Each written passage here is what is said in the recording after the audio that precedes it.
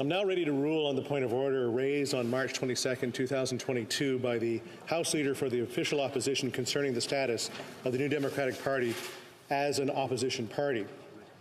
While I would have preferred for the Speaker himself to rule on this important matter upon his return, there is an immediate issue that needs to be addressed.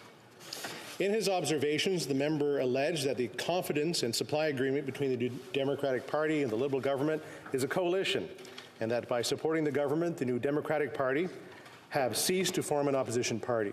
He argued that as a result, the New Democratic Party should no longer have the same rights as the other opposition parties with regards to the proceedings of the House and its committees or the related procedural and administrative rules. In response, the member for New Westminster Burnaby argued that there have already been supply and confidence agreements in a number of legislative assemblies in Canada, as well as in other countries. This type of agreement is very different from a coalition government in which the members from two or more parties hold ministerial posts. Rather, it means that an opposition party agrees to support the government on certain issues in exchange for the implementation of that party's main priorities. He also added, as did the member for Saanich Gulf Islands, that when such agreements occurred, these parties remained in opposition with all the privileges attached to that status. Quant au député de la Prairie, As for the member for La Prairie, he said that he was primarily concerned about the agreement to have public servants share information with the New Democratic Party and a possible imbalance between the powers of government and the opposition's role to hold it accountable. As members know, the chair deals with procedural issues, not political ones.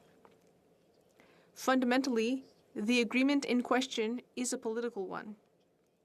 It is not the chair's role to interpret or give meaning to such agreements between parties. The procedural issue therefore rests on the rights exercised in our proceedings by members of the opposition and those of the government. Let us first look back at the basis of our political system. Members are elected to the House under the banner of a political party or as independents. The party that can obtain the confidence of the House forms the government. As such, it is the governing party, and it consists of ministers, parliamentary secretaries, and backbenchers, who, without being members of the executive, are all part of the same political group. The other parties in the House and independent members constitute the opposition, since they are not members of the governing party. In a ruling of September 24, 2001, Speaker Milliken, dealing with the question of the identification of parties, specified at page 5491 of debates, quote, "These are matters that the House has always left entirely to the discretion of MPs. They identify themselves as individuals and are free to identify themselves as a group. Their spokespersons are theirs to select. Neither the Speaker nor the members have a say in such matters." Unquote.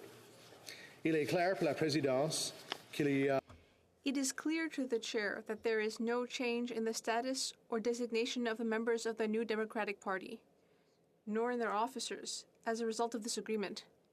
To point out that it's not unusual for opposition parties to form certain agreements with a minority government without thereby becoming members of that same government. As was mentioned, this has happened in a number of provincial and international legislatures. This House has also seen formal and informal agreements between the government and an opposition party, such as during the 29th Parliament from 1972 to 1974, among other examples. We also saw an example of a formal coalition in 1917, the only example in our federal parliament's history. Dans le cas présent, il ne revient pas à la présidence. In the current case, it is not for the chair to determine if this agreement between the Liberal Party and the New Democratic Party is a coalition. However, this agreement does not equate to the creation of a new government party or a new political caucus. No NDP member is holding a ministerial post. There has been no change in the representation of the parties in the House. As a result, it seems obvious to the chair that the NDP still forms a recognized opposition party, just like the Conservative Party of Canada and the Bloc Québécois. The chair is confident that the specific provisions of the agreement between the two parties, including those relating to sharing and sharing of, and access to information from public servants will respect the rights and privileges of the House and all parliamentarians. I thank you, members, for their attention.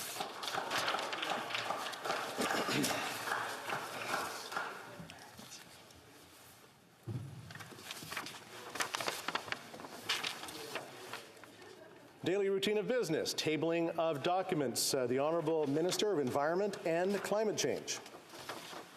Merci, Monsieur le Président. Monsieur le Président. Thank you, Mr. Speaker.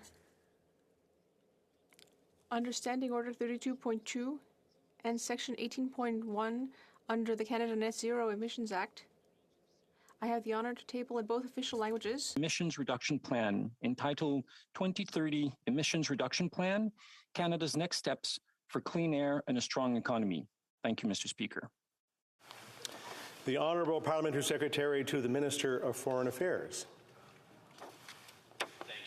Speaker, and Mr. Speaker, pursuant to the Standing Order 32.2 and consistent with the current policy on the tabling of treaties in Parliament, I have the honor to table in both official languages the treaties entitled 1. Acts of the Second Extraordinary Congress of the Universal Postal Union done at Addis Ababa on September 7, 2018, and Acts of the Third Extraordinary Congress of the Universal Postal Union done at Geneva on September 26, 2019. 2.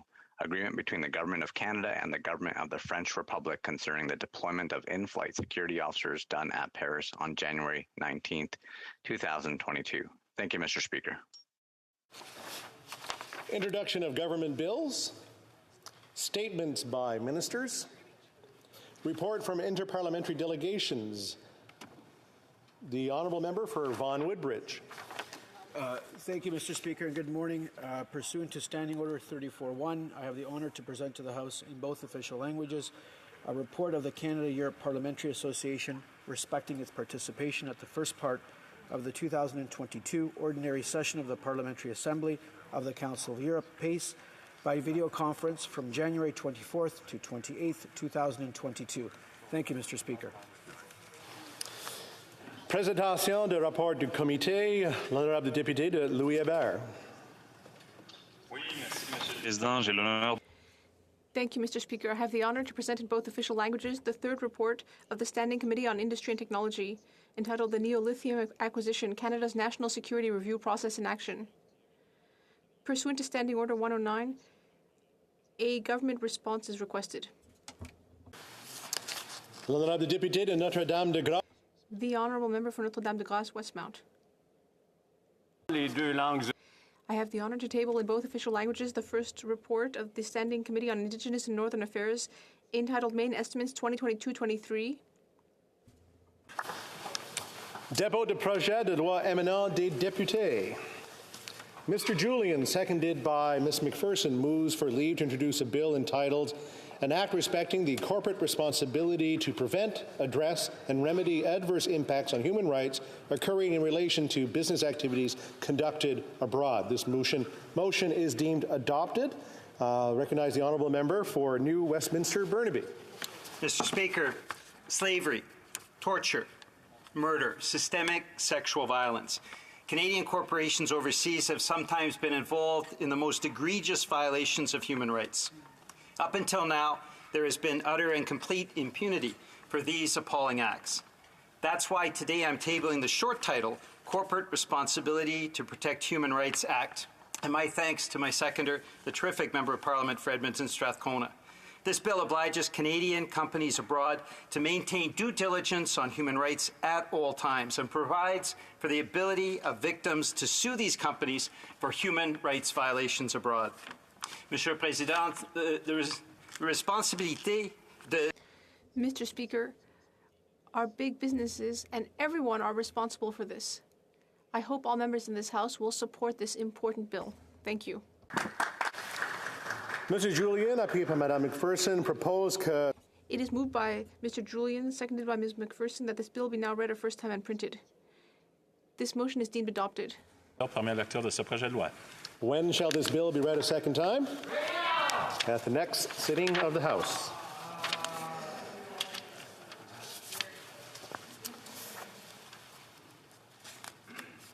Ms. McPherson, seconded by Mr. Julian, moves for leave to introduce a bill entitled An Act to Establish an Office of the Commissioner for Responsible Business Conduct Abroad and to make consequential amendments to other acts.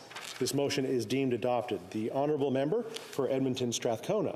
Mr. Speaker, it is my honour to stand here today and table my private member's legislation, the Responsible Business Conduct Abroad Bill. I want to thank the member for New Westminster Burnaby for both agreeing to second my bill and for being such a champion of human rights in both Canada and around the world. Mr. Speaker, as elected representatives, we have an awesome responsibility. We have a responsibility to represent our constituents, and it is the honour of my life to represent the constituents of Edmonton Strathcona. However, we also have a responsibility to the greater good, to humanity as a whole, to our shared ambition of a healthy planet and prosperity and opportunity for all people around the world. Mr. Speaker, I'm proud to be a Canadian because I believe Canada can and should be a leader in protecting human rights, in promoting democratic values around the world.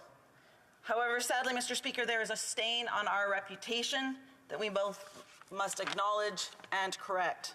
For too long, companies headquartered in Canada, many mining and oil and gas companies, undertake business operations in developing countries either directly or through subsidiaries, and in many countries with weak human rights protections, workers and communities are violated and abused.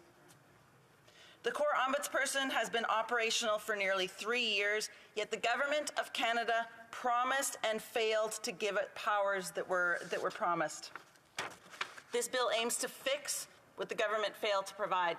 Mr. Speaker, this bill aims to repair Canada's reputation in the world. This bill aims to protect Indigenous people, women and girls, human rights defenders, activists, and all those fighting for human rights and environmental sustainability in their communities and around the world. Thank you, Mr. Speaker, and I do hope everyone in this House will support this legislation.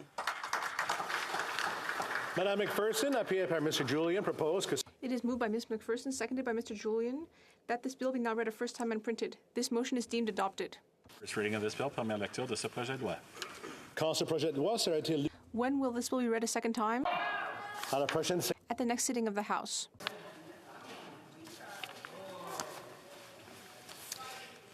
Introduction in bills. Madame Gill, appuyée par Madame Chabot. Ms. Gill, seconded by Ms. Chabot, moves for leave to introduce a bill entitled An Act to Amend the Bankruptcy and Insolvency Act and the Companies Creditors Arrangement Act. Pension plans and group insurance plans. This motion is deemed adopted. The Honourable Member for Manicouagan. Thank you, Mr. Speaker. It's an honor and a pleasure for me to introduce, again in a way, a bill in this House because I tabled a very similar bill in 2017, also a very similar one in 2020. And here, once again, I'm presenting this bill, which is just as important as ever before, to protect our retirees' pension plans. I'd, of course, like to thank my colleague for Thérèse de Blainville. I greatly admire her, and I'd like to thank her for seconding this bill. And so I have been working on this file for 5 years, because in between there have been elections, but we have always been able to make progress until finally there was a consensus in June 2021. Everyone on the Standing Committee on Industry voted in favor of the bill. Everyone was unanimous on the fact that this should move forward. And so this time, I really hope that this bill will get even further. Many organizations throughout Quebec, many organizations throughout Canada care about this. For example, we received $3.5 million in support during the last Parliament, and so I hope this will get further. It is essential that we protect retirees' pensions, which is essentially their salary, which was simply put off and which essentially is being stolen by multinationals. We need to protect those pension plans once and for all. Thank you, Mr. Speaker. Madame Gill, appuyée par Madame... Ms. Gill moves, seconded by Ms. Chabot, that this bill be now read a first time and printed. This motion is deemed adopted. First reading of this bill, première lecture de ce projet de loi. Quand ce projet de loi sera-t-il lu When will this bill be read a second time? à la prochaine? At the next sitting of the House. All right. C'est rare qu'on ait une deuxième page. Motions. First reading of Senate public bills. Motions. Mr. Halan, seconded by Mr. Genius, moves that the third report of the Standing Committee on Citizenship and Immigration, presented on Thursday, March 3rd, 2022, be concurred in. Debate. The Honourable Member for Calgary Forest Lawn. Thank you, Mr. Speaker. Today we are asking the House to agree to the report from the Standing Committee on Citizenship and Immigration that Canada implement visa-free travel from Ukraine to Canada, including by the rapid issuance of an electronic travel authorization and increased staff so that the existing immigration backlog is not further impacted by this crisis. This motion passed in committee with the support of all opposition members, and I hope that the government will support this necessary step as they voted against it when we brought it up in committee. I will be sharing my time with the honourable member from Sherwood Park, Fort Saskatchewan. We are all horrified at the events unfolding in Ukraine. The unprovoked Russian invasion of a sovereign country and friend of Canada is disgusting. In their time of need, Canadians across the country have organized to provide aid.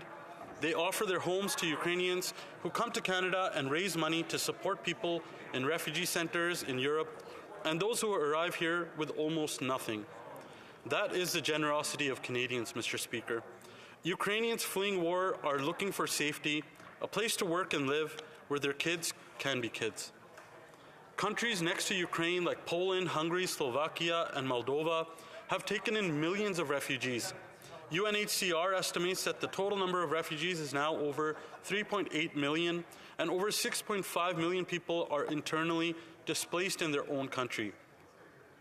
Poland is at a point where its infrastructure cannot take much more. Yet these countries continue to open their homes and communities. They provide aid and military assistance to Ukraine, all while standing up for freedom against Russian aggression. This refugee crisis is on a scale that the world has not seen since World War II. The gravity of this situation is not lost on anyone, Mr. Speaker. We see the images of bombed-out cities, bodies of women and children lying on the street, and the war crimes committed by a regime wanting to recreate the Soviet Union. Back in January, the member for Fort McMurray Coal Lake and I wrote to the Minister of Immigration asking him to prepare for the invasion and the refugee crisis. We reiterated the Conservatives' call for visa-free travel for Ukrainians and their families. I will note that this is also something that the Bloc and NDP support and have been calling for as well. With all of the pain and suffering that Ukrainians are going through and the pressure building in neighboring countries, the current immigration system and the pathway needs to change. The Canada-Ukraine authorization for emergency travel has not improved the situation for Ukrainians. It is no secret that people applying for a temporary resident visa through this program are still stuck in IRCC's historic Liberal-made backlog of almost 2 million applications. I'm hearing stories from Ukrainians and their families who are completely frustrated by the red tape and bureaucracy affecting people hoping to come to Canada. The new program is based on the existing temporary resident visa program. That means people still need biometrics and they need to apply for a visa online. In their time of need, this government asks Ukrainians to meet the same standards as an immigrant coming to Canada from a country without war. People who do not have computers or access to the internet, or even who have limited access to those things, are not in a position to have to deal with IRCC and its bureaucracy. Look at what happened in Afghanistan. The government opened the special measures and people had to submit everything electronically. In the middle of the Taliban taking over, refugees had to go to an internet cafe, pay, print out documents, fill them out, scan them, and email them. After Kabul fell, NGOs such as Ark Salis set up safe houses for people to do this paperwork. But to date, thousands of Afghans who worked for the government of Canada in Afghanistan or as interpreters with the Canadian forces are still stranded and in harm's way. The government's lack of foresight, planning, and coordination was on full display in Afghanistan. In the letter to the minister, we asked him and this government to develop a response to Ukraine that coordinated with national defense and public safety. This government failed to plan for the fall of Kabul, and Ukrainians could not afford to have the Liberals make the same mistake Canada made in Afghanistan. When the government finally released its new program for Ukrainians, I knew the minister did not listen. He did not listen to the official opposition, the Bloc, the NDP, or even Ukrainians that are here in Canada. Visa-free travel was a simple ask that we were all making. We knew that if IRCC left a bureaucratic process in place, it would be like watching August 2021 all over again. Mr. Speaker, Canada is home to over 1.4 million with Ukrainian heritage. Thousands of Canadians have family who are or were living in Ukraine. Our country is home to the second largest diaspora of Ukrainians in the world. That means many people escaping the war and who want to come to Canada are friends and family with people already here. When I moved the motion calling for visa-free travel from Ukraine, the Liberal members of the Standing Committee of Citizenship and Immigration said no because of security reasons. Even if Russian sympathizers or spies were trying to come to Canada, our biometrics system would not catch them anyways. The minister said so himself at committee on March the 3rd of 2022. The minister said that about 80% of applicants caught for criminality are caught because of biometrics. The member from Lac St. John asked the minister if that means 80% of pro-Russian Ukrainians are detected through biometrics. The minister said, quote, no, end quote. So if biometrics is not as useful as the government wants everyone to believe, why force Ukrainians to go through the bureaucratic mess that they created? Anyone coming into Canada who is not already a permanent resident or citizen still has their name checked against international and criminal databases. In addition, they still have to submit their passport to get an electronic travel authorization, and everyone entering Canada has to go through customs. Not to mention that the vast majority of Ukrainians who have left the country are women, children, and seniors who cannot stay and fight. So then the story changed. The minister said he didn't do visa-free travel because it would take too long. He said, quote, I realized that certain regulatory changes would need to be made, end quote, and that the, quote, timeline to implement that would take 12 to 14 weeks. And I didn't think we had 12 to 14 weeks. We'll be able to stand up a new system much faster, end quote.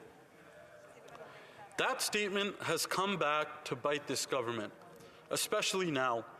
People applying for visas are waiting anywhere from 3 weeks to 6 months to get a biometrics appointment at a visa application center in Europe, let alone have their application even processed.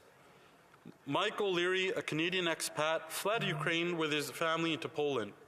He has been trying to bring his family back to Edmonton, but can't because an overloaded system is holding up his application. Tetiana is a former military interpreter who worked with the Canadian Forces before the war. She's in Poland and is waiting to do biometrics. She got the letter from IRCC with instructions on how to schedule an appointment. Still, she can only find free spots in neighboring countries for July of 2022. Her friend applied on the first date that the new program was open and could only get an appointment for April the 5th, 3 weeks after she applied. Conrad, a Ukrainian Canadian, contacted my office about his family in Ukraine. They were under siege in the south of the country. His family and their neighbors lost everything. His family managed to leave and get to Bucharest. They applied for the new program the day it opened and could only get an appointment for April 28th, 2022, over a month from the day that they applied. He asked, what is the meaning of emergency in the title of this measure if the refugees have to use the same procedure as study permits, regular economic immigration, work permits, and tourist visas? He has a point, Madam Speaker. Why are Ukrainians stuck in a system that is already nearly 2 million people deep in backlogs when they're just looking for safety from a war inflicted on them? That is why I brought forward this motion to Immigration Committee. That is why I stand here today asking that this government not leave our friends and family trapped in red tape. We need to have visa-free travel for Ukrainians fleeing war, and they need it now. I want to thank the honourable members from the Bloc and the NDP who voted to pass this at committee. I urge all members in this House to do the right thing for people escaping the Russian invasion. Vote in favour of visa-free travel. Thank you very much, Madam Speaker. Questions and comments? Questions et commentaires. The Honourable Parliamentary Secretary, the Government House Leader. Yes, thank you, Madam Speaker. What's taking place in Ukraine today is horrific, and many members, in a unified solidarity fashion, have really come out supporting Ukraine. Now we have a member of the official opposition bringing forward an idea. He mentions that he brought it in the form of a committee. Now we have, through a concurrence report, the question that I have for the member is that if the official opposition was as genuine as they are trying to say they are on the issue, why not bring it in the form of an opposition day with a motion that would be tied to that opposition day? I would think that that would have allowed for a longer debate, more members to participate, and an actual vote at the end of the day on that issue. Exactly. The Honourable Member for Calgary Forest Lawn. Madam Speaker, this just goes to show that this government is not ready to act at all. They want to debate more. Let's drag this on while people are getting killed in Ukraine. People are trying to come here as soon as possible. It was this government, when I tried to sponsor... On both sides of the House, there's heckling going on, or people are thinking out loud, so I would just ask that they keep it down, because I know that people will write to me or call me to complain that they can't hear what's going on in the chamber because they can't hear the speaker because people are having side conversations or are heckling. The Honourable Member for Calgary Forest Lawn. Thank you, Madam Speaker. And, you know, it just goes to show that the Liberals are great at dragging their feet. When I sponsored a family from Afghanistan, it took this Liberal government 4 years. Even though that family's daughter, they were fearful of her being abducted, raped, forcefully married, and this Liberal government dragged their feet then. It's because of the massive failures in Afghanistan why we even had to bring this forward. If they didn't jam up the immigration system and backlog it like we've never seen before in almost 2 million applications, we would not have had to bring this motion forward. It's because of this government's failures why this even need to happen. They're dragging their feet again. Totally. Questions and comments, the Honourable Member for Berthier-Masquinongé. We're often confused, but he is much older and less handsome than I. I apologize. I am the member for Drummond. Je l'ai dit.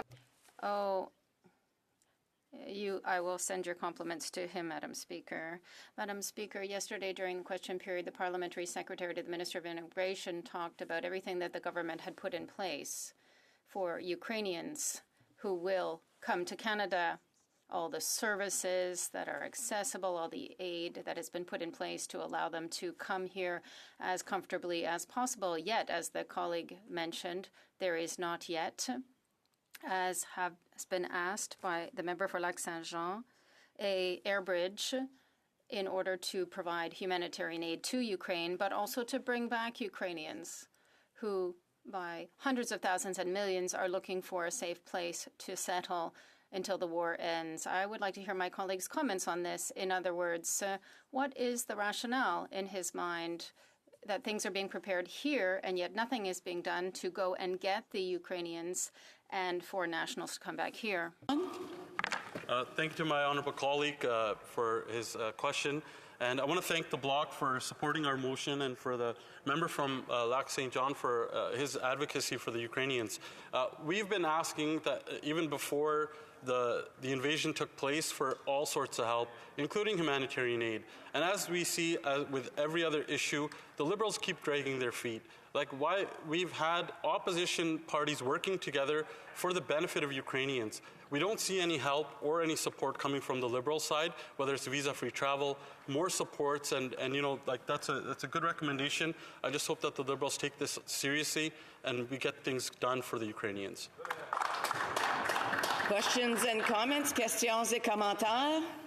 A brief question. The honourable member for Sherwood. The honourable member for Sherwood Park, Fort Saskatchewan. Well, thank you, Madam Speaker. I thank my colleague for his excellent speech. I wonder if you could just speak more to the issue of the backlogs and how, when there's one crisis in one part of the world, it seems the government actually pulls resources away from another crisis. We should be able to address all the things going on at the same time. A brief answer from the member for Calgary Forest Lawn. And what I'll say is that under this Liberal government, immigration is not working. We have almost 2 million in backlogs. They can't walk and chew gum at the same time, and it's proven. And it's sad to see that our immigration system under this government cannot do everyday business and handle a crisis at the same time. Massive failure in Afghanistan, and we're seeing the same type of failures happening in Ukraine. They need to get serious about immigration. Families are being separated. Refugees can't seek shelter here in Canada. Businesses are suffering under this government's immigration system, and more importantly, our economy is suffering because of all of that. Thank you, Madam Speaker. Resuming debate, the honourable member for Sherwood Park, Fort Saskatchewan. Well, thank you, Madam Speaker. It's a pleasure for me to be able to participate in the debate on this Conservative motion to take a number of measures required to support the people of Ukraine relating to immigration, in particular to implement visa-free travel from Ukraine to Canada. I just want to start by saying I've recently joined the Immigration Committee, and it's been a pleasure to work with my colleagues from all sides on the Immigration Committee, especially the member for Calgary Forest Lawn, our Shadow Minister, who has so much passion for this area. And as he mentioned in his speech, he was privately sponsoring refugees as a private citizen before being elected to the House of Commons, before being anywhere close to that. So I think we need more members who take this area very seriously and are willing to, independently of the spotlight outside of their elected lives, actually being willing to put their money where their mouth is. Before I get into the immigration measures, I want to just speak to the situation unfolding in Ukraine overall. Of course, there's been a great deal of debate in the House on this previously, and it's important that we don't let up, that we don't sort of allow it to drift out of the headlines and stop really thinking about the ongoing situation, the ongoing conflict. When I spoke earlier on the situation in Ukraine, what I said to the House was that I believe Ukraine will either be Putin's Afghanistan or Putin's Czechoslovakia. And what I meant by that was that, of course, we know the sad history of Czechoslovakia at the beginning of the Second World War, where the world kind of let it happen. They negotiated the dismemberment of Czechoslovakia. They allowed Hitler to take over Czechoslovakia, and then that was kind of a step to further aggression and violence. On the other hand, we also know the history of the Soviet invasion of Afghanistan, where as a result of significant support from the West, allowing people within Afghanistan to fight back against the Soviet invasion, have the equipment that they needed, and they were able to drive out the Soviet invaders, and that ultimately played a critical role in changing the tide of history in terms of the aggressive agenda that had been pursued up until that point by the Soviets. So it's up to us to look at this situation and to say, are we going to support the people of Ukraine so that Putin's experience in Ukraine will be like the Soviet experience in Afghanistan, or do we allow the invasion to happen in a way similar to the world kind of accepted the takeover of Czechoslovakia? That is the choice, and it requires our active engagement, our significant support for Ukrainians, and our, I think, persistence in that enterprise. Of course, we know that there's a lot of discussion in the news about possible negotiations, about possible back and forth dialogue that's happening. And I think what's critical for us as external actors is to say that regardless of negotiations taking place, we will not let up in terms of sanctions and in terms of holding Putin accountable unless he withdraws from all sovereign Ukrainian territory and respects the sovereignty of the Ukraine's government, the ability of Ukrainians to express themselves through democratic elections and make political choices about their future. That our role is to continue to apply significant sanctions. And that's what we've been saying on the Conservative side is required. Significant increased lethal aid and other forms of tactical support to Ukrainians, tougher sanctions, and our leader has called, I think, very importantly, for air support for humanitarian corridors. And that's, in terms of those humanitarian corridors, maybe that's a good transition point to talking about some of the immigration issues, because while many Ukrainians are, of course, staying and fighting and heroically standing in the way of the Russian invasion, There are many people, women and children, the elderly, those who are not able to fight, who are desperate to get to safety. And the UNHCR estimates that approaching 4 million Ukrainians have fled the country. So it's a very large number, and I want to just congratulate Ukraine's neighbors, such as Poland and Latvia, other countries in the region that have just done incredible work. Everyday citizens of those countries welcoming Ukrainians into their homes, stepping up really to support Ukrainians in their hour of need. But other countries that are further away can play a greater role as well. Those of us here in Canada, of course, with a large Ukrainian community here and close cultural and other ties with Ukraine, we can play a critical role in welcoming those who are coming from Ukraine, many of whom, of course, hope to go back after the conflict is over. And there's an urgency to acting now. When I look at government action, I think the frustrating thing is sometimes it seems like government is solving problems, but with such a delay, such a long time scale, that it's like things are sort of ending or past the point when they could best be solved when they're talking about it. For example, it was announced that the government originally said people coming from Ukraine could stay for 2 years. Now they're saying they could stay for 3 years. Well, 3 years is obviously better than 2 years, but all of us are hoping that this will be long over within 2 years, and people will have been able to go back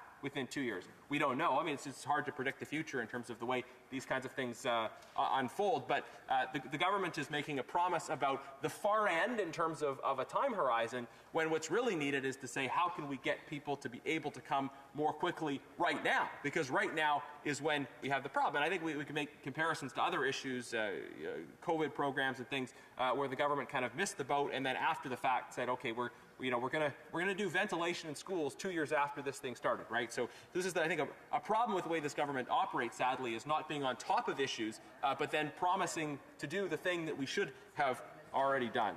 So what we're calling for when it comes to immigration support for Ukrainians who are seeking to find a place to live, to be in safety during this time, we're calling on the government to focus on the urgent, immediate action now, really, to help people get to a situation of safety. And from this came a committee motion that was designed at really moving this issue forward, emphasizing to the government what needed to be done, and a key part of that was the call for visa-free travel. And I do want to say, working on the Immigration Committee, the spirit of collaboration that exists has been really, really strong.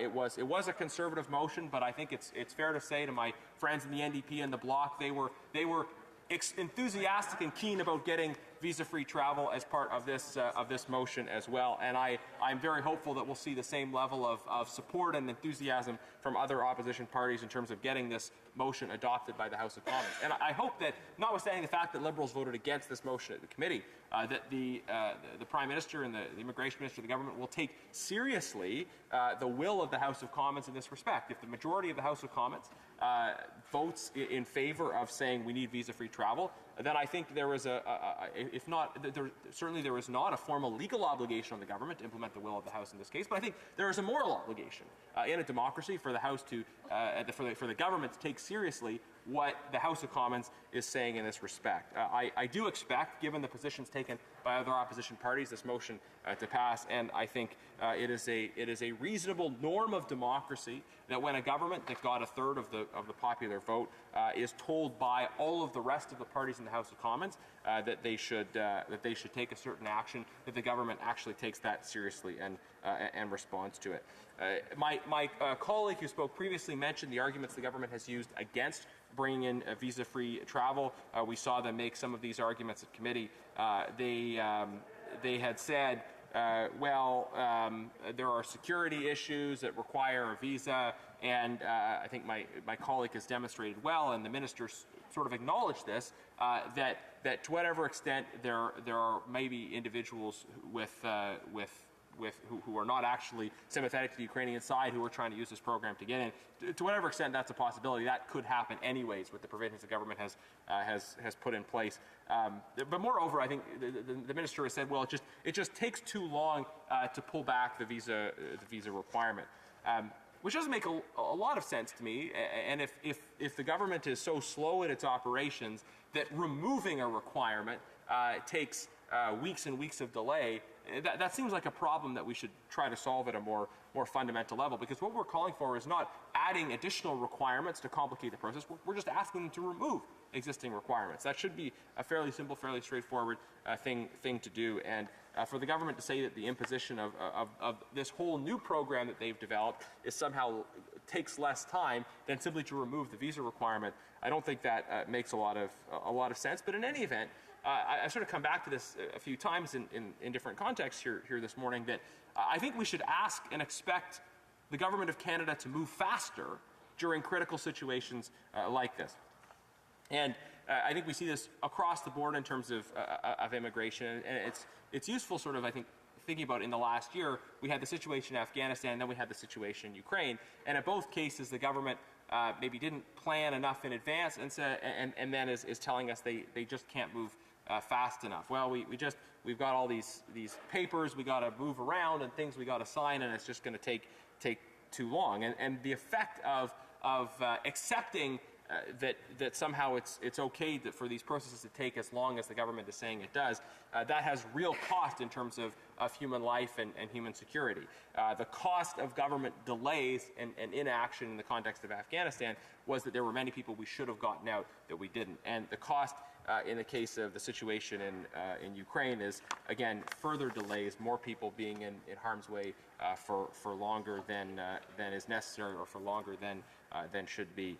And I want to just point out as well, looking at some of the statements being made by the Ukrainian Canadian Congress with respect to immigration measures. For one, I think their position was actually misstated in committee, that there was a member of the Liberal caucus who implied that somehow Ukrainian Canadian Congress was not pushing for visa-free travel, and the same day they issued a statement clarifying that they do want visa-free travel, and also they've presented some concerns about the program the government has put in place, and I'll maybe get to that in questions and comments. Thank you, Madam Speaker. Questions and comments? Kamata, the Honourable Parliamentary Secretary, Government House Leader. So thank you, Madam Speaker. And the question I have for the member is, I'm sure that he can appreciate the issue of numbers and the importance of Ottawa working with other jurisdictions, in particular our provinces. When you talk about resettlements, you also need to get a sense of what it is that people would be going into. So, for example, in the province of Manitoba, there are individuals, literally hundreds of homes that have actually been identified. So there's a coordinating aspect to this whole project to ensure that the people from Ukraine that are coming are in a good position to be able to settle, whether it's temporarily or even potentially permanently. And I'm wondering if he could provide his thoughts in terms of how important that coordination is in this whole process. Again, there's some heckling going on from the other side, and I just want to remind the members that I know that the member for Sherwood Park, Port Saskatchewan, is able to answer his own questions. The honourable member for Sherwood Park, Port Saskatchewan. Thank you, Madam Speaker. I do always appreciate the additional contribution from my friends over here as well. But this is sort of a third excuse now. We heard the first excuse by Liberal members on why they wouldn't do visa-free travel. The minister said that wasn't exactly right, but he had a new excuse. And now we have a third excuse from the member for Winnipeg North, who's saying we shouldn't, implication being we shouldn't do visa-free travel because we need to coordinate and we need to know how many people are coming. Well, Madam Speaker, look, there is a great deal of flow of people coming in and out who are free to do so because they're Canadian citizens living abroad, or because they're able to. There are many countries from which people can come now for visa-free travel. People can come from the United States, from the UK, from other places. So, in terms of people coming from Ukraine, I think Canadians are ready to step up and help those who come.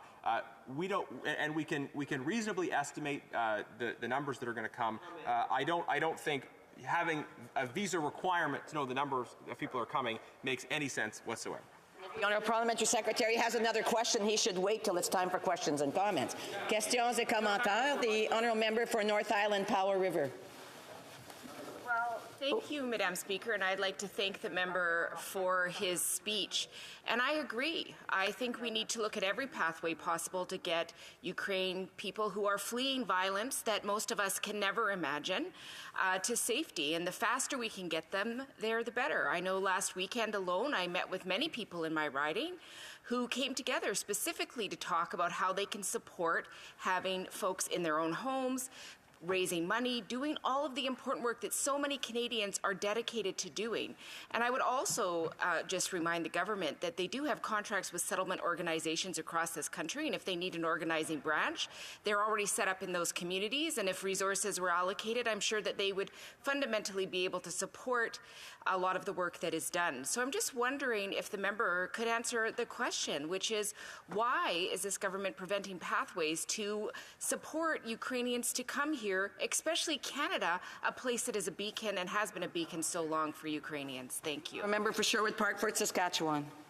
Well, thank you very much, Madam Speaker. I think that's an excellent question from the NDP. Unfortunately, I think it's a question more for the government to answer than for me. But I will maybe speculate in that in a lot of their immigration measures, it seems the government is obsessed with control. You know, they're capping private sponsorship. The member for Winnipeg North says we need to know exactly how many people are coming.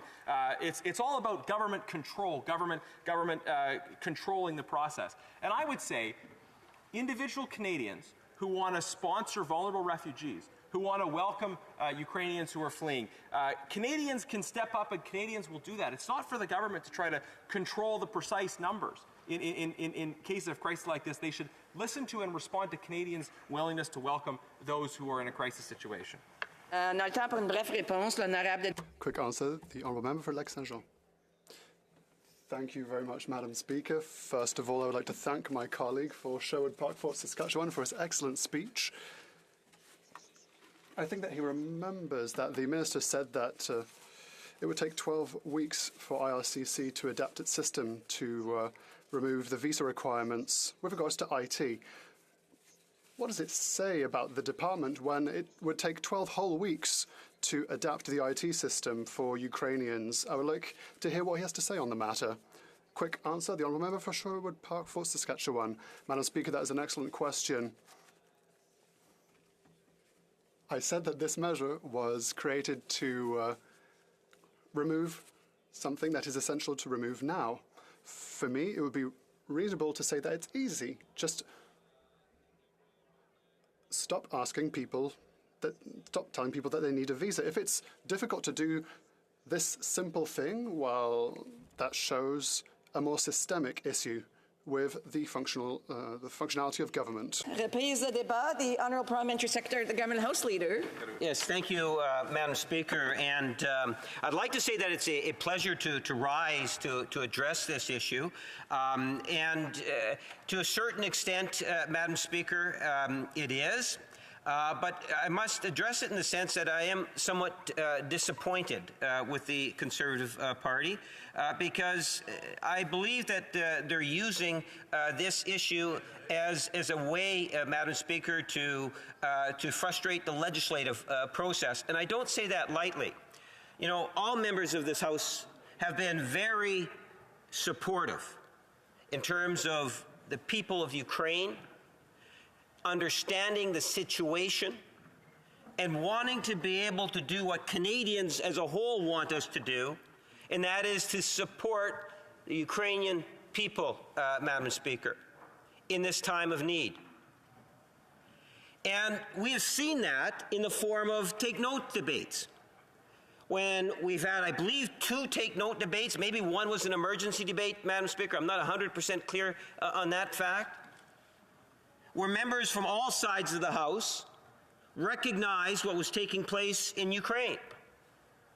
And it doesn't take very much to get that appreciation of what's happening. You can go to YouTube, check news channels, and you will see the horrors of war taking place today in Ukraine. Cities being completely demolished. People are dying every day by the thousands. We see a dictator in Putin who has saw fit to destroy the infrastructure of a country. But the people of Ukraine are resisting.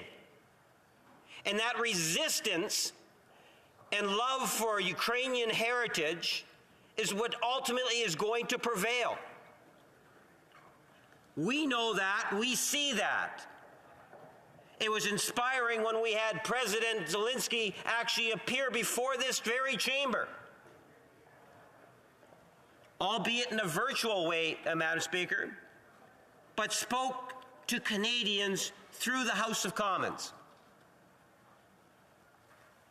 I believe, as I know my colleagues believe, that the Government of Canada needs to do whatever it can to support Ukraine and the people of Ukraine, and not use political maneuvers that we're witnessing, I believe, today, Madam Speaker, in order to try to fit another agenda. An agenda that is really and truly meant more so to frustrate the government. If the Conservative Party really wanted to be able to have a debate about Ukraine and what's happening in Ukraine today, and to talk about visiting visas or the visa requirements, there are other opportunities, Madam Speaker. They could have approached the government and said, what about having another opposition day?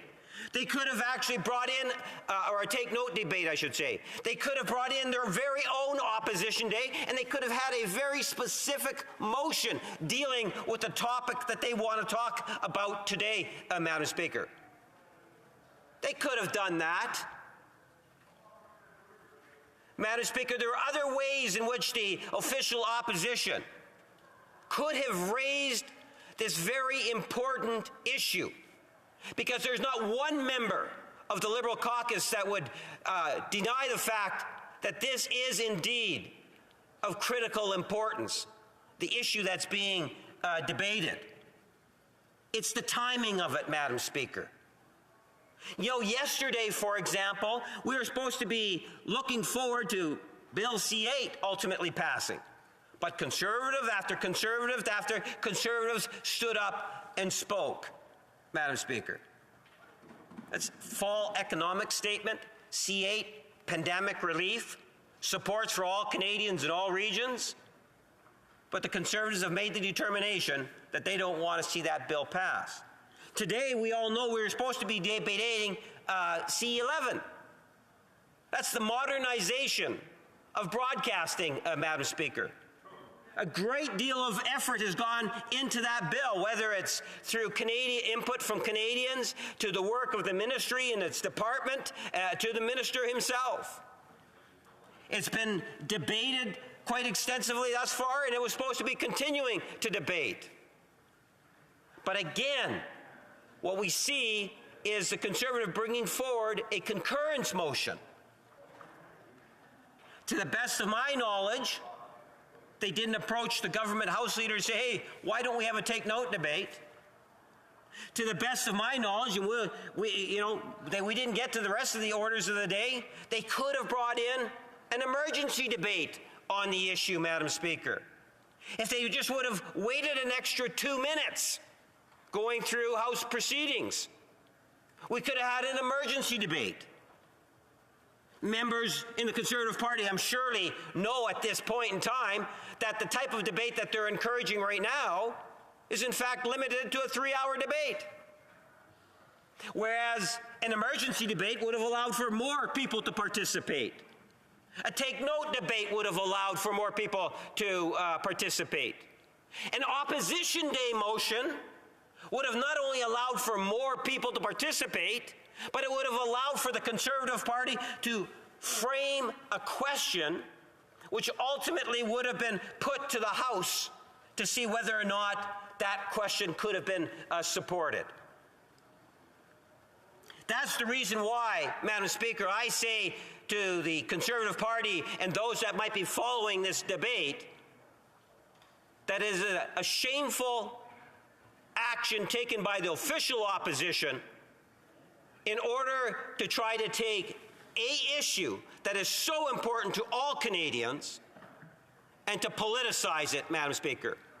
And I say shame on the Conservative Party of Canada for doing what it is doing, using a manipulation to try to twist something so that they can score some political points, Madam Speaker, or limit or cause more frustration on another piece of legislation, Madam Speaker.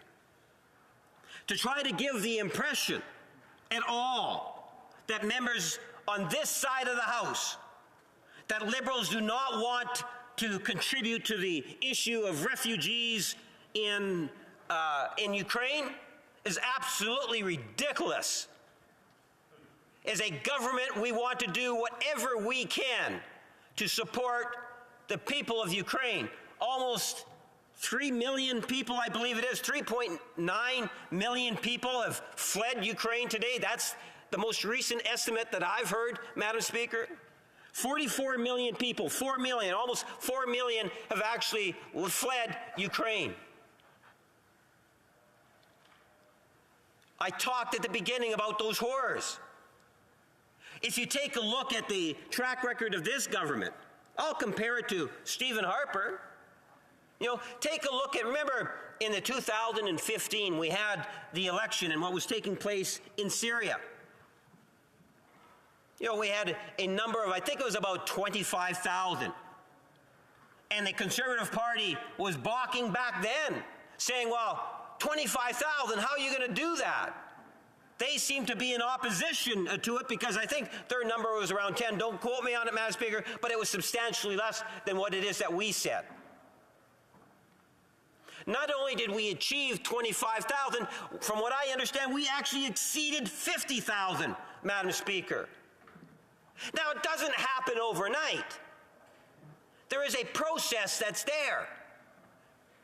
I say to my friends across the way, tell me another country on a per capita basis in the Western world where they had more refugees from Syria than Canada.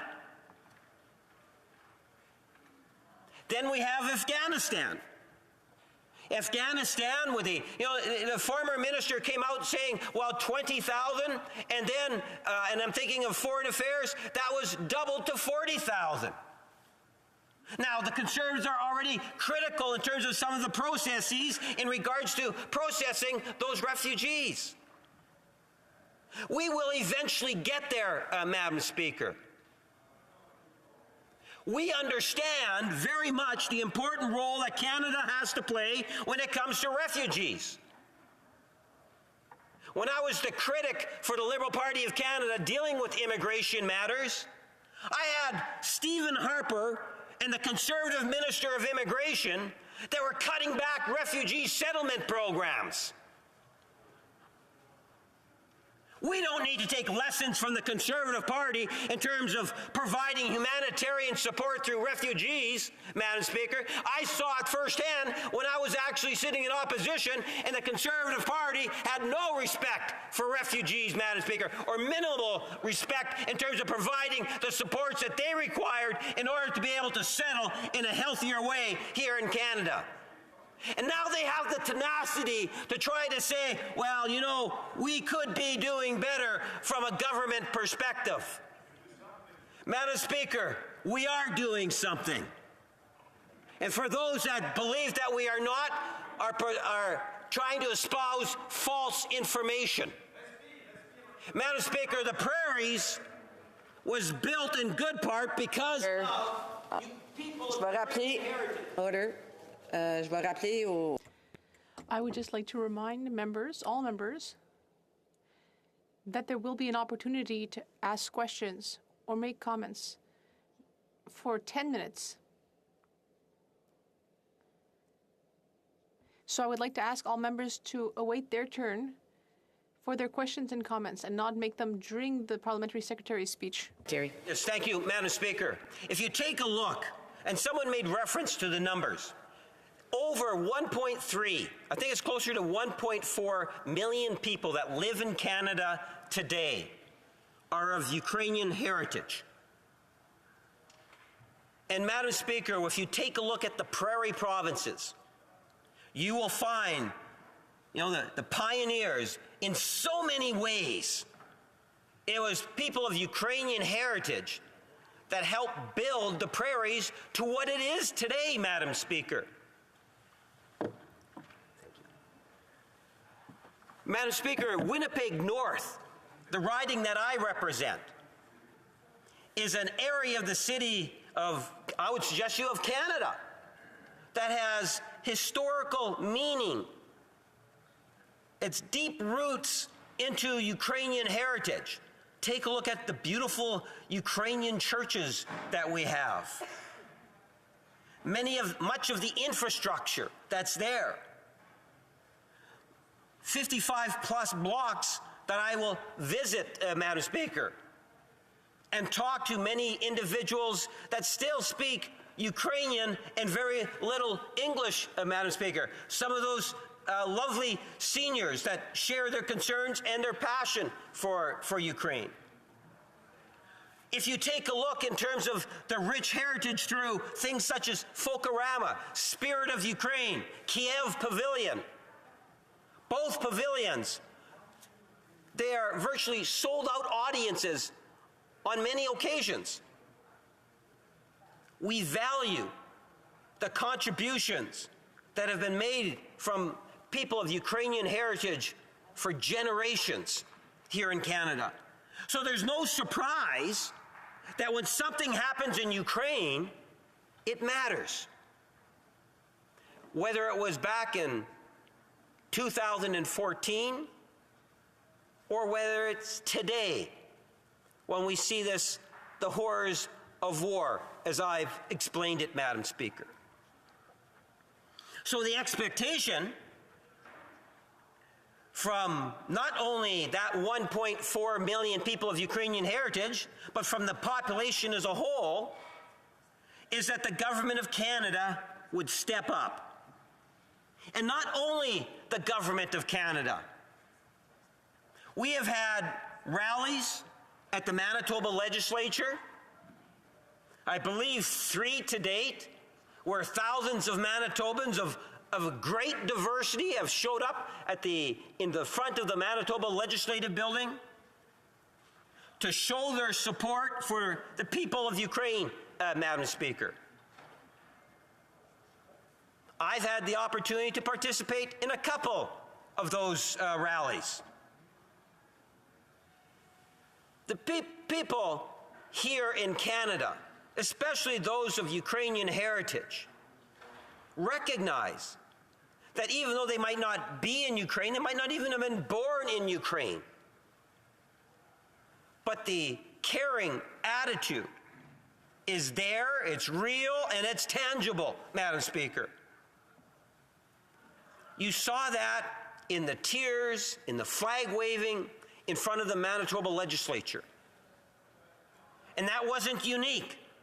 That is something that was taking place all over Canada.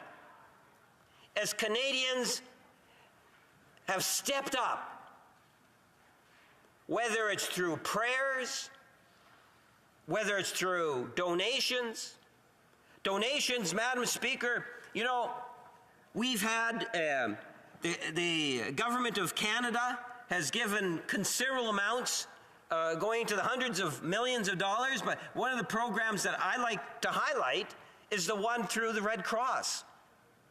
And the reason why I like to highlight it is because the initial was $10 million matching donations, where the federal government would match up to $10 million for those other Canadians that would donate through the Red Cross. That was used up in days, Madam Speaker. And we more than tripled it in terms of those matching dollars. I say that because not only did Canadians as a whole offer their prayers, but they offered money, donations of all kinds. My daughter, who's an MLA, opened her office to receive some donations right in her office, non-monetary donations. Madam Speaker, people have responded. And part of that response has been to lobby members of Parliament, MLAs, and others to do what they can to help Ukraine at this time of need. So what has the Government of Canada done? One of the most important things we can do is contribute lethal weapons to support the people of Ukraine. Canada works very closely with our allied countries. In some areas, we've played a leadership role, more than other countries with the allied forces. In other areas, Another country might play a leadership role.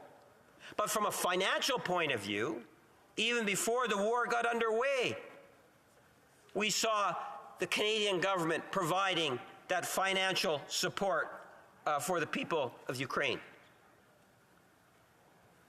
Those lethal weapons, along with the lethal weapons from other allied countries and friends of Ukraine, is what's enabled the heroes of Ukraine, those individuals that are staying in Ukraine and fighting the Russians, soldiers, and Putin. That lethal aid has proven to be successful, as we have seen parts of Ukraine being taken back because of the efforts of those heroes, Madam Speaker. Canada is there. Humanitarian aid going into the millions of dollars. I see I only have 2 minutes left, Madam Speaker. I do want to address specifically the issue of those that are being displaced. The 3.9 million people today, I believe it's in and around that number.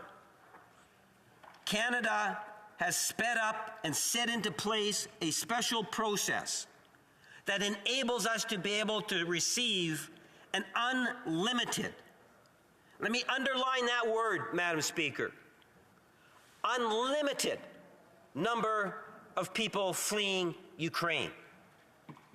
And yes, there is a process that is, I believe, reasonable at this juncture in time, Madam Speaker. And I do believe that if you take a look in terms of what it is that Canada is ultimately providing and the way in which we are sourcing it, you will see tens of thousands of Ukrainians coming to Canada, whether it's going to be on a 3-year temporary basis or sometime within, or in some cases, no doubt, will become permanent. That we have put into place an expedited system that will enable people not only to come to Canada, but also to work in Canada, to study in Canada. We have people in our communities that are opening their homes.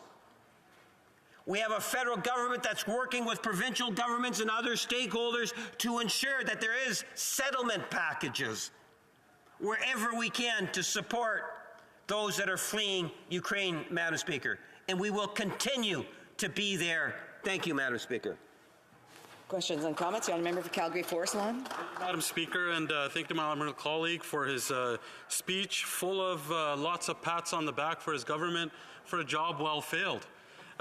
Look, Madam Speaker, he talked a lot about those that are already in Canada, but he must appreciate the fact that the barriers and the delays by his government are the reason why we can't talk about those that are trying to come here. We see this over and over again, whether it's Afghanistan, now in Ukraine, or even refugees trying to flee. This is the actual problem, that the backlog that they've created is causing people to not be able to come here in time. I spoke to the Ukrainian ambassador last year that asked for visa-free travel. We agreed with it. Our Conservative platform had it in the platform. And why did we need to do that? It's because of the backlogs. Now, why does this government go against all the opposition parties, Ukrainians that are here in Canada, and the ambassador then last year of Ukraine that was asking for visa-free travel? All of the immigration minister's reasoning has been proven wrong already. So what is left? What's holding them back? Parliamentary Secretary. Well, you know, Madam Speaker, a number of years ago, I was the immigration critic when we had a member of Parliament from Ukraine come to Canada, and he explained to the Immigration Committee that Canada should have a visa-free entry coming into Canada. But Stephen Harper at that time said no. So did the Conservative government through the Prime Minister of Canada. I believe that the Conservative Party is playing politics on this issue, Madam Speaker, and I find it is in fact shameful. I understand Let's give the system that we have in place the opportunity to demonstrate that we will be able to get the thousands of people that are fleeing Ukraine that want to be able to come to Canada. I think that we have to give it the opportunity, and let's see what happens, Madam Speaker. I like to think a year from now that we're going to be seeing tens of thousands of people that will have in fact settled, and when I say a year, it doesn't mean we have to wait a year. So I do have to ask, I do have lots of people that want to ask questions, so questions et commentaires, l'honorable député de Jonquière. The Honourable Member for Jonquière. Thank you, Madam Speaker. I see a clear trend in this government's actions. Every time that we mention their lack of initiative, every time we criticize them, they act like a child that has been caught out. They say, no, it's not me. For 2 weeks, the member for Lac-Saint-Jean has been asking questions about whether there will be an airlift or whether visa offices can stay often longer than from 8 to 4. I've never heard an answer from the government. Or sometimes they just criticize us, saying that the Conservatives are trying to delay and that we are picking fights. So I'd like to ask the member whether the government has a strategy about these two questions. Is there an idea to keep visa offices longer than from 8 to 4? We're talking about a crisis. And what about the airlift? I'd like to remind the member that he must address his questions through the chair and not directly to the government. The Honourable Parliamentary Secretary. There is a strategy, and that is to be able to facilitate an unlimited number of people that are fleeing Ukraine to be able to come to Canada, which is a safe haven, allow them to be able to work, study, and to be here while we go through this very, very difficult time. It is an unlimited number, and if you want to base us on a record, take a look in terms of what took place in Syria, where there was an initial commitment of 25,000, and we got over 50,000 refugees. Madam Speaker, I believe that the Government of Canada has demonstrated that it can and will have a process that will enable those that are fleeing and looking for a safe haven to be able to come to Canada in a timely fashion. Questions and comments? The honourable member for North Island Powell River. Well, thank you, Madam Speaker, and I thank the member for his very enthusiastic speech. You know, I agree with him. I've stood with people from my own riding, Slav and Stefan, who organized the Comox Valley Stands with Ukraine event, where we had hundreds of people show up to stand in solidarity, ready to provide whatever support that they could. The sad part for me, and as a person who before this worked in a settlement agency for 8 years, I've never seen immigration as backlogged as it is today, where we are dealing with so many files. So I'm just wondering if the member can talk about how is this government going to take action with such a big backlog? We're not seeing any clear commitments. Is there going to be clear pathways for government-sponsored refugees? Are there going to be more provisions for people who are coming here, maybe shorter term, but cannot work? Those things have to be here so that people can be received. So we're still waiting. Parliamentary Secretary. Yes, Madam Speaker, on the Ukraine file, it is a special stream that has been created in order to be able to help facilitate in a very timely fashion people that are fleeing Ukraine. On the bigger picture of the many different streams that are there, time, and Madam Speaker, you won't allow me to provide wholesome answers to that, but I can assure the member, whether it's marriages, or sponsors, or it is family reunification. Point of order, the honourable member for Lanark, Frontenac, Kingston. Thank you, Madam Speaker. I think it's inappropriate for a member to suggest that the chair or the speaker will not allow fulsome answers to questions. I see no evidence that is true of this speaker or of any of the other occupants of the chair, and I'm sure that my colleague will want to reconsider that use of language. Yeah, I appreciate the honourable member's point of order. I think I actually understood that he was looking more at the time frame, but I do appreciate the honourable member's point of order. The honourable member for a parliamentary secretary, if we can wrap it up so I can get a couple more questions in. Yes, thank you, Madam Speaker, and it's meant no disrespect for you. It's more so I have a 20-minute answer for the question. But Madam Speaker, suffice to say that we are making progress. That's one of the reasons why we've invested tens of millions of dollars in additional resources going to immigration in order to speed up our processes. Questions et commentaires. L'honorable député de Drummond. The Honourable Member for Drummond. Thank you very much, Madam Speaker. We rarely have the opportunity to clearly state something which I'm hoping to discuss now. My colleague for Jonquière asked two simple questions to our colleague for Winnipeg earlier. Two simple questions that our other colleague for Lac-Saint-Jean has been asking for some time. Will this government create an airlift? And will it extend visa office opening hours? In the office in Warsaw, which, when we last heard, is only open from 8:30 to 4:30. Will the government commit to doing that?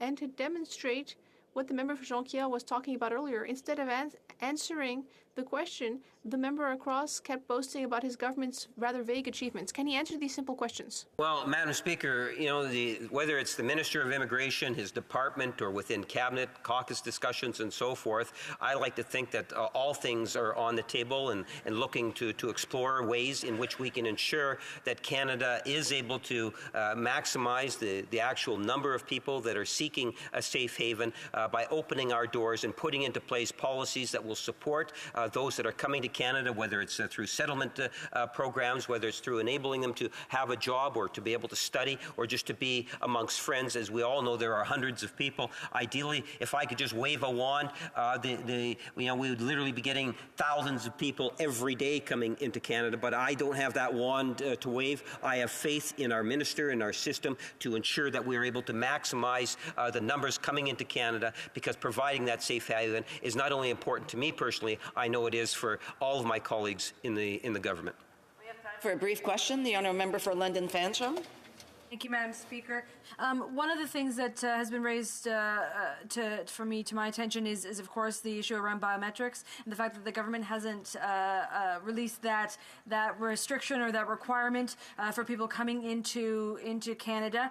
Isn't it possible, of course, that they could do that sort of biometric scan and that tracking here in Canada once they're here, once they're safe, as opposed to making them do that in problematic areas?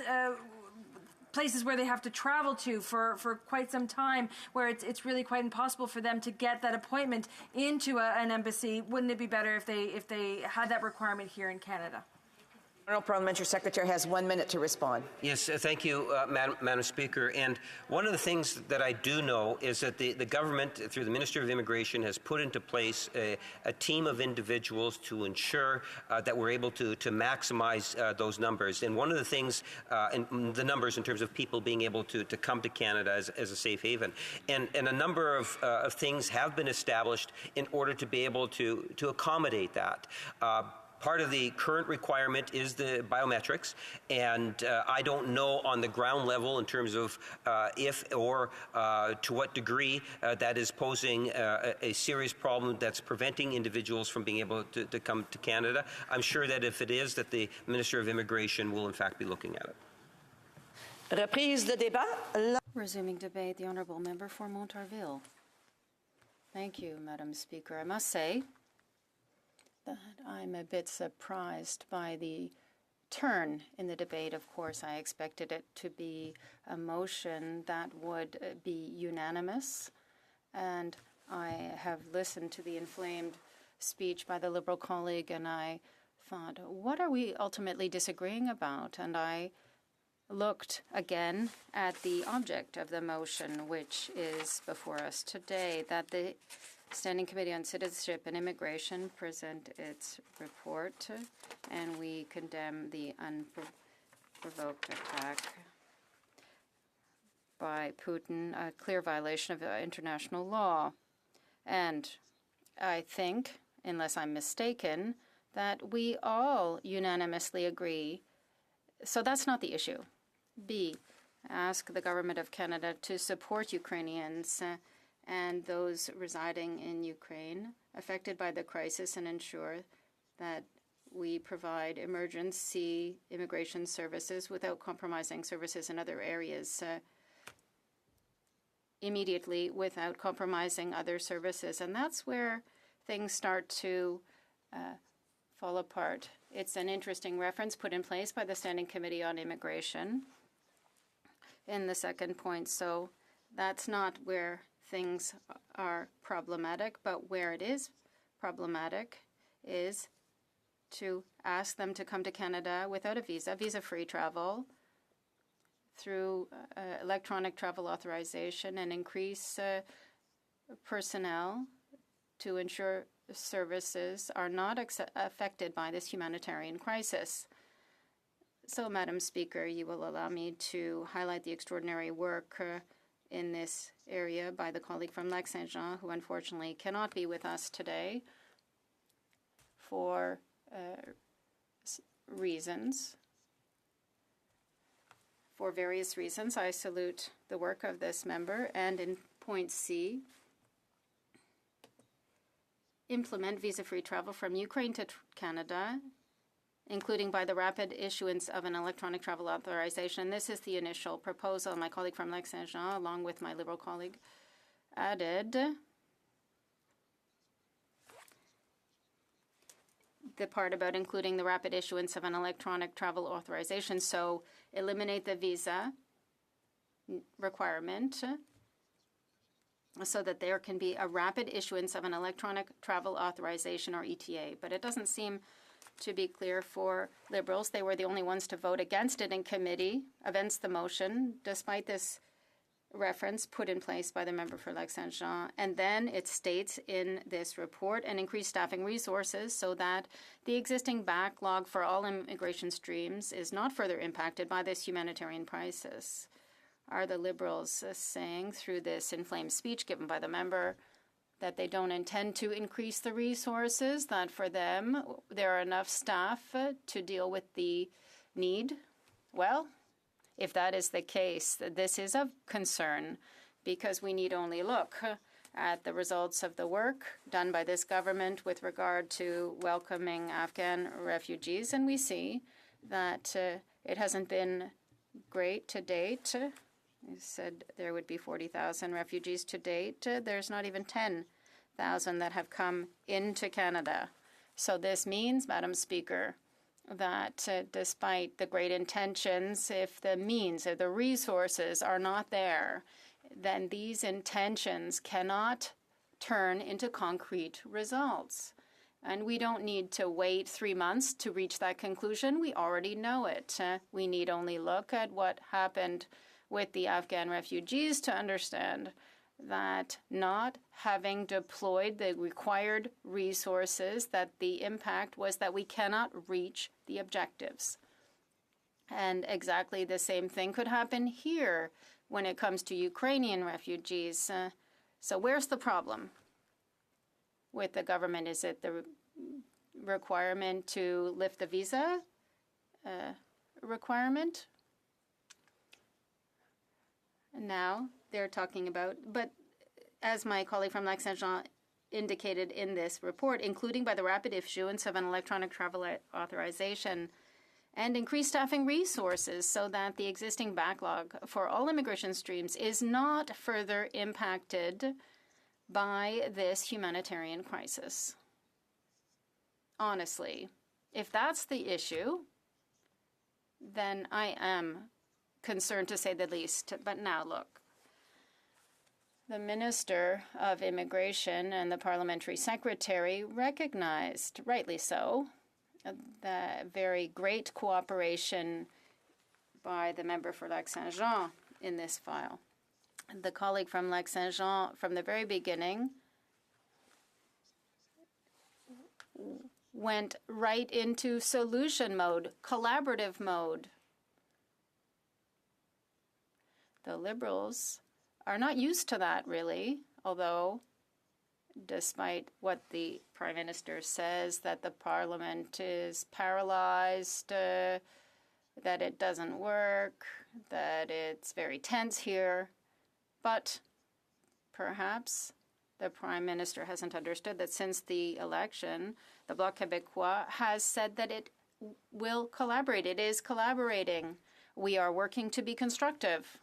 And it is in that spirit that the colleague from Lac-Saint-Jean, then, with regard to this crisis, this very significant crisis occurring in Ukraine, made proposals. And the first one was to ensure that work and study visas be extended for 3 years for Ukrainians already in Canada.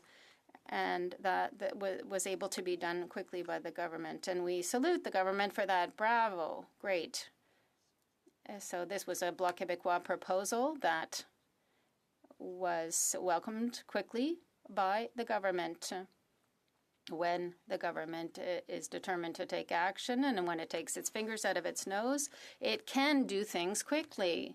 Second proposal, lifting visas. Well, it stuck quite quickly, and we realized that the government didn't really have the will to lift the visas. And as the leader of the Bloc indicated why there were thousands coming in through Roxon Road without showing the least travel document, without showing any visas or any biometrics, they came in no problem that way. And we closed that road throughout the pandemic, so it can be closed. Be it a safety issue or other issue, this is not a problem for the government. People came in that way. But it doesn't seem to be the case for these poor Ukrainians who are fleeing their country that has been invaded by Russia, because they said they would put in place an accelerated process. It wasn't a really accelerated process to put in place this accelerated process, because it took weeks before this accelerated process could be even announced. And I must say that it's not a very obvious process. Let's put ourselves in the shoes of these poor Ukrainians mainly, who are taking shelter in Poland, in Romania, and they're saying, I would like to come to Canada. I would like ultimately to get as far away as possible from this conflict, so I'm going to go to Canada. And what they're being asked to do is to fill out a temporary visa application for a temporary residency, and based on the advice of specialists, even somebody who is excellent at French and English, it would take about 3 years to fill out. And we're talking about people who probably don't master French or English, and they're being told, well, get ready, fill this out, otherwise you won't be able to get in. Then they have to get an appointment with a visa application center to provide their biometrics. And so this is an emergency.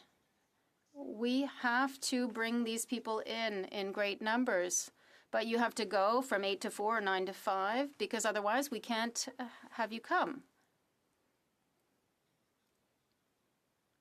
And they are being required to pay a $125 or $185 fee. Yeah, cough it up. It'll cost you $185. And the government said that it would pay back those fees, but they still have to pay the fee up front. When and how will this refund occur? They're being asked for bank statements, passports, travel insurance.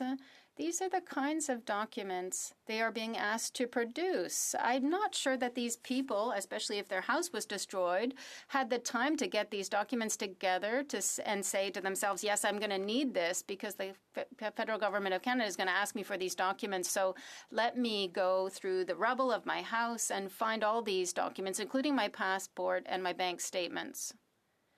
Yeah, so it's not necessarily so obvious for these Ukrainian refugees to provide these documents to access this accelerated process. And I would remind the House that of the 40,000 Afghan refugees that we said we would bring in, well, only 8,500 odd have come in. So we have reason to be concerned about this accelerated process when it comes to the visas, because clearly, to date, no matter what measures have been deployed by this government, it hasn't proven very effective. With regard to the visa-free travel, it seems there is a security issue. An issue that is bothering this government. There is a fear that Russians will hide among these refugees, but that's another issue. But there is great concern for the security issue, and yet 91 countries are allowing Ukrainians to cross into their countries without a visa. So I imagine that these 91 countries don't have the same security issue or concern that Canada has. Furthermore, the government said, and it's no joke, the government said that it can't really lift the visa requirement because it would take 12 weeks to adapt the IRCC computer system. Is the minister who said that it would take 12 weeks to adjust this computer or electronic system? Perhaps if they'd started at the beginning, we'd be ready now to lift the visa requirement. But I'd like to say, Madam Speaker, that for its part, Ireland, which in a normal times, like Canada, doesn't authorize people to enter without a visa, has been able to lift this requirement in just a few short weeks. No, not even in a few short days, but in a few short hours. How is it that Ireland, in a few hours' time only, could lift the visa requirement where Canada has said that it would take 12 weeks to lift that visa obligation? So instead of working to lift the visa requirement, there has much work been done at RCC to put in place an accelerated process that I have just talked about. Perhaps things should have happened more quickly in order to ensure that immediately visas could have been not required. It would have been appropriate.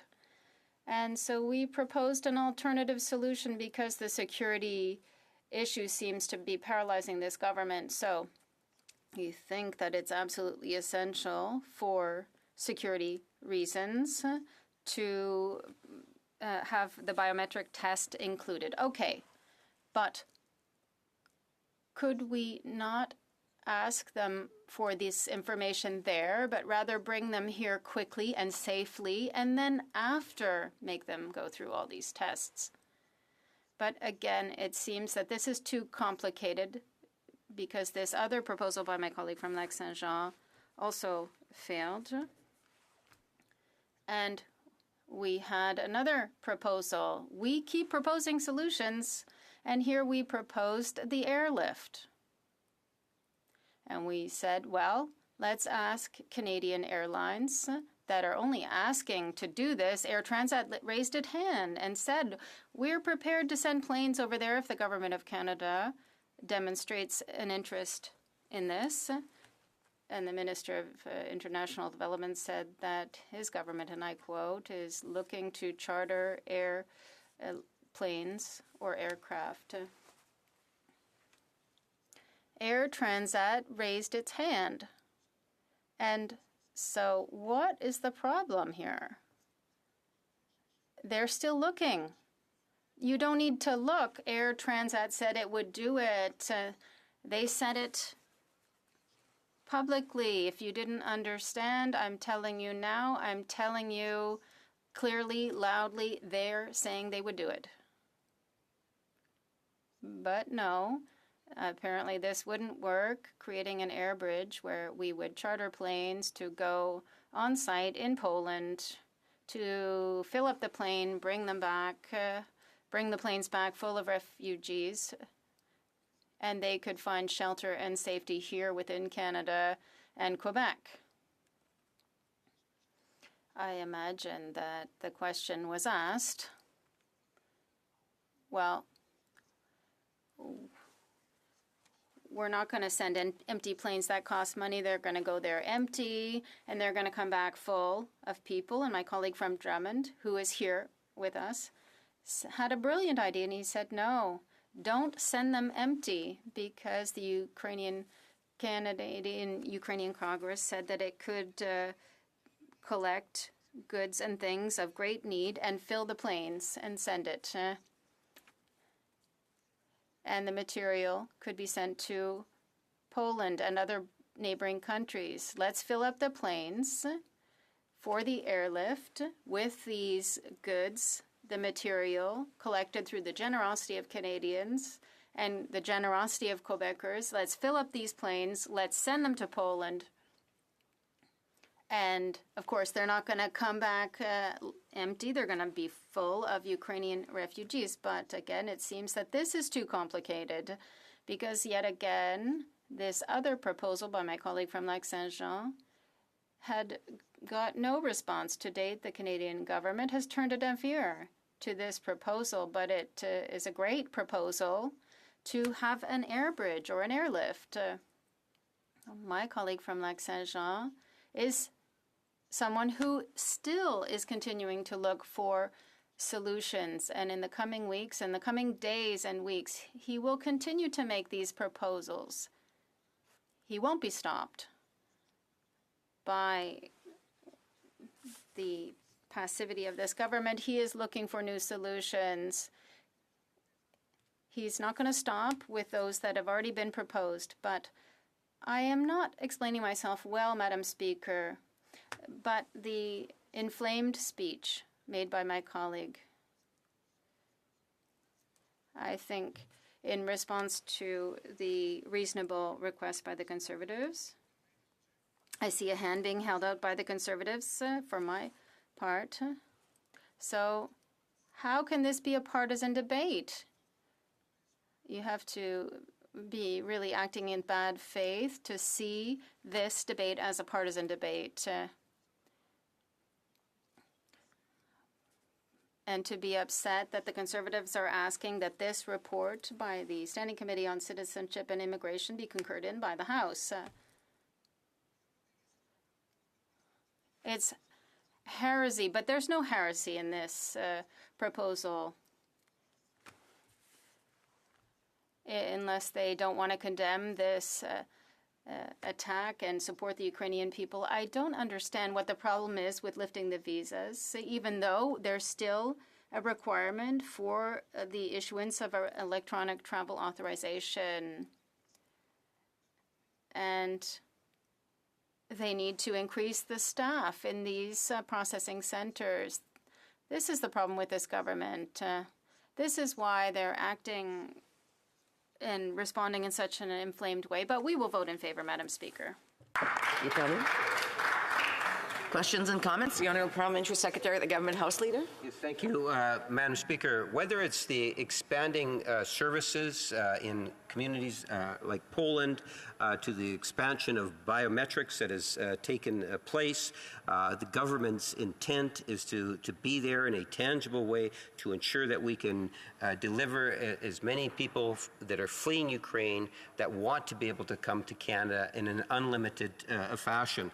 One of the concerns, no doubt, is that as they come into Canada, that there needs to be support. And there's two issues that I would ask the member if he would reflect on in terms of from a provincial perspective.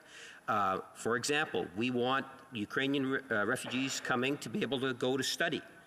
Does he believe, as I believe, that they should not be charged international student rates? The issue of health care. Does he believe, as I believe, that the provinces should allow for universal access to our healthcare systems? If he could provide his thoughts on those two points. I am sure that the Honourable Member for Sherwood-Parkport, Saskatchewan will have an opportunity to ask questions and comments. I would ask him to hold off. The Honourable Député de Montarville. The Honourable Member for Montarville.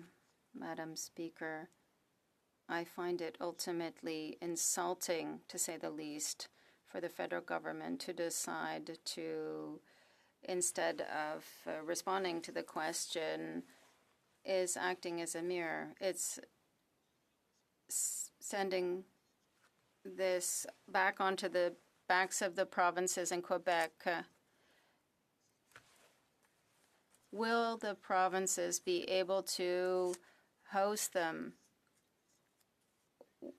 We don't want them to come in and no one to open their arms. Will the provinces be able to do this?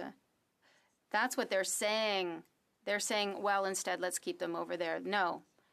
For your information, the Quebec government in the first hours said that it was prepared to welcome Ukrainian refugees. It put in place a mechanism to welcome these refugees. We're ready. We're just waiting for them. When? We will talk about.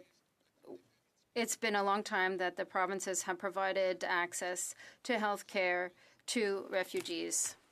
The honourable member for Sherwood Park, Fort Saskatchewan. Thank you, Madam Speaker. I thank the member for a speech that was very much on point. The Liberals always claim that other people are being partisan when they don't want to support an obviously good idea that has the support of the rest of the House and has the support of Canadians. It's important that we bring forward a substantive issue at a critical time, and it's too bad that it sounds like the government's not going to support it. I was very struck, clearly, by the last question from the member for Winnipeg North, in that he implied that more support should be offered by provinces, by universities, when in fact the federal government has been criticized for not stepping up to provide basic assistance for those who are coming from Ukraine.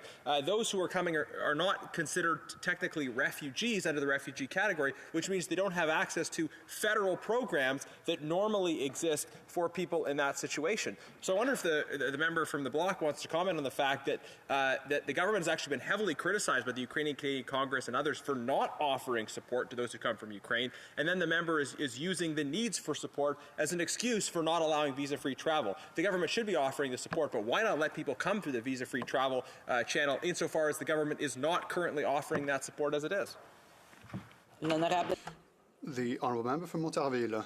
Madam Speaker, I did broach this question in the answer I gave to my Liberal colleague. That is to say that it seems evident to us that the federal government cannot simply seek asylum, if you pardon the pun, behind welcoming mechanisms stemming from Quebec and the provinces to explain its own lack of action in this domain. If the federal government, as was suggested, if the federal government decides that it can't welcome refugees if there's no structure for them to be welcomed, well, just grant them access. We can't just spend 2 years working on this with no action. Why is the government so stingy when it comes to Ukrainian refugees? Why, instead of simply dispersing for now, why does the government ask provinces in Quebec to foot the bill for all these refugees? If the federal government won't do it, let me say that the Quebec government is ready to step up to the plate. The honourable member for Jonquière. I would like to commend my colleague for his speech and especially for the demonstration that he has been able to do. He has clearly shown that we have held our hand out to the government to help, but they simply do not want our help or the Conservatives' help. And that's a question I have for my colleague. Perhaps all the good ideas are coming from the opposition and not from the government, and so the government doesn't want to act. Maybe that's why they're not acting. The honourable member from Montarville. That is an excellent question. I had the privilege, Madam Speaker, to sit in the Quebec legislature. I also had the pleasure and honour of sitting many years here in the House of Commons. What I have quickly seen is that it seems to be part of the general Liberal playbook that if an idea comes from the opposition, well, it's definitely and automatically a bad idea. And if it's a good idea, they'll reject the opposition's idea and then they'll propose the same thing.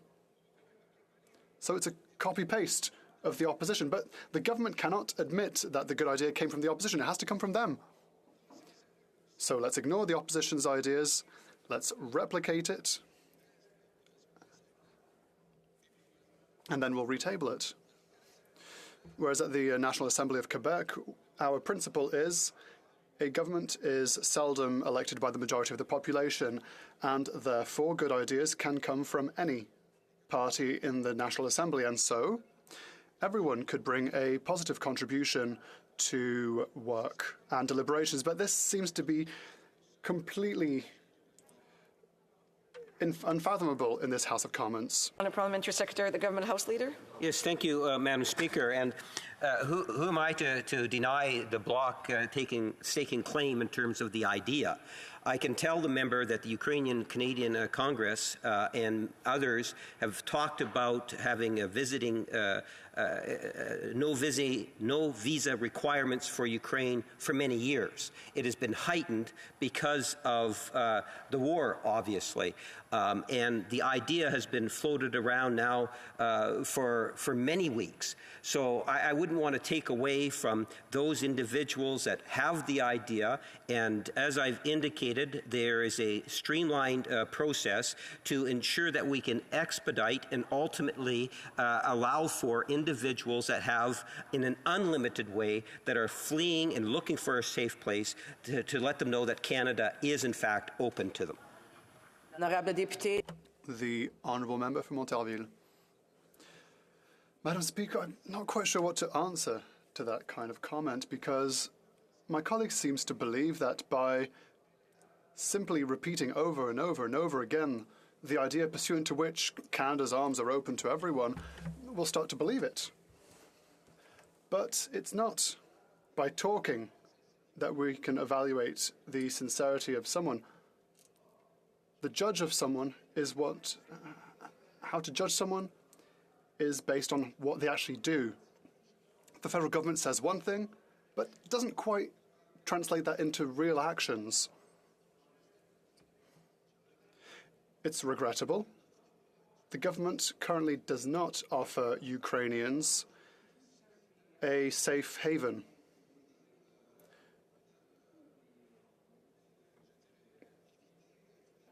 Where they can flee conflict, because the government has not implemented measures and conditions conducive to welcoming Ukrainian refugees. I'd like to remind the member that he has to speak through the speaker.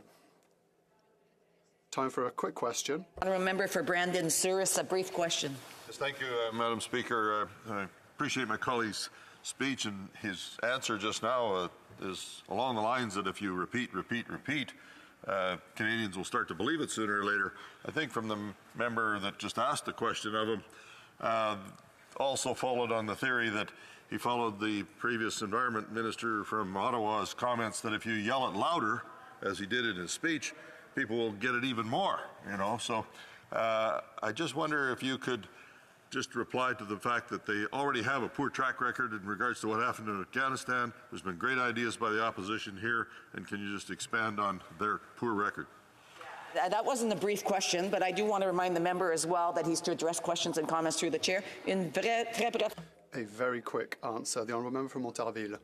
Thank you, Madam Speaker. I would like to reiterate the fact that this government claims, through its current mechanism, claims to be able to rapidly welcome a high number of refugees. There's nothing quick in this. When it comes to the high numbers, if we look at what happened in the past for Afghanistan, they promised 40,000, but there are fewer than 10,000 that actually arrived on our shores. Resuming debate, the Honourable Member for Saskatoon West. Thank you, Madam Speaker, and it is a great pleasure to rise in this House today to speak to this concurrence motion on the grave situation before us in Ukraine. As my constituents in Saskatoon West know, that I sit on the House of Commons Immigration Committee. On this committee, we've been focused on several issues of importance, none more so than the horrid war in Eastern Europe and a humanitarian crisis being caused by Putin's unprovoked invasion of Ukraine. The motion we're debating today is very simple. The Immigration Committee came together under the leadership of my colleague, the Conservative Shadow Minister for Immigration, and asked the government to take in Ukrainians visa-free. Simple enough, right? Unfortunately, every single Liberal on that committee voted against the motion. I hope today that they will change their minds and support this motion now that it is in front of the entire House of Commons.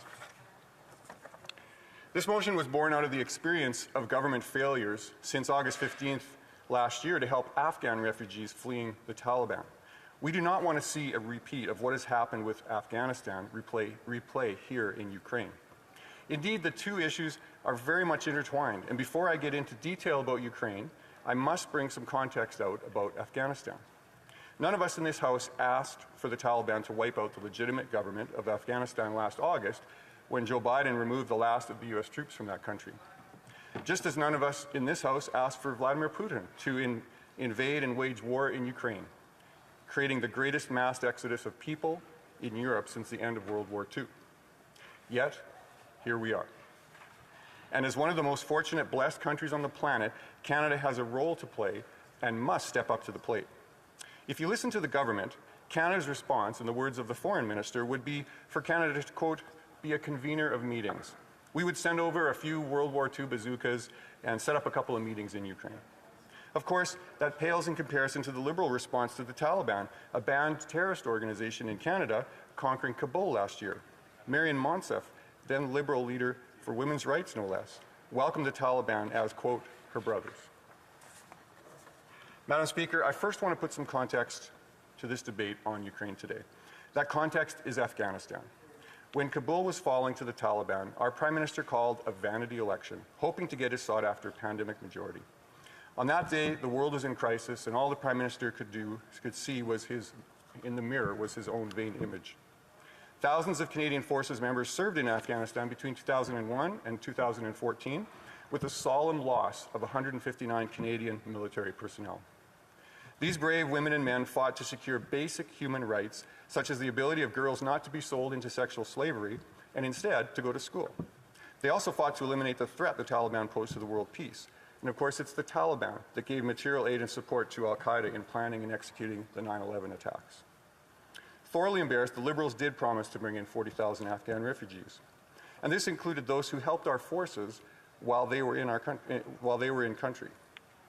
The program established to bring them over to Canada has been a dismal failure. In 8 months, the program has brought in less than 20% of the eligible number. And most of those brought in are in Canada because of private refugee sponsorship, not through the clumsy, overly bureaucratic Immigration Canada process. Last night, I attended the Afghan Committee and listened to painful stories from Afghanistan. The Taliban hardliners are turning back the clock. Girls have been banned from school after the 6th grade. Women can't even travel on a plane without a male chaperone. And yet, Canada can't get our act together. Here's one example. Friba Rezai from the Women's Leader of Tomorrow. She works with elite women's athletes, and she has 15 female Afghan athletes who have been given full-ride scholarships to respected Canadian universities. The Liberals have denied the student visas. Why? Because they're afraid that these women might stay in Canada long term.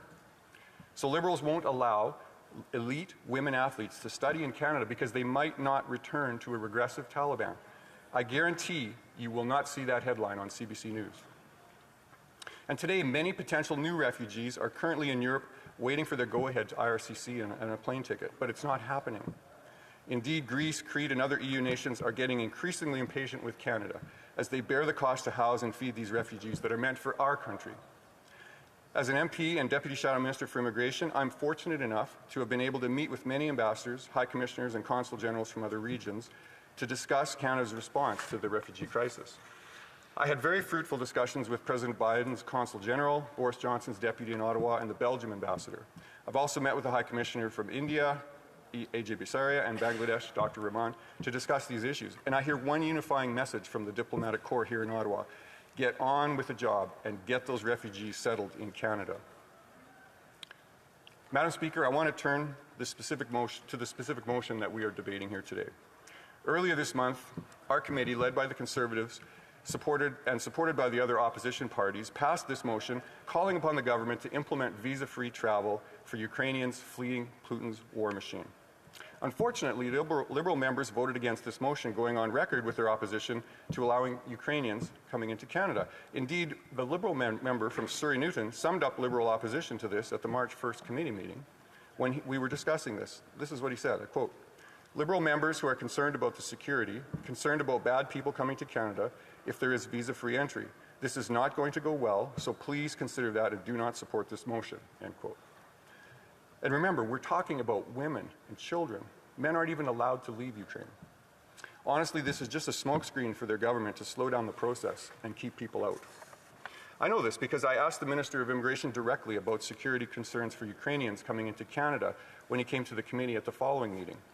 Specifically, I asked him if the biosecurity checks that are being done at our embassy in Warsaw, Poland, would add extra processing time to the applications. His answer was that it takes only a few days and added negligible time to process the Ukrainians. This is simply not true. The reality is it's adding up to 6 weeks to the process. It is so bad, in fact, that the Toronto Star reported Polish Prime Minister had to take Canadian media aside during our Prime Minister's trip to Poland to underscore his frustration that these refugees were not being cleared through our embassy in Warsaw. When the Polish Prime Minister needs to complain about the lousy job the Liberals are doing, something is clearly wrong. The Conservative solution is simple. Do the security checks when these individuals arrive in Canada. These are women and children. The risk is very low. What does our Conservative solution accomplish, Madam Speaker? First and foremost, it allows the people fleeing the war zone the opportunity to come to Canada in an expedited manner. Back in Saskatoon, as I talk to people that have family on the ground in Ukraine or Poland, Czech Republic, Slovakia, or wherever they may be in Europe, the stories they are telling me are of massive delays at Canadian embassies and consulates to get paperwork done. And that paperwork is for visas. It is to get the so-called biometrics done. Basically, it's fingerprinting and criminal record checking, but on a larger scale and against a global database. Conservatives absolutely understand the need to keep undesirables out of Canada. However, we can do these criminal checks in Canada. Remember, we're talking about women and children. Canada can do better. Madam Speaker, on Thursday last week, the Minister of Immigration appeared at our Immigration Committee. I asked him about the dichotomy between the treatment of Afghans and Ukrainians coming into Canada. I wanted to know why only 9,500 of the promised 40,000 Afghan refugees have arrived in Canada after 8 months. I wanted to know why he was also bragging about bringing in over 10,000 white Ukrainians to Canada in only 3 months. The minister said this back to me, and I will quote, "The vast majority of people who want to seek safe haven in Canada actually will return to the Ukraine." Regarding Afghans, he said, quote, "I hate to admit that the likelihood that people who are coming here are going to be able to return, it's just not there," end quote. So he believes that Afghans will stay in Canada permanently, and on the other hand, he has every confidence that white Ukrainians will have no problem exiting Canada when the time is right. This boggles my mind. He basically admitted in his own systemic biases engaging people by their skin color. I'm not the only person that caught this either. On Friday last week, the Globe and Mail did an entire news story on my exchange with the minister. This was their analysis. Once again, I'll quote, "Opposition parties say the Liberal government's streamlined immigration program for Ukrainians creates a two-tiered racialized system that prioritizes Ukrainian immigrants over refugees from the other conflict zones, including Afghanistan. The immigration minister added that the government opted to offer streamlined immigration measures to Ukrainians rather than a dedicated refugee program because European counterparts in the Ukrainian-Canadian community have indicated that most Ukrainians who come to Canada will want to eventually return home. This is not the case with people coming from Afghanistan," he said, "hence the need for a refugee program." End quote. Madam Speaker, I can assure my constituents in Saskatoon West, and indeed all Canadians, that can read between these lines and see that the minister is basically waving the white flag to the Taliban and saying, unlike white Europeans, Afghans don't have the drive, desire, or love of their homeland and won't return if conditions improve. Madam Speaker, I've managed many people over the years, and I've learned that the vast majority want to do a good job. And I'm sure that the hardworking staff at IRCC want to make Canada proud and do the best job that they can. But there are clear problems. Both Afghans and Ukrainians are being stalled by bureaucracy and piles of rules that effectively stop good people from coming to Canada. These types of problems fall firmly at the feet of leadership, the minister and his senior staff.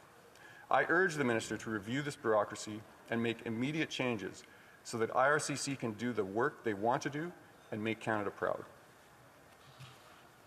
Madam Speaker, Marcel from Saskatoon West wrote to me after that Globe and Mail article was published, and I want you to know what he said because it's relevant to today's debate, and I quote, "Thank you for raising this issue. I complained at election time that it was criminal that getting Afghanis who helped the Canadian forces have been delayed by the bureaucrats and the Liberals. Today's paper states about half those approved are still being kept out. We should charter planes to bring them here and do the paperwork later. All those who help the Canadians can be identified by past and present members of the forces," end quote. Marcel's point was that the Afghans we were trying to get out helped us through the two-decade war. Canada was in that war because we're part of NATO, and the U.S. invoked Clause 5, which ensures mutual defense. When one NATO member is attacked, we're all attacked. What is happening in Ukraine has a lot of people talking about NATO and Canada's role within NATO. The people in Saskatoon West are asking me what I believe we should be done for our defense posture and our budget. And to that end, I put a motion on notice in this House just last week, Madam Speaker. Motion 55 reads as follows: that given the ongoing war of aggression in Ukraine and the possibility of war spilling over into NATO-defended territory, in the opinion of the House, the government should, A, make at minimum the NATO requirement of defense spending investments of 2% of GDP in Budget 2022 to bring the budget of the Department of National Defence and Canadian Armed Forces into line with NATO requirements. B, focus this funding on expanding Canada's war-fighting capabilities. C, authorize the Departments of Public Works and Government Services and National Defence to make capital purchases for the Canadian Armed Forces on an urgent basis using national security grounds and waiving bureaucratic red tape. And D, immediately enter into an agreement with the United States of America to use Canadian territory for the deployment of its ballistic missile system and provide funding and operational personnel for such a system based within its territory. Now, the first and second part of the motion are pretty straightforward. When our Prime Minister was in Brussels last week, NATO Secretary General Jens Stoltenberg told reporters that all member nations had until June to provide their plans to him to reach the NATO target of 2% of GDP for defense spending. Our defense minister immediately left that meeting and shot that idea down. The government's coalition partner, the NDP, have said that they will veto any increased defense spending. So it looks like Canada will once again miss this target. The first part of the motion to cut red tape and authorize the purchase of military equipment on national security grounds is something that has happened since Prime Minister Harper. When Canada needed tanks or new heavy-lift airplanes for the war in Afghanistan, the government invoked the National Security Clause and the equipment arrived within months. Today, when we look at what we can provide for the war in Ukraine, we don't have much. Our military cupboard is nearly bare. When our governments go to buy helicopters, fighter jets, or new naval vessels, it takes decades. The process to start building the new naval frigates started in the early 2000s, and not one plank has been laid. The process to buy the fighter jets started at the same time, and only yesterday did the government announce they will begin the process to buy the planes that Harper wanted to buy in 2006. And what about those helicopters? Yes, the ones that Brian Mulroney ordered in the 80s and were canceled by John Chrétien. Then they were reordered and finally arrived only a few years ago. Unfortunately, they're all out of service because of cracks in the airframe. But hey, that's the government red tape military procurement system for you.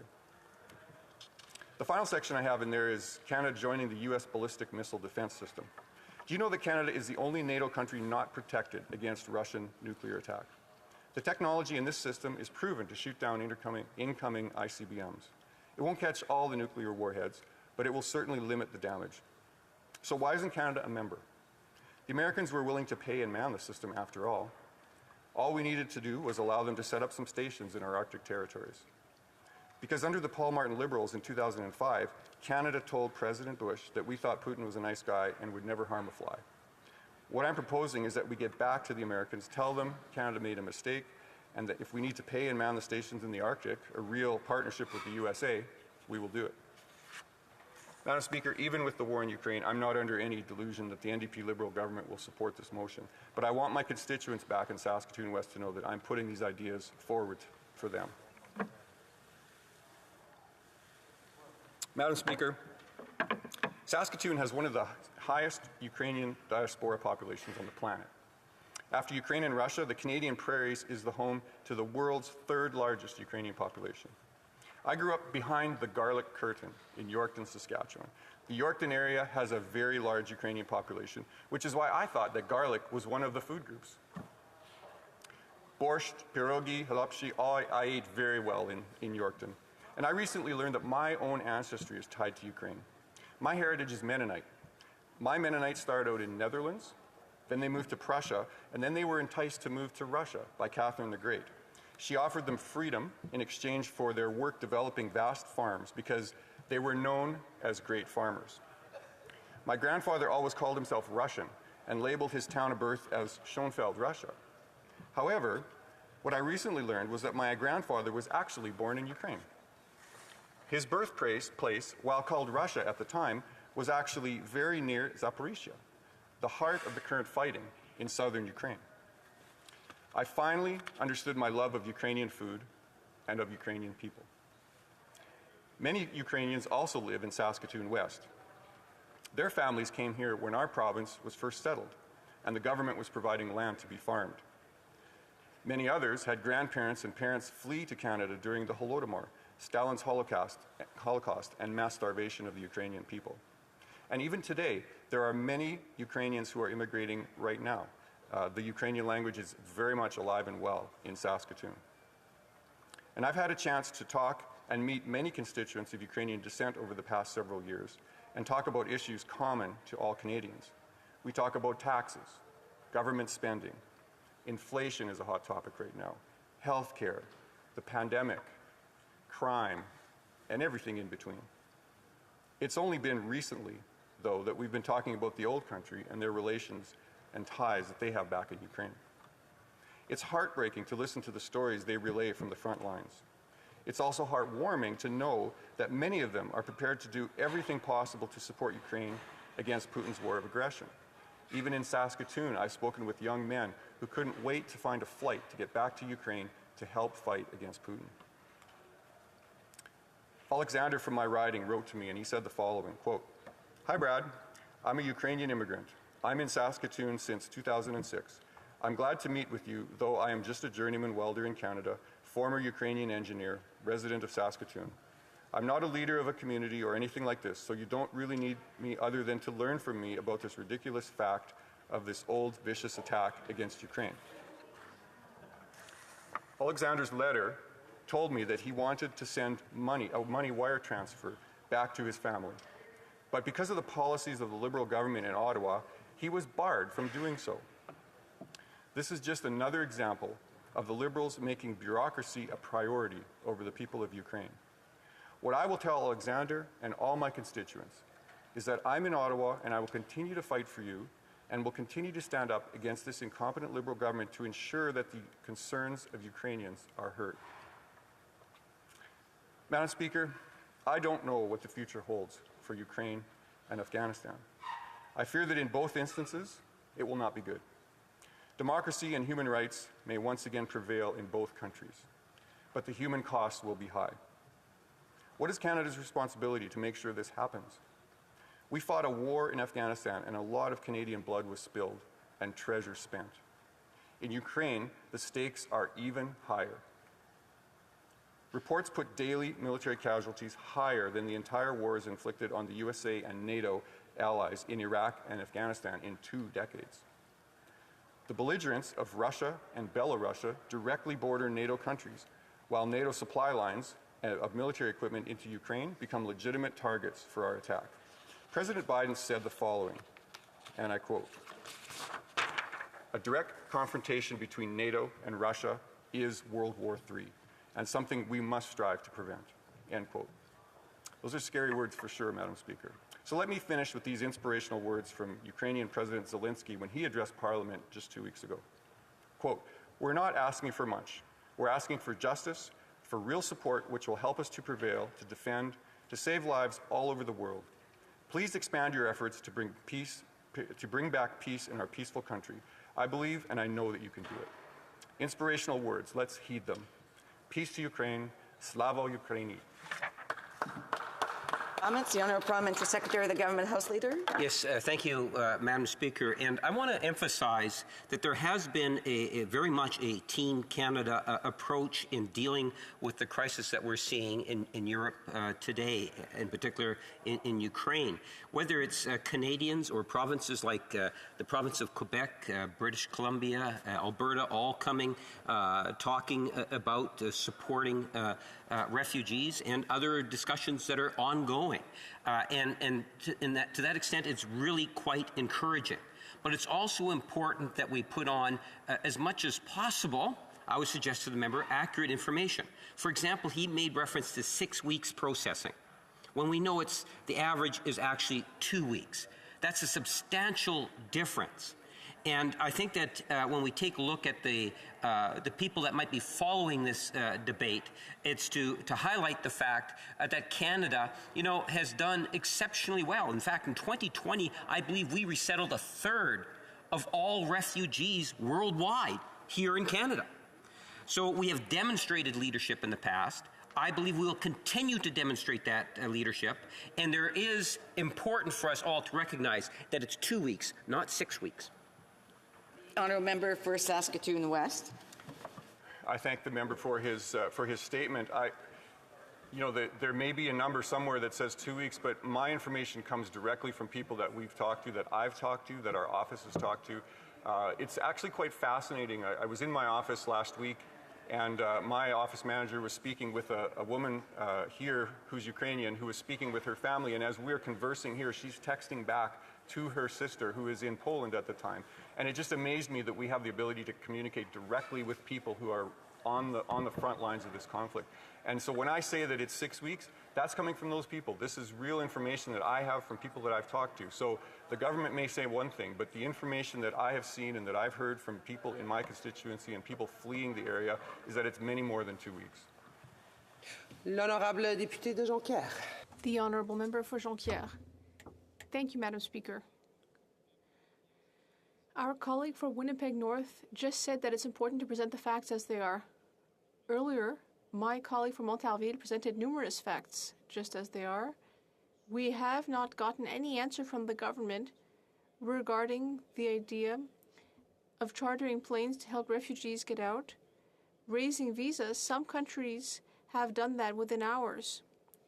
Here, we hear that it's going to take 12 weeks, and visa offices are only open from 8:30 to 4:30. So when it comes to the facts, would my colleague agree that there's a real lack of initiative from the government? The honourable member for Saskatoon West. I thank my colleague for that question. It's a very good one, and it just points out the reality that's being faced right now. I've heard many stories of people who are wanting to get biometrics, for example, and these biometrics that are supposed to take a short amount of time. They can't even, when they call the office, they don't even have the ability to book an appointment because they're all booked for the next 6+ weeks. So there is a tremendous problem with the immediacy of this issue. And so the idea that my colleague suggests about getting some planes over there, dealing with the paperwork once they come here, as I said in my speech, these are women and children. Men aren't even allowed to leave Ukraine because they're needed in the war effort. And so the risk to Canada is extremely low. And so I strongly believe that we could do things to get people out of the country, get them to a safe spot. Then we can deal with paperwork, then we can deal with biometrics and figure out if they're terrorists or not. Questions and comments? The honourable member for Nanaimo, Ladysmith. The honourable member. Thank you, Madam Speaker. Port Moody Coquitlam. For Port Moody Coquitlam, yes.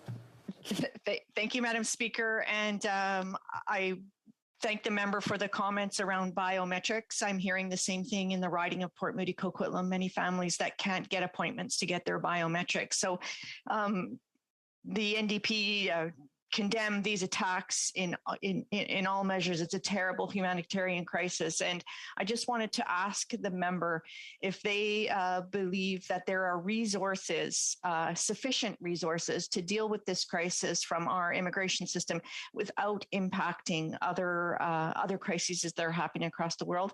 And if not, some additional examples of how that's impacted their constituents. Member for Saskatoon West. I thank the member for that question. It's a great question, and it's one that we've asked multiple times at the Immigration Committee. I hear it from people every day. And the simple reality is when you have a finite amount of resources and you add more work to the pile, something won't get done. That's just reality. It's all of us who have been in the real world have experienced that. We experience that in our own homes. If there's too much to do, something doesn't get done. All of us have a to-do list that we've not gotten to. And so that's the case here too. So I've heard many cases of other streams of immigration. I spoke a lot about Afghanistan. I think that one is falling by the wayside a little bit. Certainly, sort of the normal stream of immigration. I can recall a man in my riding who wasn't able to see his wife and kids for 2.5 years because he was waiting for paperwork. Those are the kinds of cases that are going to suffer, I believe, in this. And there are not enough resources to do all of this work all at the same time. But the good news is, I believe it could be. I believe if the will was there could be more resources, because ultimately we have to be able to walk and chew gum at the same time. We have to be able to deal with a crisis while we continue maintaining the regular work that has to be done. Brandon Suri. Madam Speaker, and I just want to praise my colleague for his excellent presentation and speech here in the House on this matter. One of the things that we have to face is that, there was a poor example of last August, it came to a peak just in the election campaign about how poorly the government did here in regards to immigrating the Afghan refugees or Afghan supporters into Canada at that time. The parallel here is we're in a war again in Ukraine, and I wonder if my colleague could, he just answered a little bit of it in the question in regards to resources. When you're in a war situation like this, and we've got a reasonable presentation like we have as an Opposition Day motion today to open up the visa process to get people here and then deal with the situation so that they can at least find comfort with their family as much as they can back here in Canada, can he just draw a parallel between that issue of why we need more resources and if they would be available? The government has made funds available for a lot of other things. We've just gone through COVID. We know that government services staff are busy, but can he just expand on his thoughts on how we would deal with the increase in government services opportunities to get these people here? Member for Saskatoon West. I thank my colleague for the question. Well, first of all, according to this current government, money doesn't seem to be an object on anything. So I don't think we can say that money's an object. They've found ways to print money, and I'm not suggesting that's a good thing, but it seems to be the mode that they operate in. So I'd be surprised if they said that money was an object. We also have a very large civil service, so I would think that we have the ability to do this. The reality is that the minister, I believe, has the authority to authorize special permits for people to escape if needed, and I think it's been done before. So I think we have the tools that we need to make this happen. I think we have the resources to make it happen, and if we don't have enough resources, I'm quite certain that we could add what we needed to get it done. We have to be able to accomplish these things. Thérèse de Blainville. Merci, Madame la Présidente. Thank you, Madam Speaker. I'd like to thank our colleague for his excellent speech. We need to ensure that this motion is adopted.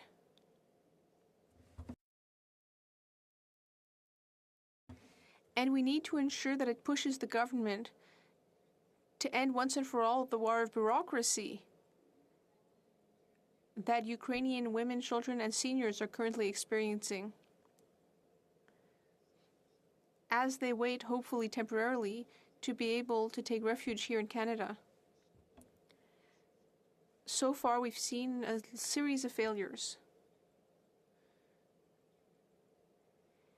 Can Canada, like 91 other countries, can Canada withdraw from the visa obligations? I believe so. What does my colleague think? West.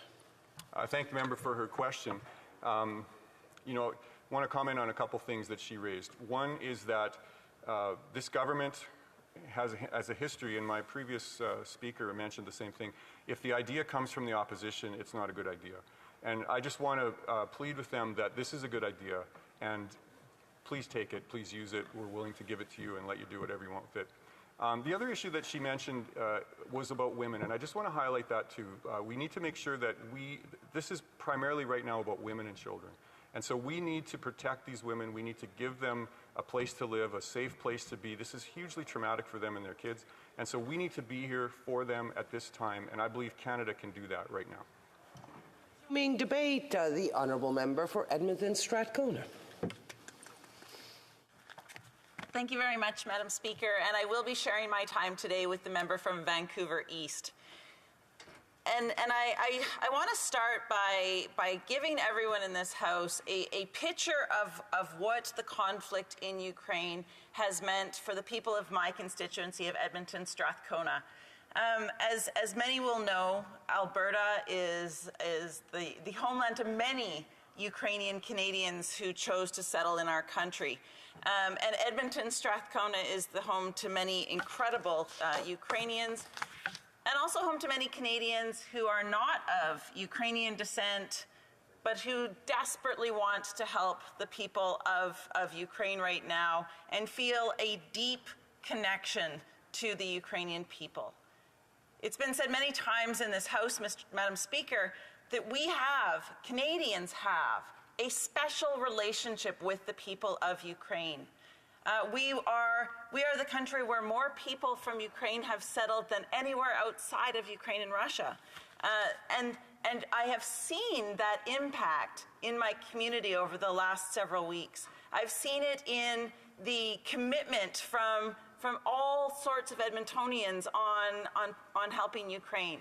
You know, there is a tattoo shop in my riding that if you got a tattoo, the donations went to Ukraine. There's a garden shop where if you bought a plant, the support went to the people of Ukraine. It's been unparalleled, the support we've seen. I'm so proud of two Albertans, former Premier Ed Stelmach and former MLA Thomas Lukaszuk, who actually chartered a Polish Airlines plane to go to Poland and to assist Ukrainian refugees that are fleeing violence come here. You know, the efforts that the Albertans have put forward to help the people of Ukraine warms my heart. So as all of us are horrified by the war crimes being committed by Vladimir Putin, the war crimes, the crimes against humanity that are being committed on the Ukrainian people through no fault of their own, I think it's important that we take a moment in this place to recognize the kindness, the generosity, and the beauty that we have seen from the Canadian people as they push to support Ukraine and Ukrainians. And I can say as well that we need to do, as parliamentarians, as government, we need to do everything we can to help the people of Ukraine right now. On February 24th, the world changed, and we need to respond to that. And, you know, the New Democratic Party has been calling for things like humanitarian aid. I've been calling for long-term humanitarian aid, immediate and long-term, because we will have to help Ukraine rebuild when this conflict is finally over. We have been calling for sanctions fast and complete sanctions that are being properly enforced, and that we are, you know, doing everything we can as fast as we can to make Putin feel the pain of the actions he's taken. We have talked about the need for us as Canadians to give Ukrainians the tools they need to defend themselves. That we need to assist them as they try to protect their sovereign country.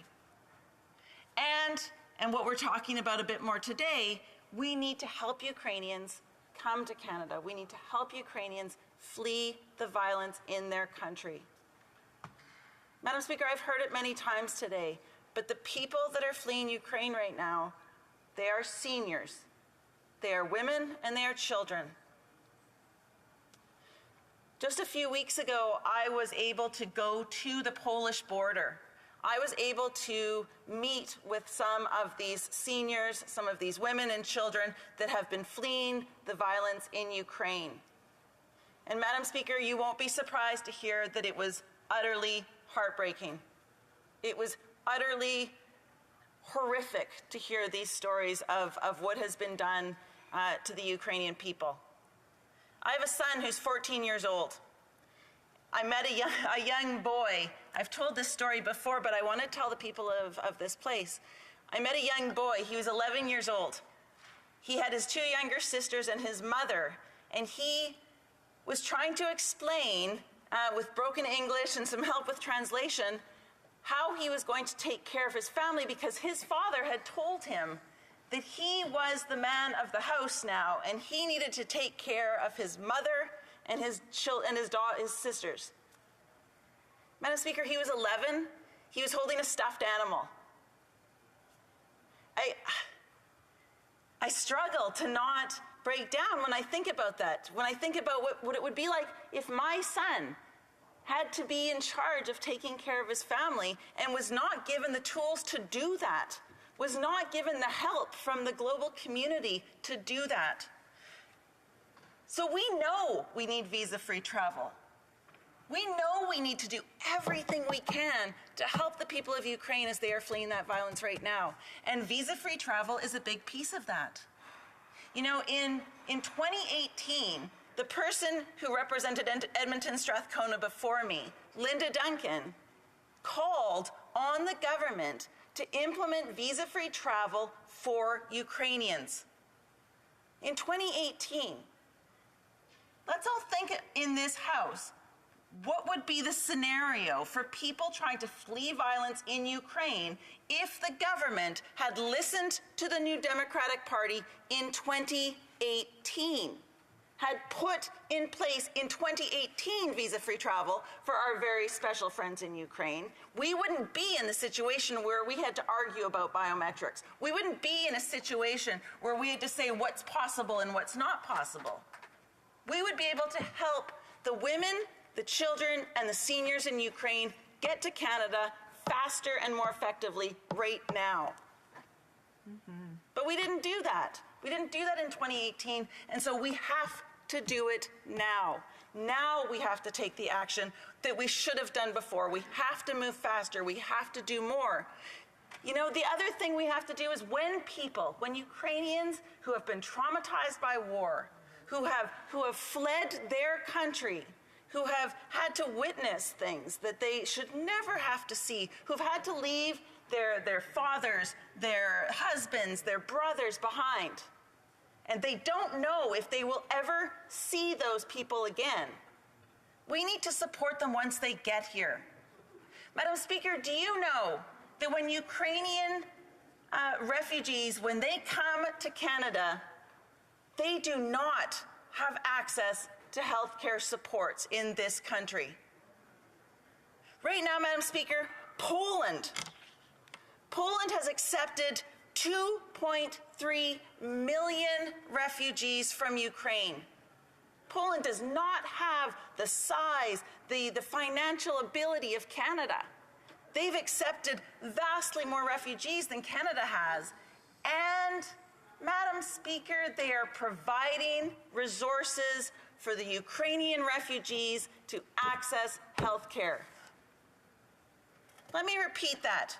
Poland is taking in 2.3 million Ukrainian refugees and offering them limited healthcare supports. Canada is not doing that. Canada is blocking the ability for Ukrainians to come here and is not protecting them, not helping them as we should be once they get here. That's shameful, Madam Speaker.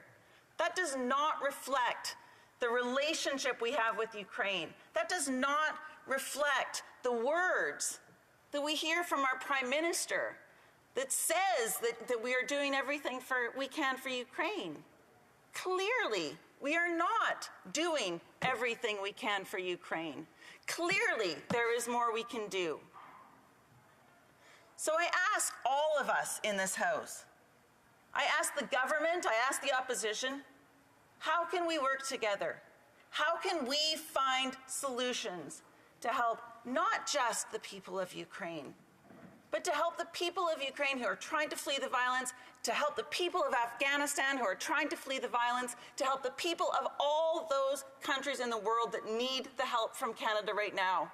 How can we work together to be the country that we strive to be the country that protects human rights, that protects people's lives, that helps people come to our country and contribute to our society? Thank you, Madam Speaker. In comments, the Honourable Parliamentary Secretary to the Government House Leader. Yes, thank you, Madam Speaker. And, I do believe that there's always more that we can do. I also believe that it's important that we recognize that it's not just the federal government alone.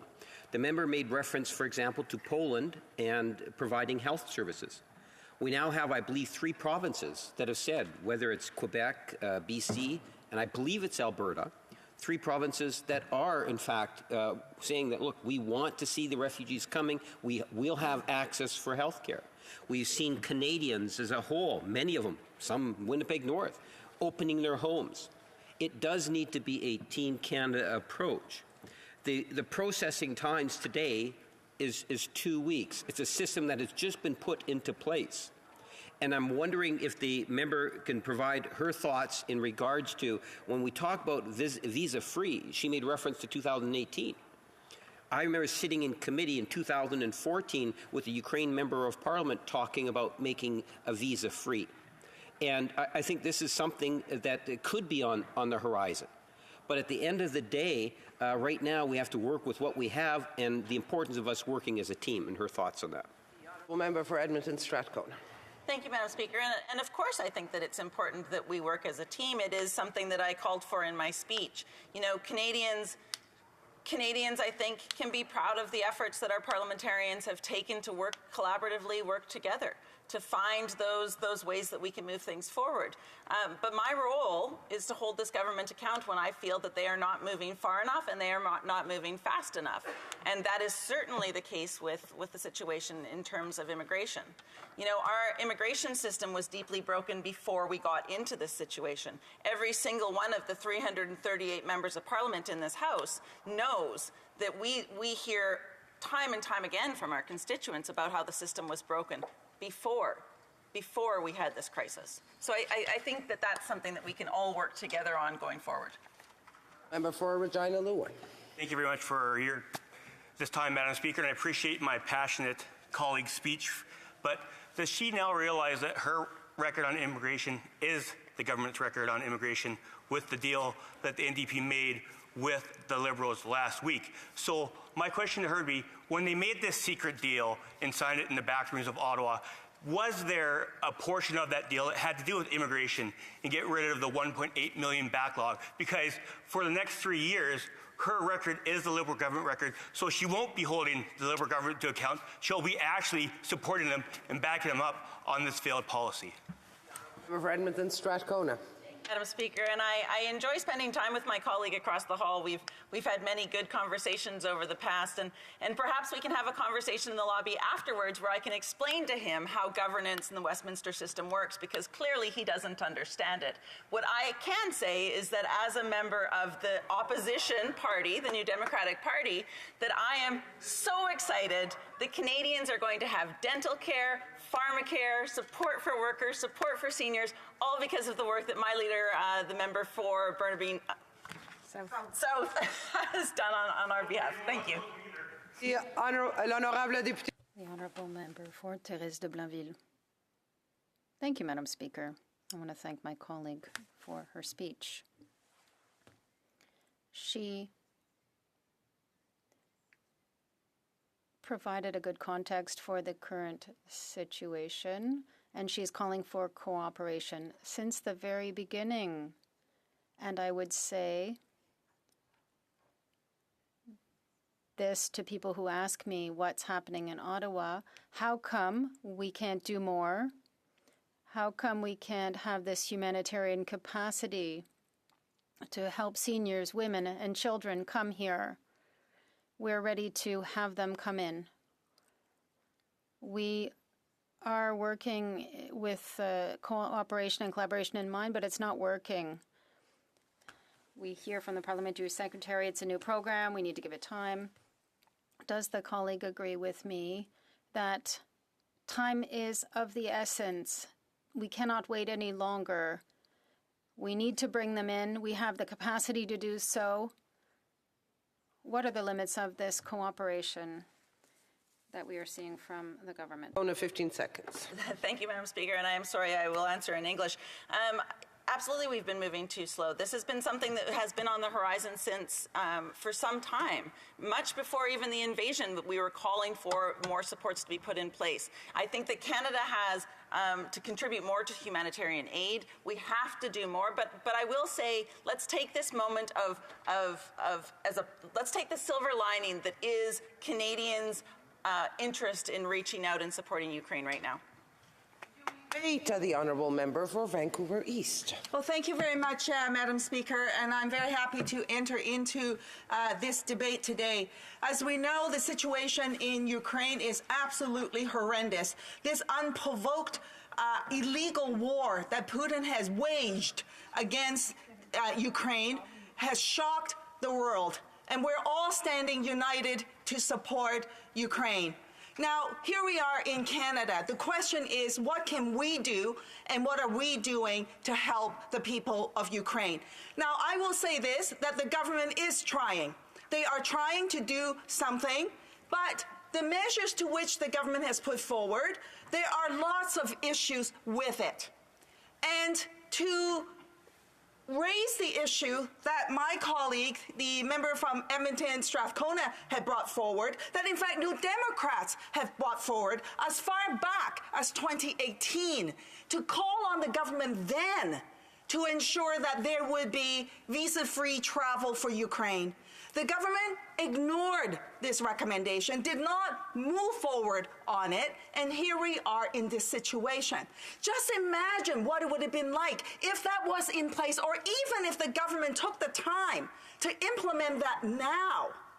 As early as January, when the Minister of Immigration said that they were moving forward with immigration measures to expedite in bringing Ukrainians to Canada, even if they did it then, in early January, we would have been close to actually having Ukraine, having visa-free travel for Ukraine.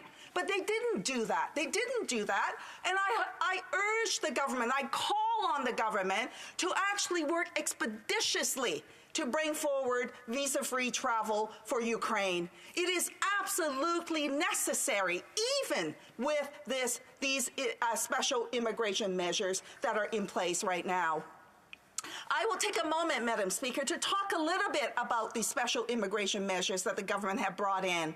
I welcome them when they made the announcement, although I had suggestions of how they could do it better and some questions on how it would be implemented.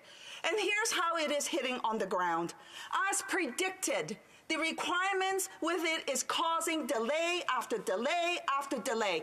Just this moment in time, I got an email from my constituent who is trying to help bring his 82-year-old mother here to Canada. He flew to Poland and met up with her. She took a bus on her own and left Ukraine to Poland.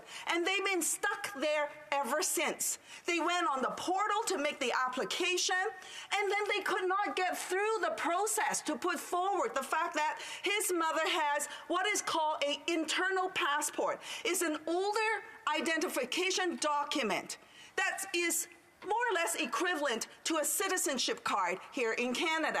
Now, she's 82 years old, so you can imagine that document is not new, but rather a much older document. On the portal, there's zero recognition for those with these internal passports, even though the government's own website says that they would recognize other national identity documents. He then sent in a web form, he phoned the emergency number, contacted our office, and we're told, don't worry, because we will process the application. If your mother qualifies, she would be issued a single-use travel document. Was told that don't worry, and that would include biometrics in that process. And guess what? Just now, I got an email from them telling them, from IRCC, that they now have to go and get a travel passport, an international travel passport. What gives? They were just told not to worry. We went within 2 weeks that they would get that single travel document with biometrics. Now they're being told they got to go and apply for a passport. And by the way, in the lineups with the biometric centers, people cannot even get in edgewise to make an appointment. It's taking longer than a month to get this process. That is the reality of what people are faced with. I get it when the government says this is all new, we kind of don't know, we're doing the best we can. But guess what? It's not good enough. People's lives hang in balance. They desperately need our government to get it right. That's what we need to do, and I am more than willing to work with the government. And I wrote to the minister highlighting these issues. I brought it up to the minister's attention in question period, and he said that he would address these issues, that they would get it right. Why not ensure that the portal immediately takes people with these older internal passports to that portal that says that you can apply for a single travel document? Why not have a space to recognize internal documents? As you know, most of the people that are coming, that are not, wanting to get to safety, are women, children, and seniors. Facilitate the process so that they can get to safety. Fix these problems. That's what is required. Now, Madam Speaker, I also want to touch on the issue of people having arrived in Ukraine. The Ukraine-Canadian Congress, along with over 500 immigrant-serving agencies across the country, is calling on the government to provide supportive services, resettlement services to Ukrainians. Allowing them to get a work permit is good, but not everyone would be able to work. Allowing them to get a study visa, study permit is good, but not everyone would be doing studying. They need to survive when they are here. That means that they need healthcare support. That means they need daycare support. That means they need housing support and financial support and so on. And so I am joining the Ukrainian-Canadian Congress and over 500 immigrant-serving agencies across the country to call on the government to provide exactly that, to support the people of Ukraine here in Canada during this very difficult time, Madam Speaker. I know that the government members will say, oh, we're doing it, we're trying to negotiate with the province and so on and so forth. Well, I gotta say this. How about making sure healthcare is immediately available using the federal interim health measure? We do that for refugees. We should be doing that for Ukrainians, and the minister has the authority to authorize that right now. I would also add, Madam Speaker, for Ukrainians who are struggling, but Canadians here want to help.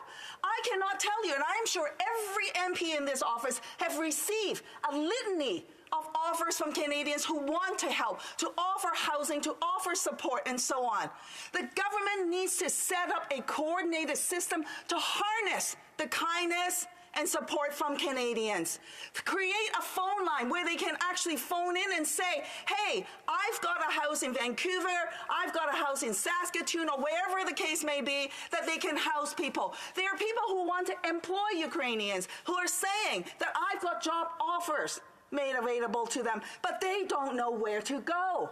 They have nowhere to share this information. The government should set up a system so that people can register and make themselves available, that their kindness and compassionate and humanitarian support is put to use, instead of them floundering around at this moment trying to figure out what to do.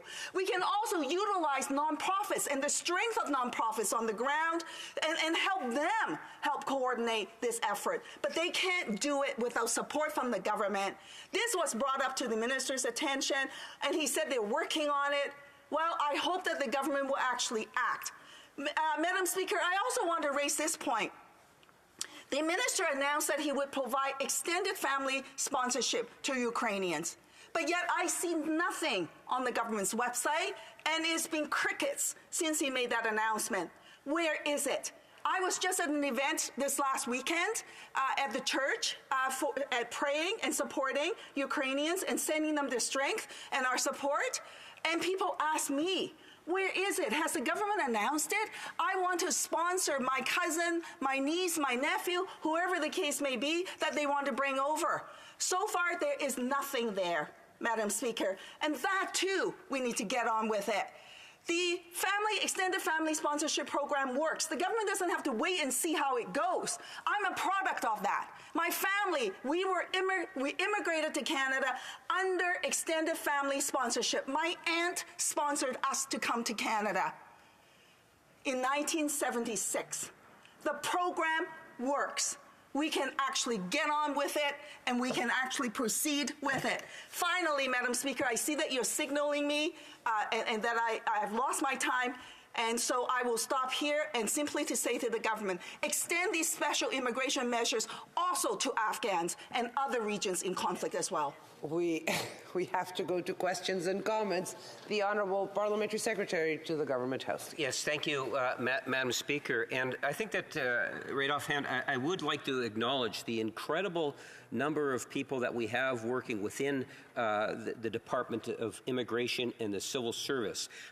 Indeed, they have accomplished a great deal. When you think of 2020, 1/3 of all refugees around the world that were settled were actually settled here in Canada. Last year, over 500,000 permanent residents settled. Ukraine crisis come up, and we've already received 10,000 plus, and it continues to grow.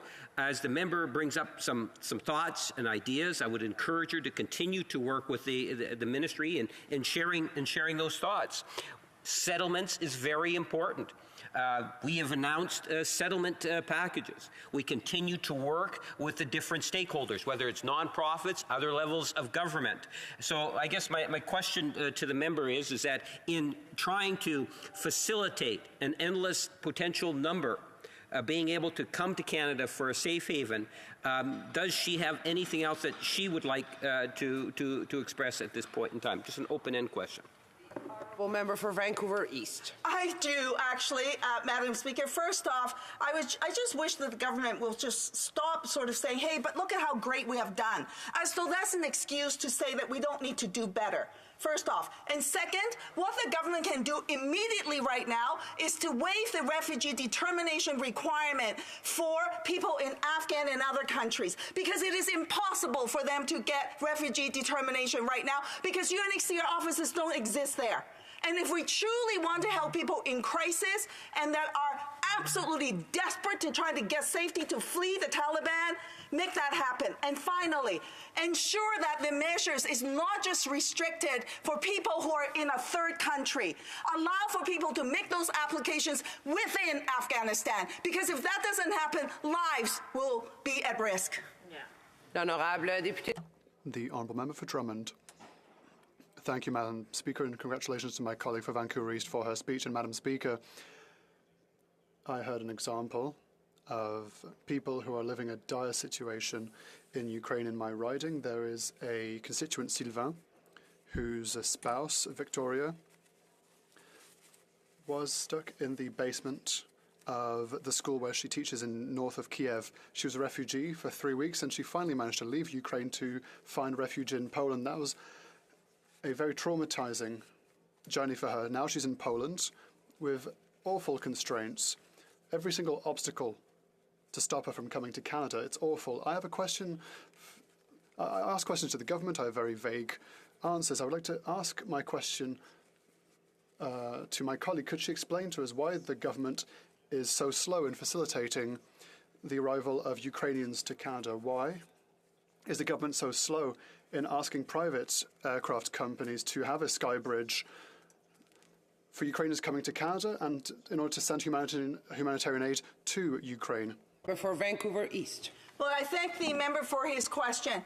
And, you know, I can explain why the government can't get it right. I can explain why the government can move forward in a more expeditious way. Because people's lives are literally at risk. They are desperate for help, and there are better ways to do it. So in the spirit of collaboration, I'm offering my ideas and suggestions on how the government can do better, how they can make the system work far more efficiently. So I've outlined all of those measures during my speech. But right now, as it stands, I would urge the government, do not abandon the idea of moving forward on visa-free Ukraine travel. Put that in place. It will be faster and more efficient than the process that they've got in place right now.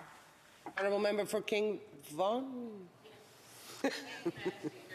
I have a question for my honourable colleague through you, Madam Speaker. A few weeks ago, one of my colleagues from York Simcoe made a trip to bring humanitarian aid to the people of Ukraine, and he found no Liberal there helping out. My question, I guess, is Now that there is an NDP Liberal coalition, how will she work with her new government to ensure that we are more efficient? Thank you, Madam Speaker. The Honourable Member for Vancouver East, 15 seconds. Of course, the situation as it stands with the agreement, which is a supply confidence agreement, does not mean that the NDP is part of the government. The Conservatives should know that, but they want to conflate the issue and confuse the issue and put out misinformation. All the more power to them, I suppose. But what we need to do here in this House is to stop. We are done with time. Resuming debate, the Honourable Member for Wellington, Halton Hills. Thank you, Madam Speaker. I'd like to speak to this debate on the report from the Citizenship and Immigration Committee. Essentially, the report does three things. It condemns the unwarranted and unprovoked attack on Ukraine by President Putin and the Russian Federation. It calls on the government to support Ukrainians and people residing in Ukraine who are impacted by this conflict, to ensure that there is a process to process immigration applications on an urgent basis without sacrificing the department's ability to process other applications. And third, it calls on the government to implement visa-free travel from Ukraine to Canada, including the issuance of electronic travel authorizations, including increasing staffing resources so that there aren't additional backlogs in other immigration streams. So, Madam Speaker, I support this report because we have for some time called on the government to implement visa-free travel from Ukraine to Canada. In fact, we've been making this call for over a year. It's similar to other calls that we have made on the government to assist Ukraine and Ukrainians in the last year. We have for some time now called on the government to provide lethal weapons to Ukraine, something they resisted doing up till recently. This call for lethal weapons we made over a year ago, asking the government to come to Ukraine's assistance, anticipating some of the threats that we now see unfolding by the Russian Federation against Ukraine. But up till February 14th, the very same day that the government invoked the Emergencies Act, the government resisted the call for visa-free travel, resisted the call for providing lethal weapons to Ukraine. In fact, they said that with respect to providing lethal weapons to Ukraine, the solution was diplomatic, not military. And then on February 14th, on the very same day that they announced the invocation of the Emergencies Act, they did a 180 on the policy of not providing lethal weapons to Ukraine and announced the government would, in fact, be providing some $9 million worth of lethal weapons to Ukraine. However, they did not reverse course on our longstanding call to implement visa-free travel to Ukraine. And so, Madam Speaker, that's why this report has come to the House, because the government still hasn't addressed the problem of the humanitarian crisis unfolding in Ukraine. They still haven't done enough to ensure that Canada plays its part in assisting Ukrainians, both in Ukraine and those in the European Union. Ukraine, Madam Speaker, is a country of some 45 million people. About a quarter of the country is now displaced. Over 10 million Ukrainians have been forced out of their homes. They are now, some of them, internally displaced people. Some 7 million of them are now in Ukraine, not at home, fleeing the bombing, the indiscriminate bombing of civilian areas that we are seeing being perpetrated by the Russian Federation. An additional more than 3 million Ukrainians have actually fled Ukraine into the European Union. And so it is those Ukrainians who have fled that we feel Canada can do a better job of assisting. Right now, the burden is falling disproportionately on member states in the European Union, particularly member states in the eastern regions of the European Union, places like Poland, Hungary, and the Baltic republics. And while Canada has said, the government of Canada has said that that they are processing visas for Ukrainians to come to Canada. The problem there is the long backlogs and wait times to apply for a visa to come to Canada. In fact, we are getting reports that it's taking up to 4 months just to book an appointment to get biometric scans done in order to begin the application process for a visa. So Ukrainians in Eastern Europe who have family here, who could take care of them, have been applying for these visas to come to Canada, but the websites are indicating that it would be up to 4 months from now before they can get the biometric scan that would allow their visa application to be processed. And who knows how much time after the biometric scan is completed, how much additional time the department will take to process their visa applications. These wait times are not acceptable. The government has had some time now to fix this process and ensure that more speedy biometric data can be collected and more speedy processing of the applications can take place. So, Madam Speaker, that's why we've put the motion in front of the House today, to put some pressure on the government to fix this broken process. And, Madam Speaker, this should come as no surprise to the government because this has been going on for some time. We saw this only last August, where once again we went through a similar problem to the shame of this country in Afghanistan. For the months leading into the fall of Kabul on August 15th, Sunday, August 15th of last summer, the opposition had been calling on the government to take expeditious action to bring Afghans with an enduring tie to Canada in order to protect them from being attacked and killed by the Taliban. We made that call in a statement we issued in early July of last summer, more than a month before Kabul fell. It was reiterated by the then leader of the official opposition, writing to the Prime Minister in a publicly released letter, calling on the Prime Minister at the end of July to take expeditious action to help Afghans who were vulnerable to attacks from the Taliban and Afghans who had an enduring tie to Canada. These are Afghans, Madam Speaker, who assisted Canadian soldiers in the field during the war in Afghanistan, one of our most significant commitments in the last 2 decades. These are Afghans who served as translators, as advisors, and other local experts on the ground who assisted Canadian soldiers in the field and who no doubt saved countless Canadian lives, without whose expertise Canadian soldiers would have been operating in a much more dangerous and much less information-rich environment. And so, Madam Speaker, we had made these calls leading into the fall of Kabul on August 15th because it was clear from quotidian reports that were being published almost daily by reporters on the ground from reputable newspapers like the New York Times and the Wall Street Journal and the Guardian that the Taliban were making advances quite rapidly through the first 6 months of last year, and it was clear that the Afghanistan government was not able to contain their advance, and it was clear that Kabul was going to fall a lot earlier than many people had expected when American withdrawal from Afghanistan was confirmed by President Biden earlier last year. And despite these calls, the government did nothing. It could have easily evacuated the some 6,000 or 7,000 Afghans that we needed to evacuate who had these enduring ties to Canada.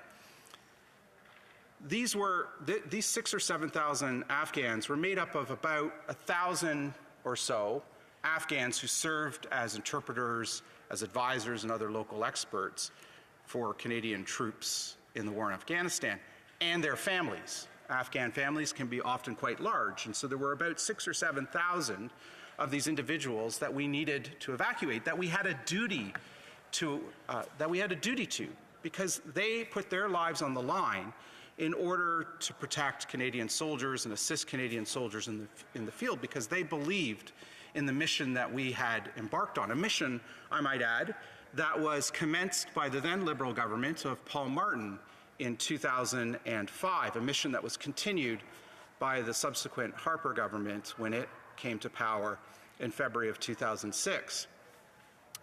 And despite these pleas, the government did nothing. The government could have easily evacuated these 6,000 or 7,000 individuals on Globemaster flights. These are immense planes that can easily hold 400 or 500 people. In fact, during the chaos of the fall of Afghanistan on August 15th, in the days around that fall, there was a report of a Globemaster that took off from Hamid Karzai International Airport with some 850 people on board. So we could have evacuated these 6,000 or 7,000 Afghans to whom we owe a debt of gratitude, to whom we owe our honor, on about a dozen Canadian Globemaster flights in an organized manner in the weeks of July and early August before the fall of Kabul. Instead, the government did nothing until Kabul fell.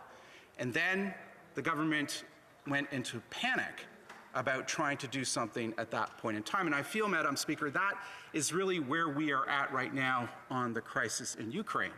That the government now belatedly is scrambling to figure out how to address the bureaucratic inertia, how to address the immense backlogs that have spread up in the last several weeks, when in fact we've known that this was going to take place for some time.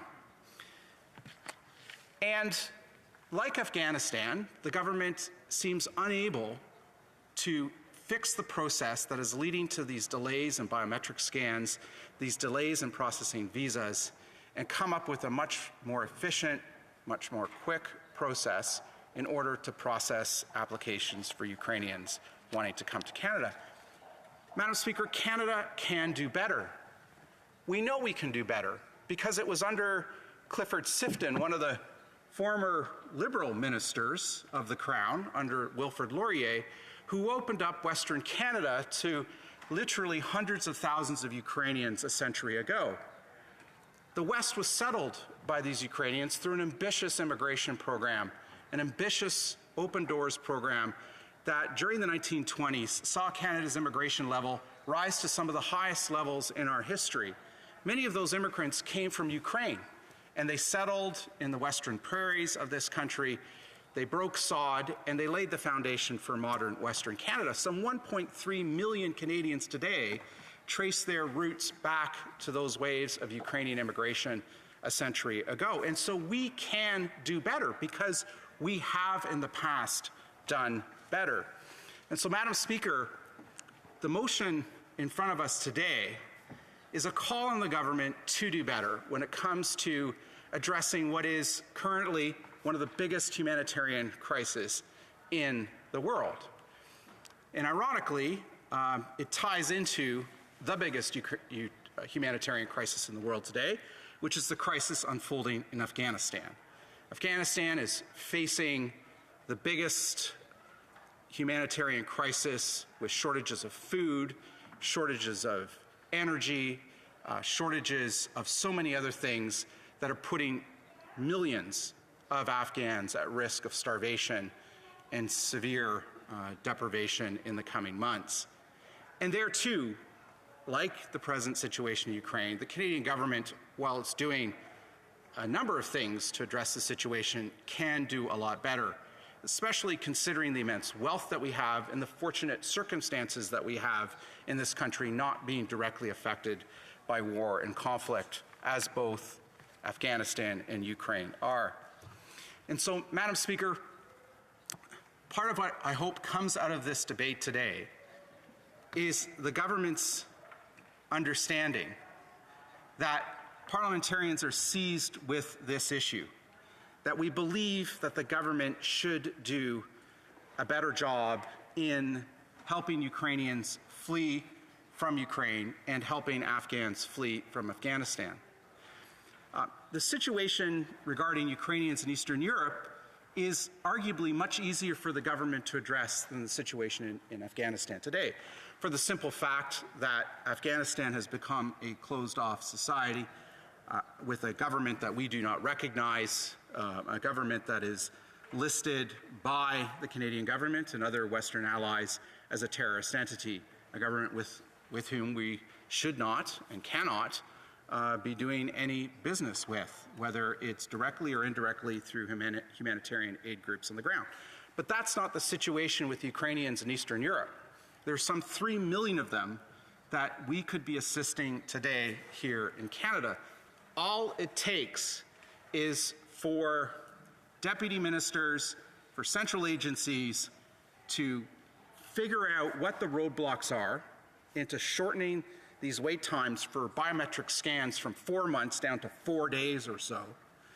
Figure out what we then need to do to shorten processing times for visas down from an uncertain amount of time right now down to several days or so, to ensure that we can start admitting Ukrainians in the numbers needed to relieve pressure on our NATO allies in Eastern Europe. We have done these quick things before in our country's history, and the urgency of the situation today requires us to do the same now. It's in our interest to do this. These are things that we've got the resources to do and the capabilities of doing. And if the issue, Madam Speaker, is a concern about security, as the government has indicated in recent weeks, then surely we can work more quickly with European governments and with the European Commission to exchange the data necessary in order to ensure that bad actors don't use the cover of a humanitarian crisis to sneak into Canada and continue their nefarious work. My God, Madam Speaker, we live next to one of the largest countries in the world, the United States of America, with some 300 million citizens that have the right to visa-free travel into Canada. And I can assure you, as is the case in Canada, there are a lot of bad actors south of the border as well that we do not want admitted through our Fort Erie Buffalo border crossing, or through our Niagara Falls border crossing, or through our Queenston Lewiston border crossing, or the dozens of other border crossings that dot this great land. But we've put in place information sharing systems that ensure that CBSA officials at the border can interdict individuals from coming into Canada as soon as their passports are swiped, because we've got the information from U.S. intelligence and from U.S. law enforcement about which individuals should not be coming into Canada, and vice versa. There are individuals here I'm sure the Americans do not want to see entering the United States, and on a daily basis they deny entry too. We should be putting in place similar systems expeditiously right now between Eastern European, between democracies in the European Union and Canada, because the European Union member states have already done exactly that in order to ensure the protection of their own citizens. In fact, the European Union implemented visa-free travel some time ago between Ukraine and the European Union. The 3.5 million Ukrainians that have fled from Ukraine to the Schengen zone of the European Union have done so without visas. And that process was in place well before the advent of the war. And the European Union felt comfortable putting in place that visa-free travel because they had put in place security systems in order to ensure that bad actors didn't take advantage of that visa-free travel to enter the European Union zone and do their nefarious work. And so we should be able very quickly to get the information necessary, the security data, the other intelligence data, in order to ensure that we don't allow bad actors from coming into Canada. And if we can't do that expeditiously, that's the job of political leaders to do. That's the job of the ministers responsible, the Prime Minister's office, to direct central agencies, to direct the department, to establish a task force amongst departments and central agencies and the political leadership to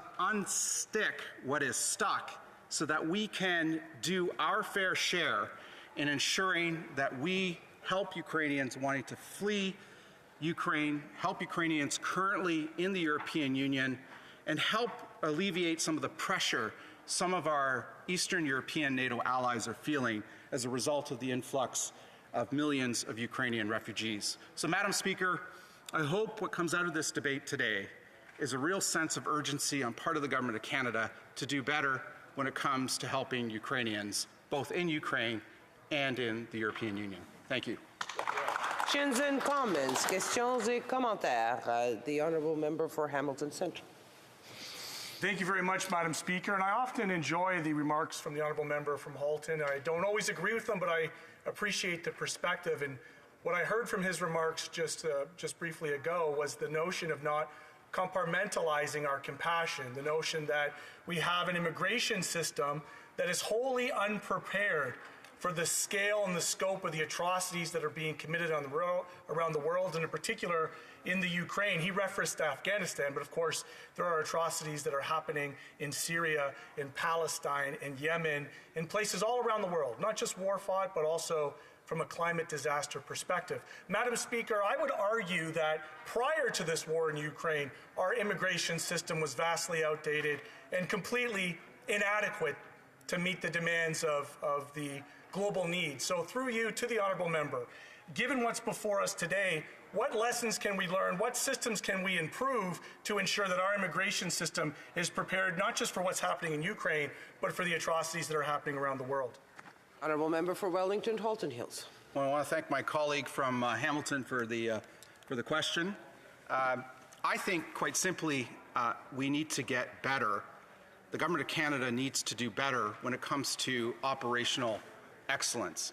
I think the Government of Canada has immense policy capability, but my observation over the last several years is that its ability to execute operationally has been lackluster. When we look at the government's implementation of various policies over the years, it's not a shining record of achievement. And I think we need to do better when it comes to processing, operationalizing policy. That's the best way I can put it, Madam Speaker.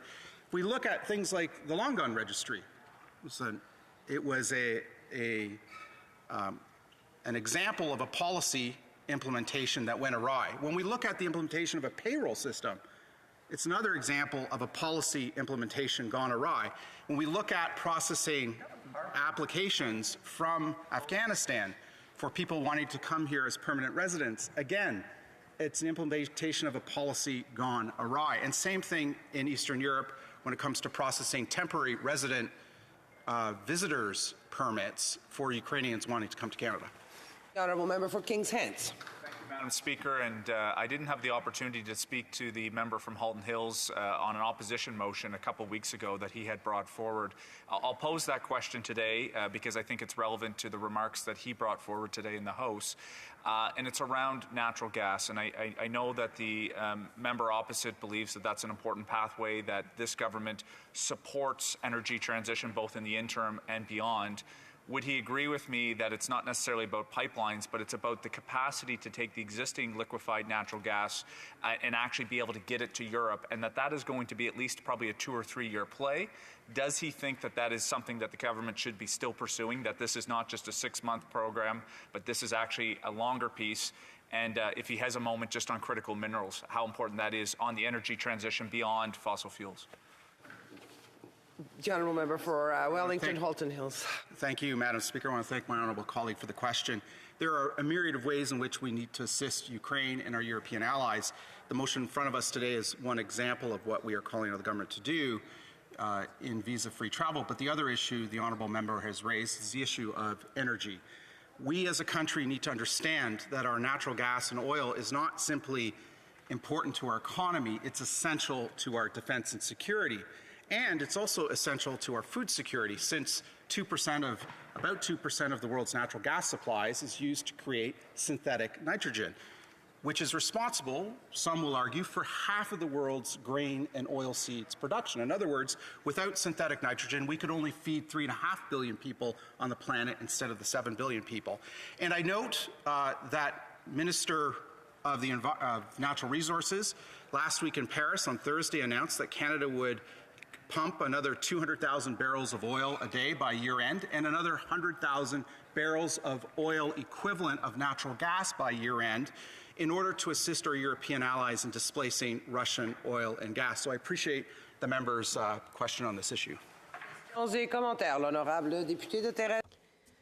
The honourable member for Thérèse de Blainville. Saskatchewan. Well, thank you, Madam Speaker. It's an important point my colleague brought up about operational excellence and the ability of the government to deliver on its functions.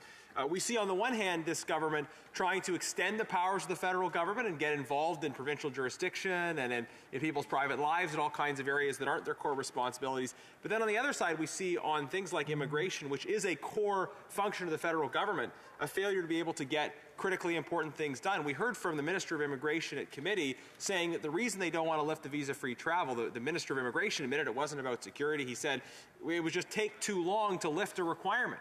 How long should it take, Madam Speaker, to lift an existing requirement? We're not talking about putting in place a new requirement. We're talking about lifting a requirement. So I wonder if the member could talk about more just how we get the federal government to focus on its core area of functions and to do those things well and efficiently.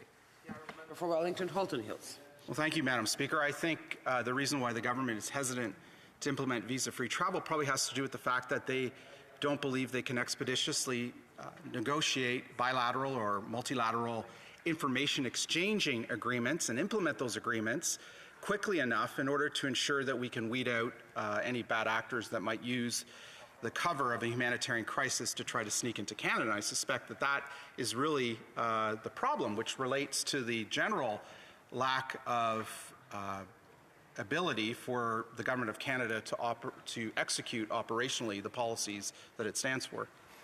Le député de Notre-Dame de Grâce-Westmount.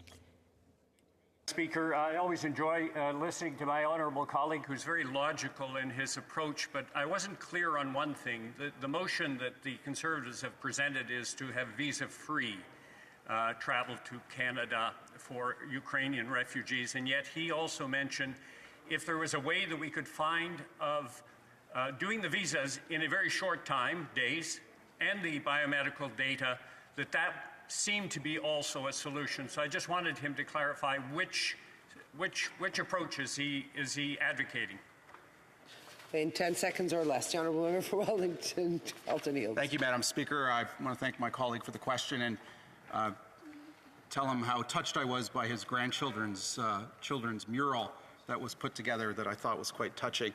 Quite simply, I think we need to do both. We need to shorten the time and the availability, increase the availability of biometric scans for Ukrainians wanting to come to Canada, and we also, subsequent to that, need to shorten the processing time of applications by IRCC to ensure that they get a yes or no answer very quickly. Il est de mon devoir d'interrompre maintenant. It is my duty to interrupt deliberations and put this motion to the vote. Follows. Mr. Holland, seconded by Mr. Genius, moved that the third report of the Standing Committee on Citizenship and Immigration, presented on Thursday, March 3rd, 2022, be concurred in. If a member of a recognized party present in the House wishes to request a recorded division or that the motion be adopted on division, I would invite him to rise and indicate it to the chair. The honourable member for Calgary. Yes. Thank you, Madam Chair. We'd like for a recorded division, please. Call in the members. No? Sorry? No, sorry. Here. To order made on Thursday, November 25th, 2021, the division stands deferred until later this day at the expiry of the time provided for oral questions. Orders of the day. La Chambre va maintenant poursuivre avec le reste de ses travaux sous les affaires courantes. Nous sommes sous la rubrique motion. We are under the heading motions. Presenting petitions to the honourable member for Sherwood Park for Saskatchewan. Well, thank you, Madam Speaker. I've been waiting for this moment, and thank you for the opportunity to table a number of petitions today. The first petition is on the very serious issue of Canadians struggling with mental health challenges. It notes that the Canadian Mental Health Association states that as a recovery-oriented organization, CMHA does not believe that mental illnesses are irremediable, and it is petitioners are concerned about the government's decision to open up facilitated suicide within the medical system for those struggling with mental health challenges. Petitioners call on the government to repeal euthanasia for those for whom mental illness is a sole condition, and to protect Canadians struggling with mental illness by facilitating treatment and recovery, not death. The next petition highlights concerns about ongoing tensions between Azerbaijan and Armenia. Petitioners are concerned about, in particular, the continuing detention of Armenian prisoners of war following the end of the conflict, and notes that this is a violation of international law. They call on the Government of Canada to condemn the continuing detention of Armenian prisoners of war, to use all diplomatic tools available to advocate for their release, to condemn state-sponsored hatred in the context of the conflict, to denounce aggressive rhetoric, and certainly petitioners are concerned about ongoing issues of conflict and violations of the ceasefire that we've seen in recent days. The next petition that I'm tabling highlights the very challenging situation of the Hazara community in Afghanistan. Petitioners note that human rights abuses against the Hazara community predate the Taliban takeover, but have certainly gotten significantly worse since. There have been various instances of genocides against the Hazara people that go back a very, very long time. Petitioners want to see this House recognize the genocides that Hazaras have faced, and also to designate September 25th as Hazara Genocide Memorial Day. The next petition that I'm tabling is in support of Bill S-223. Bill S-223 was a bill that would make it a criminal offense for a person to go abroad and receive an organ that had been taken without consent. It also creates a mechanism by which the Minister of Immigration could designate someone as inadmissible to Canada as a result of their involvement in forced organ harvesting and trafficking. Currently, there's no law against somebody being involved in forced organ harvesting and trafficking abroad. This legislation would remedy that, and petitioners are hoping that this Parliament, after 15 years of efforts to pass legislation on forced organ harvesting and trafficking, that this Parliament is the one that finally gets it done. The next petition that I'm tabling highlights ongoing challenges, conflict, as well as the humanitarian crisis in the Tigray region of Ethiopia. The petition dates back to a very acute phase of conflict, but there continue to be significant concerns about hunger, limited access to food, challenges for access to vital health care and other needs. Petitioners are calling on the government to be actively engaged with the Ethiopian and Eritrean governments, working to have proper investigation into human rights abuses that have taken place, defend fundamental human rights in Ethiopia, and also address ongoing humanitarian challenges. The next petition highlights concern about a Liberal Party election platform commitment that would be to effectively politicize charitable status determinations. Existing charities law prohibits dishonest conduct by all charities. That is already covered in existing charities law, but the Liberal commitment highlighted here is particularly to target alleged dishonest behavior by those with political views that are different from theirs. In particular, it seeks to deny charitable status to organizations that have a pro-life viewpoint, that are supporting women in a crisis pregnancy situation. Their proposal here would jeopardize the charitable status of hospitals, houses of worship, schools, homeless shelters, and other charitable organizations which don't agree with the Liberal Party on this issue for matters of, as a matter of conviction. And this is very similar to what we saw with the values test associated with the Canada Summer Jobs Program that the Liberals tried to put in place previously. Petitioners call on the House of Commons to protect and preserve the application of the charitable status rules on a politically and ideologically neutral basis, without discrimination on the basis of political or religious values, and without the imposition of a values test. And also they call on the government to affirm the right of Canadians to freedom of expression. The final petition that I'm tabling today is also about the human rights situation in Afghanistan. In this particular petition highlights the condition of the Sikh and Hindu minority community. I can find more if members of the government want. I hear requests. I'll try to have more next time. Petitioners highlight the persecution that the Sikh and Hindu minority community has faced in Afghanistan. They call on the Minister of Immigration as well as the Minister of Foreign Affairs to take action to support this minority community. Thank you, Madam Speaker. For Medicine Hat, Carlston Warren. Thank you very much, Madam Speaker. I have two petitions today. The first one is a petition on behalf of Canadians who are concerned that certain charities could be targeted based on their views. The petitioners call on MPs to ensure that charities that hold views that are different from the government don't lose their charitable status. The second petition, Madam Speaker, it has to do with conscience rights. Yesterday, my colleague from Carlton Trail Eagle Creek spoke on her Bill C-230, the Protection of Freedom of Conscience Act, and I'm presenting this petition today that supports this legislation. These petitioners are concerned about doctors and health professionals who might be coerced into engaging in supporting euthanasia or MAID, and they want conscience rights and second opinions to be protected. The petitioners ask that protection of conscience rights be enshrined into law protecting physicians and healthcare workers from coercion or intimidation regarding providing or referring someone for MAID or euthanasia. Thank you, Madam Speaker. Honourable Member for Renfrew Nipissing Pembroke. Thank you, Madam Speaker. My petitioners are seeking the government to cease and desist its ostracism of those who are mandated through a petition that says that Canada's Charter of Rights and Freedoms, or Canada's Bill of Rights, and history of sacrifice in defense of liberty demand we respect and uphold the conscious rights of all Canadians, and that the Prime Minister has encouraged hatred and contempt towards the individuals exercising their constitutionally protected rights. And they therefore would like the government to cease and desist this dehumanizing behavior of refusing people to leave the country by plane if they don't have their shots in. For Charlottetown.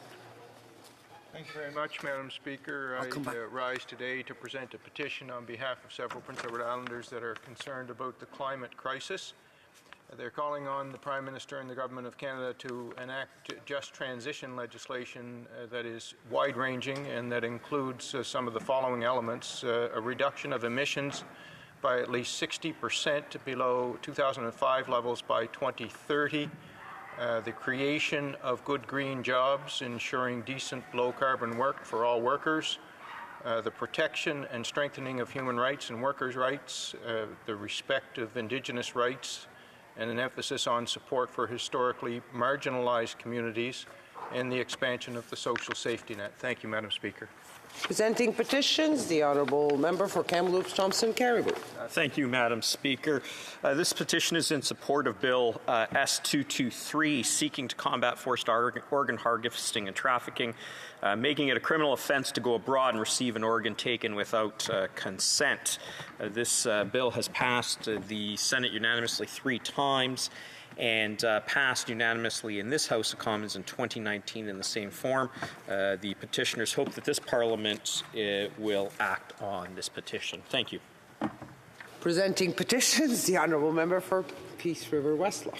Well, thank you, Madam Chair. Madam Chair, I too am going to present a petition in support of Bill S-233. This bill has been reintroduced over in support of the bill. Oh, 223. Oh, sorry, I'm dyslexic. My dyslexia is kicking in here. Bill S-223. This bill seeks to combat forced organ harvesting and trafficking and would make it a criminal offense for a person to go abroad. This bill has been introduced over in some form over the last 13 years, and we're hoping that this Parliament is the particular Parliament that gets it passed. Petitioners are mentioning that, or signed this petition because they want this bill passed and are in full support of it. The next petition I have to present, Madam Chair, is from people from across the country that are concerned about the conscience rights of physicians. They are calling on this Parliament to pass legislation that would make it a criminal offense to coerce or intimidate or use any form of pressure to force physicians or healthcare workers or healthcare institutions to become parties to assisted suicide or euthanasia. As such, they are calling on this government to enact criminal code protections for conscience rights.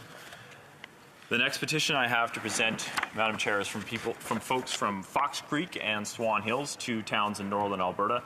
The petitioners say that the rising costs of heating their homes and other expenses are making, and the vast distances that they must travel are making life more expensive, and they're calling on the government to recognize the fact that they live in northern Canada.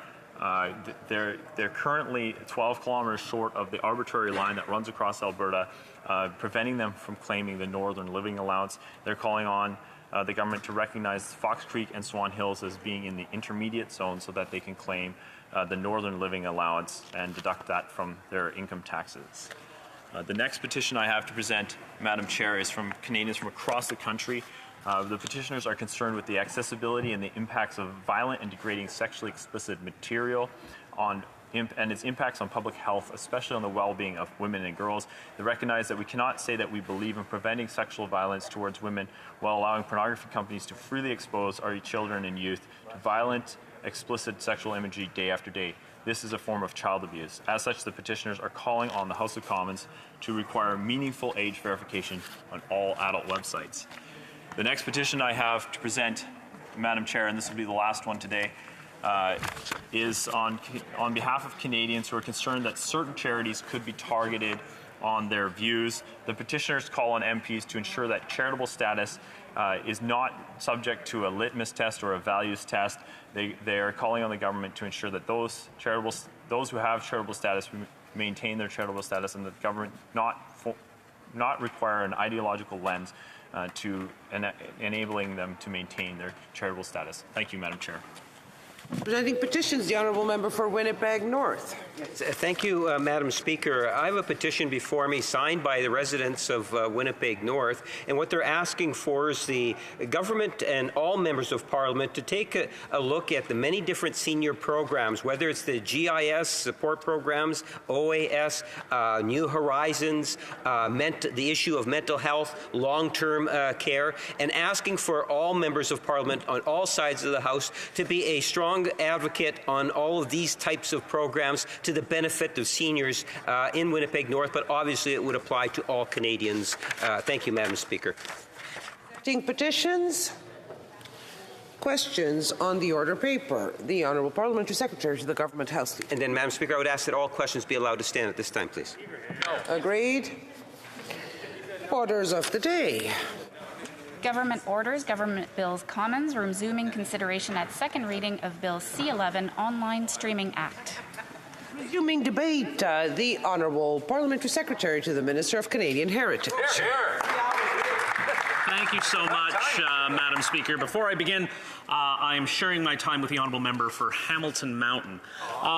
I know, there's a little disappointment on the other side for me to go on. Perhaps I'll ask for unanimous consent at the end to go a little bit longer. But, Madam Speaker, today I used the internet, and this isn't an extraordinary statement, and it's not shocking to any of my colleagues. So why do I bother saying it at all? Because we're here today as a government to advance Canadian interests through a forward-thinking digital policy agenda. By taking action and introducing legislation, we will ensure that the internet remains an engine for innovation, but also adapts to Canadian values. But do you know, Madam Speaker, when I didn't use the internet daily, it was 1991. Back then, I was a little bit younger, in elementary school still. There was an upstart comedy on TV called The Red Green Show. It was making its debut. Some fans over in the corner. Coincidentally, in 1991, that was also the time when the Broadcasting Act had its last major update. The time to modernize the Act is now, and time is of the essence. The Online Streaming Act is part of this work. It will improve fairness in our broadcasting system. It will create sustainable funding for our cultural industries, and will continue to support the livelihoods of Canadians, artists, and creators. as well as enrich the lives of Canadians who want to see more of themselves on screen and in song. This bill addresses an important regulatory imbalance by requiring online audio and video broadcasting services to contribute to the achievement of important cultural policy objectives in the same way that traditional broadcasters always have. As early as the 1990s, concerns were raised about the potential for online streaming to disrupt the broadcasting sector. An early decision was made not to place requirements on online streaming services, and then to avoid stifling innovation. And given the relative limited impact of those services at the time, remember, broadcasting regulation only applies where there is a material impact on the broadcasting sector. Today, the rationale to accept online players simply no longer stands. Over the past decade, subscribers to online broadcasters have grown from 6% to 78% of Canadians. In the spring of 2021, surveys indicate that nearly 100% of millennials watched internet videos. Even if we only focus on the last few years, of the revenue of online video services have seen fast and substantial growth, while over the same period of time, traditional broadcasters have seen steadily shrinking revenues. The reason I bring this evidence to your attention is to make it clear the world of broadcasting has changed. We all know this. We regularly turn to online streaming services such as Netflix, Spotify, Crave, CBC Gem to access our music and television, in addition to more traditional services like radio and cable. Times have changed. It has taken us over 20 years, but online streaming services are now the method through which a growing majority of Canadians access their content. Some detractors of the bill have said said that what we are putting forward will cause foreign players to withdraw from the market. What we have seen is the opposite. These platforms are here to stay, and more are coming. Their libraries continue to grow, and they are competing directly with regulated broadcasters for programming, audience, and advertising dollars. Let's take a look at a few examples of their impact.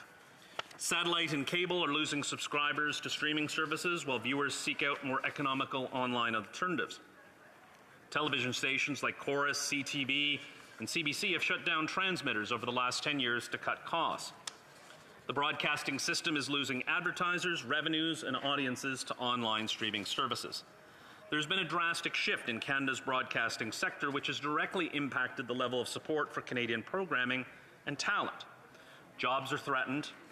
Continuing to regulate online and traditional broadcasters differently is not fair, it is not sustainable, it is putting the support system for Canadian stories and music at risk. To explain how modernizing the Act will create sustainable funding for our cultural industries, it's important to look back at a proven track record of innovation in our cultural sector and recall how transformative digital disruption has been for broadcasting in Canada. The support system that I'm proud of, which has cultivated Canadian culture, works and has supported innovation and talent in our audiovisual, music, sound, recording sectors, is one that we intentionally developed through policies, programs, and legislation. Let me remind members of the House that how things were at the beginning of Canadian broadcasting. Radio and TV channels, as well as cable and satellite distribution companies, had to be Canadian-owned and hold licenses. They were allowed, and still are, of course, to show foreign programs or carry American channels in return for participating in Canada's broadcasting system and accessing our domestic market. They were required to fund, acquire, or broadcast Canadian programs. They're also required to make programs accessible to Canadians and contribute to the creation of Canadian programming, including in French. Over time, broadcasters' demand for Canadian programs increased. The system was working as intended, and domestic creative industries flourished. Thousands of Canadians found careers in broadcasting as journalists, producers, actors, writers, directors, singers, lighting designers, makeup artists, set designers, showrunners, and so much more. There was upskilling in Canada's cultural industries and investment in production clusters. We became known for our creative and technical talent. Broadcasting plays a key role in supporting Canada's creative industry and evolving cultural identity. The Canadian broadcasting, film, video, and music and sound recording sectors are also important and economic drivers. They contribute about $14 billion to Canada's GDP and account for approximately 160,000 jobs. These figures point to a sector we can be proud of, not one that we can take for granted. We knew the day would come when the 1991 Broadcasting Act would no longer be sufficient. Unfortunately, that day has come and long passed. Unlike Red Green, we're not approaching this challenge with duct tape. The legislative process works. We've been working tirelessly with stakeholders, parliamentarians, and Canadians to make the requested amendments, the previous act to get us to where we are today. We are fighting for the recognition and supports that our creative sectors need not only to survive but thrive. Time, as I've said, is of the essence. The Online Streaming Act will build on the economic and social benefits of the Broadcasting Act. It is about ensuring the continued viability of the Canadian broadcasting system.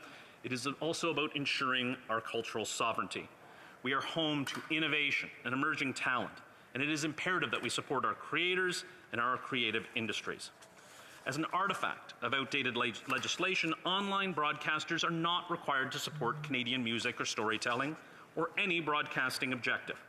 As the revenues of traditional radio and television broadcasters stagnate and decline, so too are the level of support for Canadian music and stories, and the professional creators behind them. This is not right, and I know it's not consistent with a forward-looking digital agenda. The proposed act equips our broadcasting system to meet the known and immediate challenges of today and help brace for the challenges of tomorrow. The implications for the broadcasting system is the bulk work of Canadian cultural expression are grave.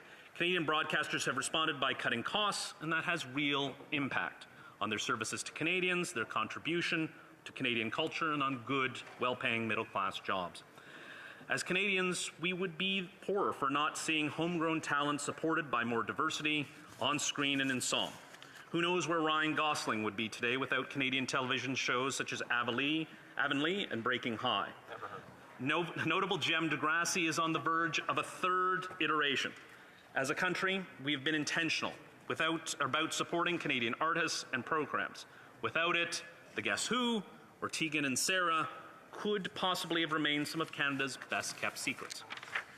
The breadth of voices within our borders is unparalleled. Our Indigenous audiovisual storytellers, with the support of campaigns such as APTN's Speak with Pride, continues to push the boundaries. Previous generations, such as myself growing up, shows like Polka Dot Door, Pokeroo. There's some excitement on the other side. Mr. Dressup, En Français, Passé Partout. Collectively sitting in our edge of our seats watching Hockey Night in Canada, and others enjoying late night Kids in the Hall. We are not alone. Countries around the world have moved to support their own culture, and we need to do the same thing.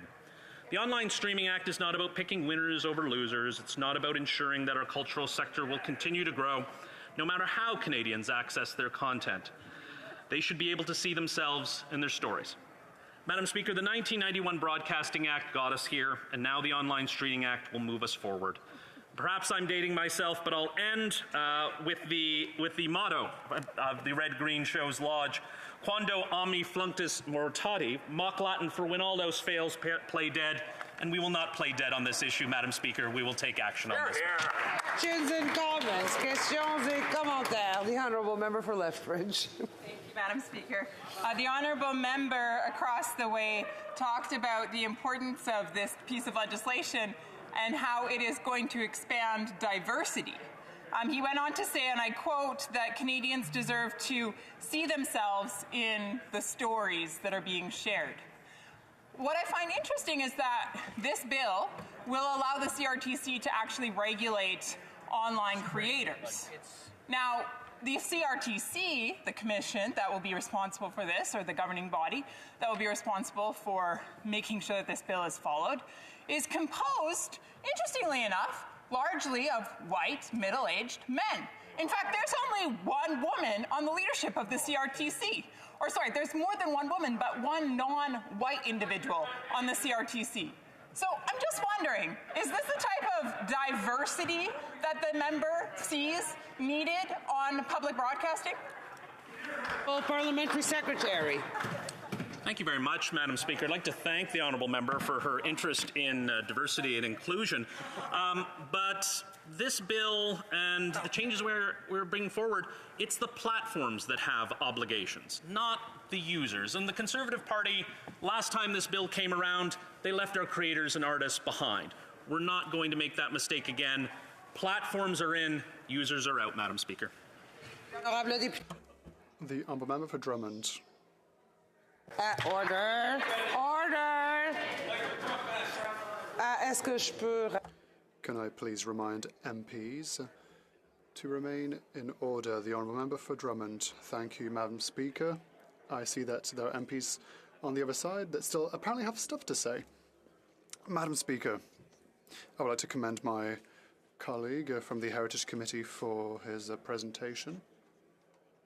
I do agree that there have been amazing shows from Canada thanks to our broadcasting landscape that highlights Canadian and Quebecois products. Many artists have been able to spread their wings here in Quebec, in Canada and abroad, thanks to the rules established by the CRTC for broadcasting.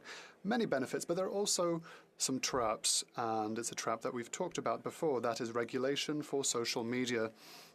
And I believe that it has been corrected fairly well by C11. The minister clearly said that he did not want to regulate content, user content, private users of platforms like YouTube, TikTok, etc. In the bill, as it stands, there are concerns that come from these independent creators.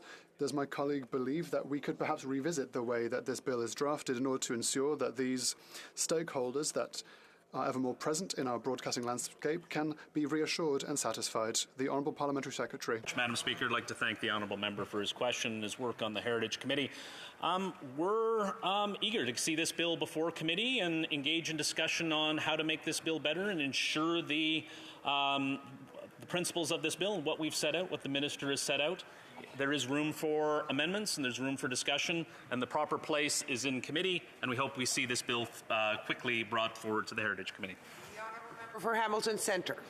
Madam Speaker, the web giants are using every possible loophole to circumvent our tax rules, funding of Canadian cultural content, and the visibility of the work done by our artists and creators. The government has a responsibility to ensure that this bill does not contain such loopholes. So, in the interest of transparency, does the government intend to make public the instructions to the CRTC to ensure the web giants fulfill their obligations in spending, making Canadian content discoverable, and disclose their financial information to contribute to the development of our cultural content? And when will they plan to send and disclose these instructions?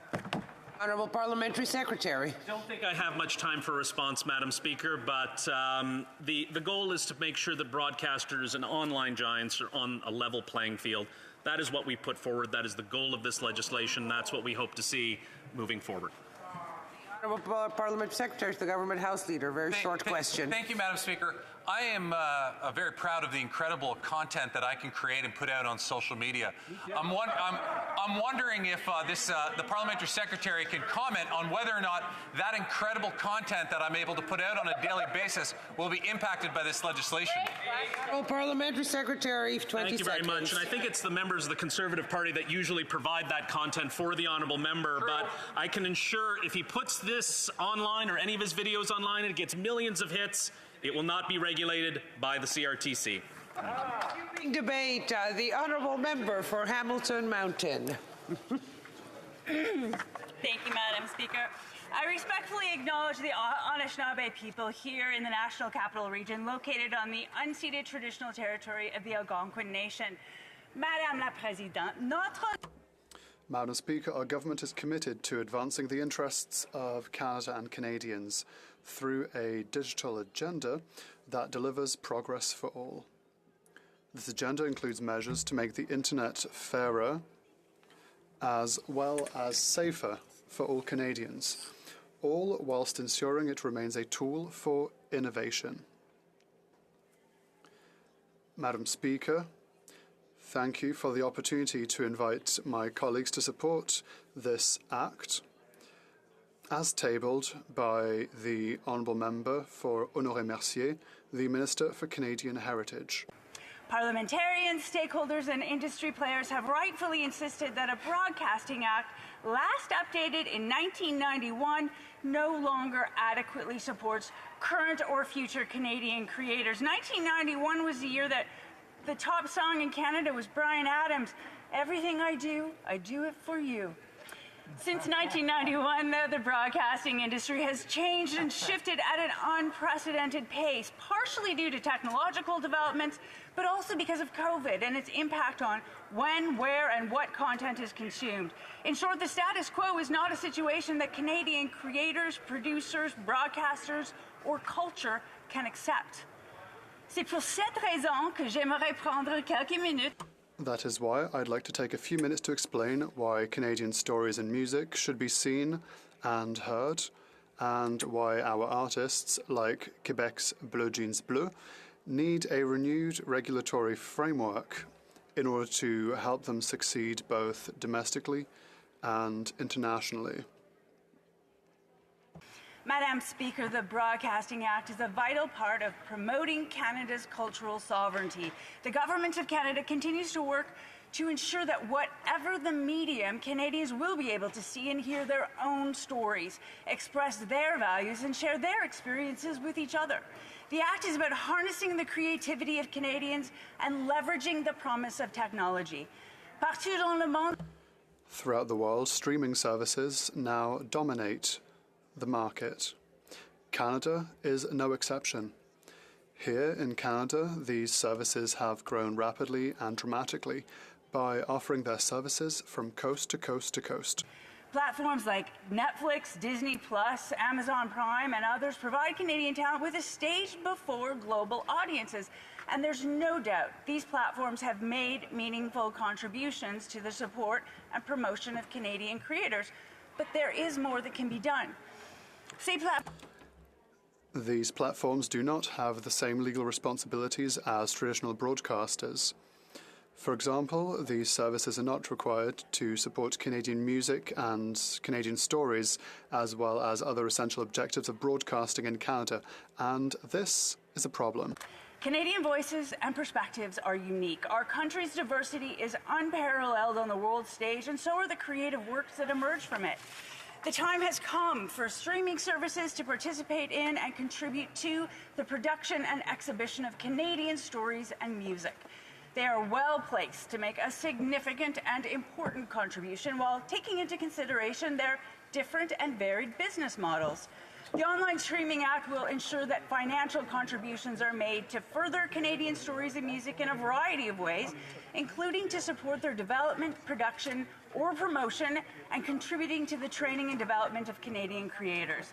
In recent years, we've seen one Canadian success story after another, from Schitt's Creek's record-breaking season to Orphan Black's Tatiana Maslany and Kim's Convenience's Simu Liu, headlining productions in the Marvel Cinematic Universe. Large platforms like Disney, Apple, and Netflix have taken notice of what Canada has to offer. Le soutien à la Support for the modernisation of the Broadcasting Act is not just about ensuring access to Canadian creative content. In Canada, we have artists from diverse cultures, backgrounds, and perspectives. This bill is vital and essential to help support our artists and creators who need to be able to flourish. We have a responsibility to create the framework and the space necessary for people from Francophone, Indigenous, racialized, official language minority communities, women, LGBTQ2+ community members, and others.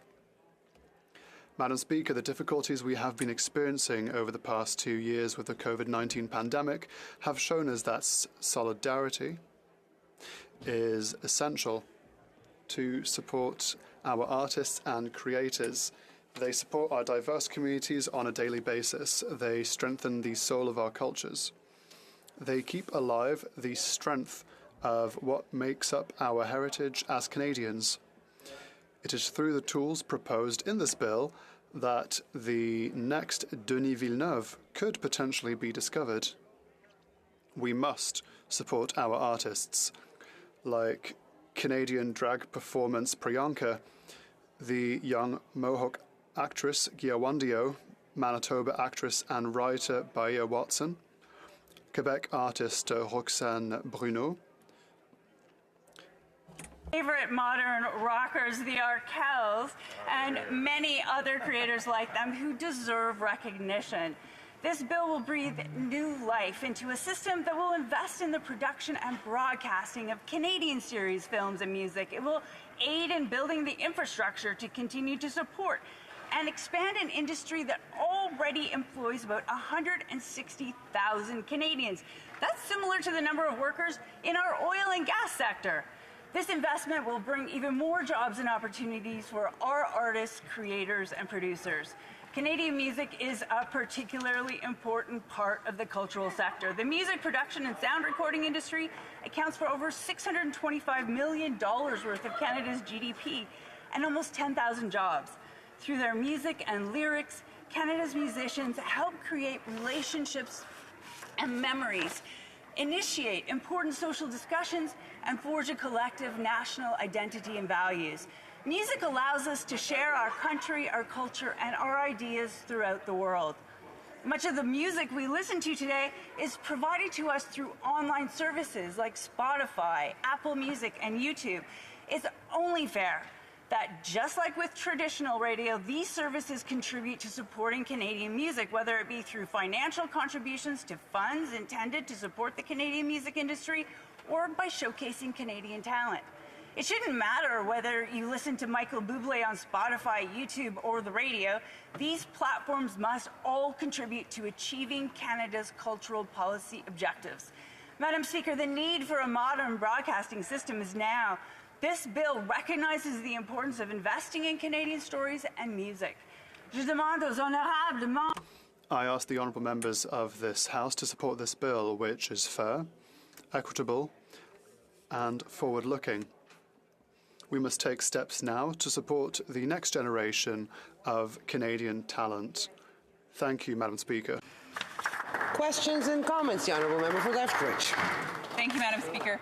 Madam Speaker, the individual across the way in her speech, she made mention that through Bill C-11, money will be taken from broadcasters and then put into an art fund, and then artists will then be able to pull from that art fund in order to generate more, quote, Canadian content.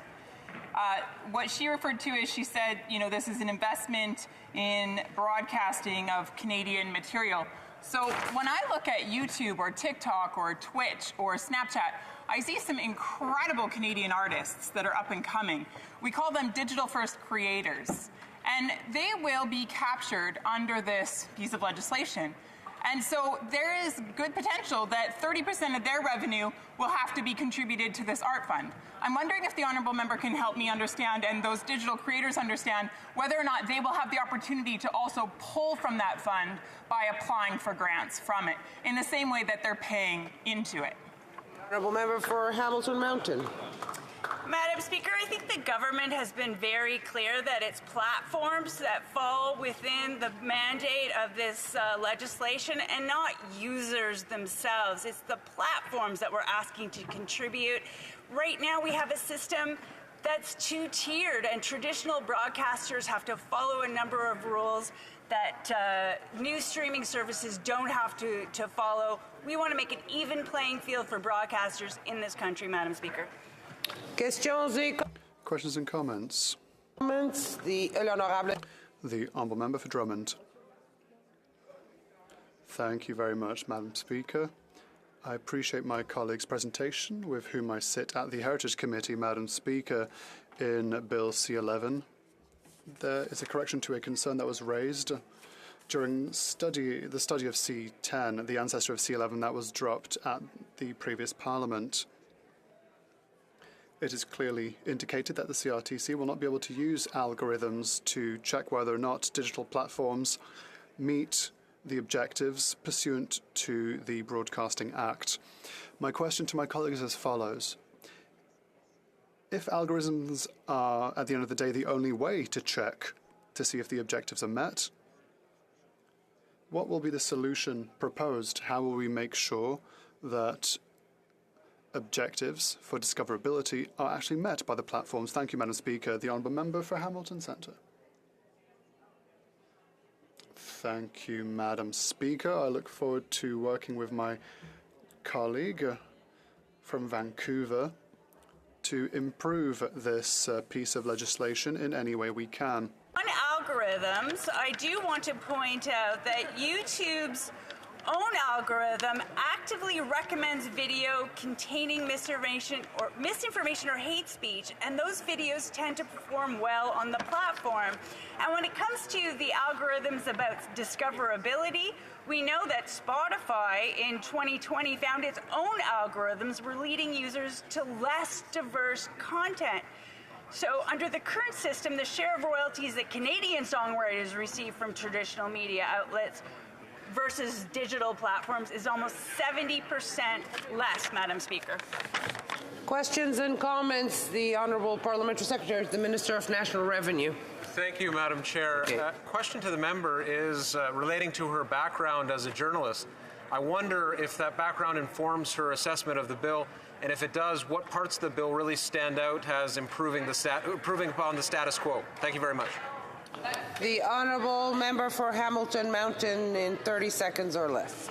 Thank you very much, Madam Speaker. I appreciate the question from my colleague. I will tell you that as a broadcaster for 20 years, I very much look forward to working on this bill. I'm very proud and happy to be part of the Heritage Committee working on this legislation. I think that the world of broadcasting would not have long to live if it were not for this legislation and the actions of this government to support our Canadian heritage.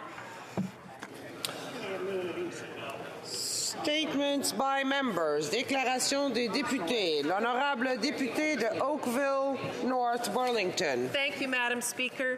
My riding of Oakville, North Burlington is home to some of Canada's most innovative global leaders in technology and clean energy. I recently joined the Minister of Innovation, Science and Industry to announce an investment of $27.2 million from our Strategic Innovation Fund in Burlington's Westinghouse Electric Canada to ensure its next generation small nuclear reactor will be successfully licensed in Canada. This technology will result in a transportable source of clean energy to serve rural and remote communities reliant on diesel. Canada is a global leader in nuclear safety and energy, a zero-emission, clean energy source. Our government is committed to supporting innovators like Westinghouse develop and deliver solutions to global challenges like climate change to ensure that Canada achieves its target of net zero emissions by 2050. Thank you, Madam Speaker. The Honourable Member for Kelowna Lake Country.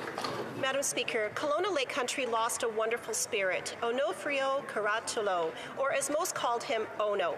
Ono studied at the seminary for 11 years, and his family received their visas to start a new life in Canada. In May 1960, they embarked on a voyage from Italy, making it to Winnipeg.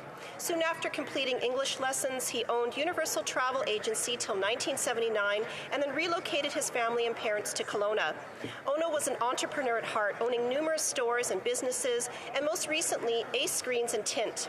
Having a strong work ethic and wanting to stay involved, Ono, at 83, never fully retired, as he loved meeting new people. Ono was proud to be Canadian while preserving his Italian heritage and was an active member of the Kelowna Canadian Italian Club and the Sons and Daughters of Italy Galileo Lodge. Ono was always generous and volunteered throughout the community. You'd always see his warm smile and hear his big personality. He always greeted my family and I with open arms and was gracious in teaching me a few sentences in Italian that I could use at community events. My heart goes out to his entire family, and may he rest in peace. The Honourable Member for Parkdale High Park. Yesterday we reached an agreement to bring Ontario in line, finally, with every other province and territory to make affordable childcare a reality for all Canadian families. The price of childcare will be cut in half by December and reach an average of $10 a day in the next 5 years. 86,000 new childcare spots will be created in my province alone. This agreement matters, Mr. Speaker. It matters for families in Parkdale High Park who face skyrocketing childcare costs, who are making tough decisions about how many children to raise. It matters for women across Toronto who, given the financial constraints, were more often than men the ones who chose to stay home with their kids. These women now have the option to stay in the workforce. It matters for children around the country who will benefit from greater access to early learning, which will help their development. Finally, it matters for elected representatives. I heard my constituents' repeated calls to address this inequity, and I and our government got to work. Yesterday's agreement demonstrates that with determined advocacy, we can rise above voter cynicism and deliver for Canadians. Thank you, Mr. Speaker.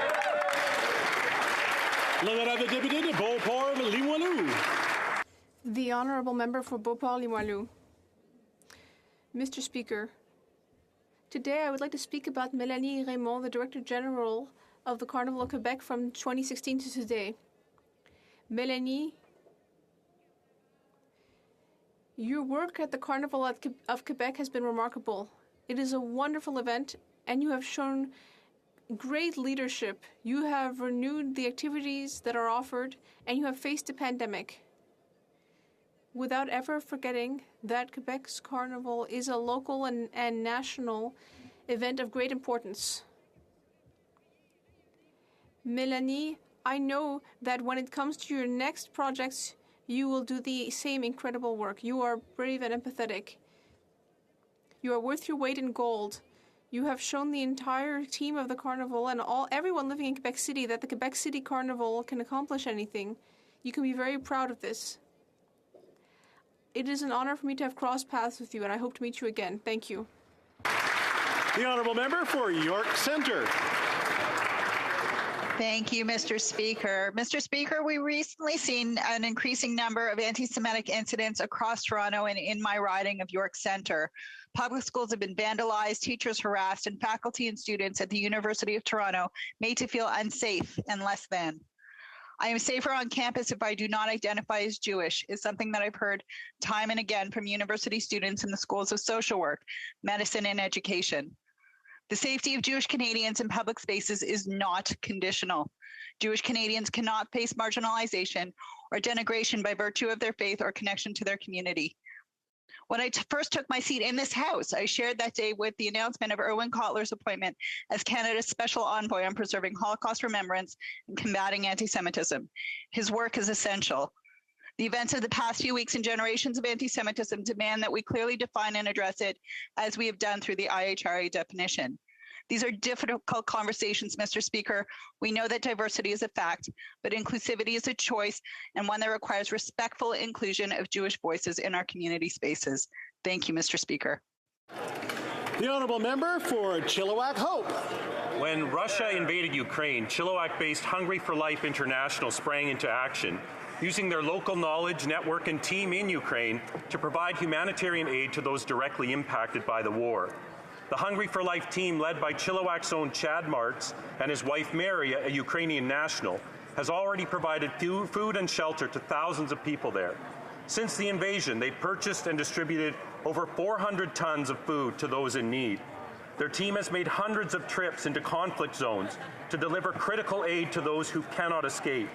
They partnered with local churches to provide shelter to thousands of refugees fleeing the violence.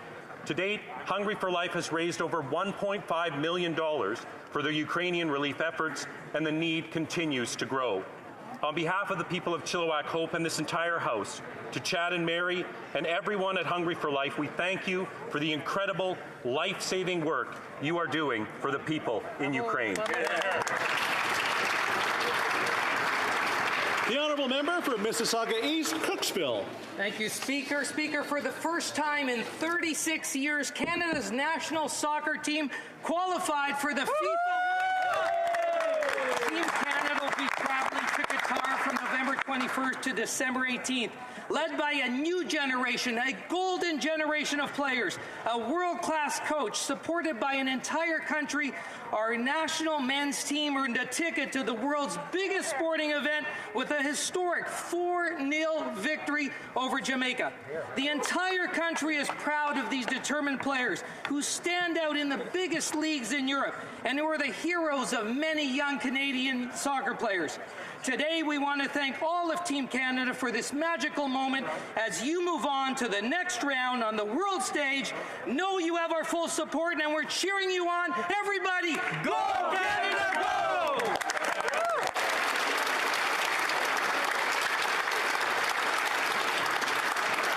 L'honorable député de Notre-Dame-de-Grâce, Westmount. Mr. Speaker, I would like to bring to your attention the passing of Carrie Ashton, a dear member of our community of Notre-Dame-de-Grâce and a beloved member of the NDG Minor League Baseball community. Serving as the head coach of the NDG Junior Lynx team from 2001 to 2011, he led the team to 6 consecutive provincial championship titles. But more importantly, Mr. Ashton had become an inspiration to people around him by demonstrating courage in the face of his health condition through his dedication to his players and to the baseball field. C'est avec ces accomplissements impressionnants.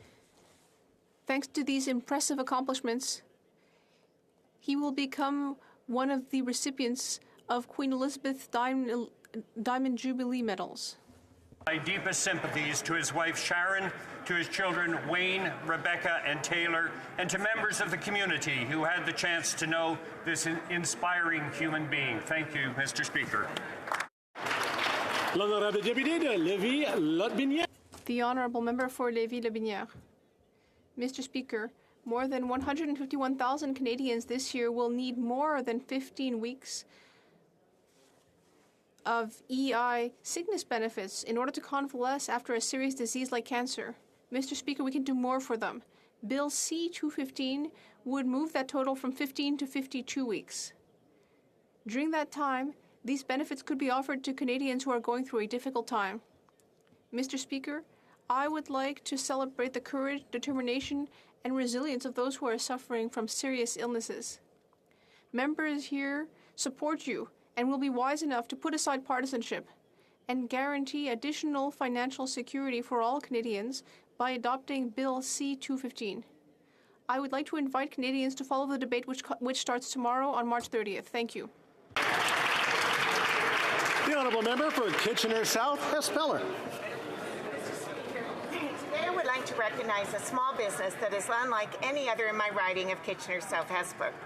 The Cambridge Butterfly Conservatory is a privately held attraction in Cambridge, Ontario that is recognized as one of Ontario's iconic attractions, drawing many tens of thousands of visitors every year to the Waterloo region. The 10,000 square foot indoor tropical conservatory houses thousands of free-flying butterflies and actively funds and implements butterfly conservation research. In addition, it is important to the health and mental well-being of those who visit, importantly providing guests with a respite from the harsh realities of the past 2 years of COVID.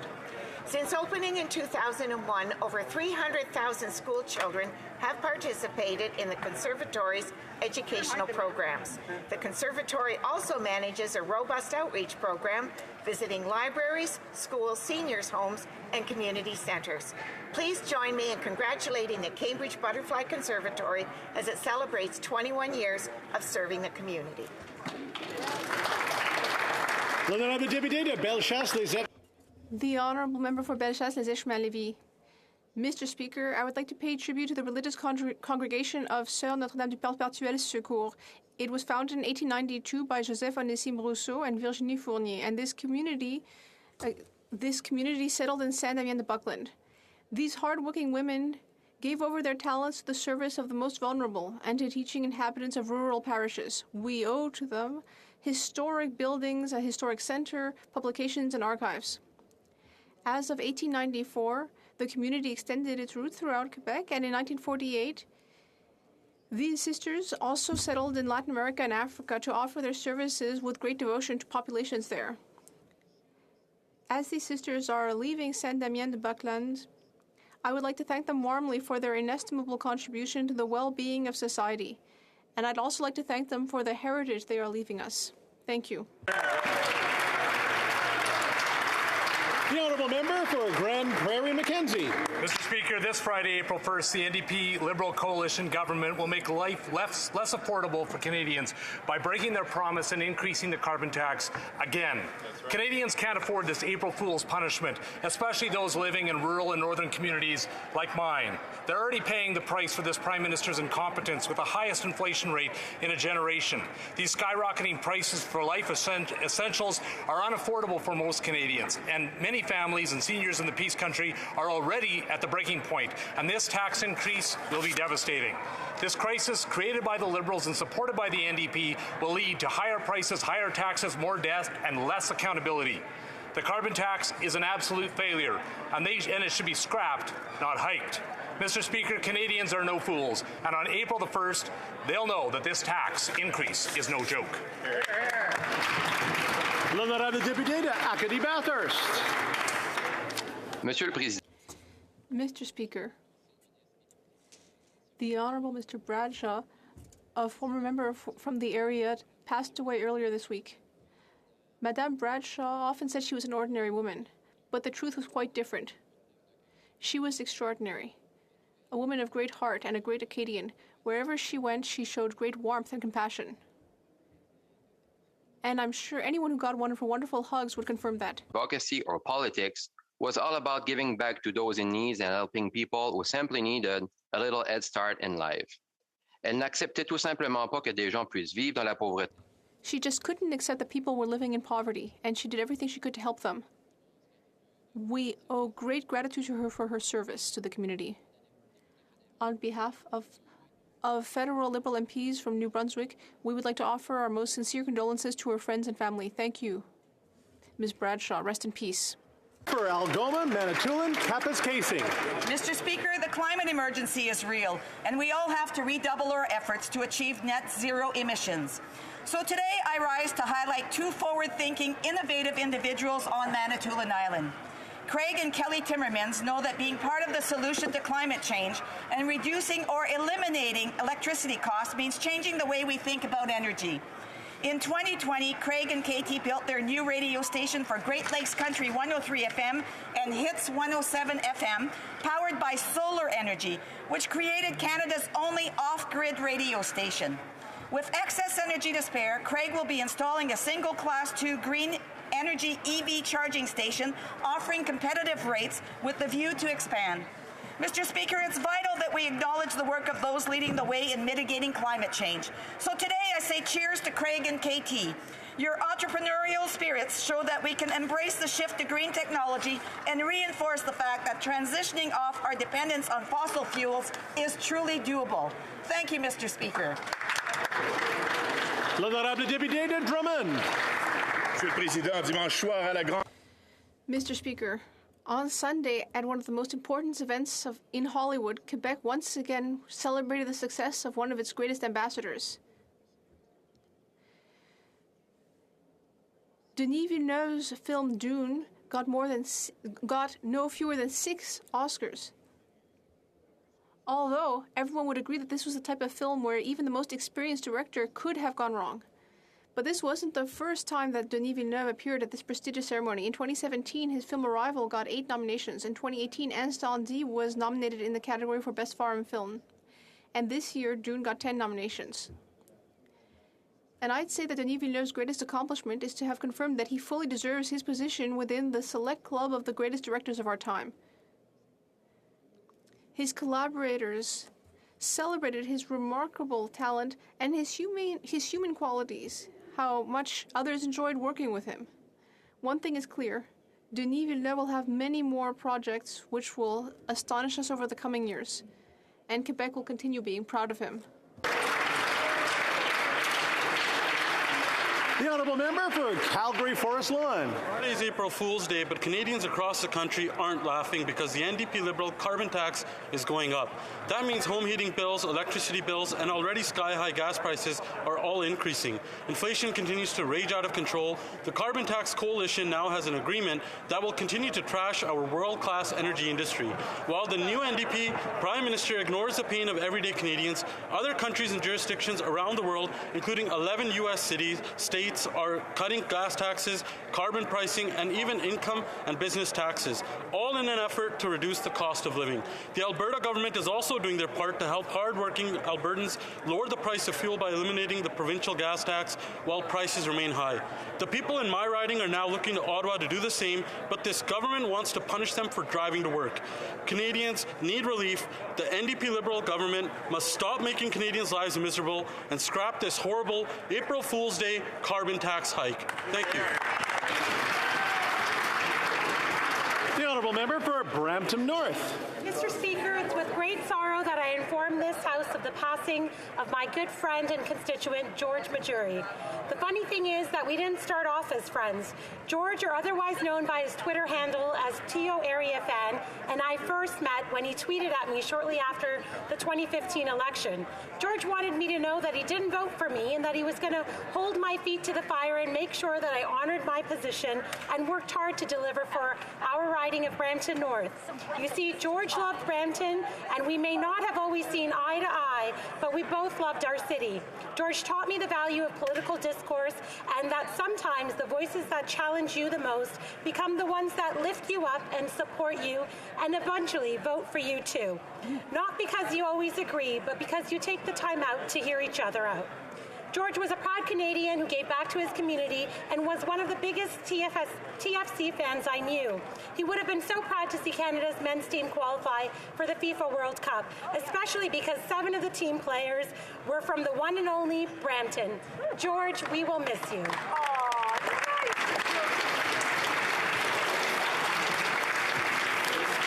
Oral questions, question orale. L'honorable député. The honourable member for Mégantic-L'Érable. Mr. Speaker, everybody's looking to Canada. Today, the NDP Liberal government has announced that it's turning its back on its friends. They haven't met their greenhouse gas emissions targets, and now it's going to cost jobs. Met with the ambassador of the European Union, who clearly said that Canada must play a greater role in providing these natural resources, particularly in the context of the war in Ukraine. How many billions will this plan cost to Canadians? To the Minister of Environment and Climate Change. Well, thank you, Mr. Speaker. I want to thank the honourable member for the question. The emissions reduction plan announced today is an ambitious, achievable sector-by-sector roadmap for Canada to achieve its climate targets. Canadians have been clear, Mr. Speaker. They want to see clean air, good jobs, a healthy environment, and a strong economy. Mr. Speaker, the emissions reduction plan outlines the practical next steps to continue delivering on these priorities from coast to coast to coast to coast. Good job. The honourable member for Mégantic-L'Érable. Mr. Speaker, for a number of weeks I've been sitting in this seat in the House, and there's one thing that people have been talking to me about. It's the inability of this NDP Liberal government to answer the least question posed by the opposition. Yesterday I asked about measures to counter the disastrous effects of inflation on the grocery costs. And I was talked to about the GDP. I asked about scientific evidence for the vaccine mandate, and I got a litany of figures that were unrelated. There are as many examples as questions asked. Let's try with an easy question today. Is inflation costing Canadians more, or yes or no? The Honourable Deputy Prime Minister. Monsieur le Président. Mr. Speaker, our government understands that the cost of living is an important issue for Canadians, and that is why we have reduced the middle-class taxes and increased them for the 1%. That is why we have created an index. The Canada Child Benefit, a single mother can receive up to $1,300. And now we will have $10 a day daycare for all Canadians. The Honourable Member for Mégantic-L'Érable. One more, Mr. Speaker. In 3 days, this NDP Liberal government will increase taxes. In 3 days, it will push inflation even higher, along with the cost of absolutely everything. This NDP government likes 3 things: big spending, more taxes, and an endless deficit. The Conservatives are clear on our side. We are opposed to any increase in taxes that will undermine families. Will the NDP Liberal Prime Minister suspend the carbon tax to let Canadian families breathe? The Honourable Deputy Prime Minister. Mr. Speaker, the Conservatives continue to promote a false sense of reality. Our economy is doing very well after the recession. Our GDP increased by 6.7% in the fourth quarter, which makes us the second strongest G7 economy. We have recovered 112% rather of jobs lost over the pandemic, compared to only 90% in the U.S. Well, today the Liberals released their 2030 emissions reduction plan, which is their attempt to reduce emissions across the Canadian economy.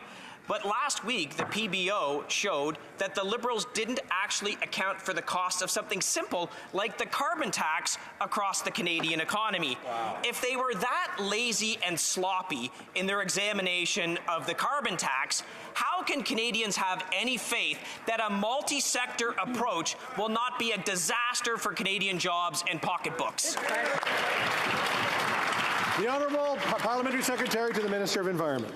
Well, thank you, Mr. Speaker. And once again, the Parliamentary Budget Officer confirmed that the majority of households will receive more in climate action rebates than they pay. That's 8 out of 10 families, Mr. Speaker. And, Mr. Speaker, like the Minister of Health... Order. Order. Tell the truth, Terry. I'll just wait. I'm just waiting for everyone to and then I'll ask the Parliamentary Secretary to start again and answer his question. The Honourable Parliamentary Secretary. Well, thank you, Mr. Speaker. As I was going to say, our friendly Minister of Health loves numbers, so do I. So let me quote a few for the Honourable Member. A family of 4 will receive up to $745 in Ontario in rebates, $830 in my home province of Manitoba, $1,100 in Saskatchewan and Alberta. Mr. Speaker, we're fighting climate change, and we are supporting affordability. The Honourable Member for Dufferin-Caledon. Yeah, not when the cost to the Canadian economy is factored in, right? They can't even do that simple math. 8 minus 4 is all they can do. Let's talk about some other Liberal math. The Minister of the Environment and Climate Change at committee said they've spent $60 billion to reduce greenhouse gas emissions since 2016. Guess what? They've gone up. So if they're going to spend $60 billion to increase carbon emissions, how many trillions are they going to spend to ruin the financial security of Canadians with this plan?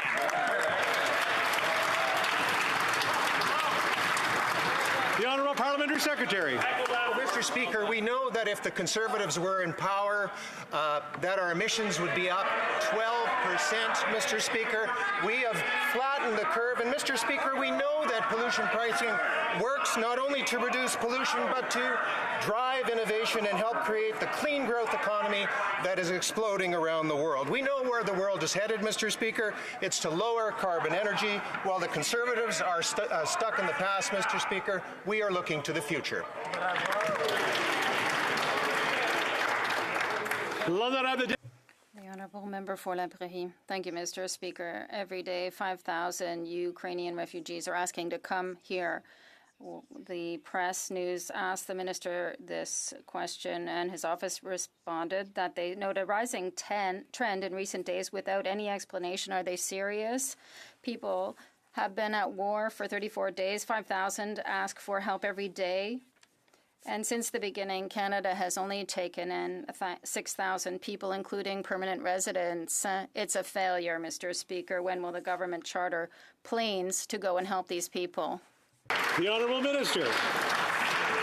Mr. Speaker, with respect, the work that we've done over the last number of weeks has been extraordinary. We've now seen since the beginning of the year more than 12,000 Ukrainians have arrived in Canada. They are here now. Mr. Speaker, we've also introduced new programs just the last couple of weeks that have seen tens of thousands of applications come into the system. We have seen people arrive as recently as yesterday in the province of Alberta. We're going to continue to work not just to get people here, to make sure they're supported when they arrive. I look forward to continuing the spirit of collaboration I've enjoyed with the Bloc Québécois over the past number of weeks to welcome as many people here as quickly as possible.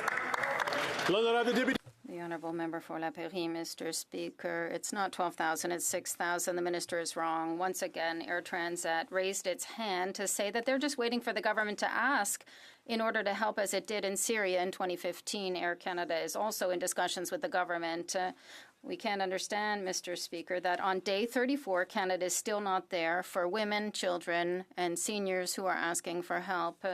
Even air carriers want to help. They are faster to react than the government. What is the government waiting for to take action? The Honourable Minister of Immigration. Mr. Speaker, to a certain degree, the Honourable Member's argument is self-defeating. On the one hand, he says we're not working with the airlines, but he acknowledged in his question that we're having discussions with the airlines. We continue to work not just with the airlines, but members in Canada who want to make generous donations. There was a flight that literally arrived last night in Edmonton, Alberta, carrying Ukrainians who have fled to Canada. We're going to continue to do what we can, not just to get them here, but work with generous private donations like this, but also work on behalf of the federal government to facilitate the entry of as many people as possible to Canada as quickly as possible. A crisis like this demands we take action, and I'm proud of what our government has done today. The Honourable Member for Burnaby South. Thank you, Mr. Speaker. The plan to reduce emissions proposed by the Liberal government today is quite disappointing. It doesn't include fossil fuel subsidy elimination. It doesn't include a clear plan for workers to know that they'll have a good job today and for the future. It is a plan that continues to do the same thing. More money for fossil fuel sectors and a free pass. When will the Liberal government respond to the crisis of the climate crisis with the urgency that it deserves? The Honourable Parliamentary Secretary. Mr. Speaker, I thank the Honourable Member for the question. I'd like to emphasize that our government is advancing on many fronts to address the oil and gas emissions. On top of the cap to reduce oil and gas emissions, we are implementing the Clean Fuel Standard to accelerate the adoption of cleaner fuel. We are putting a price on carbon pollution through to 2030, and we are phasing out fossil fuel subsidies 2 years in advance. And, Mr. Speaker, we are seized on the just transition.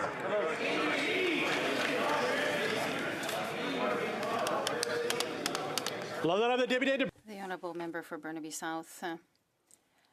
The reductions emissions plan proposed by the government is disappointing. This includes the same things we've seen in the past, more money for oil and gas companies. We haven't seen the elimination of subsidies to the fossil fuel industry. When will the government understand and listen? The oil and gas industries are not the solution to the climate crisis. The Honourable Parliamentary Secretary. Thank you, Mr. Speaker. Once again, our emissions reduction plan is our practical roadmap to fight climate change, create jobs, and ensure that Canadians are global leaders in the transition to a clean economy. And let me just cite some of the measures that we're introducing, Mr. Speaker. We're going to make it more affordable for Canadians to switch to electric vehicles, improve building codes, and invest in greener buildings, build a greener electricity grid, reduce oil and gas emissions, and, Mr. Speaker, we're going to support our farmers. Good job. The Honourable Member for Prince Albert. Mr. Speaker, last week I was in Washington meeting with U.S. lawmakers, business leaders, and other stakeholders, and I heard a blunt message from our U.S. friends. Canada has a reliability problem. I've been told that Canada can't be counted as a major supply chain partner. The government's public policy failures combating supply chain shortages and other trade disruptions has inflation at 30-year highs. Mr. Speaker, Canadians are hurting. What is the plan to improve the trading relationship with our #1 trading partner? What's the plan? The Honourable Parliamentary Secretary. Thank you very much, Mr. Speaker. I appreciate the question from the member opposite, and the plan is as follows. Continuous engagement with the U.S. administration at the highest levels. That means the Prime Minister and the Minister of International Trade. Secondly, a Team Canada approach, which involves the member opposite who just asked the question. He was included in a recent trade mission with the Minister of International Trade, so that we are taking a full, comprehensive, non-partisan approach. Thirdly, it is to emphasize to all actors on both sides of the border the economic interests that are at stake, both on this side of the 49th parallel and in the United States itself. Trade irritants hurt both of our constituents, and we are determined to address this issue. Merci. The Honourable Member for Bellechasse, Lévis. Mr. Speaker, young people cannot purchase a home. They have to camp out in their parents' basements. Seniors are struggling to buy food and pay for their medication. Gas is $1.85 in my riding today. At the same time, the Liberal government is reaching agreements with the NDP, which also wants to spend blindly. The government has done nothing for several months. What is it going to do to help real Canadians and Quebecers? Honourable Minister of Housing. Mr. Speaker, this is what we've done since coming into office. We've invested over $30 billion, re-established federal leadership through the National Housing Strategy. We propose to bring forward a housing accelerator fund and turn more Canadian renters into homeowners. That's what we're doing. The party opposite has voted against every single measure that I mentioned, and they have no plan and no credibility on the issue of affordable housing, Mr. Speaker. The Honourable Member, Kent Leamington. Here. Mr. Speaker, the United Kingdom implemented a properly structured grocery code of conduct after trying the Australian model, which failed. UK consumers are now experiencing lower food costs at the grocery shelf because their supply chains operate more efficiently. Here, the potential CP rail strike triggered threats of fines from our retailers to our national food suppliers 3 weeks even prior to the strike having a deadline. Mr. Speaker, the cost of living is skyrocketing here. Canadian families can't afford to put food on their tables. When will this NDP Liberal government implement a properly structured grocery code of conduct? Today? The Honourable Minister of Agriculture. Thank you, Mr. Speaker. I'll tell you this is something that is very important to us. During my last meeting with the Ministers of Agriculture for the provinces and territories, we made it a priority. The Minister, Montaigne in Quebec, and I are chairing a committee, and we're waiting for a report in the next few days. Thank you, Mr. Speaker. The Honourable Member for Chicoutimi-Lafjord. Mr. Speaker, it's moving time soon, and people are concerned and even discouraged because there's no available housing, and housing is not affordable. Furthermore, everything is increasing in prices. Prices are exploding, and I'm not just talking about groceries and gas. Ask Canadians if things are going well. They've lost trust in their economy. When will Canadians get to be the top priority? The Honourable Minister of Housing. Mr. Speaker, our government has invested over $30 billion in affordable housing since coming into office. We re-established federal government leadership through the National Housing Strategy. But unfortunately, the Conservatives have opposed virtually every affordable housing initiative that we've introduced. And it's getting worse, Mr. Speaker. Maybe the Honourable Member needs to speak to the Conservative member for Stormont Dundas South Glengarry, who stood up in this House and said we should pull back from the National Housing Strategy. That is what they believe, Mr. Speaker, and Canadians can see that. It's like a 15%. The Honourable Member for Peterborough-Kawartha. Mr. Speaker, my riding of Peterborough-Kawartha, 26-year-old Jonathan and his partner will soon be the proud first-time homeowners of an 1,100-square-foot, two-bedroom bungalow with no garage for a screaming deal of $729,000. But wait, there's more. CMHC will take another $20,000, and they get to pay another $1,600 in taxes to CMHC. Wow. We have a housing crisis. People need homes they can afford. So why are we punishing first-time homebuyers and rewarding CMHC? That's right. The Honourable Minister of Housing. Mr. Speaker, we do agree on the importance of enabling more Canadians than ever before to access the dream of home ownership. That is why we introduced the first-time homebuyer incentive. But they voted against it. As recently as last week, Mr. Speaker, the Conservative member for Stormont, Dundas, South Glengarry said that we should stop helping first-time homebuyers. Maybe she needs to talk to him. Order! The honourable member for Barrie, Springwater, Oromadante.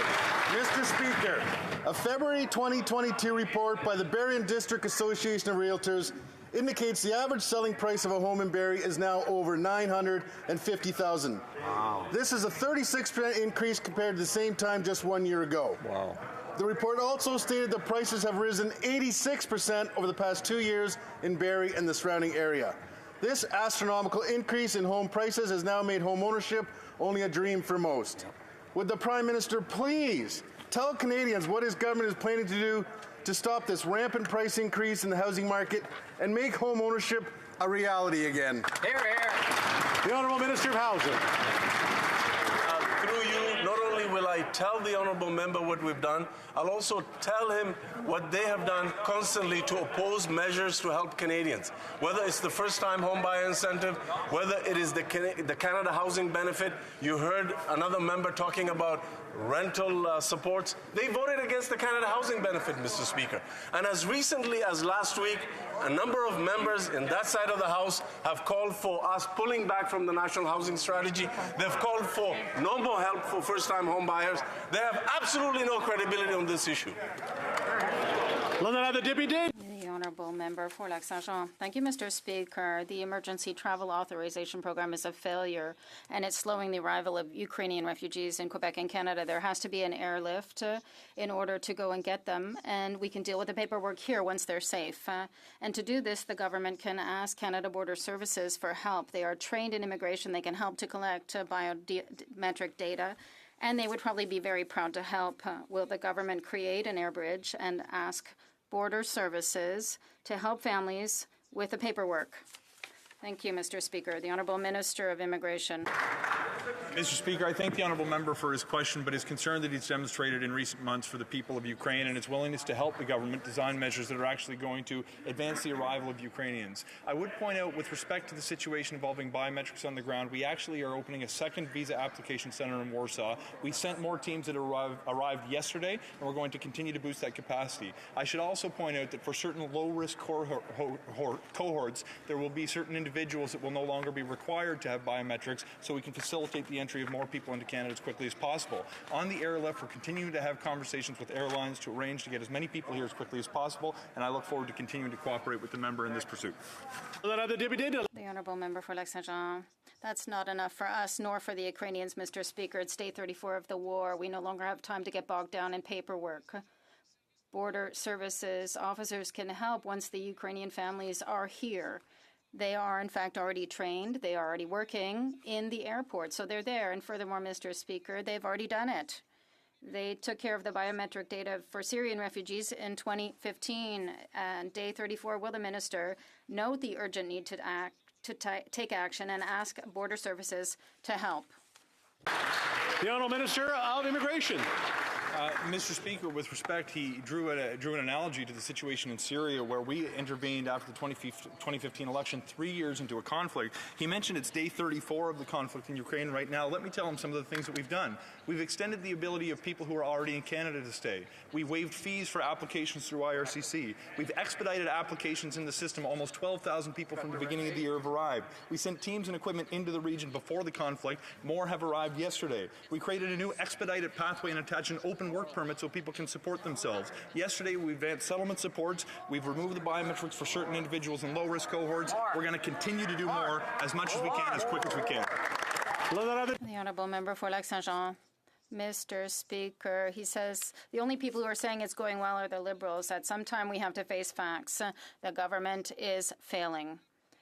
It doesn't have resources in Eastern Europe to take care of refugees from Ukraine, but it has resources here with Border Services officers to support the Department of Immigration. There are even employees who are telework and who would probably be honored to work on the ground. The government has the duty to transform this failure into success. Will it, first of all, charter flights and go and get families? 2, mobilize Border Services so that these people can be taken care of here. Mr. Speaker, the Honourable Minister of Immigration. Mr. Speaker, with respect, he suggested the only people who are saying that it's going well are Liberals. I would invite him to speak to one of the 12,000 people from Ukraine who are actually in Canada that have arrived since the beginning of this year. Mr. Speaker, we've been leveraging resources not only internal to our department, but from other departments from the very beginning of this effort. I'd point out to him if he thinks there's not capacity on the ground that just yesterday, more staff arrived in Warsaw, in Vienna, in Bucharest, in Budapest, in Prague, and in Bratislava. We're going to continue to send resources where we see the people moving. That is the best and most responsible way to act, and we're going to do everything we can to help as many people fleeing these circumstances that are vulnerable today. The Honourable Member for Medicine-Hat, Cardston Warner. Thank you, Speaker. The NDP Liberals' planned carbon tax increase this Friday will have dramatic impact across the country. We know the carbon tax has significant and disproportional negative impact on prices for the poor, and everything continues to rise. Businesses in my riding have indicated that increased carbon taxes will lower their profits, undermine competitiveness, and limit investment. When will the coalition government give Canadians a break and cancel their planned carbon tax increase? The Honourable Parliamentary Secretary to the Minister of Environment and Climate Change. Well, once again, Mr. Speaker, I want to thank the Parliamentary Budget Officer for his work in pointing out that the price on pollution is progressive and gives 8 out of 10 families more in climate action rebates than they pay in. Putting a price on carbon pollution is recognized, Mr. Speaker, as one of the most efficient ways to drive down pollution. And again, Mr. Speaker, let me point out that the Conservative member for New Brunswick Southwest is on the record as saying his province should go back to using the federal carbon price. I agree with that member, Mr. Speaker.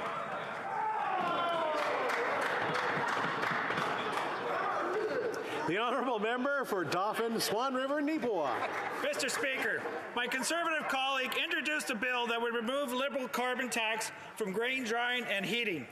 At a time when global food security is so important, this government continues to restrict our agriculture industry. This bill would have passed in the last Parliament if the Liberals had not called an unnecessary election.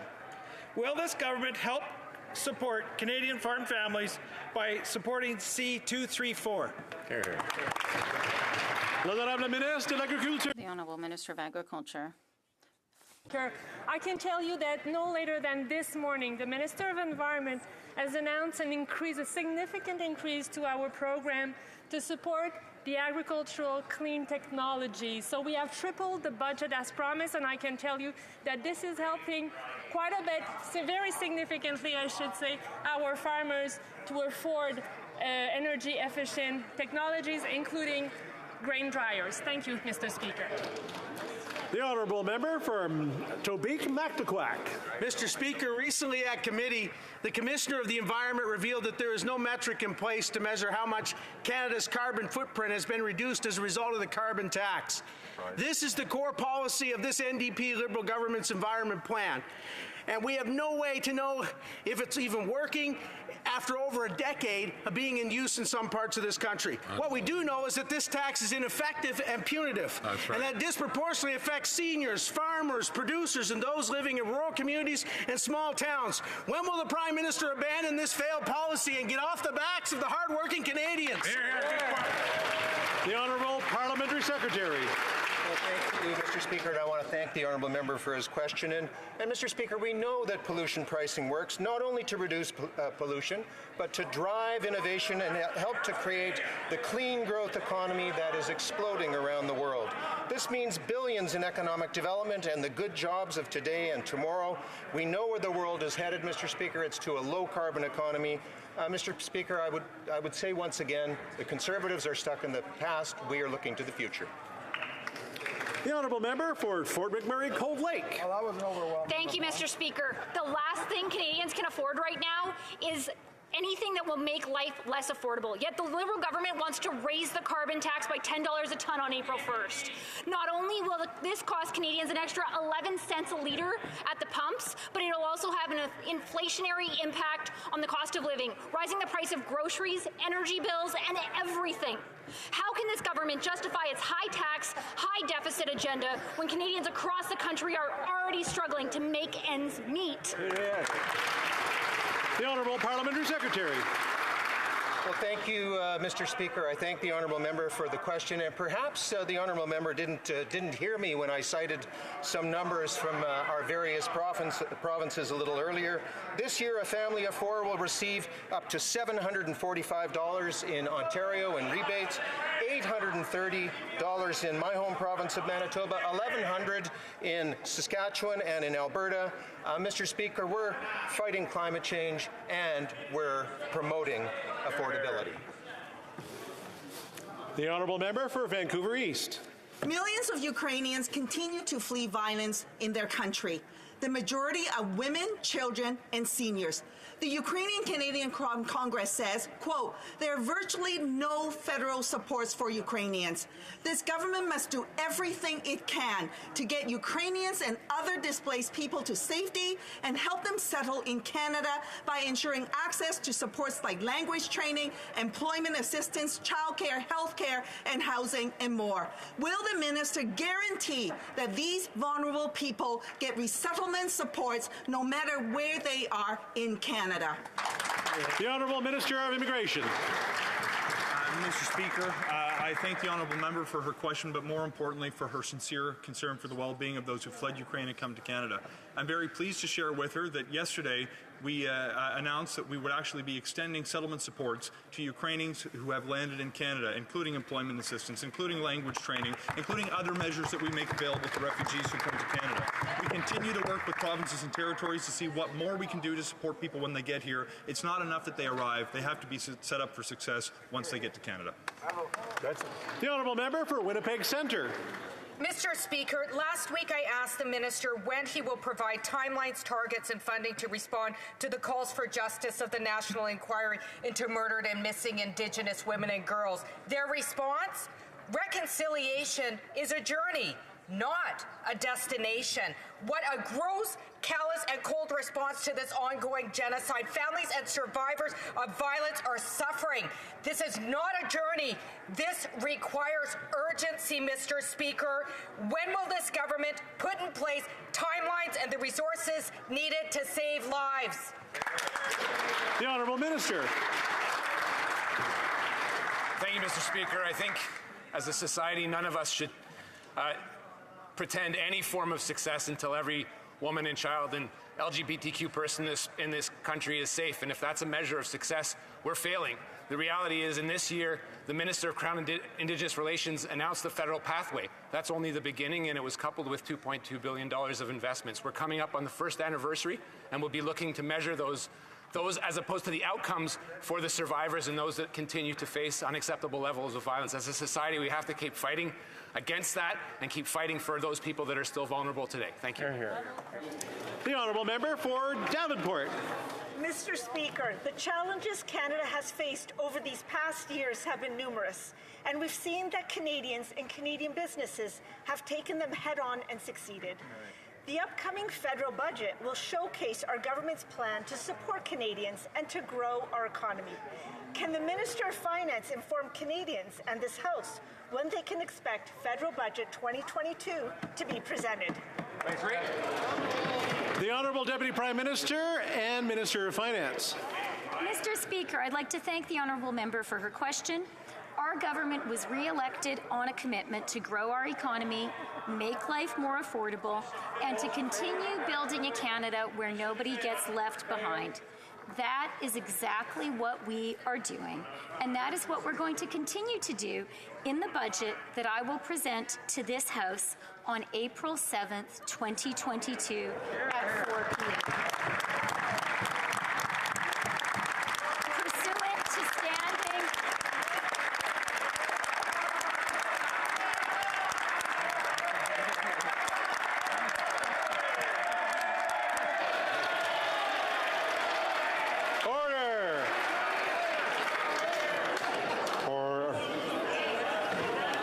The Honourable Minister of Finance. To Standing Order 83-2, I ask that an order of the day be designated for that purpose. Thank you, Mr. Speaker. The Honourable honourable member for Cumberland-Colchester. Mr. Speaker, we have asked this NDP Liberal coalition government to give Canadians hope by outlining the benchmarks used to end federal mandates. Some Canadians, such as Carolyn, are being treated as second-class citizens, unable to work or travel domestically. This issue has failed to receive an answer both at the committee level and here in the House of Commons. Mr. Speaker, when is this NDP Liberal government going to stop disrespecting the institution of Parliament and give Canadians the plan they so rightly deserve? The Honourable Minister of Health. Thank you, Mr. Speaker. I'd like to thank my colleague for giving me one more opportunity to speak about the importance of vaccination. And just this morning, we were informed of a recent U.S. study that between June and November 2021, had there been more vaccinated Americans, they would have saved about $14 billion in the cost of hospitalizations. 700,000 would not have ended up in a hospital. This, Mr. Speaker, is many lives saved and cared for. The honourable member for Saskatoon West. Mr. Speaker, when lifting COVID mandates in my home province of Saskatchewan, Premier Moe said the following: "It's time to heal the divisions." Premier Moe recognizes something that this Prime Minister simply cannot. The leader must unite Canadians. Instead, our Prime Minister is using every opportunity to divide Canadians based on vaccination status. Dr. Tam has stated that the science supports a review of federal COVID mandates and restrictions. Mr. Speaker, since this government claims to listen to science, why isn't it immediately announcing a plan to lift all federal COVID mandates and restrictions? The Honourable Minister of Health. Thank you, Mr. Speaker. The reason we're able to lift restrictions is that we have a large number of people here in Canada who have been vaccinated. I just spoke a moment ago about this recent U.S. study. What I didn't mention, Mr. Speaker, is that in that study, 163,000 deaths would have been averted between June and November last year in the United States had there been more vaccinated Americans during that period. The honourable member for Cypress Hills Grasslands. Mr. Speaker, every citizen of Canada has the right to enter, remain in, and leave Canada. That's not my words, that's the Charter. Vaccine mandates have prevented Canadians from travelling within Canada and outside of Canada. We're also experiencing closures at the borders in my riding that are obstructing essential businesses from operating. A return to regular hours isn't asking for too much. Nobody is winning with this current setup. When will the government end the mandates and fix the mess at the border? The Honourable Minister of Health. Thank you, Mr. Speaker. Again, we're very grateful to the millions, in fact, almost 30 million Canadians who got vaccinated. And that's the reason we're able to avoid now the closing of schools, the shutting down of businesses, restaurants, theaters, cinemas. Mr. Speaker, that's a reason for which we're able on April the 1st now to make it easier for people to travel into Canada by changing the pre-arrival testing rules. This is all very good news, Mr. Speaker, and it's due again to the benefits that we have from vaccination. The honourable member for Chilliwack Hope. While the provinces have all signalled an end to their vaccine mandates, the Liberals are continuing to punish Canadians who are not vaccinated. Unvaccinated Canadian citizens cannot get on an airplane to fly inside of their own country to attend weddings, funerals, or visit ailing relatives. They are unable to travel for work, impacting their ability to provide for their families. The science does not support this continued discrimination. When will the Prime Minister finally follow the science and end his cruel and vindictive vaccine mandates once and for all? The Honourable Minister of Health. Thank you, Mr. Speaker. And cruel is indeed the right word when we speak about the impacts of COVID-19 on our families, on our children, our seniors, our economy, our workers, our businesses over the last 2 years. It's been extremely harsh, Mr. Speaker. The reason is that for which we're able to make life more normal now is that we're continuing the fight against COVID. Living with COVID, Mr. Speaker, means continuing the fight against COVID. We can't live without COVID. We have to live with it and continue the fight against it. The Honourable Member for Mirabel. Mr. Speaker, we learn many things today in the PBO's report on Revenue Canada's performance. And amongst other things, we learned that in comparison of more than 150 tax administrations around the world, Revenue Canada ranks second to last in the collection ratio. This means that the agency, the job of which is to collect the money that is owed in taxes to fund services to citizens, is missing more money than just about anything else on the planet. Does the minister have a plan to get Revenue Canada out of the basement of the world rankings, or does she think that this is hockey and she'll just win a draft pick? The Honourable Minister. Mr. Speaker, I would like to thank the Parliamentary Budget Officer for his important work. Our government has invested a lot in the agency's capacity to ensure compliancy in amongst big companies and international companies. Like the report from the PBO states, the agency has improved its compliance performance for large companies. This is good news, Mr. Speaker. Our investments continue to bear fruit for years to come, Mr. Speaker. The Honourable Member for Mirabel. Mr. Speaker, the Minister seems to be happy to be second to last. Mr. Speaker, this is a real fiasco. A fiasco just like the Phoenix system, a fiasco just like the reception of Ukrainian refugees, a fiasco just like the border management during the pandemic, a fiasco just like the First Nations, who are still waiting for drinking water, Mr. Speaker. Still the same government, still the same fiascos. We often talk about areas of jurisdiction, Mr. Speaker. In the case of the federal government and Revenue Canada, shouldn't we also be talking about fields of incompetent jurisdiction? The Honourable Minister for National Revenue. Mr. Speaker, contrary to what my colleague across the way is insinuating, the CRA for the past 2 years has been here to support Canadians, families, seniors, in amongst others. And contrary to what the other side would like, we are here to work, not simply to cry. Thank you, Mr. Speaker.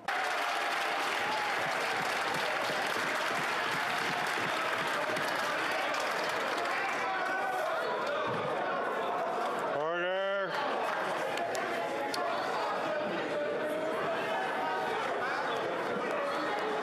Order. The Honourable Member for Calgary Forest Lawn. Mr. Speaker, Tatiana is a Ukrainian who worked with the Canadian forces as an interpreter before the Russian invasion. After she left Ukraine for Poland, she applied for the emergency travel. She tried to get an appointment for biometrics on March 21st, but all the spots were full in many neighboring countries until July 2022. That's over 4 months since she applied, and Tatiana is not alone. When will this government finally honor our adopted motion, get Ukrainians out of this never-ending Liberal-made backlog, and implement visa-free travel? The Honourable Minister of Immigration. Mr. Speaker, the Honourable Member raised 2 issues in his question, one on the requirement to complete biometrics to get here, the other on the execution on the ground. I'd like all members of this House to know that as of yesterday, certain individuals in low-risk cohorts will no longer be required to have biometrics before they are permitted to enter into Canada. In addition, Mr. Speaker, we are putting more resources on the ground, including opening a second visa application office in Warsaw. Another team of people have arrived yesterday in Warsaw. We are moving the resources, as we have since the beginning of this effort, to where people are moving to, so we are in a position to respond as quickly and as nimbly as possible. We'll continue to do that until we get as many people here as we possibly can. The Honourable Member for Sherwood Park for Saskatchewan. Mr. Speaker, the House will vote today on a Conservative motion to allow visa-free travel for Ukrainians who are fleeing Putin's war crimes. Visa-free travel is the compassionate thing and the right thing to do. Opening the door to visa-free travel should be simple and efficient, and yet the government keeps making different excuses. Now, if this motion passes, will the government respect the will of Parliament? The Honourable Minister of Immigration. Mr. Speaker, in my view, it is essential when we move forward with a plan to literally process an unlimited number of applications from a war zone that we have to have some semblance of security screening, particularly when we know there are high-risk travelers that could potentially be eligible.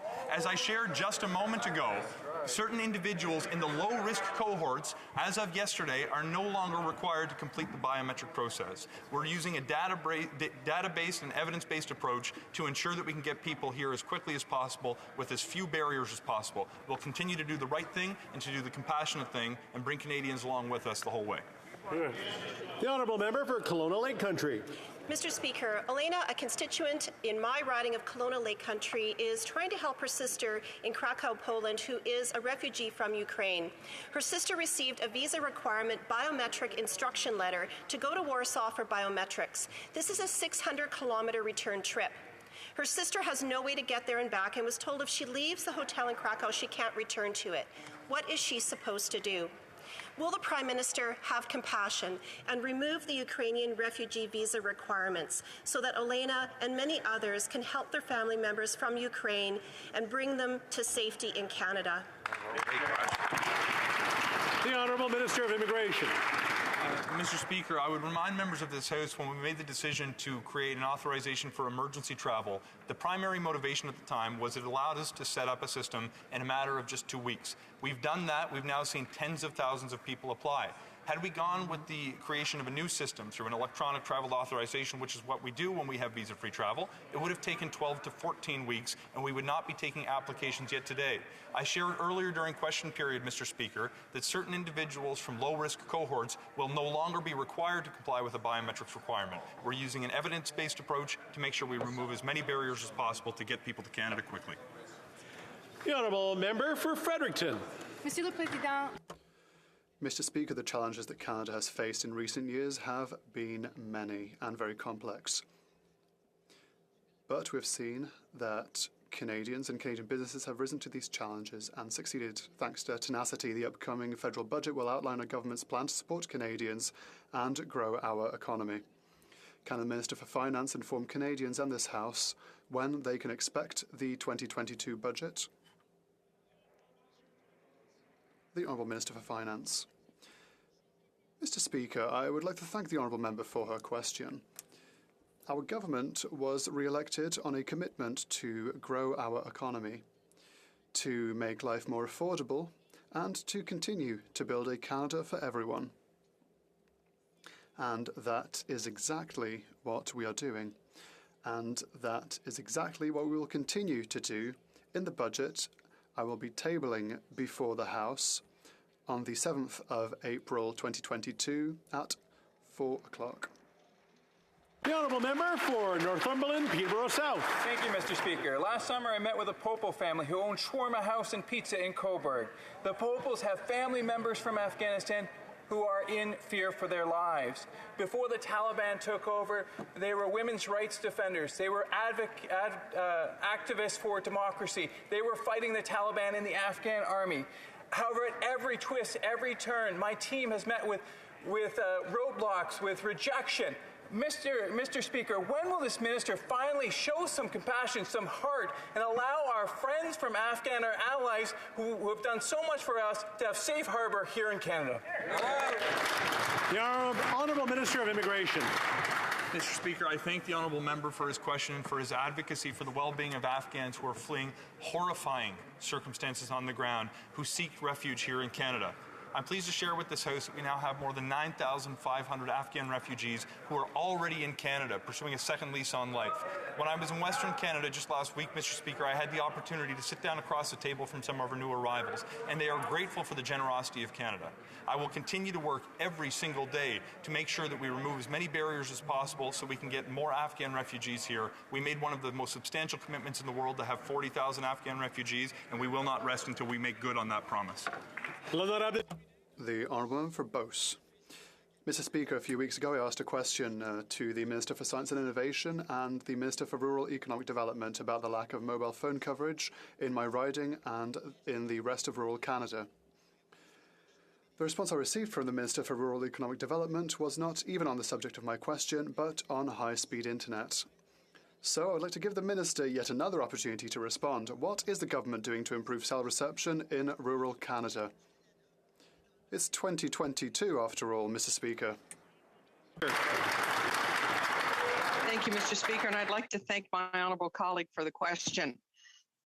As he knows, the Universal Broadband Fund is just that, connecting Canadians with high-speed internet. And I can advise the honourable member we are well underway to meeting our targets of connecting 98% of Canada by 2026.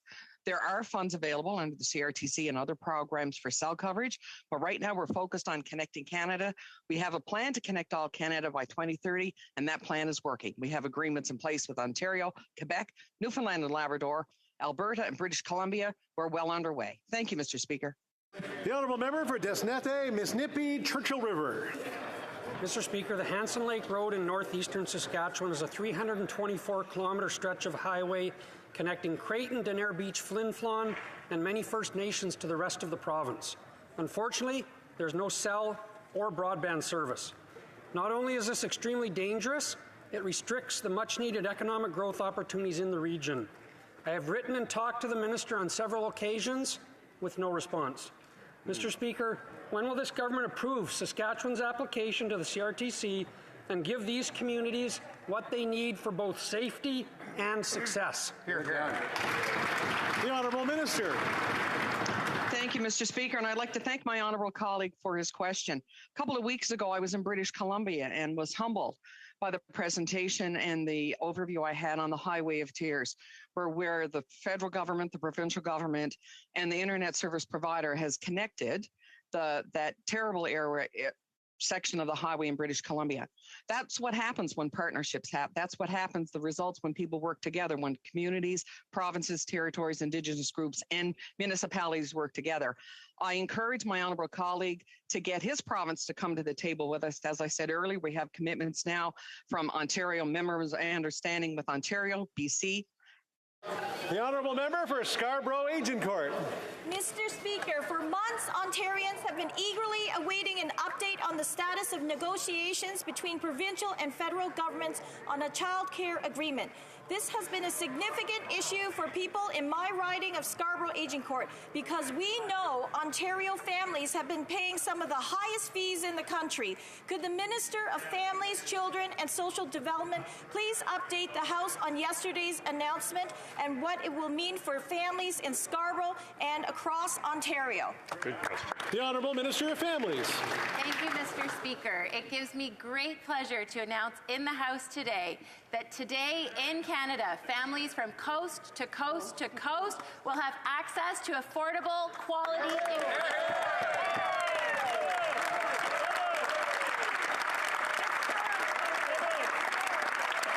Although we have been negotiating with Ontario for months, they finally joined the Canada-wide Early Learning and Child Care Agreement. This means that families in Ontario will have access to reduced fees, 25% reduction as of April 1st. Mr. Speaker, this is great news for families in Ontario.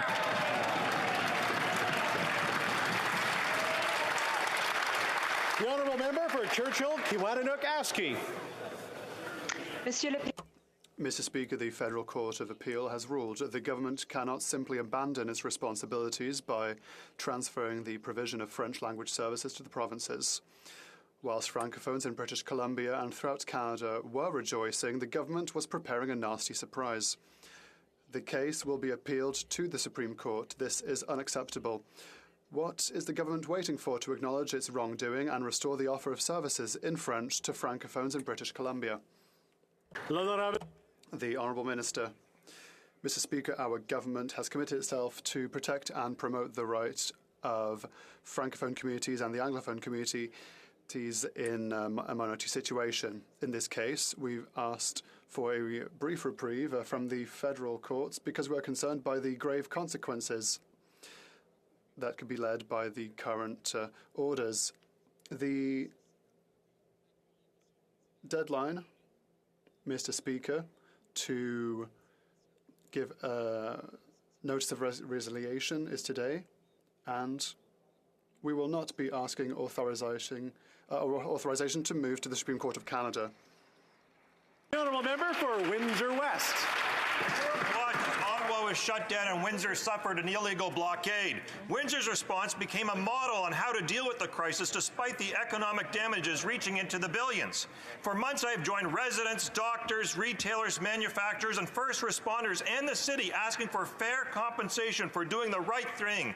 COVID has burdened border communities and this government's lack of border policies created confusion and disruption. Ottawa and its businesses are being compensated. Will this government treat Windsor equally by covering the costs we incurred doing our part during this convoy crisis for our country? The Honourable Minister. Begin by thanking my honourable colleague for his advocacy throughout the blockades. We remain in close contact along with my colleague the member for Windsor-Tecumseh. I also want to take a moment to thank law enforcement for doing an exceptional job in bringing a peaceful resolution to the blockades in the Ambassador Bridge. Mr. Speaker, me and other colleagues within this government will remain in touch with my colleague to ensure that Windsor recovers fully from any impacts, and I know that this is work that will continue going forward. Thank you very much. And that's all the time we have for question period today. I believe we have an appel au règlement, l'honorable député de Mégantic-L'Érable. Point of order, the Honourable Member for Mégantic-L'Érable. Thank you. Mr. Speaker, during question period today, the Health Minister, maybe inadvertently, forgot to give information to the House about vaccine mandates. And if you seek it, you will find unanimous consent for her to be able to table those documents. Okay. Un ministre n'a pas besoin de la... The Minister does not need the approval of the House to give this information, so it is up to the Minister to do so. It being 3:12, pursuant to order made on Thursday, November 25th, 2021, the House will now proceed to the taking of the deferred recorded division on the motion concurred on the third report of the Standing Committee on Citizenship and Immigration. Call in the members. First.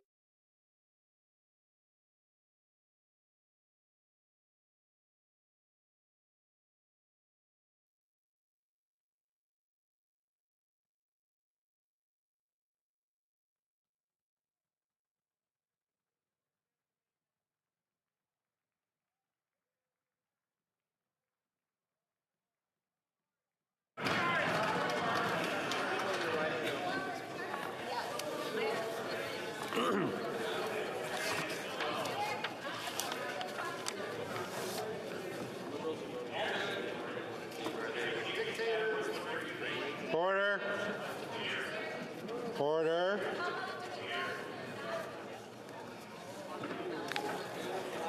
The question is the following one. Mr. Halan, seconded by Mr. Genius, moves that the third report of the Standing Committee on Citizenship and Immigration presented on Thursday, March 3rd, be concurred in. The 10-minute period for members voting electronically has started, and the House will now proceed to the vote for members participating in person. All those in favor of the motion will please rise. Mr. Broussard. Mr. Paulus. Mr. Paulus. Mr. Deltel. Mr. Deltel. Mr. Bazan. Mr. Bazan. Mr. Barlow. Mr. Barlow. Mr. Chong. Mr. Chong. Mr. Fast. Mr. Fast. Mr. Albus. Mr. Albus. Ms. Finley. Ms. Finley. Mr. Nader. Mr. Nader. Mr. Barrett. Mr. Barrett. Mr. Hobart. Mr. Hobart. Mr. Jennis. Mr. Jennis. Mr. Schmale. Mr. Schmale. Mr. Macaulay Edmonton West. Mr. Macaulay Edmonton West. Mrs. Stubbs. Mrs. Stubbs. Mr. Lloyd. Mr. Lloyd. Mr. Lawrence. Mr. Lawrence. Mr. Lobb. Mr. Lobb. Mr. Generou. Mr. Generou. Mrs. Gray. Mrs. Gray. Mr. Calkins. Mr. Calkins. Ms. Landsman. Ms. Landsman. Mr. Halan. Mr. Halan. Ms. Kuzi. Ms. Kuzi. Mr. Perkins. Mr. Perkins. Mr. Malillo. Mr. Malillo. Mr. Lewis Essex. Mr. Lewis Essex. Mr. Vidal. Mr. Vidal. Mrs. Gallant. Mrs. Gallant. Mr. Talker. Mr. Tucker. Mr. Viss. Mr. Viss. Mr. Caputo. Mr. Caputo. Mr. Small. Mr. Small. Mr. Williamson. Mr. Williamson. Monsieur Godin. Mr. Godin. Monsieur Martel. Mr. Martel. Monsieur Gould. Mr. Gould. Mr. Steinley. Mr. Steinley. Ms. Rude. Ms. Rude. Mr. Ellis. Mr. Ellis. Madame Vien. Madame Vien. Mrs. Goodridge. Mrs. Goodridge. Mrs. Cramp-Nyman. Mrs. Cramp-Nyman. Ms. Ferrari. Ms. Ferrari. Mr. Stewart. Mr. Stewart. Mr. Baldinelli. Mr. Baldinelli. Ms. Gladue. Ms. Gladue. Mr. McKenzie. Mr. McKenzie. Mr. Workington. Mr. Workington. Mr. Leipert. Mr. Leipert. Monsieur Reyes. Mr. Reyes. Mr. Genereux. Mr. Genereux. Mr. Dreeshen. Mr. Dreeshen. Mr. Strahl. Mr. Strahl. Mr. McGuire. Mr. McGuire. Mr. Abouteif. Mr. Abouteif. Mr. Arnold. Mr. Arnold. Mr. Cooper. Mr. Cooper. Mr. Kelly. Mr. Kelly. Mr. Kitchen. Mr. Kitchen. Mr. Vierson. Mr. Vierson. Mrs. Thomas. Mrs. Thomas. Mr. Waugh. Mr. Waugh. Mr. Mott. Mr. Mott. Mr. Benson. Mr. Benson. Mrs. Falk, Battleford, Lloydminster. Mrs. Falk, Battleford, Lloydminster. Monsieur Lehoux. Mr. Lehoux. Mr. Bragdon. Mr. Bragdon. Mr. Davidson. Mr. Davidson. Mr. Dowdle. Mr. Dowdle. Mr. Epp. Mr. Epp. Mr. Cram. Mr. Cram. Mr. Couric. Mr. Couric. Mr. Mazer. Mr. Mazer. Mr. Morantz. Mr. Morantz. Mr. Morrison. Mr. Morrison. Mr. Patzer. Mr. Patzer. Mr. Redekop. Mr. Redekop. Mr. Shipley. Mr. Shipley. Mr. Soroka. Mr. Soroka. Mr. Van Popta. Van Popta. Mr. Chambers. Mr. Chambers. Mr. Ruff. Mr. Ruff. Mrs. Roberts. Mrs. Roberts. Mr. Williams. Mr. Williams. Monsieur Terrien. Monsieur Terrien. Monsieur Simard. Monsieur Simard. Monsieur Bergeron. Monsieur Bergeron. Monsieur Garon. Monsieur Garon. Madame Gill. Madame Gill. Monsieur Perron. Monsieur Perron. Désolé. Monsieur Villemur. Monsieur Villemur. Monsieur Fortin. Monsieur Fortin. Monsieur Thériault. Monsieur Thériault. Madame Larouche. Madame Larouche. Monsieur Plamondon. Monsieur Plamondon. Madame Vignola. Madame Vignola. Monsieur Savard-Tremblay. Monsieur Savard-Tremblay. Madame Posé. Madame Posé. Monsieur Champoux. Monsieur Champoux. Monsieur Lemire.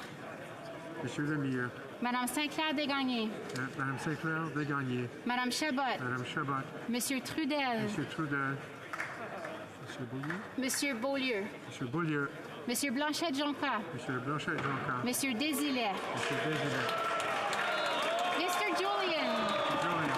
Mr. Massey. Ms. Kwan. Mr. Garrison. Ms. Blaney. Ms. Edlout. Mr. Cannings. Mr. McGregor. Ms. Gazan. Mr. Green. Ms. Barron. Mr. Backrack. Ms. Collins Victoria. Mr. Angus. Mr. Davies. Ms. Matheson. Mr. Desjardins. Ms. McPherson. Mr. Blakey.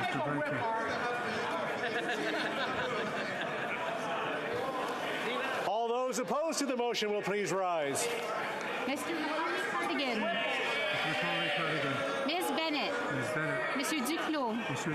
Ms. Qualtrough. Mr. Rodriguez. Ms. Freeland. Ms. Anand. Mr. Lametti. Mr. Algabra. Ms. Tassi. Madame Petitpas-Taylor. Monsieur Boissonneau. Ms. Jasek. Mr. Carr. Ms. Duncan, Etobicoke North. Mr. McKay. Ms. Scrow.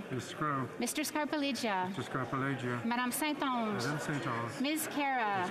Monsieur Vandal. Madame Fortier. Ms. Murray. Ms. Gould. Monsieur McKinnon-Gatineau. Madame Joly. Ms. Ian. Ms. Haidu. Monsieur Miller. Mr. Mendicino. Madame Le Boutillier. Madame Bibot. Mr. Hussein. Mr. Fraser. Madame Bendayan. Mr. Casey. Monsieur Dubourg. Ms. Vandenvelde. Mr. Dhaliwal. Oh, apologies. Mr. Dhaliwal. Monsieur Dubourg. Monsieur, retour à Monsieur Serré. Back to Ms. Vandenvelde. And Mr. Sheehan. Madame Brière. Mr. Kuzmaricek. Mr. Biddle. Mr. Fillmore. Mr. Gerritsen. Mrs. Romanado. Mr. Lamoureux. Ms. Sahota. Mr. Ananda Sangari. Mr. Duguid. Ms. De Brusen. Mr. Lauzon. Madame Lalonde. Ms. Dillon. Mr. Essasi. Mr. El Khoury. Mr. Fonseca. Mr. Hardy. Mr. Yacono. Mr. Nakvi. Mr. Vancouverden. Mr. Fisher. Ms. O'Connell. Mr. Kellaway. Ms. Zarowitz. Mr. Beach. Mr. May Cambridge. Mrs. Suds. Mr. Badaway. Mr. Baptiste. Ms. Damoff. Mr. Fragiscatos. Mr. Drouin. Mr. Chang. Mr. Long. Long. Mr. Long. Mr. Longfield. Mr. Longfield. Mr. McDonald Avalon. Mr. McDonald Avalon. Mr. McKinnon Coquitlam Port Coquitlam. Mr. McKinnon Coquitlam.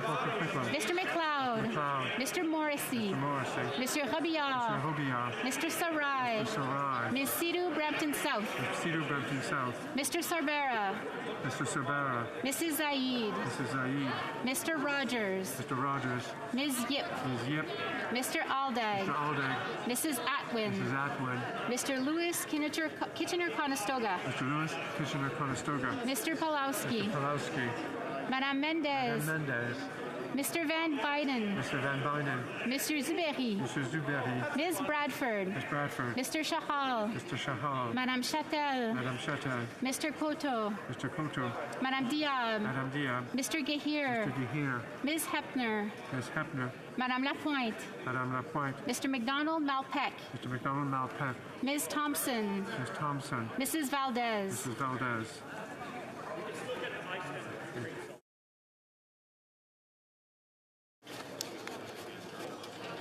The House will now wait for the electronic voting period to end before resuming its proceedings.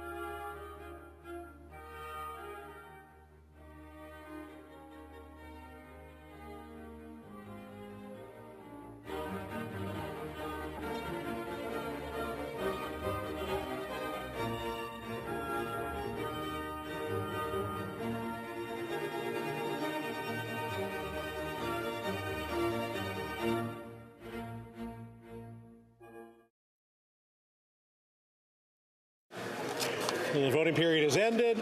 If members were not able to vote due to technical difficulties, they may now use the raise hand function, and the chair will recognize them. Ms. Bergen. Thanks, Chair. Sorry, I don't have my headset. I just am voting yes. My camera wasn't. Mr. Bergen, 444. Mr. Muse. Thank you, Mr. Speaker. I vote in favor.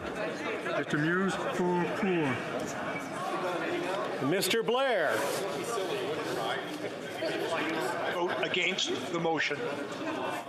Mr. Blair, could you try again? Mr. Blair, could you try again? Thank you, Mr. Speaker. I vote against. Mr. Blair, against, called. The table will now compile the results of the vote.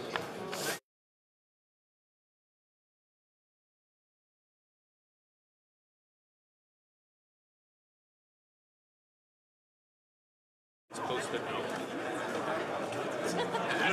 pour 175, 175.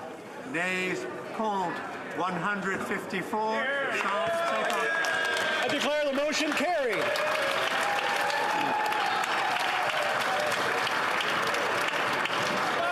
Now, if I may make a quick statement, during votes, to try to keep a decorum so that the table can actually hear what's going on. I know we got a little loud there. I just want to make sure that we keep decorum in the House during votes.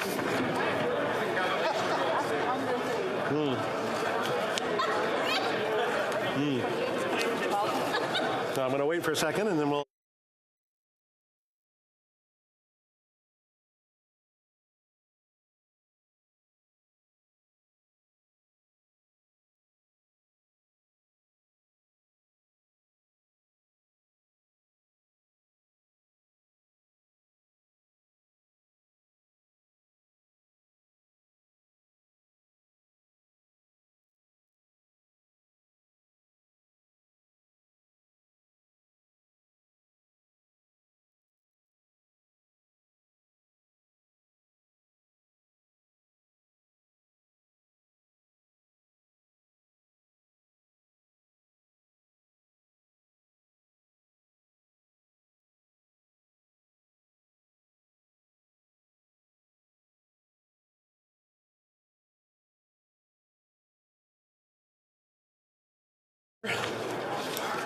No, I know we've got. We can take our conversations outside the chamber to the lobbies. It would be great so we can continue on. The chair would like to make a statement regarding the recent use of certain language that may be deemed inflammatory. Les députés se font souvent rappeler la. The chair would like to make a statement and to say that members are regularly reminded of the importance of conducting themselves in a civil manner. While views can be expressed forcefully and even passionately, they must remain focused on the subject matter at hand. Members must also always be mindful of avoiding statements that attack or demean the character of other members. We are all here as elected representatives, and each of us is entitled to respect. Personal inflammatory language has no place in our debate. It is also true as parliamentarians we possess an exceptional degree of freedom of speech. As Speaker Milliken observed in a ruling of April 17, 2007, members must, quote, use their freedom of speech in a responsible fashion and exercise moderation in their choice of language, unquote. The use of inflammatory and provocative statements is contrary to the respect owed to all members. Accordingly, the chair reminds members to be mindful of the language they use in debate with respect to their colleagues in order to maintain proper civility and respect in our proceedings. I thank the members for their attention. Orders of the day. Government bills comments. At second reading of Bill C-11, the Online Streaming Act. I wish to inform the House that because of the deferred recorded divisions, government orders will be extended by 12 minutes. Debate. The honourable member for Lethbridge. Mr. Speaker, I wish to inform you that I will be splitting my time with the member for Renfrew, Nipissing, Pembroke. History seems to be repeating itself. Canadians will recall that here we are again after having debated Bill C-10 last spring, now debating its replacement, Bill C-11. The new Heritage Minister will try to tell Canadians that he has fixed the problems that existed in the former legislation. However, this is an extremely misleading statement. My time is short, so I'm going to cut to the chase. The government claims that this bill is about supporting Canadian culture and leveling the playing field. I would like to see Canadian culture promoted and celebrated, so let's explore that for a moment. I have two questions. One, is this bill about meeting Canadians where they're at in the 21st century and celebrating the amazing work that is being done by digital-first creators to produce Canadian content and enhance culture in their very own unique way? Or is this bill about the government imposing its definition of Canadian content in order to fulfill a government-driven agenda? Second question, will this bill truly level the playing field, or will it be used as a cash grab where those who have worked hard to expand their viewership and therefore generate revenue are forced to subsidize the traditional media industry, which is producing content for which there is little to no demand? So I realize these questions make the government uncomfortable, but they must be asked in order to understand this legislation. My grandparents, they weren't required to subsidize horse and buggy when cars became an alternative. Society moved forward in an innovative way because it just made sense. In effect, Bill C-11 will put in place an Internet czar, the CRTC, which will govern how easily creators, those who post, are able to make their content accessible online to those of us who view it. In other words, it will impact what Canadians can and cannot access. It's an act of censorship. The internet is a vast, infinite, and magical space where all Canadians, no matter their background, are able to post and engage. In the new public square where we engage with one another, we do it through writing and audio and visual arts. For many Canadians, socializing online is the new norm. If passed, Bill C-11 will thwart our freedom in this new space.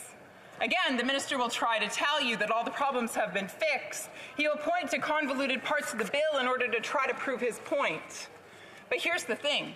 If the minister is telling the truth and has nothing to hide, why isn't the bill crystal clear? Why has the Liberal government chosen to use muddy language by placing exceptions within exceptions in order to confuse people? There are many flaws in Bill C-11, but I will focus on 3 of them today. 1, the overabundance of power that it places in the hands of the CRTC, otherwise known as the Internet czar. 2, its negative impact on creators. And 3, how it negatively impacts viewers. If passed, this bill will give the Internet czar, the CRTC, almost unlimited power in order to regulate the internet. Talk about an attack on freedom. The CRTC could have been given very specific, very narrow guidelines, but the government chose to give them free rein, to amend, to exempt, to include. The Liberals claim that bringing more government intervention, this is an interesting one, will boost Canadian culture, but that's not true. I mean, tell me a time in history where more red tape and regulation has increased innovation and incentivized artistic creation and brought about prosperity. You can't, because it doesn't, ever. Let's talk about creators. One of the biggest complaints that we heard from digital-first creators last time was that the bill would regulate their content online. Think TikTok, Snapchat, Twitch, podcasts, and YouTube. And yes, even cat videos. Now, the minister will claim once again that he fixed it by adding 4.1 back into the bill. But the problem is Section 4.1 is immediately followed by subsection 2, which creates exceptions that nullify 4.1. It's pretzel logic. It's confusing. Purposefully muddy. Michael Geist, a law professor at the University of Ottawa, where he holds the Canada Research Chair in Internet and E-commerce law, seems qualified, has pointed out that under the Act, digital-first creators can be described as broadcasters and therefore forced to comply with the CRTC regulations. In other words, essentially any audio-visual material can be brought under the scope of this bill, not just large streaming platforms, individuals who use music. And the member opposite actually even clarified this in her own speech earlier. So this means that TikTok videos, which essentially always use music, and YouTube videos, which mostly use music, will in fact be captured under this legislation. So this means creators, right off the top of their revenue, will have to pay 30% into an art fund. Now, they have to pay in, but they don't get to pull out. Secondly, it means that the content of digital-first creators will be assessed based on how Canadian it is. The CRTC, the Internet czar, will of course make this conclusion. And of course, that material then will be promoted or demoted accordingly. The minister will try to tell Canadians that what I'm saying isn't true, that only big companies such as Netflix and Disney will be caught by this legislation. But if that's the case, again, I would ask, why not just clarify that? Why not just say it outright? You don't. The bill doesn't. It's purposefully muddy. Now, let me talk about the negative impact that this bill will have on viewers. You, me, Canadians. Imagine going on YouTube to look for videos on Black voices, but instead you're showing a bunch of videos having to do with hockey in Canada. Now, you've never searched for hockey before, but all of a sudden those are the videos that are being fed to you. That would be extremely frustrating. What we're talking about here is discoverability. It's the use of algorithms to make some content accessible and other content not. It bumps it up or down. Sometimes it can be found on page 1, sometimes it's found on page 53.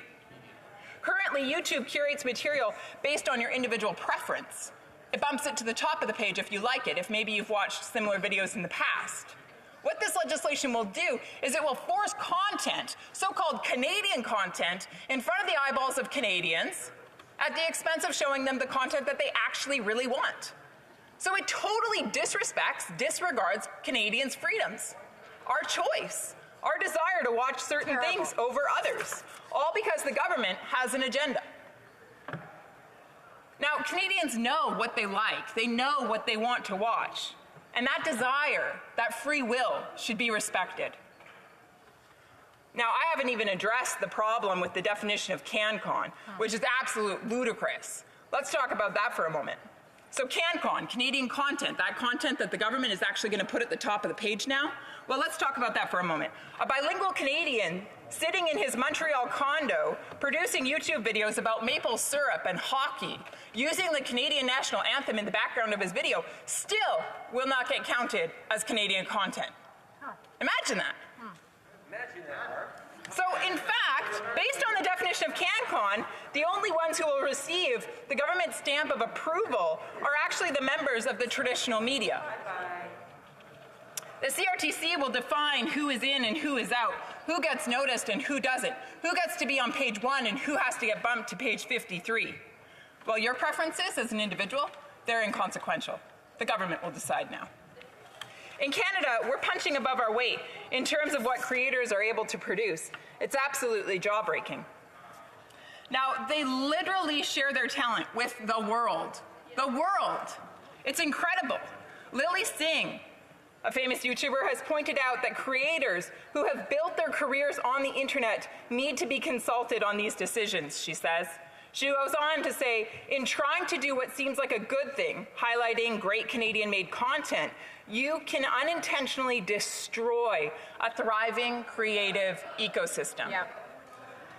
Morgan Fortier from Skyship Entertainment so eloquently puts it this way. He says, in Canada, digital content creators have built a successful, thriving industry on platforms such as YouTube, TikTok, and others that export a huge amount of Canadian content to the rest of the world.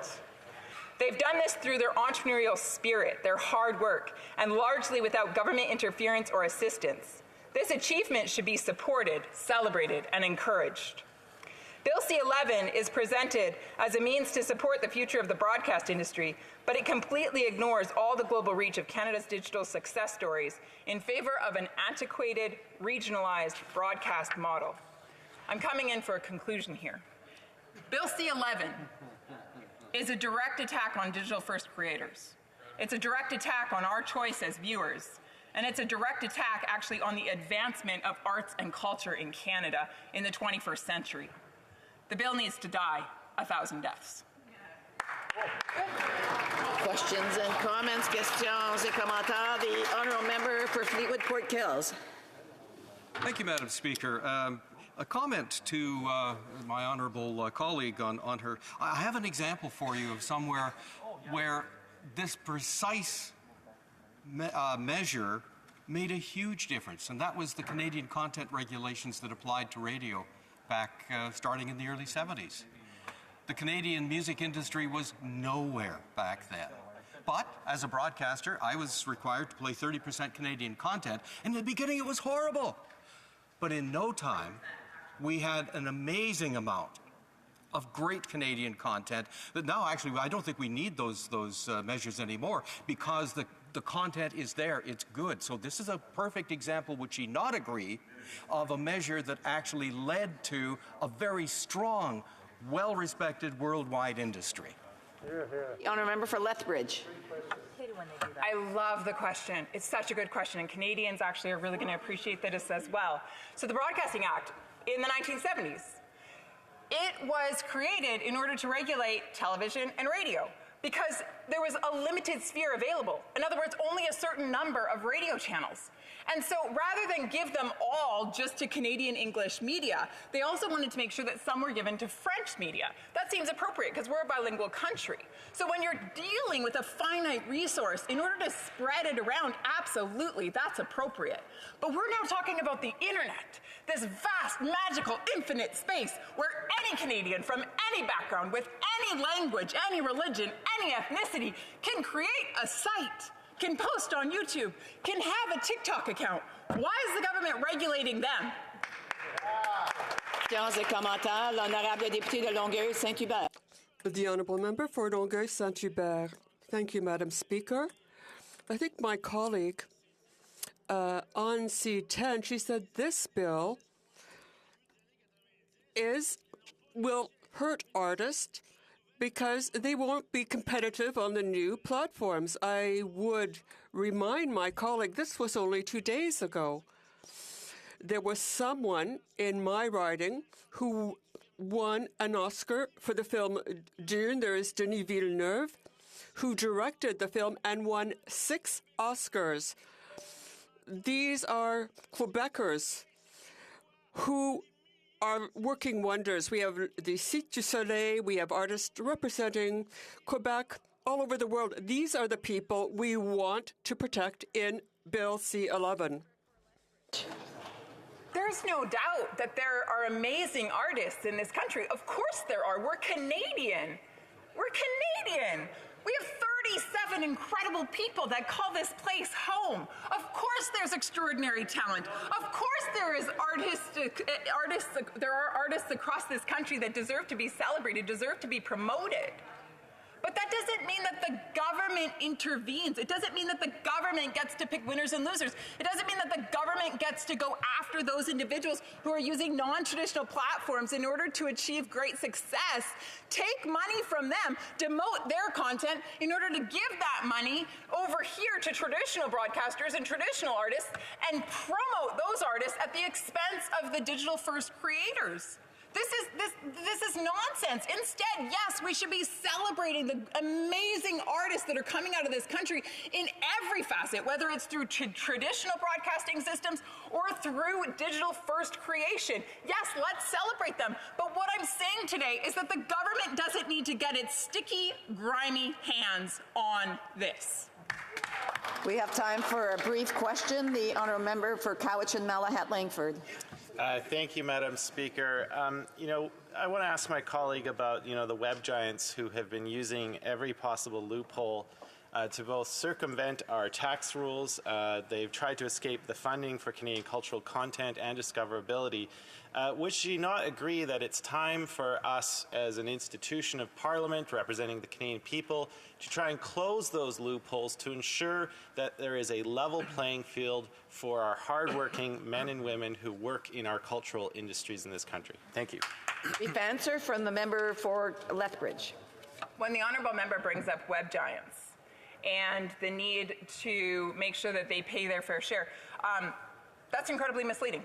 That was actually already addressed last summer. They now have to pay GST. So that is not a part of this legislation, make no mistake.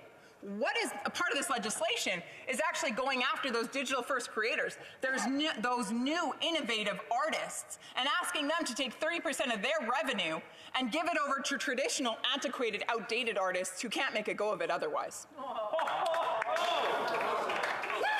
Reprise de débat. Resuming debate. Pembroke. Madam Speaker, I'm proud to rise on behalf of the constituents of the beautiful riding of Renfrew, Nipissing, Pembroke, who value freedom and diversity of thought. Recently, there's been an outbreak of diversity of thought amongst my Liberal colleagues. I know that can be scary for some of them. To reassure them, I will heed the call to unity and try to lower the temperature on this very important debate about C-11, the Online Streaming Act. Now, this may disappoint my biggest fan, the member for Winnipeg North, but he will be delighted to learn that I've saved a special section just for him. When a smaller bill was first introduced, a similar bill in last Parliament, I went on my Facebook Live show, the GNN, and described it as a serious threat to freedom of expression. I stood in the House and described it as a serious threat to freedom of expression. The media, to be fair, much of the public, shrugged off these concerns. As outlined in my first speech, this bill would have little effect on popular mainstream expression other than to make it more expensive. The threat to freedom of expression with this bill comes from the impact it will have on smaller, less popular minority expression. It was only when the government members of the committee, in a coalition with the NDP and the Bloc, removed the legislated safeguards on user-generated content did everyone online become aware of the threat this legislation posed. Fundamentally, Canadians understand that if the government has the power to regulate, promote, or demote their online expressions, then that expression is no longer free. My Liberal colleagues will raise hue and cry and claim the Prime Minister doesn't want to censor Canadians' cat videos. And that's true. The Prime Minister doesn't want to censor your cat videos. He wants to tax them. The Prime Minister doesn't want to, what he wants to do is to tax Canadian and foreign artists not covered by the current Broadcast Act. He wants to tax them and give that money to the powerful media and cultural lobbies. Of course, arts groups who profit off this bill support it. It's the artists who don't have a powerful lobby organization who pay this new CanCon levy. This legislation proposes to take money from digital artists and redistribute it to the government's preferred analog artists, just like how the government uses income tax dollars taken from new media journalists and gives it back to the horse and buggy media. This government really wants to tax Netflix, but doesn't say it wants to tax Netflix. And in order to pull off this tax without saying tax policy, the government is changing the very meaning of broadcasting, which takes us to the heart of the problem. The Broadcast Act, by its very nature, places restrictions on Canadians' right to freedom of expression. And I want to repeat this to be absolutely clear. The Broadcast Act is designed to limit and regulate freedom of expression. The reason it has not been struck down for violating the Charter is because those limits are reasonable. My constituents know I will defend their freedom, no matter what. But they understand there can be reasonable limits. And the Broadcast Act is an example. It places limits on Canadians' freedom to broadcast their expression. The reason is the technology. If all Canadians with electricity and antenna were able to broadcast their individual expression on whichever electromagnetic frequency they chose, everyone would cancel one another out, and no one would be heard. By the nature of the technology, the freedom of one person to use a particular frequency impacts the freedom of everybody else to use that frequency. Broadcasting technology, by its nature, requires broadcasting regulation. Without broadcasting technology using limited public airwaves, the federal government has no legal right regulating the content that carries expression from Canadians or to Canadians. Our predecessors knew having control of Canadians' expression over public airwaves was something best kept at arm's length from Cabinet, so they set up the CRTC. The Broadcast Act regulates expression. It's baked into the legislation. It's what the CRTC does. Streaming is not broadcasting. The freedom of one Canadian to stream content does not limit the freedom of any other Canadian to stream other content. And as we much appreciate Canadian authors and Canadian painters, we don't legislate the content of bookstores or art galleries to promote their expression over foreign expression, not because a foreign author or painter has freedom of expression, but because Canadians do. We cannot pass legislation which limits or restricts Canadians' access to artistic expression. We cannot pass legislation to regulate any expression which does not infringe on the rights of other Canadians' expression.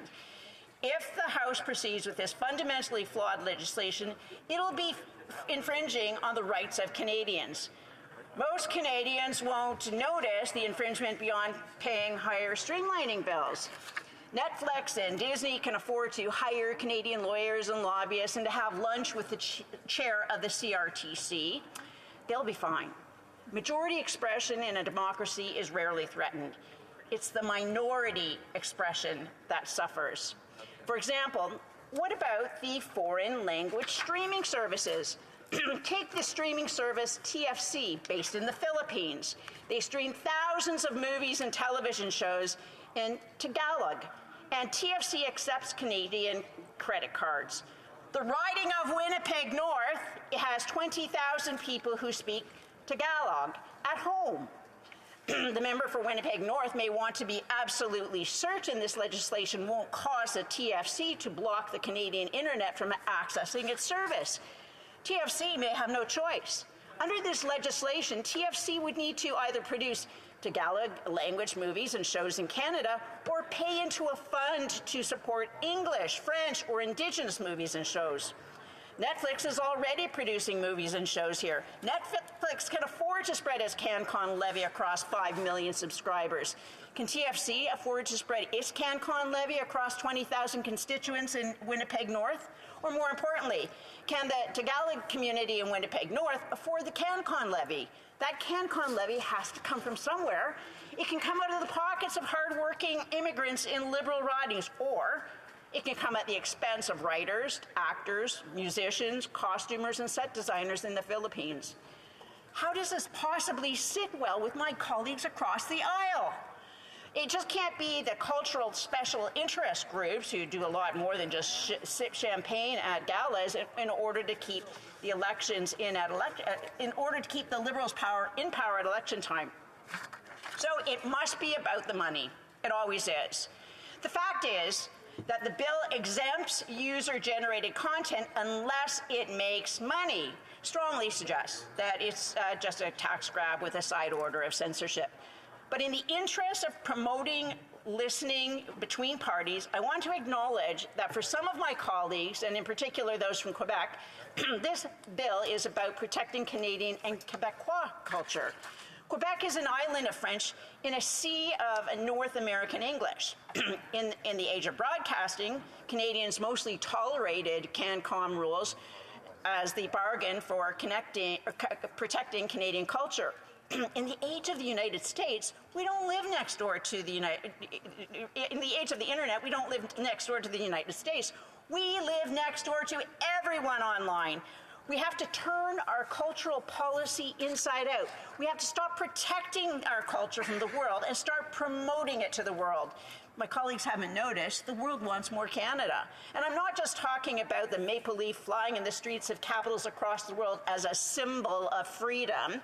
While Canadians have been binge-watching Lupin and Squid Game, people from Albania to Zimbabwe have been streaming Kim's Convenience and Schitt's Creek. Canadians are expressing themselves. This legislation threatens that expression. That threat falls primarily on minority expression, and it's what the Broadcast Act does. This legislation is regressive protectionism. It looks backwards and inwards. The members opposite still can't see this risk the bill poses to their constituents before they vote, so they should go out and speak to them, not the lobbyists or the special interest groups. Ask their constituents how much they spend each month. Ask them what they'd be forced to give up if the price went up by 10 or 20%. Madam Speaker, I plan to vote against Bill C-11 because I have listened to my constituents and what they're saying. And I hope my Liberal colleagues will listen to the minority language voices in their ridings, and because they have just as much right to expression in their own language as they do. Thank you. Comments? The Honourable Parliamentary Secretary to the Minister of Canadian Heritage. Thank you very much, Madam Speaker. And I rise with interest in the member's newfound interest in diversity and inclusion. Her fellow member from Lethbridge talked about an overabundance of power. But the existing status quo deals with some of the largest companies in the world that oftentimes do not pay the creators that are posting videos, that are posting content. Unlike broadcasters and traditional forms of media, why is the opposition so intent on supporting companies like Chinese giant TikTok and Google over Canadian content creators who aren't earning anything? Yeah, I just want to remind members that the question was posed to a specific member, and I know that member doesn't need any additional assistance in addressing that. So, the honourable member for Renfrew, Nipissing, Pembroke. Well, I found it interesting, Madam Speaker, that the member opposite had to go to my colleague's speech to generate a question, but maybe the member wasn't listening carefully. I said the point of this bill is to raise revenue for Liberal special interests. It's not the government's intent to censorship with this bill. The censorship is just a byproduct of using the Broadcast Act. And the honourable member for Trois-Rivières. Madam Speaker, I'd like to thank my colleague for her speech. I had a hard time following it because there were many things in it, but I'd like to ask, we all know that the executive power is such that we know that the power of the GAFA and all these platforms is much greater than that of the government. How is it that the CRTC, which until now has only noted the damage with respect to the web giants, now, while these institutions, it has legislation that goes back to the past century? The honourable member.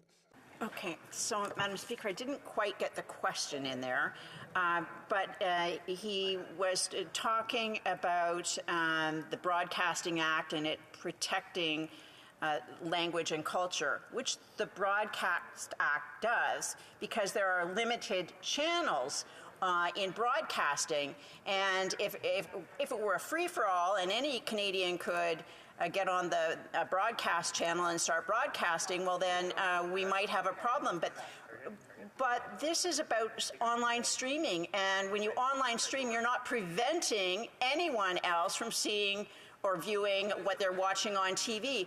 In fact, more people have the opportunity to see different shows that may not make the cut on regular network channels. Questions and comments? The honourable member for Nanaimo, Ladysmith. Thank you, Madam Speaker, and thank you to the member for her speech. In 2020, 1 in 4 people working in the cultural sector have lost their jobs, but Netflix revenues increased by 22% in this same year. Unsurprisingly, the Conservatives have always promoted tax and regulatory breaks for the benefit of the web giants and at the expense of our broadcasters and workers who are struggling to make ends meet because of this unfair competition. Can the member clarify, why are the Conservatives planning to sacrifice the Canadian cultural sector at the the American web giants?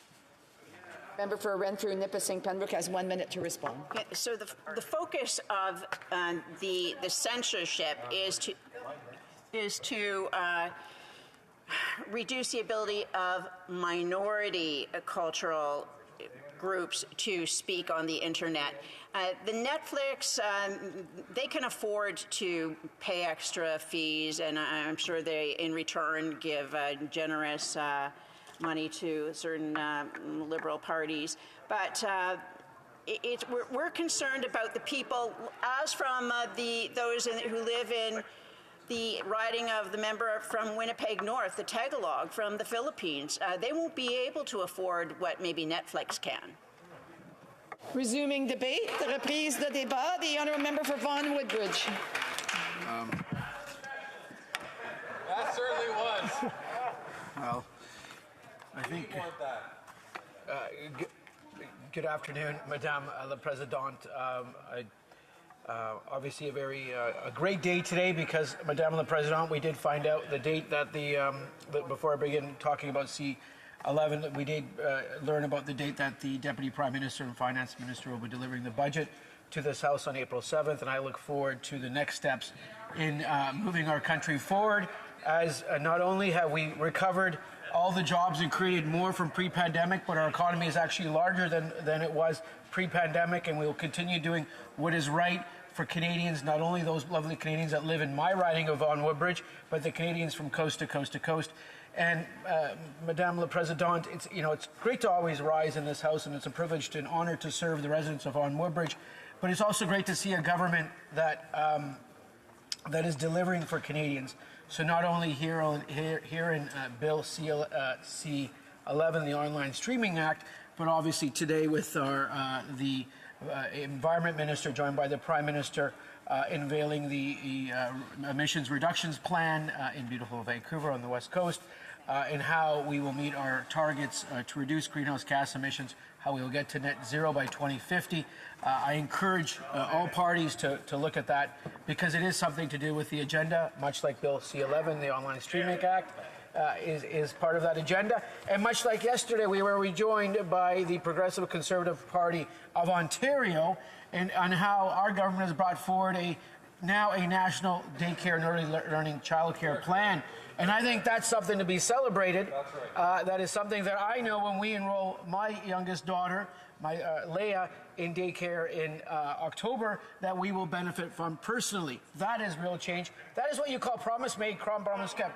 Now, BC11, if the honourable member wishes to do a point of order on relevance, I encourage him to do so, or them to do so. I will obviously speak always to our government's record and how it is benefiting Canadians. So when I look at Bill C-11, when the last time changes were made to the Broadcasting Act in 1991, I think about where I was as an individual in 1991 and what environment we operated in. And at that time there, I was actually beginning my first year of undergrad university at Simon Fraser University.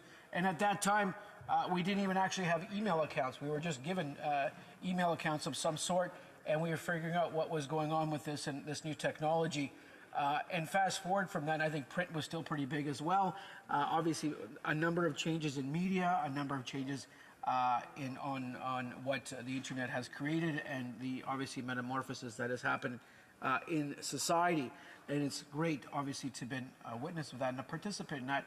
And I see today, fast forward, how that is impacting the lives of Canadian families, including my two older daughters who are 9 and almost 11, and how they receive their content and watch the TV they watch through with Disney Plus and Prime and Netflix and YouTube, and how all their friends, all their cohorts actually receive all their content and watch their content online streaming. And if I asked them if they knew the traditional media channels of ABC or CBS or NBC on the US side, or CTV and Global and CBC on the Canadian side, I think my daughters would know much better the channels of Disney Plus and Crave and so forth, because they receive so much content on there. And that is why it is so important that we as a government not only focus on Bill C-11, but again, focus on achievements like a national early learning and daycare plan, like reducing greenhouse gas emissions, but also focus on what I would say is an act, a broadcasting act, that brings us into the modern age. Now, we know legislation is always a work in progress. It has to be adaptable. But we also know that in the world we live in, that government tends to be sort of reactive in the sense that technology and changes in the world will move in a much faster fashion than sometimes government, and that we will respond to. And that is a natural thing. It's a natural thing that we need to now respond to what is happening online. And Madame the President, before I begin, I just wanted to read one quote in terms of the support that this bill has received, because I think it is exciting. It is relevant. It does bring the broadcasting at certain aspects of it into modernity, if I can use that word. We're excited about the Online Streaming Act, which we see as an opportunity to increase investment in Canadian content and in turn help grow Canada's creative sector and domestic talent pool even further. The strength of Canada's film and TV sector today is a direct result of both public supports and private-public partnerships formalized over many decades. And a modernized act is the logical next step. We encourage all parties to collaborate to pass Bill C-11 as soon as possible. E1 Canada. So, you know, Madame la Présidente, when we talk about Bill C-11, we're talking about modernization. And I've always been a proponent of modernizing, whether it's our tax structure, our regulatory burdens. I did that. I actually called for that in an op-ed a few weeks ago. And this is part of that mantra. This is part of that tangent where we look at the acts that we utilize in impacting various industries, and the Broadcasting Act is one of them. So, Madam Speaker, I want to take this time to recognize the powerful impact that Canadian cultural policies have had and continue to have on creative content production in Canada, and what I would call is our cultural sovereignty. We know the Europeans, if I can use them as an example, protect their cultural content. We know how much they revere their cultural content, how proud they are. And this part, Bill C-11, the Online Streaming Act, amending the Broadcasting Act, takes us down that path. It ensures that we put a value in, that we march with our heads up and be very proud of what our Canadian creators from coast to coast to coast do, that we ensure that they receive the support that they need. The digital age has continued to transform Canada and how Canadians share their stories and consume content in an open, dynamic global marketplace. In addition to traditional television and radio, most Canadians access their favorite songs, films, and television shows through online streaming services like Netflix, Spotify, Crave, Disney Plus, and many, many others. It is time that these services are required to contribute to Canadian stories in the same way Canadian broadcasters always have. Our government is advancing an important digital policy agenda, aiming to help create a fair, safer, and more competitive internet for all Canadians. The Online Streaming Act builds upon the economic and social benefits of the Broadcasting Act. It ensures the sustainability of the Canadian broadcasting system. It continues to support an ecosystem where public, private, and community elements work together to contribute to the creation and exhibition of Canadian programming, and it ushers in a new era of broadcasting. The Online Streaming Act follows on our promise to, again, safeguard our cultural sovereignty and support our creators and creative industries. We want to continue supporting Canadian creators and showcasing their stories on screen and in song. We want to continue supporting their livelihoods and inspire future Canadians of all backgrounds in this beautiful and diverse and inclusive country we get to call home by allowing them to see themselves reflected on all platforms, including online. Those are some of our objectives with the Online Streaming Act. We have listened to stakeholders, experts, professionals, parliamentarians, and many Canadians and taken note of their needs, interests, and preoccupations. Following royal assent of the Online Streaming Act, our government will issue a policy direction to the Canadian Radio, Television and Telecommunications Commission, the CRTC, to indicate our priorities when it comes to putting in place the new regulatory regime. The policy direction has two primary goals. First, it will focus on the importance of consultation and special consideration of the needs of equity-seeking groups. Second, the direction will make clear areas that regulation is needed, as well as areas where flexibilities should be exercised.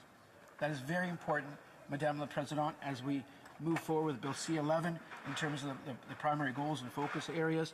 We will continue to consult as a government, since we have done so since day one in 2015, when we formed a majority government at that time, and we worked with all Canadians and all stakeholders through it.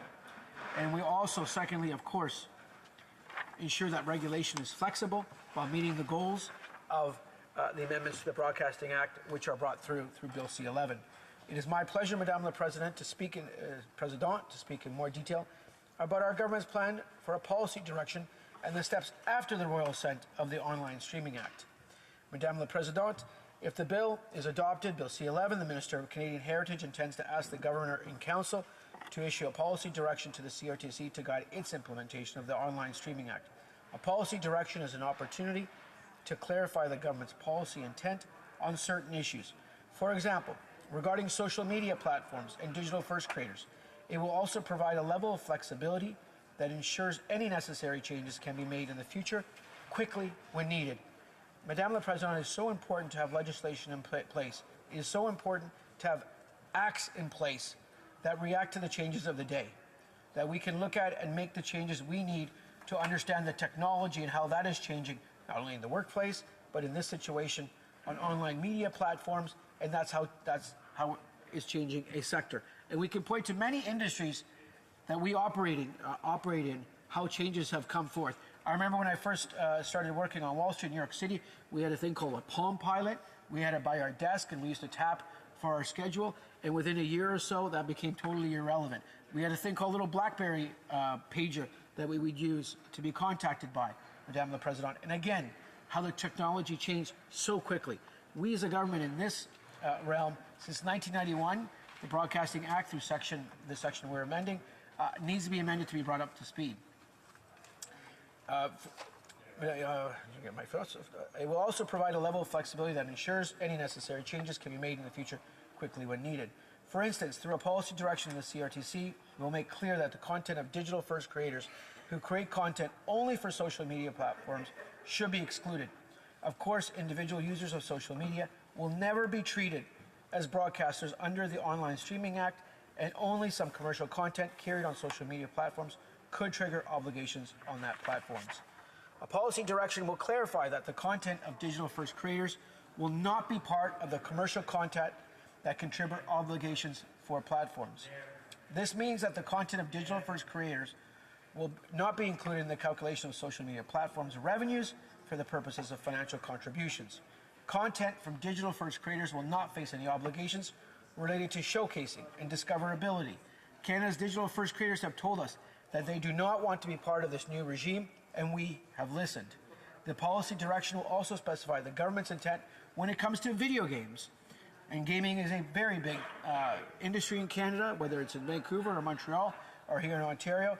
Now we'll repeat this again. The policy direction will also specify the government's intent when it comes to video games, which are also not to be regulated. Again, Madame la Présidente, not to be regulated.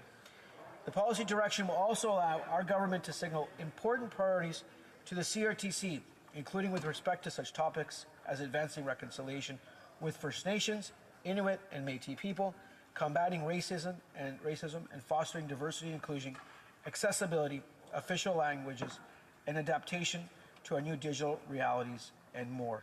And when I think about diversity and inclusion, Madame la Présidente, I think about in my area of York Region, we have Tele Latino. Tele Latino has been a long-time ethnic broadcaster in Ontario and throughout the country. And when I talk to the principals at that entity, and it's a mix of Spanish and Italian broadcasting, they are obviously here. They're doing things in Canada. They're participating with the government, with the agencies. And I do want to give a shout out to Aldo and the entire team at Tele Latino at TLN for the great work they do in promoting content, not only primarily Canadian content, but content from various parts of the world, and bringing it to our homes on a daily basis. Madame la Présidente, the draft policy direction will be prepared in the months to come and published upon royal assent of the Online Streaming Act. The draft policy direction will reflect relevant legislative amendments adopted during the parliamentary review of Bill C-11 and the important feedback the government continues to receive.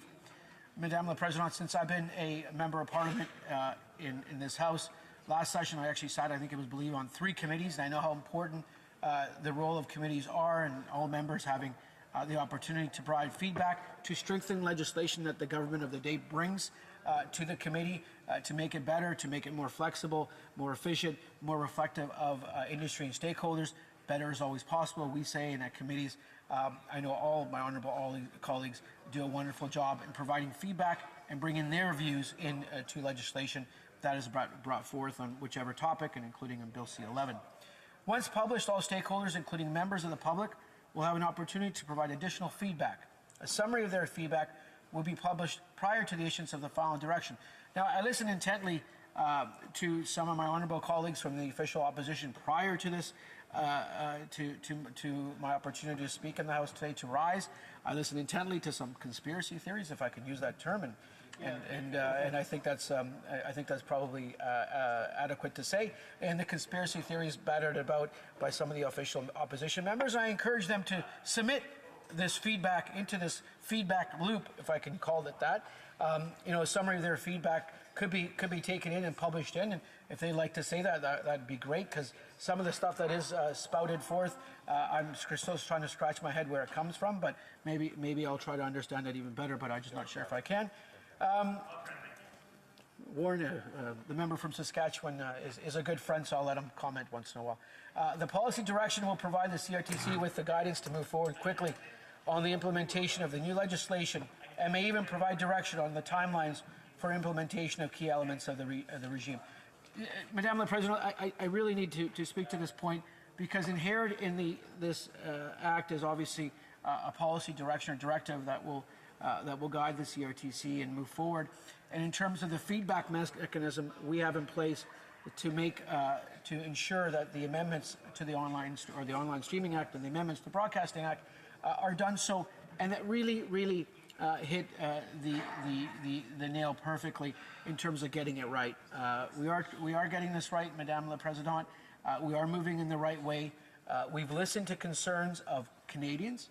We've listened to concerns of stakeholders, and we've listened to the feedback from stakeholders, and that's what the right thing to do as a government is to listen, to sit down, to talk to all viewpoints within industry, whether it's the direct industry itself or whether it's the consumers, and we know that changes have to be done. Again, I go back to 1991, the last time these changes were brought forth to impact this, and I think, wow, how the world has changed since 1991 for all of us, and hopefully all in many positive manner.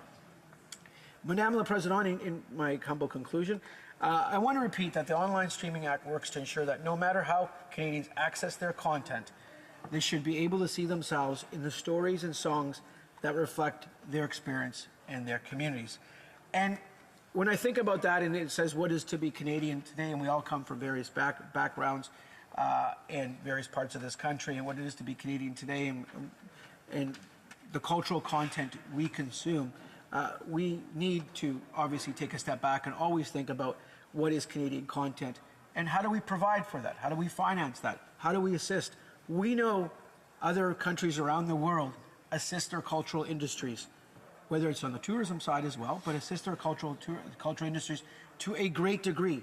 We know that online streaming is, thank you, Madame la Présidente, we know that online streaming, whether it's Spotify or Crave or Disney Plus or Amazon or Prime, and I think we pay for all of them in my household, Netflix as well, that are consumed by children. We know that there's got to be a contribution here for the benefit of Canadian content.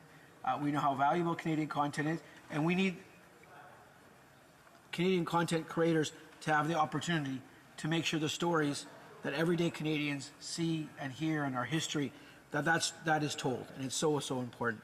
So before I finish up, and I believe I've spoken for a good almost 20 minutes today, rest assured, Madame la Présidente, of our commitment to carry out a consistent and thorough consultations with everyone that has a stake in the implementation of this bill, including members of the official opposition, who I've been reading some very interesting things about these days.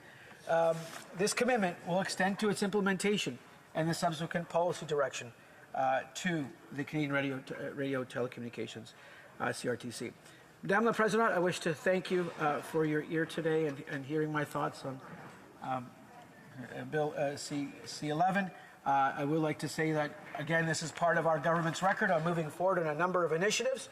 That's what governments are elected to do. And it was great to see, again, yesterday, the National Early Learning and Daycare Plan come to fruition. Today, an admissions reductions plan, substantive again, and also today debating Bill C-11, modernization of our Broadcasting Act and bringing online, over-the-top or online platforms into the modern age here in Canada. Thank you, Madame la Présidente. Point of order. The Honourable Minister of Northern Affairs, Minister responsible for Prairies Economic Development Canada, and Minister responsible for the Canadian Northern Economic Development Agency. Madame la Présidente, il n'y a pas... Madam Speaker, it has not been possible to reach agreement about Articles 18.1 and 18.2 about second reading stage of Bill C-5, an act to amend the Criminal Code and the act regulating other drugs and substances. Standing Order 78.3, I give notice that a Minister of the Crown will propose at the next sitting a motion to allot a specific number of days or hours for the consideration and disposal of proceedings at the said stage. Okay, we now go to questions and comments. Questions et commentaires. The honourable member for Lethbridge. Thank you. The honourable member, during his speech, he made comment about digital-first creators. He said that they won't be captured by this legislation. And this is a talking point that is used over and over by this government. But also within this legislation, it makes it very clear that actually anything that uses music will be captured. And therefore, the CRTC regulations will be applied to those things. TikTok videos, by their very nature, use music. That's how they're created. That's how they're structured. And so if a TikTok video, which is posted by a digital-first creator, has music, then the regulations of the CRTC would then be applied to it. So I'd like the honourable member to help me understand his pretzel logic in terms of how these TikTok videos might possibly be exempt from the regulatory arm of the CRTC. The honourable member for Vaughan Woodbridge.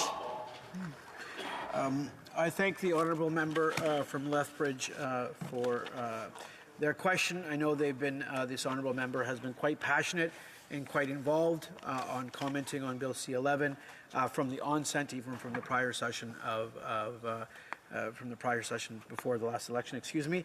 So I applaud the honourable member from Lethbridge for their due diligence and work on this issue because they have been there commenting from the forefront and asking tough questions to our government. What I will say in looking down at the research I've done on the bill and the work that I've done, that the bill explicitly excludes all user content, all user-created content on social media platforms and streaming services. The honourable member had an opportunity to ask a question, and neither her or anybody else on that side of the House should be raising any more questions or comments while the honourable member is answering. The honourable member has about 8 seconds to respond before I ask for another question and comment. Thank you, Madame la Présidente, for restoring decorum in the House while I finish answering my question. I'll go to the next question now. Thank you. Questions et commentaires. Questions and comments. The honourable member. Sometimes that's what happens when individuals continually are being interrupted. So I just want to remind members to, if they want to ask other questions and comments, to wait until it's their time to do it. The Honourable Député de Thérèse de Blainville. The honourable member for Thérèse de Blainville. Thank you, Madam Speaker. Listen, I hope with all my heart that this bill will be passed as quickly as possible. And I would like to commend the work done by my colleague from Drummondville, who has done so much work in committee. And I'm very happy to be debating Bill C-11 today. I don't understand the objections to this bill. A bill about the CRTC that dates back decades. A bill that was toothless when we looked at content and culture, Francophone culture that's declining.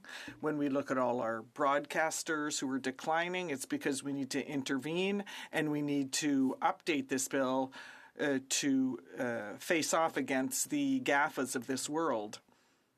So what I have to ask to my colleague is, how long will it take for the CRTC to put in place these changes?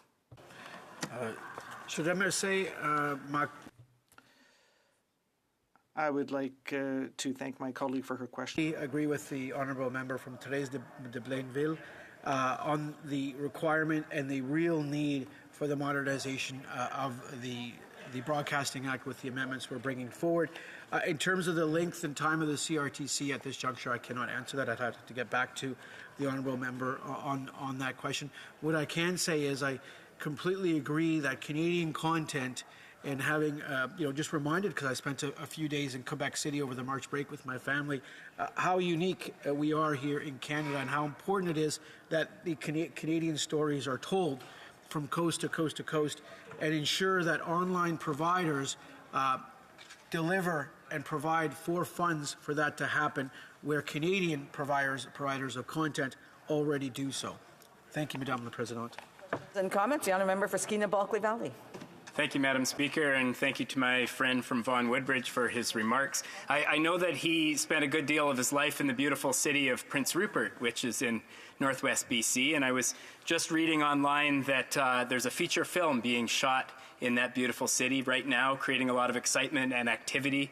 So when I think about Canadian content creators, I think about film and television productions like that, like the many that have been shot in the Bulkley Valley where I live, and I think about content creators like the great Alex Cuba, nominated for multiple Grammy Awards and has won many other awards over the years.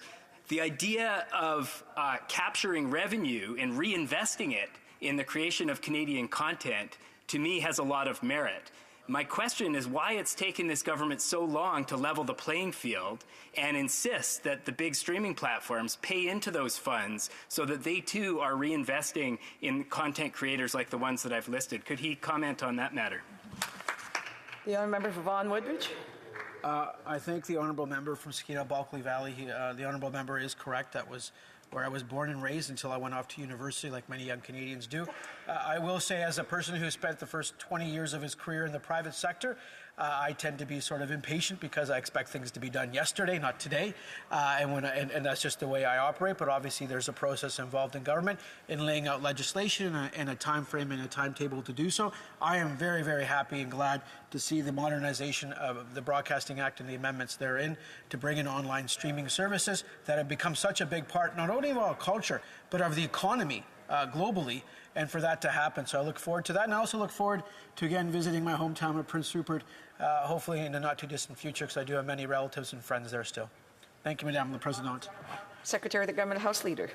Madam Speaker, and I appreciate the comments from my colleague. And it's interesting. The Conservatives seem to want to deny the reality that times have changed, and it is about the modernization of a very important piece of legislation that's going to enable a higher sense of fairness.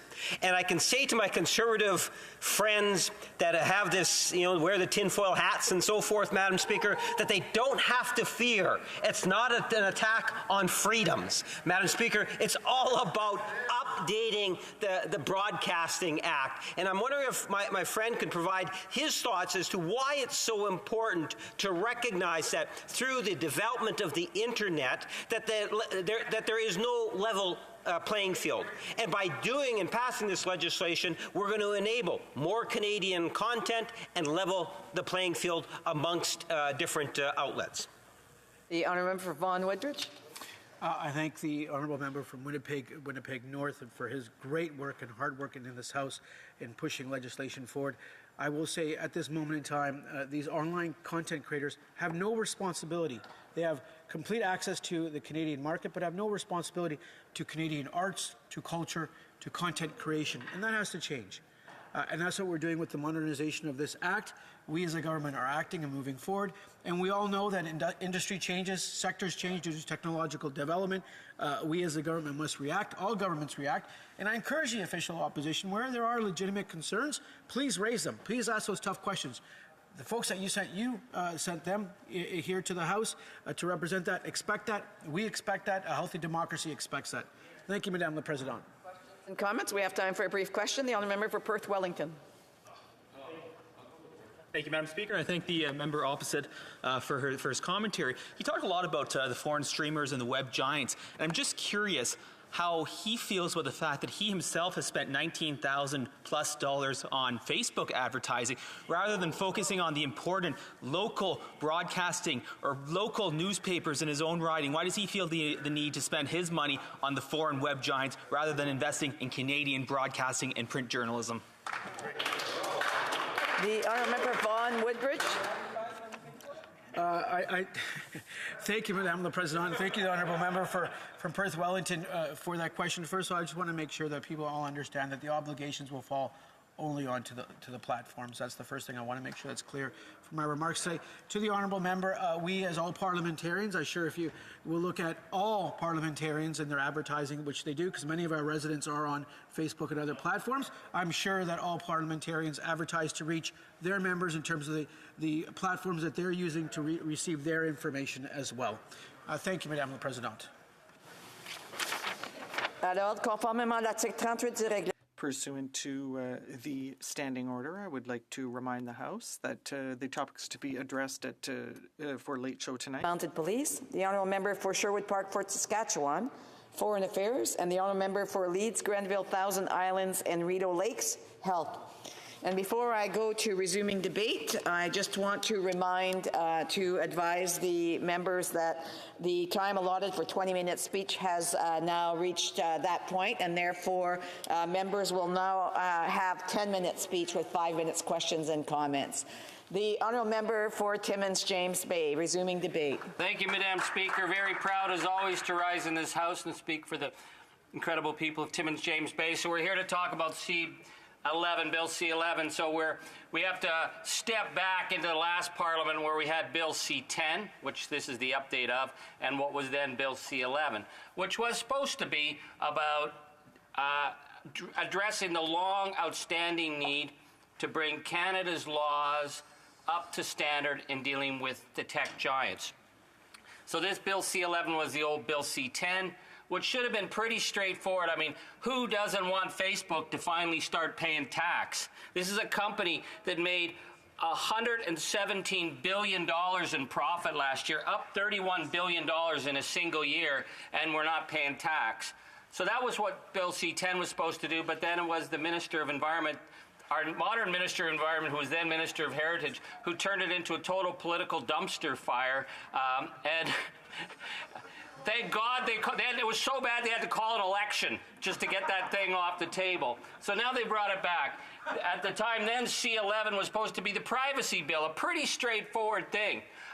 But that was another dumpster fire because the privacy commissioner had to come out and say their plan to update privacy rights would actually undermine basic Canadian privacy in the realm of digital technology, particularly the fact that the privacy commissioner found this American company, Clearview AI, to have broken Canadian law for their illegal use of images and facial recognition technology.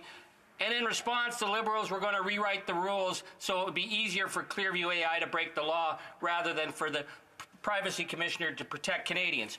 So they had to call an election to erase all that. So now the Liberals are given, as the Liberals have so many times in the past been given, one more chance. The Deus Ex Machina, God comes down and gives them a chance to do things all over again. So we're looking at this Bill C-11, and I can say the one thing about Bill C-11 is they fixed a lot of the problems with the previous dumpster fire, maybe moving the minister, although God help the planet that he's now looking after the environment. But that's just my own personal thoughts from having read his ridiculous environment plan today. What he was going to do for culture, he's now doing to our environment. So having said that, I would say that there's a couple of key issues we need to be looking at. We need to be looking at the need for Canada's legislation to actually address the right of artists to get paid in a digital realm.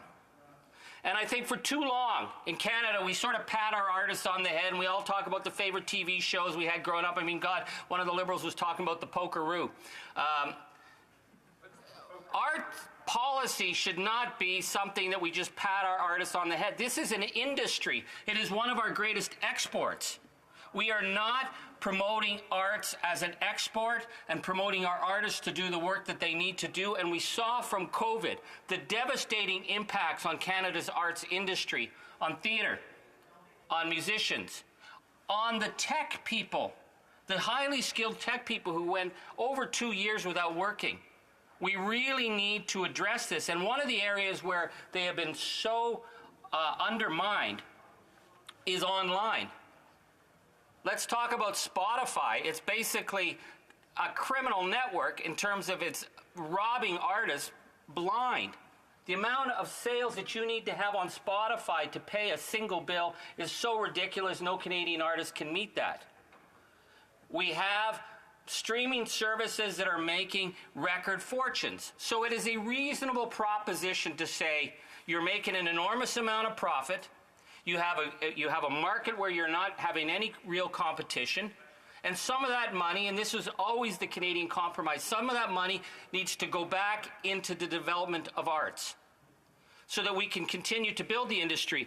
And Madam Speaker, the one thing I've also come to realize, what the digital realm gives us and what streaming services gives us is the ability to compete with our arts internationally in a scale that we've never had before. So if we're actually investing, let's not look at it in a parochial manner that they're going to, a lot as they used to do in the old broadcasters, 1 hour on prime time a week to have a Canadian show on.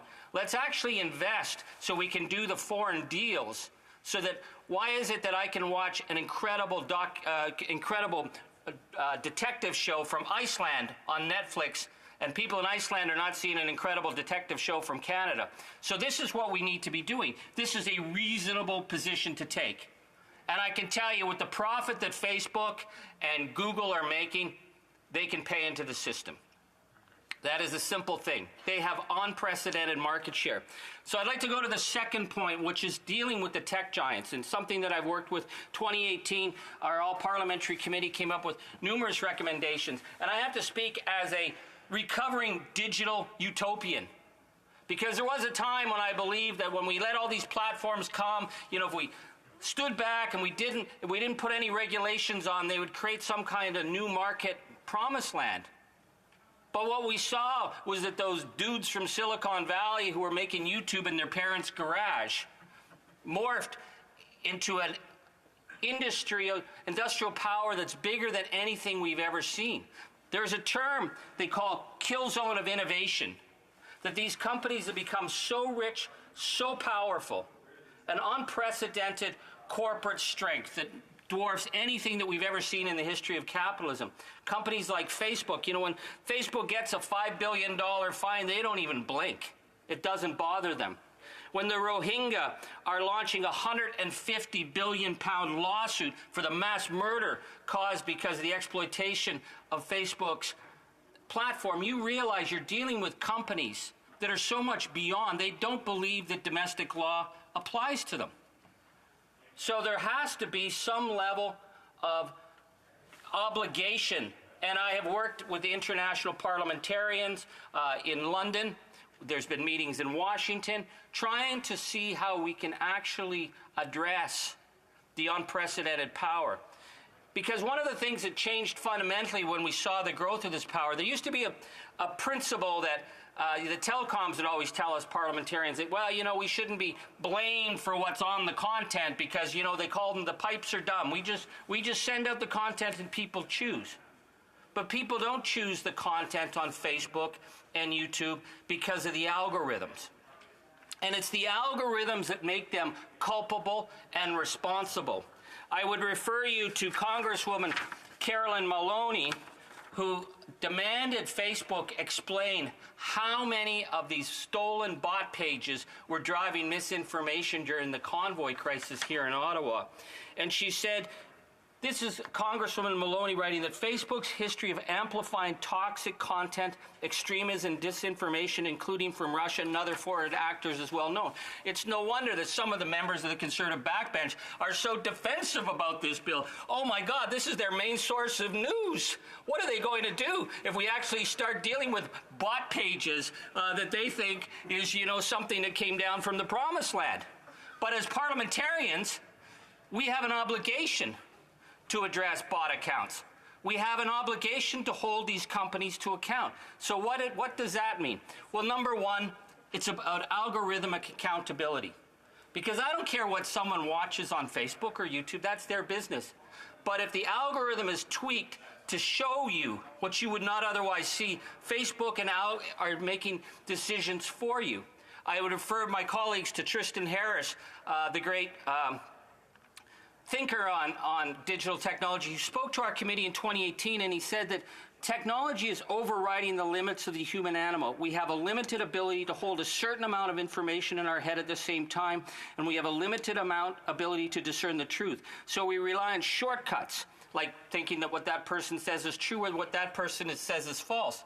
But what he says about the algorithm is that the algorithm has seen 2 billion other people do the same thing, and it anticipates what you are going to do. So it starts to show you content.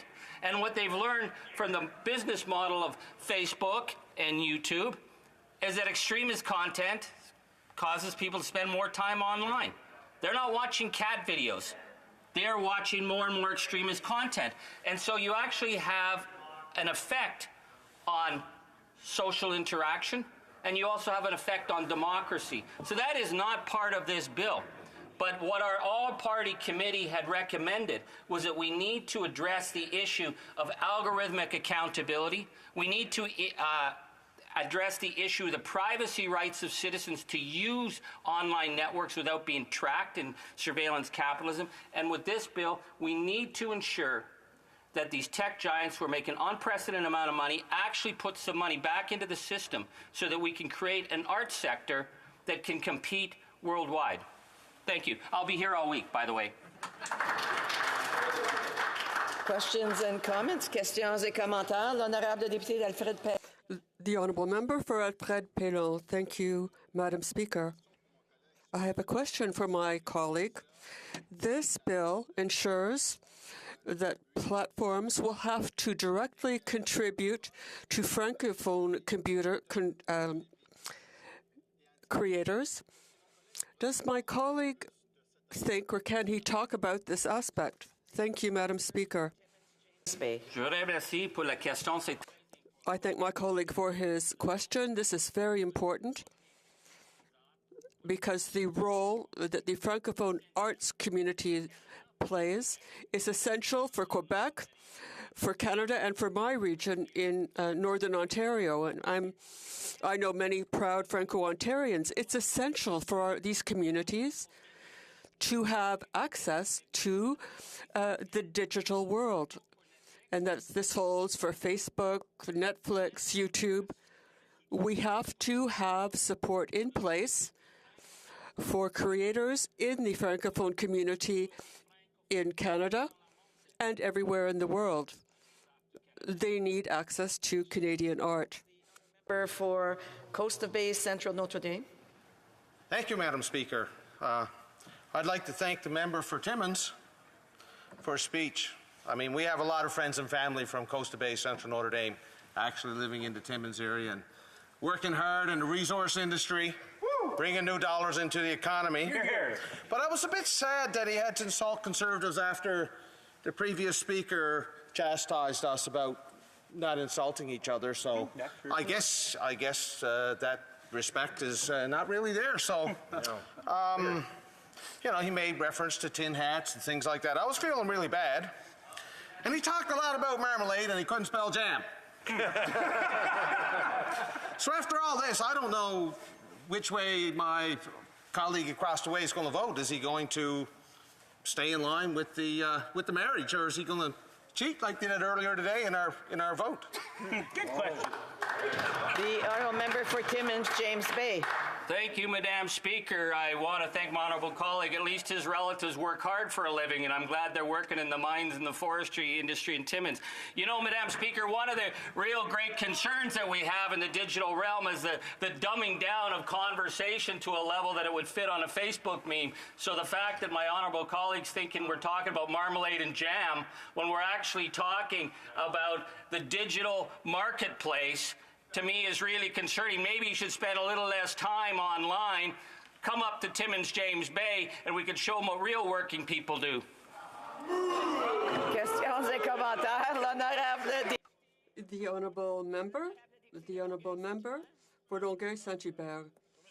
Thank you, Madam Speaker. I'd like to commend my colleague for his speech. I think we have the same ideas about this bill, which is to help make Francophone content sustainable.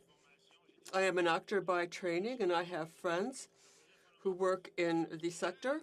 I'd like to talk to my colleague about something else. I have a question about Facebook, Google, and other platforms who are siphoning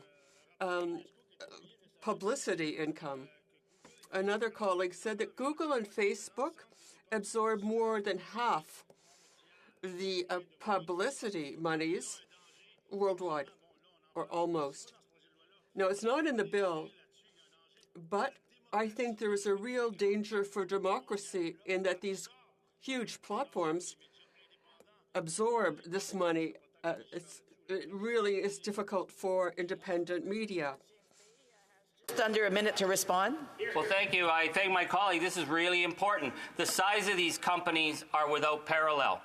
And the fact that they make the choices of what we see, they make the choices through the algorithms, has huge impact. And I would say it's a simple thing. For example, Netflix, my good friend Richard Desjardins' film, True Story. When I saw I could find it on Netflix, I was telling all my friends, you got to see this film. I'm in it, by the way, but that's a side issue. It's still a great film.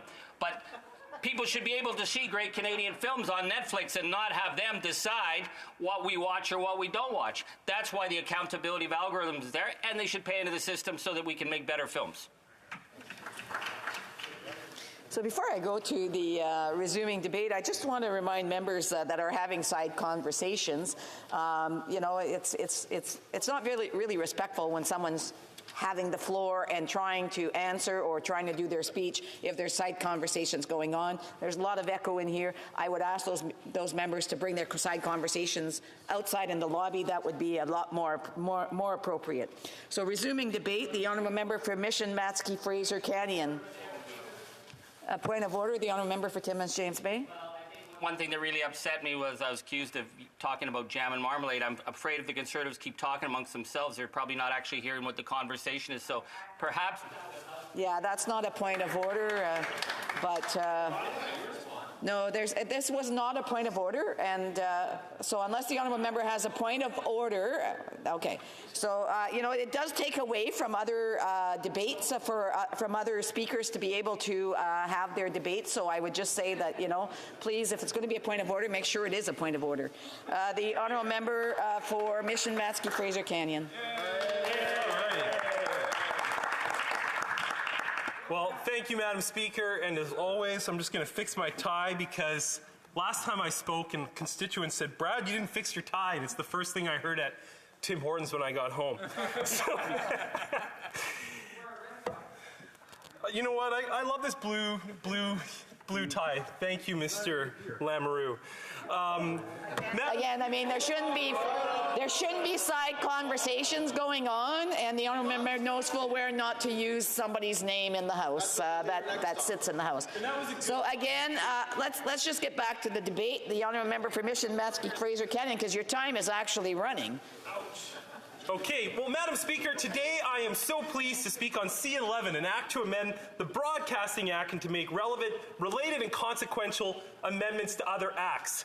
This bill is big, and this bill is really big news. A lot of Canadians where I come from, when they think about what the government does well and doesn't do well, it often relates to what we might watch on TV or what we might stream on the internet. So in terms of consequences, in our day-to-day lives, what we're talking about today really does matter.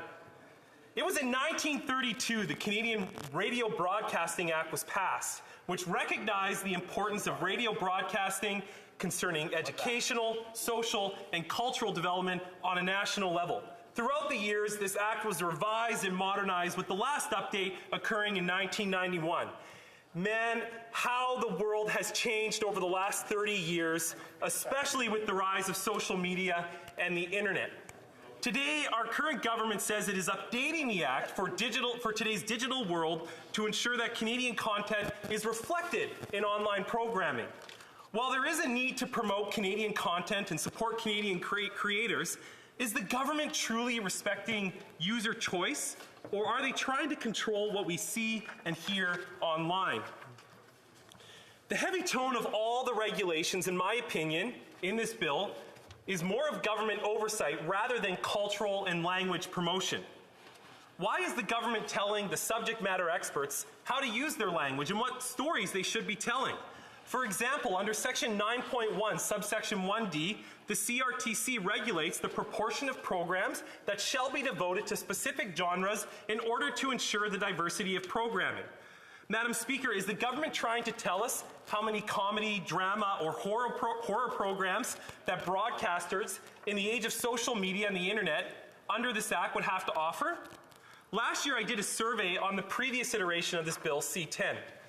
I heard from one elderly gentleman in my riding who was angry because he didn't have any say over which channels he could get in a basic TV package, which are covered by the current Broadcasting Act and CRT regulations, which are being amended in this legislation today. In the modern era of broadcasting in Canada, more government oversight has meant fewer options for viewers.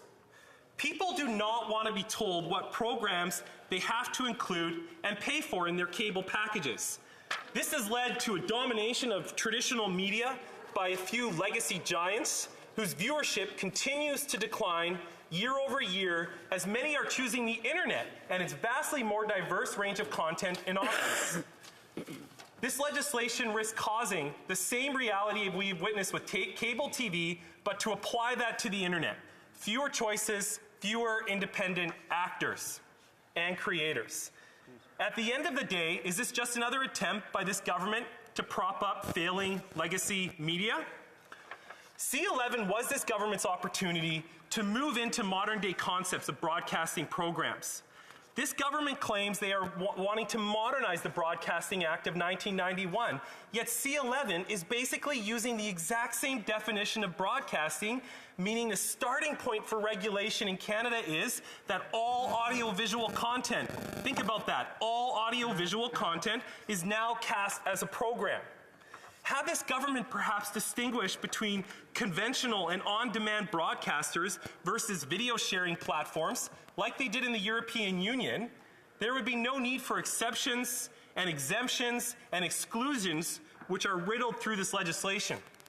It's not me saying that, it's Michael Geist, the Canada Research Chair in Internet and E-commerce Law, who explained that when you start with legislation that includes everything and you try to narrow it down, you simply can't. You end up with loopholes and undefined services, plain and simple, confusion. Rather than clearly defining what needed to be regulated as broadcasting, this bill leaves much of those decision-making powers up to the CRTC. This limitless reach of the CRTC was even identified in an internal government memo during the committee process of Bill C-10, the last iteration of this legislation. The memo stated that social media services like YouTube and Facebook greatly expand the number of individuals and other entities that can be said to be transmitting programs over the internet. It also highlighted the importance of limiting the power of the CRTC to regulate user-generated content. Despite this, this government removed the exemption for user-generated content in Bill C-10. Now, in Bill C-11, this government claims the exemption is back with Section 4.1. This government now says, we listened to you, we fixed the concerns around social media.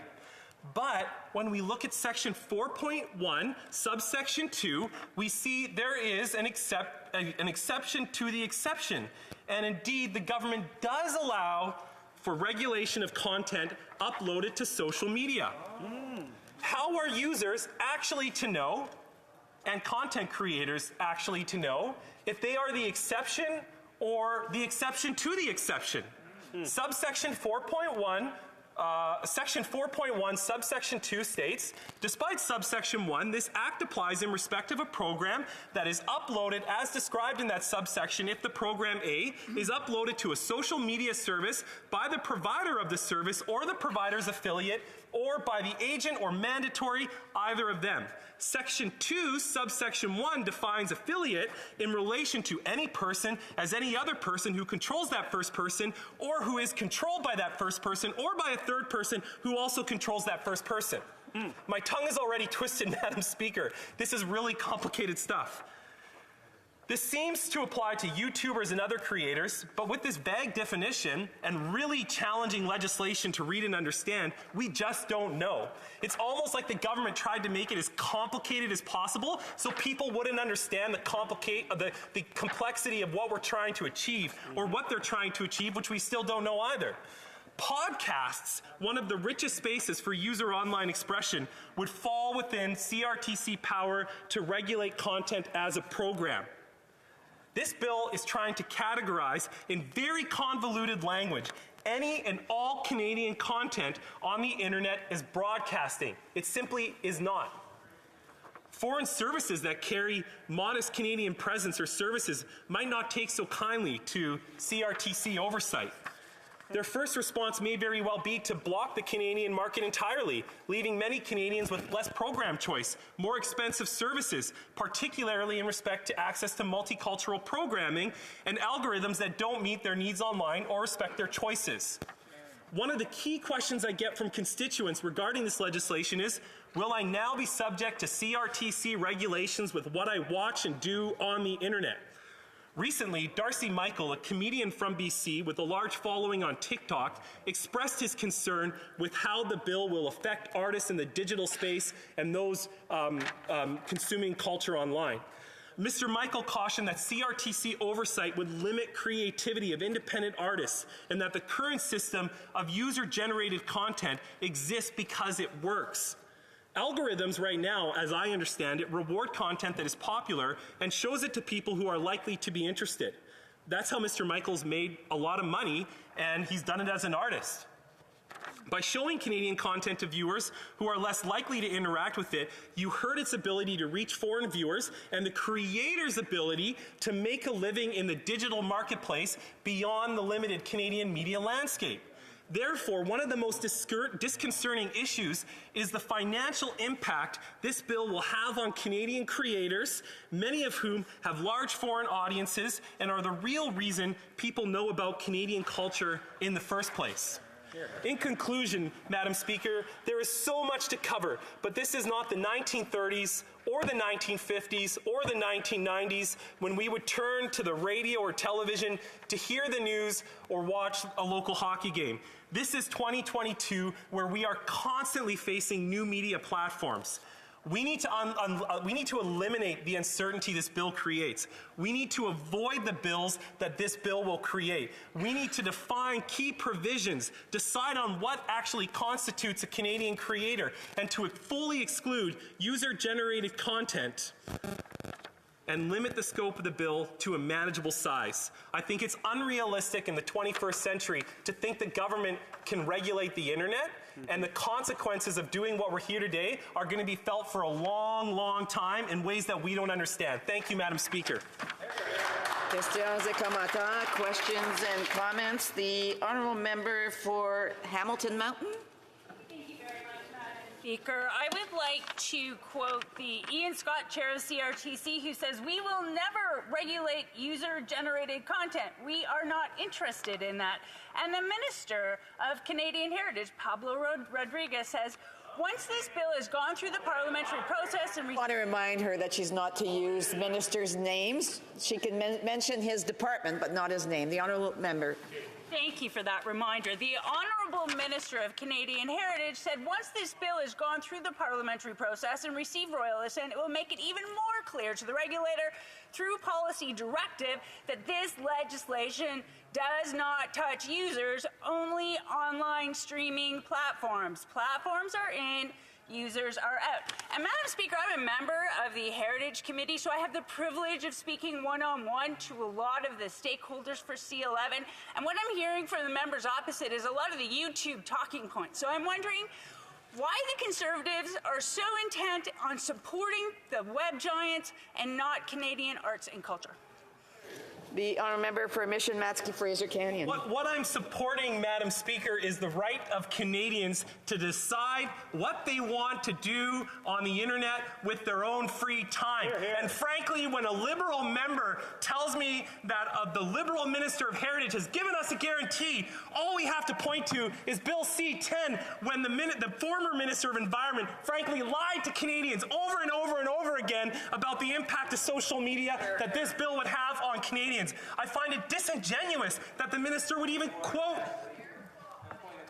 Yeah, I'm sure I know what the point of order is, but I will allow the honourable minister, and I would ask, let's hear the point of order, and then I will come and rule on that. The honourable member for Parliamentary Secretary of the Government House Leader. Yes, Madam Speaker, I don't think it's of any surprise to any member that heard the member, and we would just ask that he retract his comment with reference to a lie. Yes. I just want to, I was going to get up on that as well, and I would just want to remind the honourable member for Mission Maskey-Fraser that he can't say that someone has lied in the House, and he can't also use the word disingenuous because that is saying indirectly what he's trying to say directly as well. So I would ask him to retract his words. I retract the word, Madam Speaker. That is a fair point. My apologies.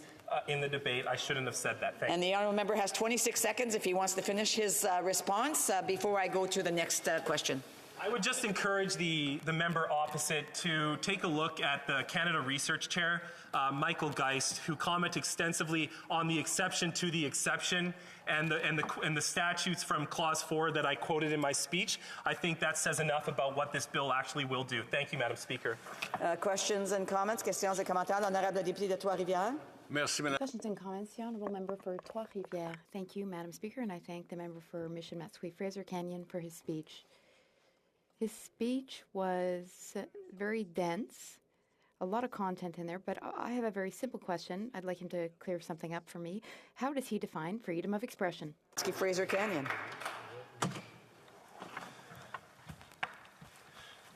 How do I define freedom of expression?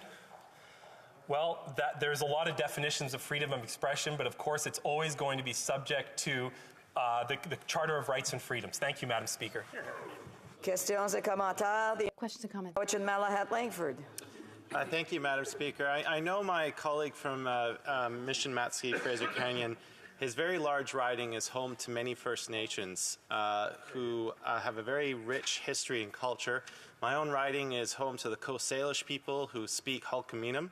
And I'd like to ask him about the provisions in C11 that are going to allow First Nations, Indigenous people across Canada, to have the ability to access broadcasting services and probably do so in their own language, and what that's going to really mean to those individual communities. Would he not agree with me, considering the deep, rich cultural history of his riding, that this is a very positive aspect to Bill C11?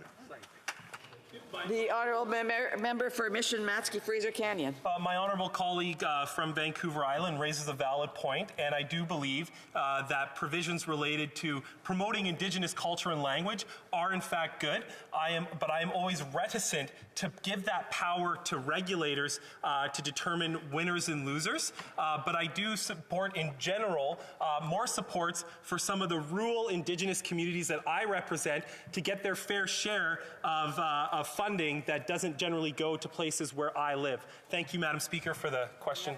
Brief question. The honourable member for Regina Louvain. Thank you so much, Madam Speaker, and I appreciate the time to ask a very important question to my friend. But I would just add this before I get to my question: is if the Liberal government would actually fulfill their promises, we would quit pointing out that they keep breaking their promises. So I can use that parliamentary language. So to my friend, do you think that this has been such a convoluted bill because they're trying to sneak things past and regulate some things that the Liberals would not want to see the public know that they're going to do? From a brief response from the member for Mission Matsky-Fraser Canyon. Thank you, Madam Speaker, and I'd like to thank my colleague from Regina. My biggest concern with this legislation is that I think it's lazy. I don't think the government even tried to adopt to the 21st century with this bill. It took outdated and anachronistic terms and definitions that have been in place since 1991, and they're trying to apply an outdated and unworkable formula for the reality that we live in the 21st century. As I mentioned in my speech, the consequences of this bill are not just going to be felt tomorrow. They're going to be impacting the next generation in 20 years, and we don't know what we're doing fully with the content of this legislation. Thank you, Madam Speaker. And I will just remind the honourable member for Regina Louvain that once the Speaker has ruled and has accepted an apology, that it's not really wise to try to stoke the fire again. So the honourable member, resuming debate, the honourable member for Yellowhead. Thank you, Madam Speaker. I am pleased to rise in this House to speak on Bill C11, an act to amend the Broadcasting Act and to make related and consequential amendments to the other acts. I have received many concerns about this bill from many of my constituents. They are worried that this bill is against their freedoms their ancestors fought and died for. In their view, C11, also known as the Online Streaming Act, is an overreach, slowly eroding their freedoms as well as eliminating their free speech. Madam Speaker, what this bill gives the CRTC is enormous powers by putting the Commission in charge of regulating streaming services and video sharing sites, as well as traditional broadcasters. Will the regulator be prepared to handle sweeping jurisdiction over audiovisual services around the world? I ask, where is the evidence that the CRTC has the expertise to address these issues? Matt Hatfield, campaign director of Open Media, stated, "The Online Streaming Act continues to give the CRTC the power to use sorely outdated 1980s ideas about what Canadian content is to control what shows up on our online feeds and what doesn't." End of quote. By making the CRTC the de facto regulator of the Internet, this Liberal government strategy poses a serious threat to innovation, competition, and freedom of expression. Madam Speaker, there are still concerns that the law could apply to people using and posting content on social media. Is this simply a just trust us approach? It's all there in the text of the new legislation, which looks remarkably like the old legislation known as Bill C-10. While the bill numbers have changed, the purpose of Bill C-11 has not. The bill states its purpose is to add online undertakings for the transmission or retransmission of programs over the Internet as a distinct class of broadcasting undertakings. The reason for that is so the CRTC can determine the proportion of programs to be broadcast that shall be Canadian programs. Madam Speaker, Canada is home to many world-class writers, actors, composers, musicians, artists, and creators who need rules which don't hold back their ability to be Canadian and the global success.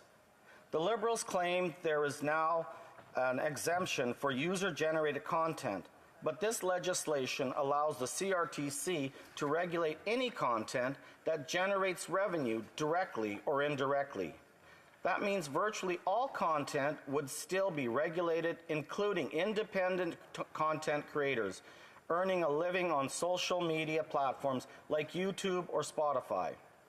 Web giants is frequently used by this Liberal government when talking about Bill C-11 and broadcast reform. Yet according to Facebook Ads Library, at the time of Bill C-11 was tabled, the Liberal Party of Canada's Facebook page spent $4,233,000 on paid ads since June 25, 2019. And the Prime Minister's Facebook page has spent $2.8 million on paid ads. I ask, how does this Liberal government justify their attack on so-called web giants in speeches while they keep putting money into Facebook to promote themselves? If this bill passes, Netflix, Prime, Apple Music, or Stitcher accounts will be required to ensure the discoverability of Canadian content. I ask, what exactly are the details? Public Works and Government Services Canada's own annual report on Government of Canada advertising activities from 2020 to 21 shows that the Liberal government spent $11.6 million on advertising on Facebook and Instagram, $3.2 million on Twitter, $2.8 million on Snapchat, $1.5 million on LinkedIn, $377,000 on TikTok, $265,000 on Pinterest. Why does this Liberal government say one thing and spend taxpayers' money in another way? Dr. Michael Geist, Canada Research Chair in Internet and E-commerce Law, University of Ottawa, said, "For all the talk that user-generated content is out, the truth is that everything from podcasts to TikTok videos fit neatly into the new exception that gives the CRTC the power to regulate such content as a program." End of quote. There are many issues with Bill C-11 for digital-first creators. This is said to be given to the CRTC. It is too broad and could conclude every piece of content online. Most alarming is there is still room in the bill for the government to force platforms to put approved Canadian content ahead of independent Canadian content and artificially manipulate the algorithms. This bill only has downsides for digital-first creators. While the traditional media industry gets their funding doubled, the requirement for streamers to pay into the creation of Canadian content could see some services leave Canada. Digital content creators in Canada have been successful in building platforms such as YouTube, TikTok, and others that exports Canadian content to the rest of the world, not only bringing revenue from other countries back home to Canada, but also hiring local, tax-paying Canadian workers. This achievement should be supported, celebrated, and encouraged.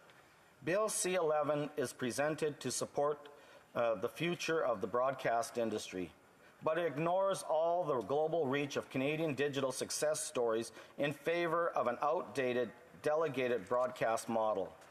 The only thing that Bill C-11 will succeed at is falsely swaying the procedures of social platforms.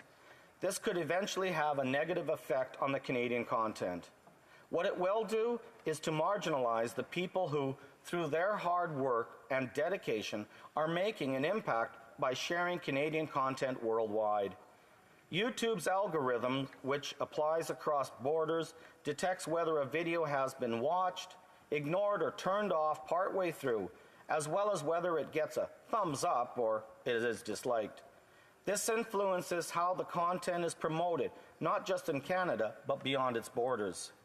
C-11 subjects streaming companies such as Netflix to the same rules as traditional Canadian broadcasters.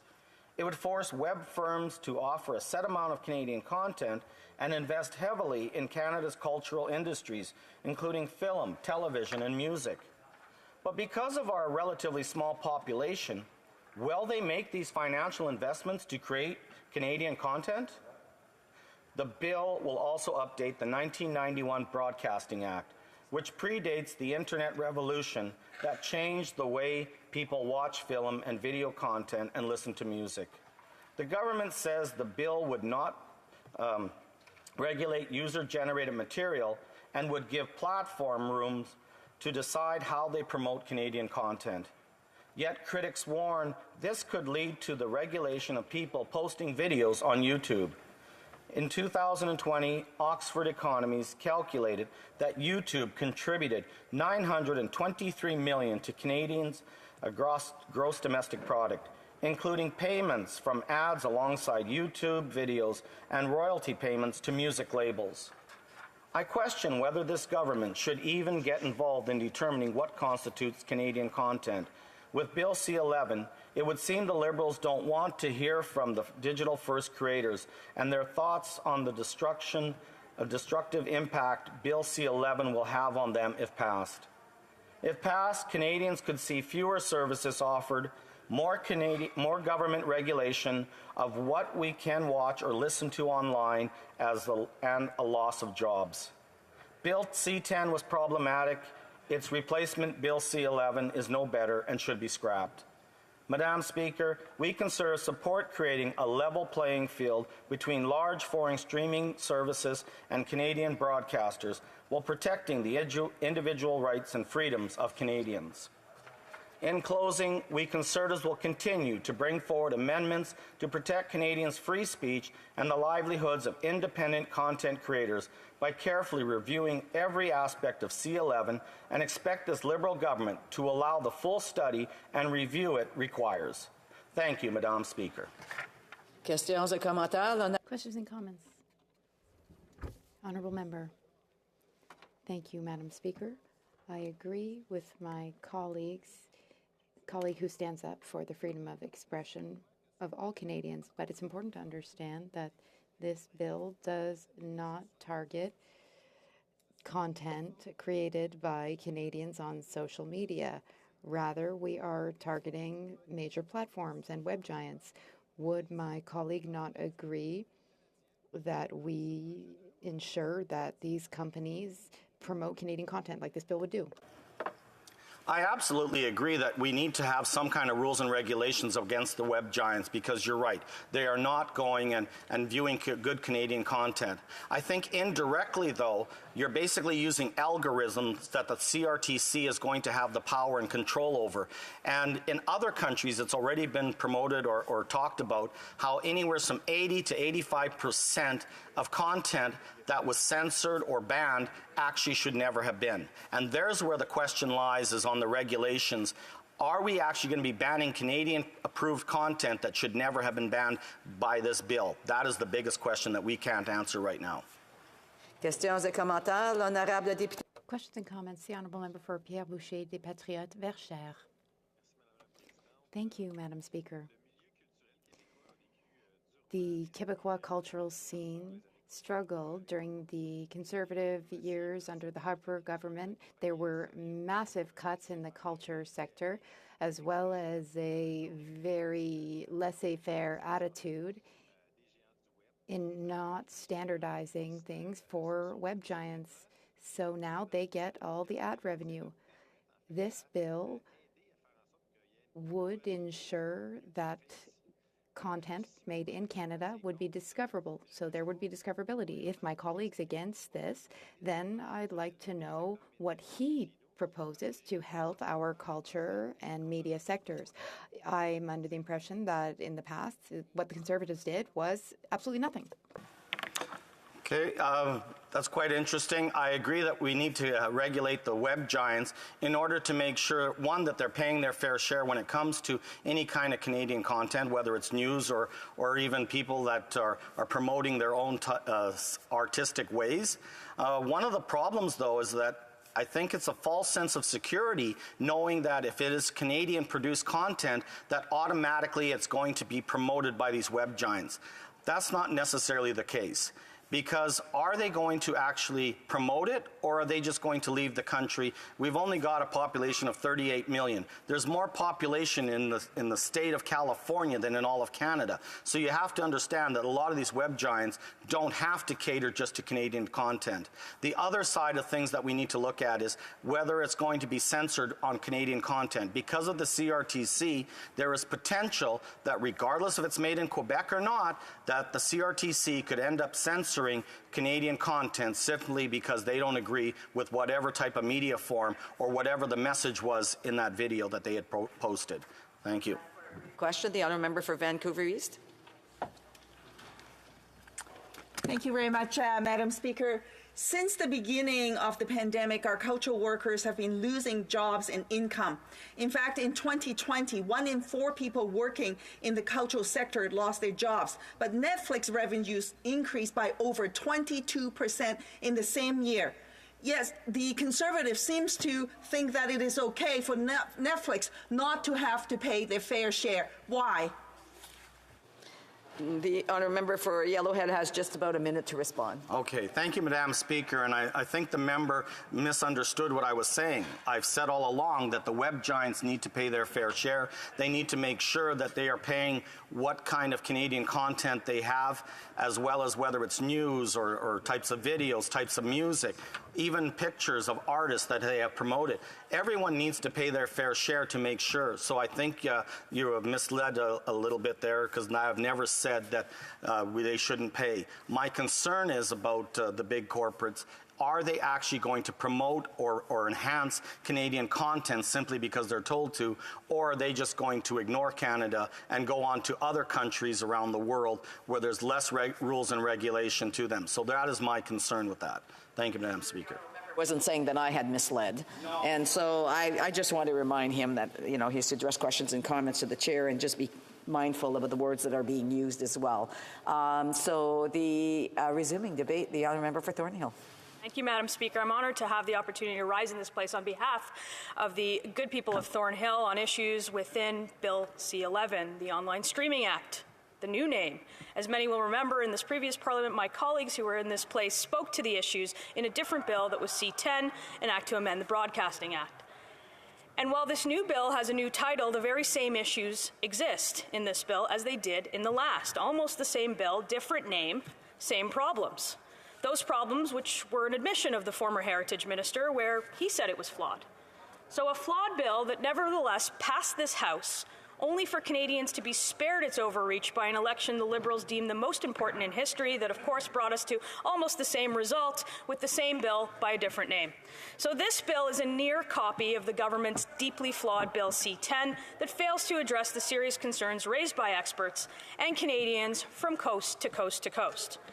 And while you'll hear from members opposite claim that there is now an exemption for user-generated content, one of the major concerns the minister admitted was deeply flawed, the new bill does the same thing as the old bill and allows the CRTC actually to regulate any content that generates revenue directly or indirectly. That means virtually all content would still be regulated, including independent content creators earning a living from platforms like YouTube, like Spotify, or even a favorite of some members in this new government arrangement, TikTok. Madam Speaker, let me be absolutely clear. Conservatives support creating a level playing field between large foreign streaming services and Canadian broadcasters while protecting individual rights and freedoms, those individual rights and freedoms of all Canadians. That's fundamental. And we also know that Canada is home to many world-class writers and actors and composers, musicians, artists, and creators. Creators need rules which don't hold back their ability to be Canadian and global successes. And with this all being true, there are those who are rightfully warning that digital creators, those we celebrate as Canadian stars, could lose foreign revenue if the government forces digital platforms to promote Canadian content. And that means cutting into revenue that Canadian content creators earn, the exact opposite of what we should be doing. The Online Streaming Act will skew the algorithm our online platforms use to match them with the viewer's personal preferences. So that's force-feeding Canadian content which the government chooses rather than what might match the viewer's preferences is no doubt a problem. Because when you force people to watch something that they may not want to watch in an effort to promote it, you might be doing the exact opposite. It would suggest that if you force content on viewers, then a conclusion could very well be that the forced content isn't actually popular, leading, of course, to potentially less promotion abroad of what was irreparably deemed unpopular by the government, by the CRTC. This is actually disadvantaging our talent, arguably one of our greatest exports. And yes, as many in this House know, videos that few people watch are actually harder to find. They don't pop up. They aren't promoted. So if you don't select the Canadian content the government decides they want you to watch, or that they've offered you, then they click on something else, leading to perhaps the dreaded thumbs down rating, which of course knows no boundaries and would be deemed less popular here and abroad. And again, the government will say they aren't doing that, but it won't regulate the YouTubers, the TikTokers that post their content. But that's not what the bill says. Madam Speaker, the bill gives the authority to the CRTC to regulate any content. And even if you were to take this at face value and believe it, why wouldn't you make that scope in the bill more clear? Why wouldn't you make it more prescriptive? Madam Speaker, if it walks like a duck and it talks like a duck, it's probably a duck. And hiding behind the complexity of legislation, as the minister has, should be of concern to every single Canadian generating content that this bill would regulate and every single Canadian that watches it. Madam Speaker, it should be of great concern that the CRTC is being tasked with administering the Act, a body already stretched to its limits in this country. And a fair question to anyone supporting this bill would simply be that if the CRTC lacks the capacity to carry out its current mandate effectively, how can it be expected to take on the Internet, the entire infinite Internet? So knowing all that, the CRTC would be handed the power to develop the rules and regulation, and it could make those up as it goes along. Because guess what? The bill doesn't stipulate it. Madam Speaker, this act would bestow onto the CRTC the ability to determine its own jurisdiction without constraints, despite again having no capacity to even do it. But let's put that very serious issue aside for a moment and pretend that the government bill doesn't do what the government bill says that it's going to do. Madame la Présidente, lorsque le gouvernement s'implique. when the government gets involved in areas where it shouldn't, then we're confronted with a troubling reality, which has become a common refrain of the opposition. If this bill is passed, Canada will become the very first democratic country to enforce its Online Streaming Act. Canada will also be the first country to regulate content published online. We will be in good company with the dictators like in countries like Iran and North Korea to protect citizens' freedom because, Madam Speaker, the government is not comfortable with a vast open space of communication that exists outside of its control. Over the tens of thousands of digital-first creators who have found a way to earn a living and export their talent globally. We should be celebrating these accomplishments. We should be encouraging their spirit of entrepreneurship. We absolutely should not be punishing them with the demands of this legislation. Under the guise of creating a, quote, a level playing field, as the government says, the, quote, web giants will pay their fair share. What you actually get is like the disappointment that you get in a cereal box. You get an internet czar, and which, of course, it sounds alarming because it is alarming. It's important to remind members of this House that the Broadcasting Act wasn't meant to regulate the internet. And many will say that this modernization of an act that was put in place for radio and TV will somehow boost the Canadian arts and culture sector. To that, I say I have a bridge to sell you. It's not going to happen. That's not how it works. Because more regulation has never and will never incentivize more artistic creation. It's not how it works, let alone more wealth and success to creators. Because one thing is for certain, when the government instructed bureaucrats pick winners and losers, there are no winners. Not in this realm or in any other in the history of government. The government picking winners based on how Canadian content is viewed or which they decide what you will watch is an imposition on your freedom to choose what you actually want to watch. It also doesn't lead to more Canadian content. Mr. Speaker, Bill C-11 is a solution looking for a problem that doesn't exist. And I hope that members of this House will carefully review every aspect of this bill, because like a member before me said, it's going to have grave consequences for generations to come. There's a lack of clarity in this bill of what this bill is going to do. And instead of promoting our Canadian creators, it actually punishes them. I hope that members of this House will think of their rights and their freedoms on the internet before they agree with this government's illogical pursuit to control what you see online. Thank you, Madam Speaker. Questions and comments? The honourable member for Fleetwood Port Kells. Well, thank you, Madam Speaker. In listening to the debate today, I do so as somebody who went through the first Canadian content regulations. I was on the air. And if I play Anne Murray's Snowbird one more time, I think my head will explode.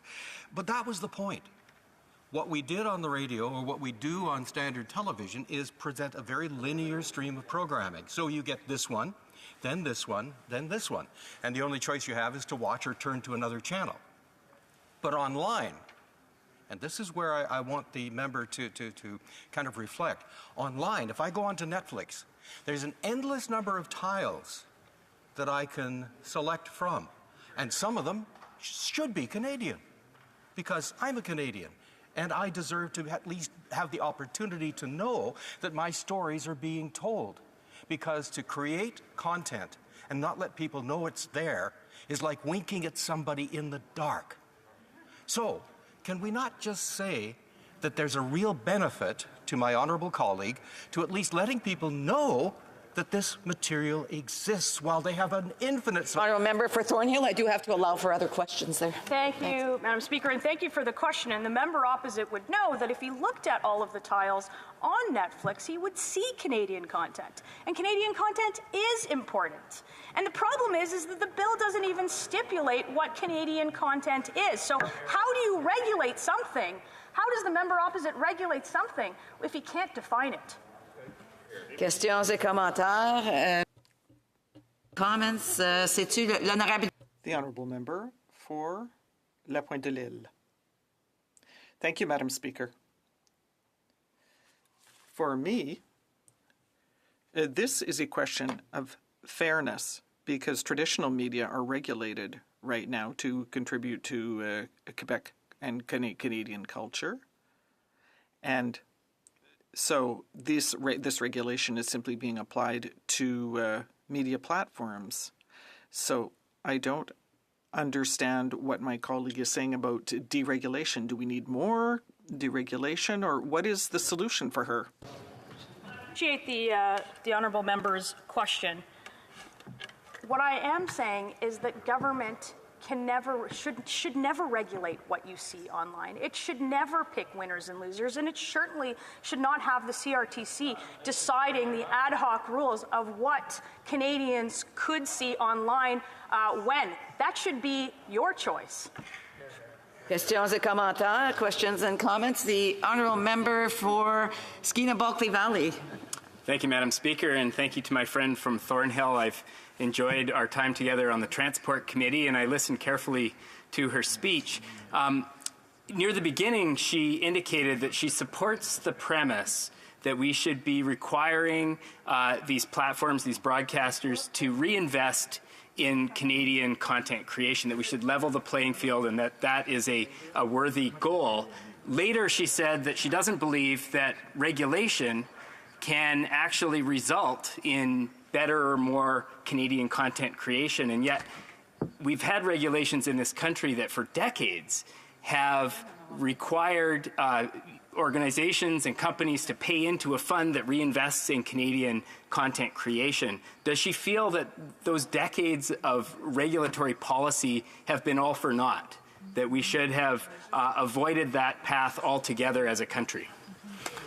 The honourable member for Thornhill has about a minute to respond. Thank you, Madam Speaker, and thank you to the honourable colleague and my friend from committee. We've heard a lot from the NDP talking about making web giants pay their fair share. This is again a party that has spent over almost $2.5 million on platforms like Facebook. And now to the honourable member's question, I don't see how he could stand up in the House and ask that question. I would say to the honourable member that you can't regulate yourself to success. That is not going to create more and better and more successful Canadian content. We have never done that. We could never do that.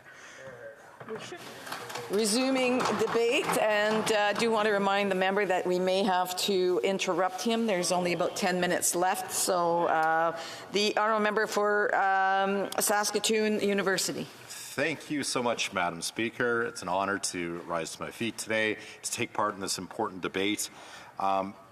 Thinking back in our history about failed regimes, what do? In the dying days of these governments, they censor the public.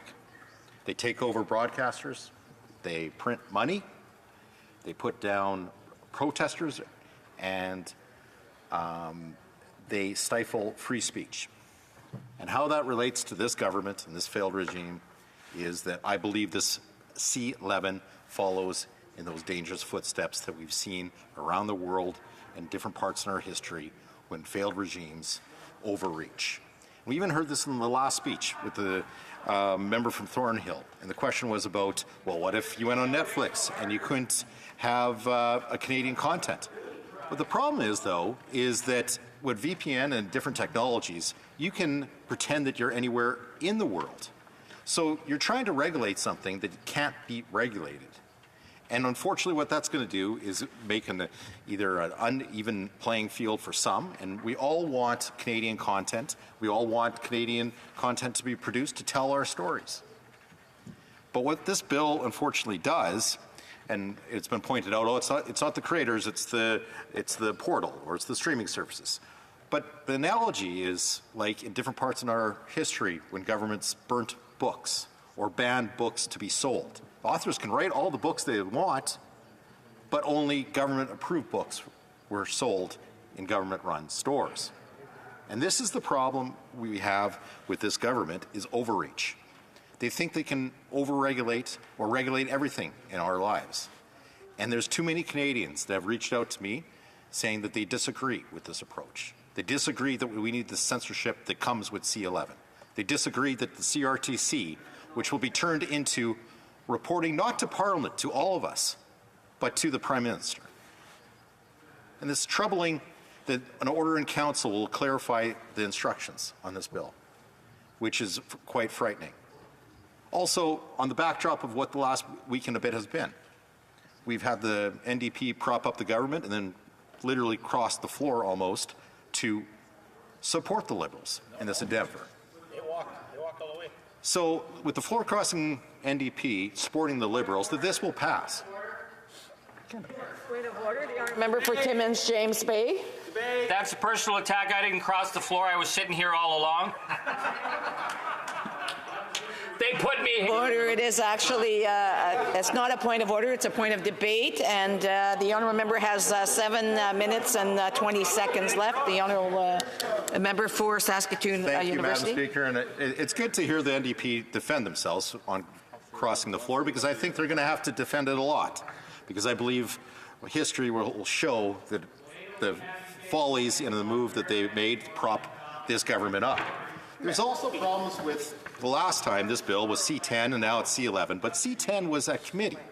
And at that time, the NDP didn't cross the floor, but the bill never became law, thankfully, and that was on C10. I guess we have another point of order from the honourable member from Vancouver East.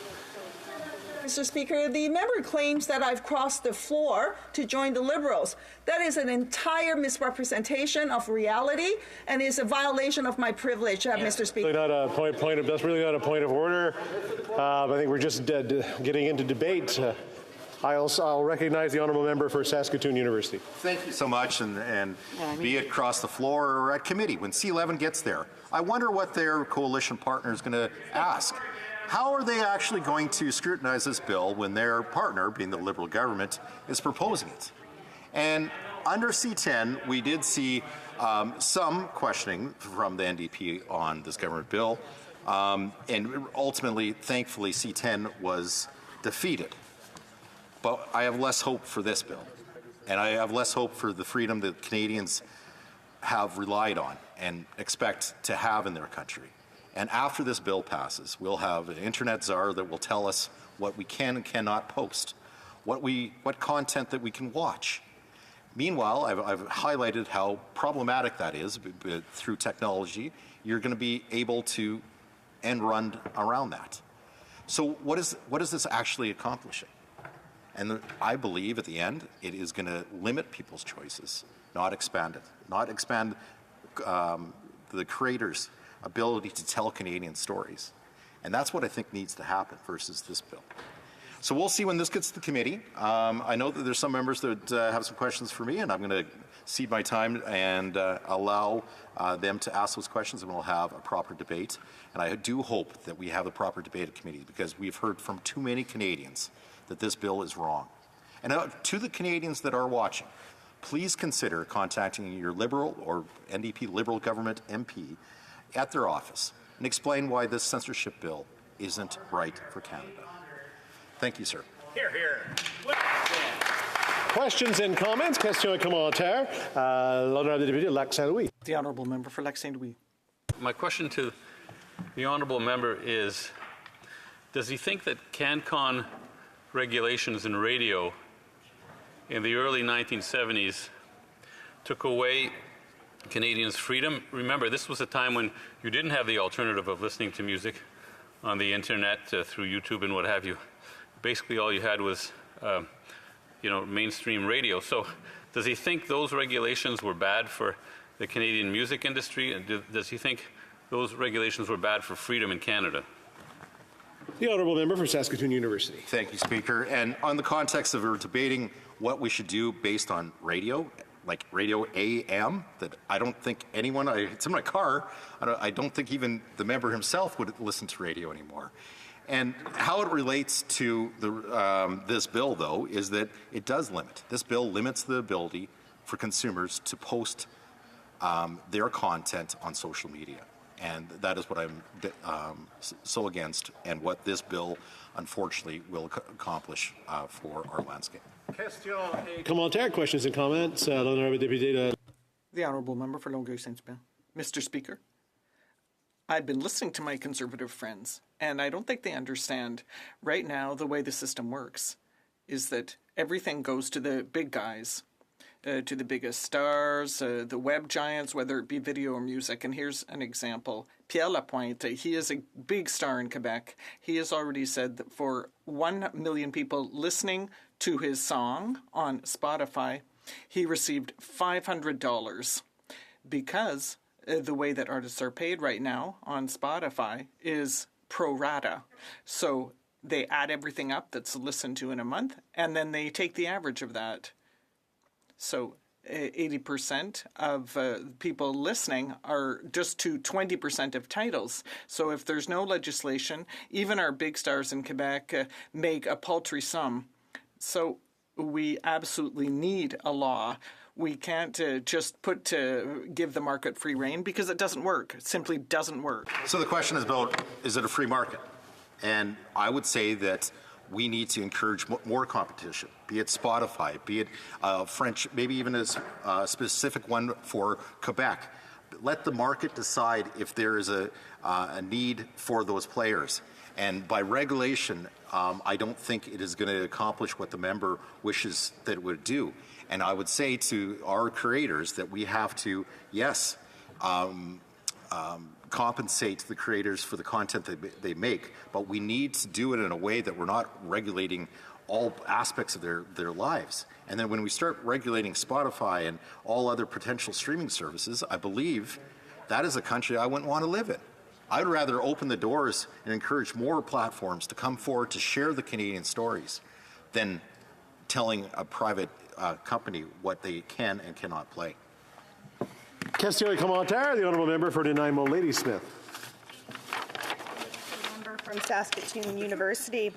Over the course of the pandemic, the independent music sector has seen its revenues decline by $233 million, and musicians' revenues have fallen by 79%. At the same time, we are seeing web giants paying almost no taxes in Canada and not contributing their fair share of profits to support the funding of Canadian cultural content.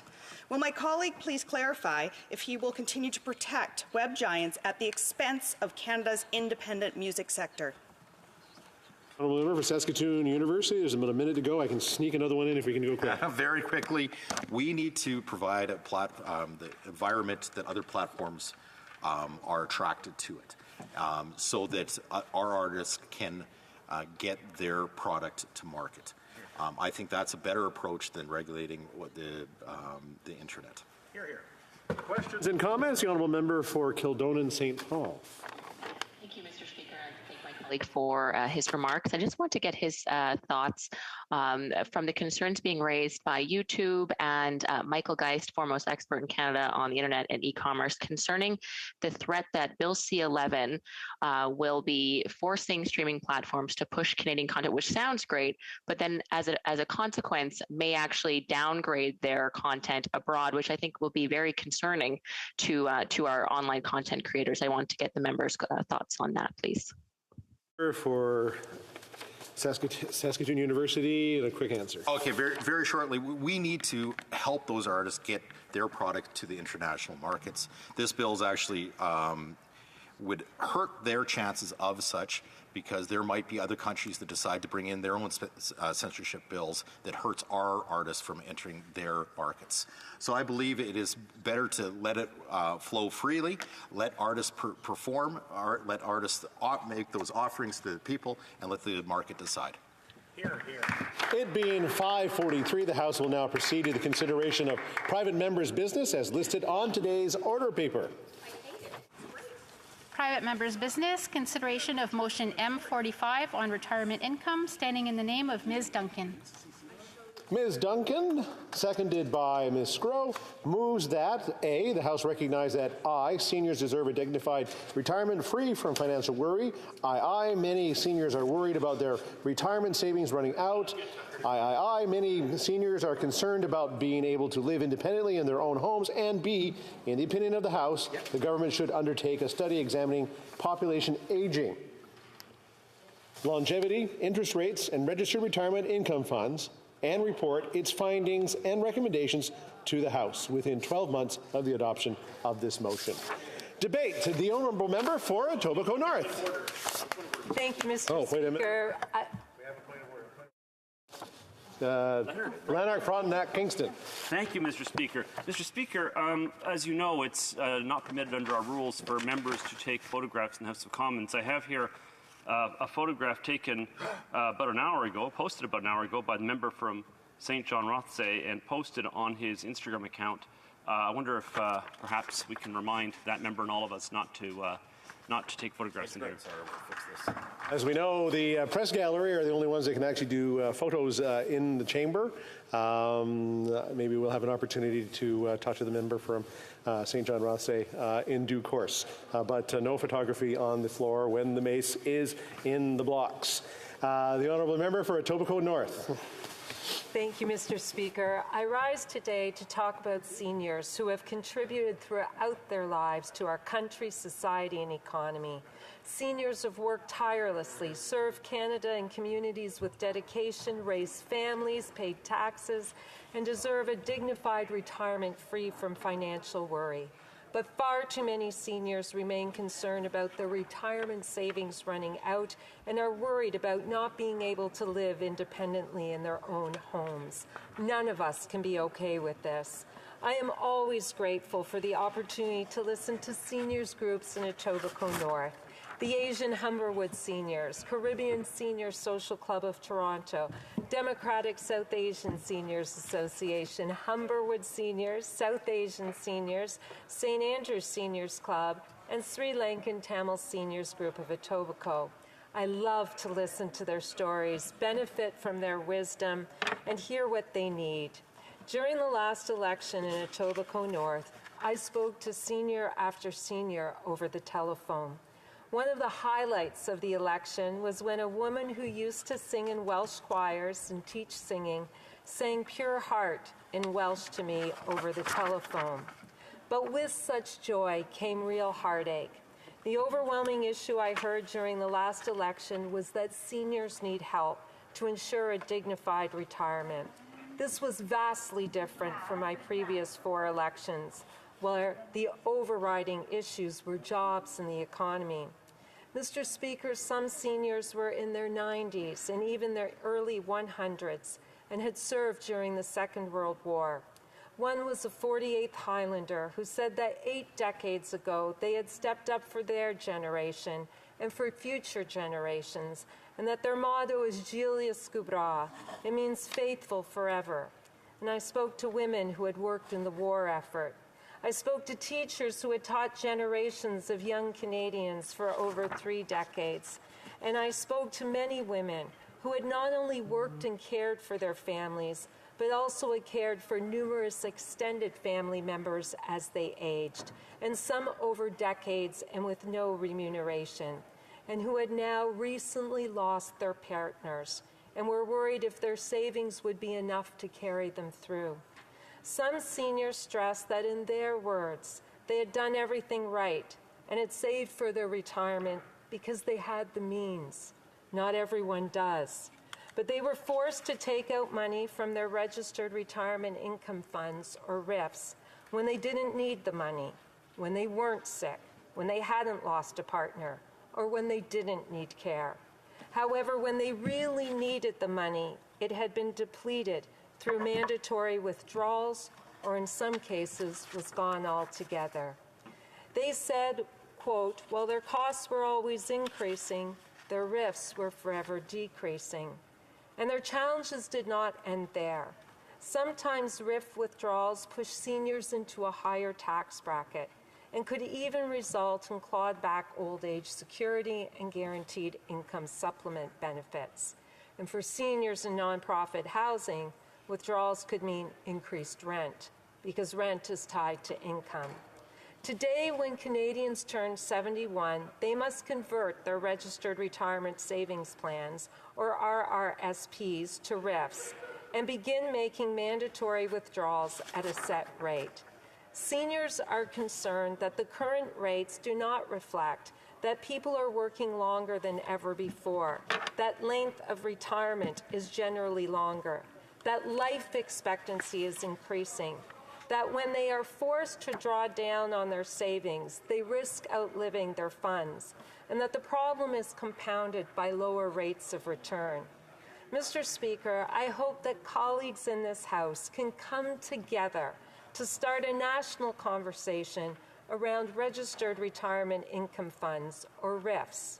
Specifically, Motion M45 asks the government to undertake a study examining population aging, longevity, interest rates, and registered retirement income funds, and report its findings and recommendations to the House within 12 months. All Canadians matter, and they matter throughout their lives. The job of governments is to provide the support Canadians need across their lifespan. We are either seniors today or hopefully seniors in waiting. We are all in this together, and the well-being of older members of our society must be a concern to all of us. Mr. Speaker, there will be those who ask why we need another study. In this case, requesting a comprehensive study is a good first step to start a national conversation, to focus attention on RRIFs, to collect evidence, to hear about the realities Canadians are living today, more than 2 years into a pandemic. Most importantly, to have the government come back to this House within 12 months with real recommendations and options to help Canadians. There is also a long-standing debate regarding mandatory RRIF minimum withdrawals and scheduling of withdrawals, whether to increase the mandatory withdrawal age, reduce the rate of withdrawals set for each age, a combination of these, or eliminate mandatory withdrawals. These are just a few options, and the study could identify more. There are also unknowns regarding the full financial market implications of COVID-19 and how they will vary from person to person. Private members' motions cannot commit the government to invest public resources. This would require subsequent decisions. Having said this, the motion does focus attention on an issue Canadians very much care about and are anxious about. It encourages the government to do real work and to come back to this House with recommendations on a way forward. Mr. Speaker, let me address why this motion focuses on RRIFs. There are over 7 million Canadians who are 65 years and older today, and 60% have RRIF savings.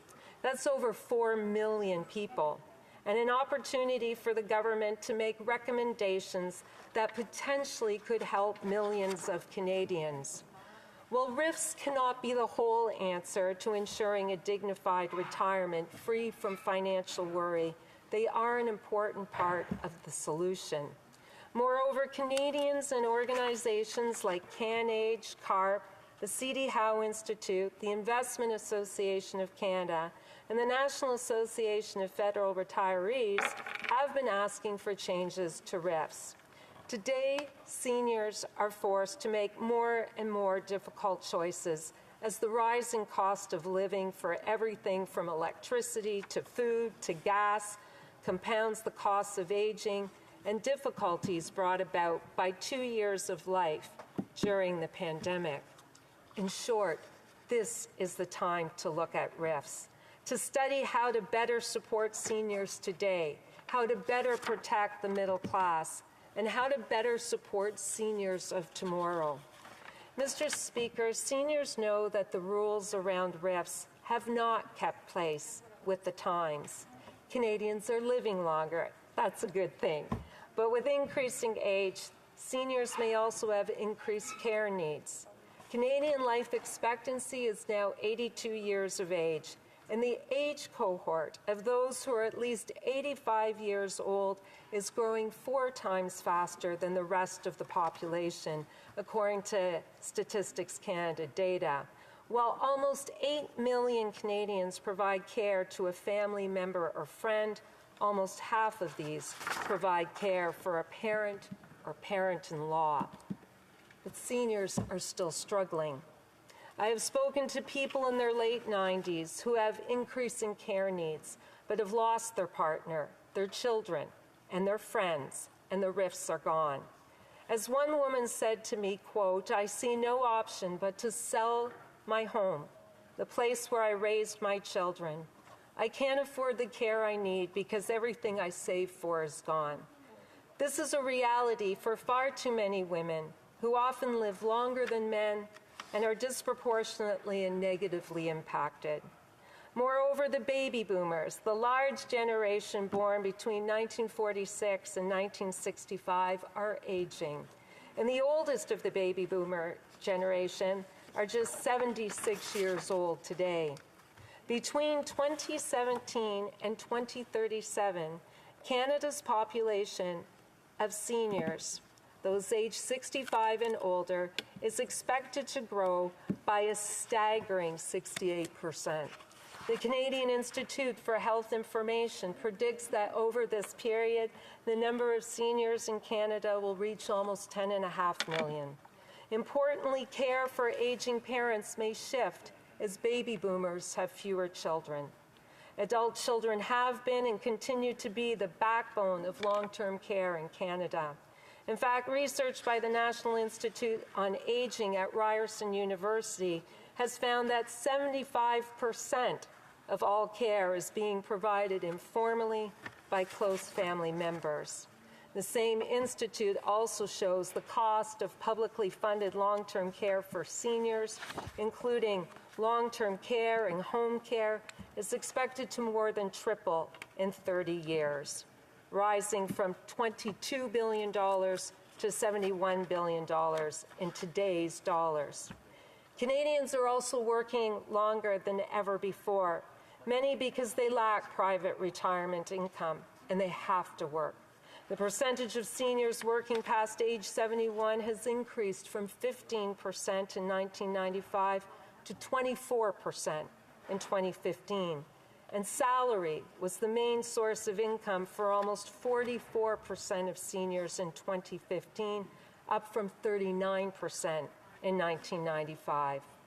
Increased longevity and longer retirement mean that mandated RRIF withdrawals put people in a position to outlive their savings as they age, threatening retirement security.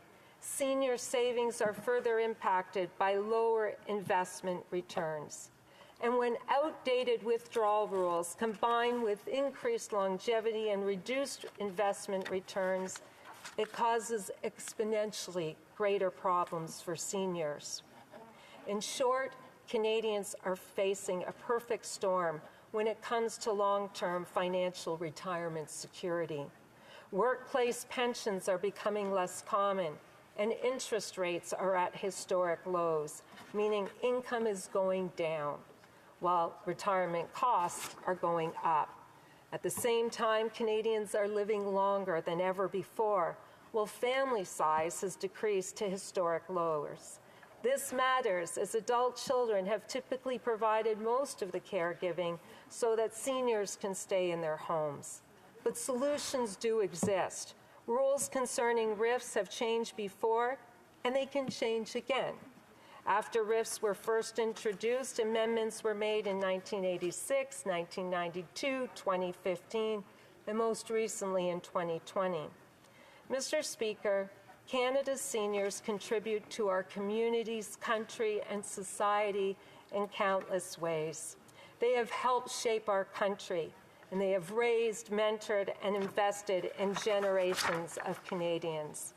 They are our parents, grandparents, friends, neighbors, workers, volunteers, and they matter.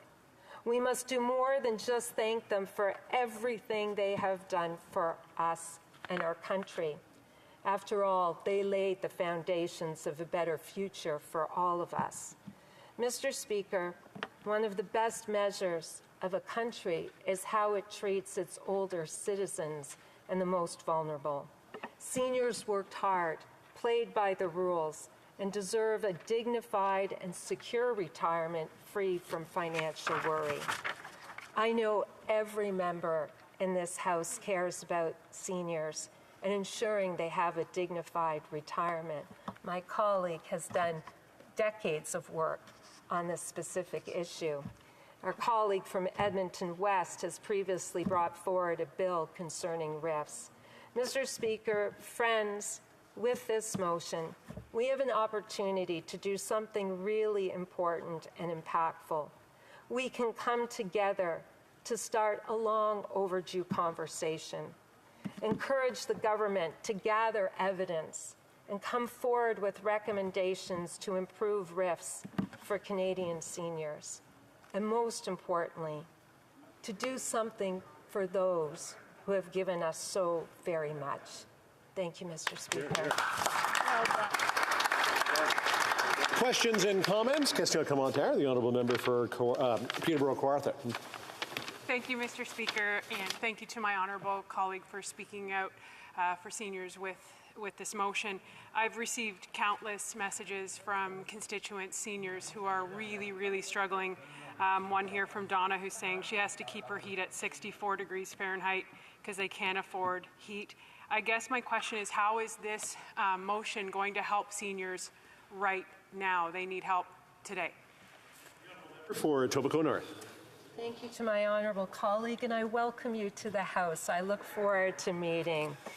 Our government has undertaken many things for seniors. One of the first things we did was to restore the age of eligibility of OAS back to 65 from 67. I don't want to talk about accomplishments. What I want to say is the RIF minimum withdrawal rules were established in '92, and retirement financial circumstances have changed. The RIF policy should adapt to the current environment. Canadians are living longer. They are facing longer retirement. Workplace pensions are becoming less common. Interest rates are at historic low. The reality is income is going down while retirement costs are going up, and fewer adult children are available to provide care to aging parents. We really are facing a perfect storm. The solutions exist. That's why this motion encourages the government to come back to the House within 12 months and give real recommendations and options to help Canadians. Questions et commentaires, l'honorable député de Longueuil. Questions and comments. The honourable member for Longueuil-Saint-Hubert. Thank you, Mr. Speaker. My question is similar to my colleagues. Now, this is a motherhood and apple pie argument. Of course, we support a study to study the standard of living for seniors. But, you know, the seniors who call my office, they don't want a study. What will a study do? They want a check sent to them. Now, we know, Mr. Speaker, that the pandemic has been very hard on seniors. In fact, the government made it worse by creating two classes of seniors by sending checks only to those over 75. Meanwhile, prices of everything are on the rise. Medication, food. So the very last thing seniors need is a study. Mr. Speaker, they need a check. Merci pour cette question. Thank you for this question. Thank you for your support. This study does matter. We've got to start a conversation. We have to start a conversation. It has not happened in this country.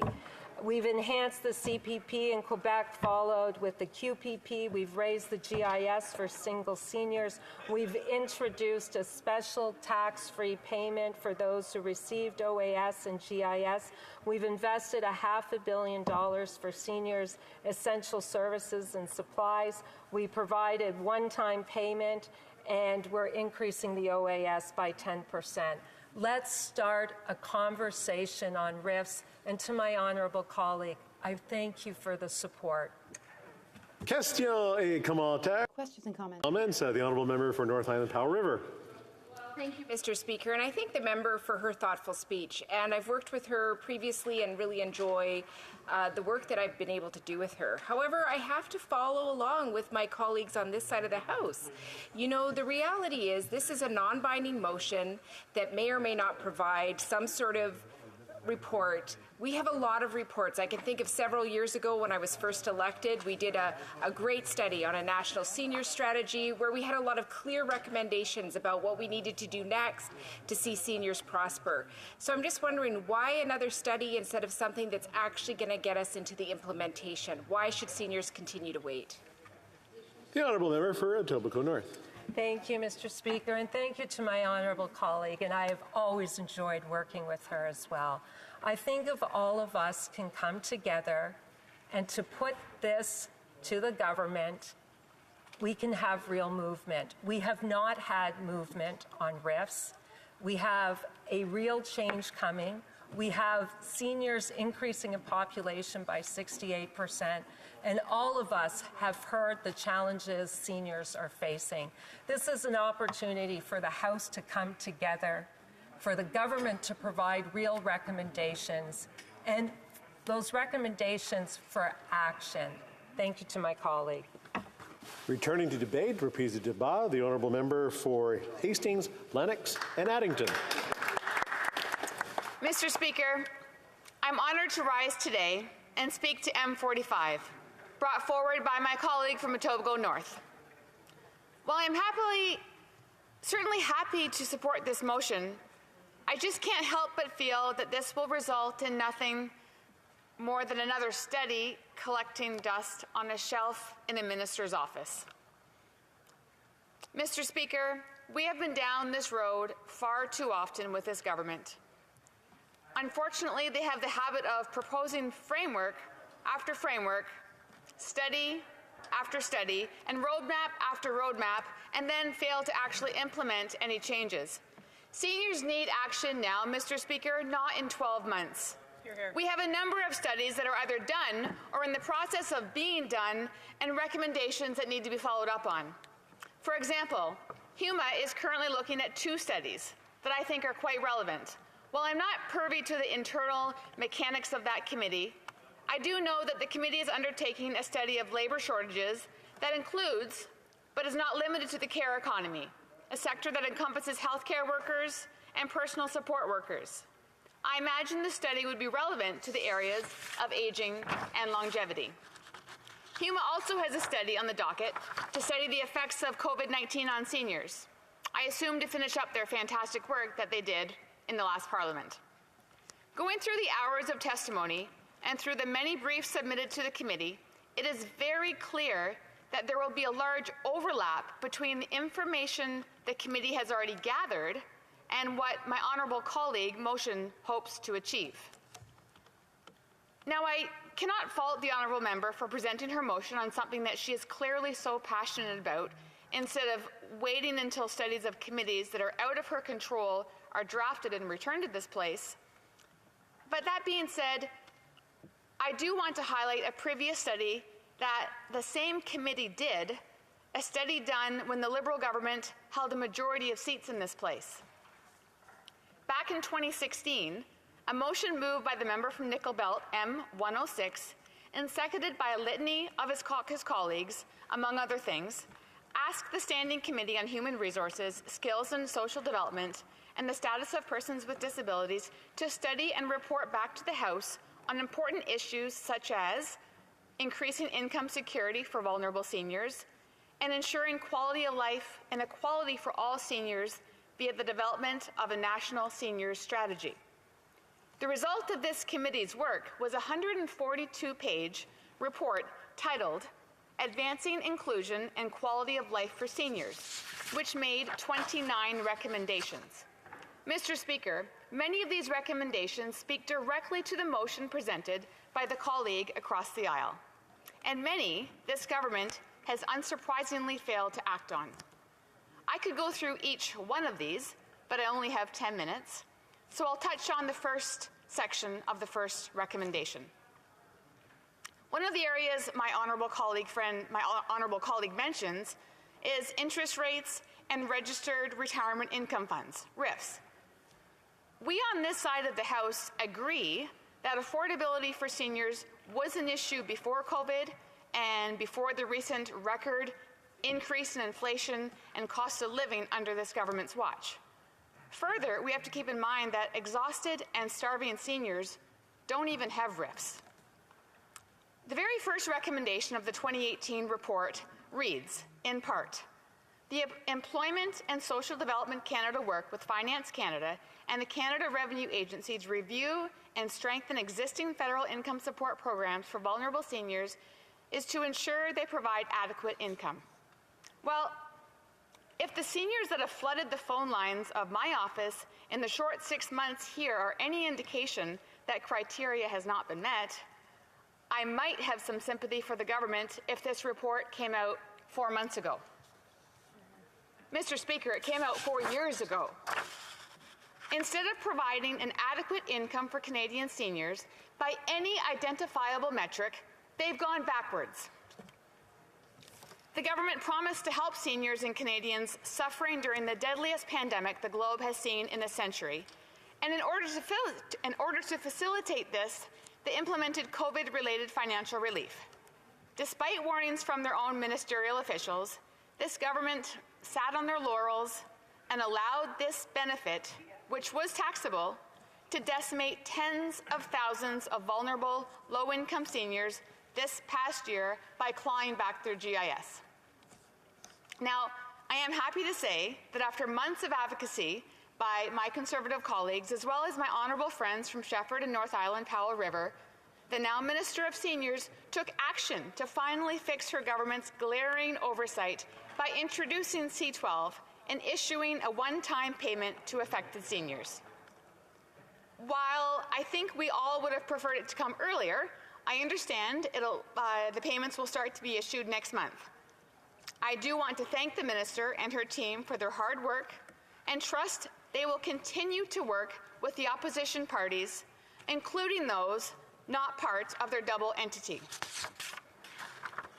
That was only the first government benefit that ended up causing more harm than good to seniors. In July of last year, the then Minister for Seniors announced a one-time payment of $500 to seniors aged 75 and older, stating, Canadian seniors can always count on us to listen, understand their needs, and work hard to deliver for them. Apparently, this government is unaware that one particularly important need for seniors, especially those on benefits, is to receive timely and accurate tax information.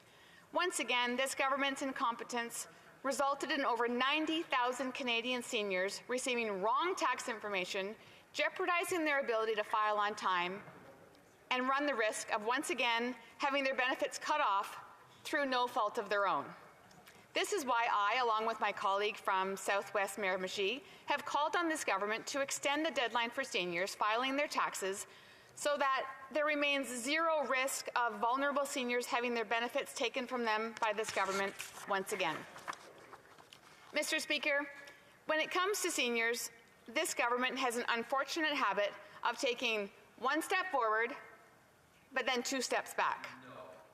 The point I'm trying to make here is not to be too harsh on this government, but rather to highlight that it needs to actually take meaningful and effective action now to help our seniors. Seniors cannot afford to be an afterthought when implementing policies and programs that are designed to help them. We must work together as a House to deliver results. This is why, Mr. Speaker, I will be voting in favor of my honourable colleague's motion and I look forward to seeing the findings implemented efficiently, effectively, and speedily. Because, Mr. Speaker, that is what they deserve. Thank you. Just before we move on to the next speaker, the reason I really enjoy PMBs because there's really no heckling that goes on between it, so it's not bad, not bad. Continuing debate, let's have the deputy. The honourable member for Shefford. Thank you, Mr. Speaker. I rise today to speak to motion M45 about the financial security of seniors. But we already have solutions for this. This has already been proposed. We have solutions that we could already implement, but since we're here discussing this, well, I rise to speak as the Bloc Québécois spokesperson for seniors. As spokesperson for seniors, you know that I'm very interested in the content of this motion. The Bloc Québécois, I would like to tell you, will be voting in favor of the motion. This motion that the House recognize that seniors deserve a dignified retirement free from financial worry. 2, that many seniors are worried about the retirement savings running out, and 3, that many seniors are concerned about being able to live independently in their own homes, and B, that in the opinion of the House, the government should undertake a study examining population aging, longevity, interest rates, and registered retirement income funds, and report its findings and recommendations to the House within 12 months of the adoption of this motion.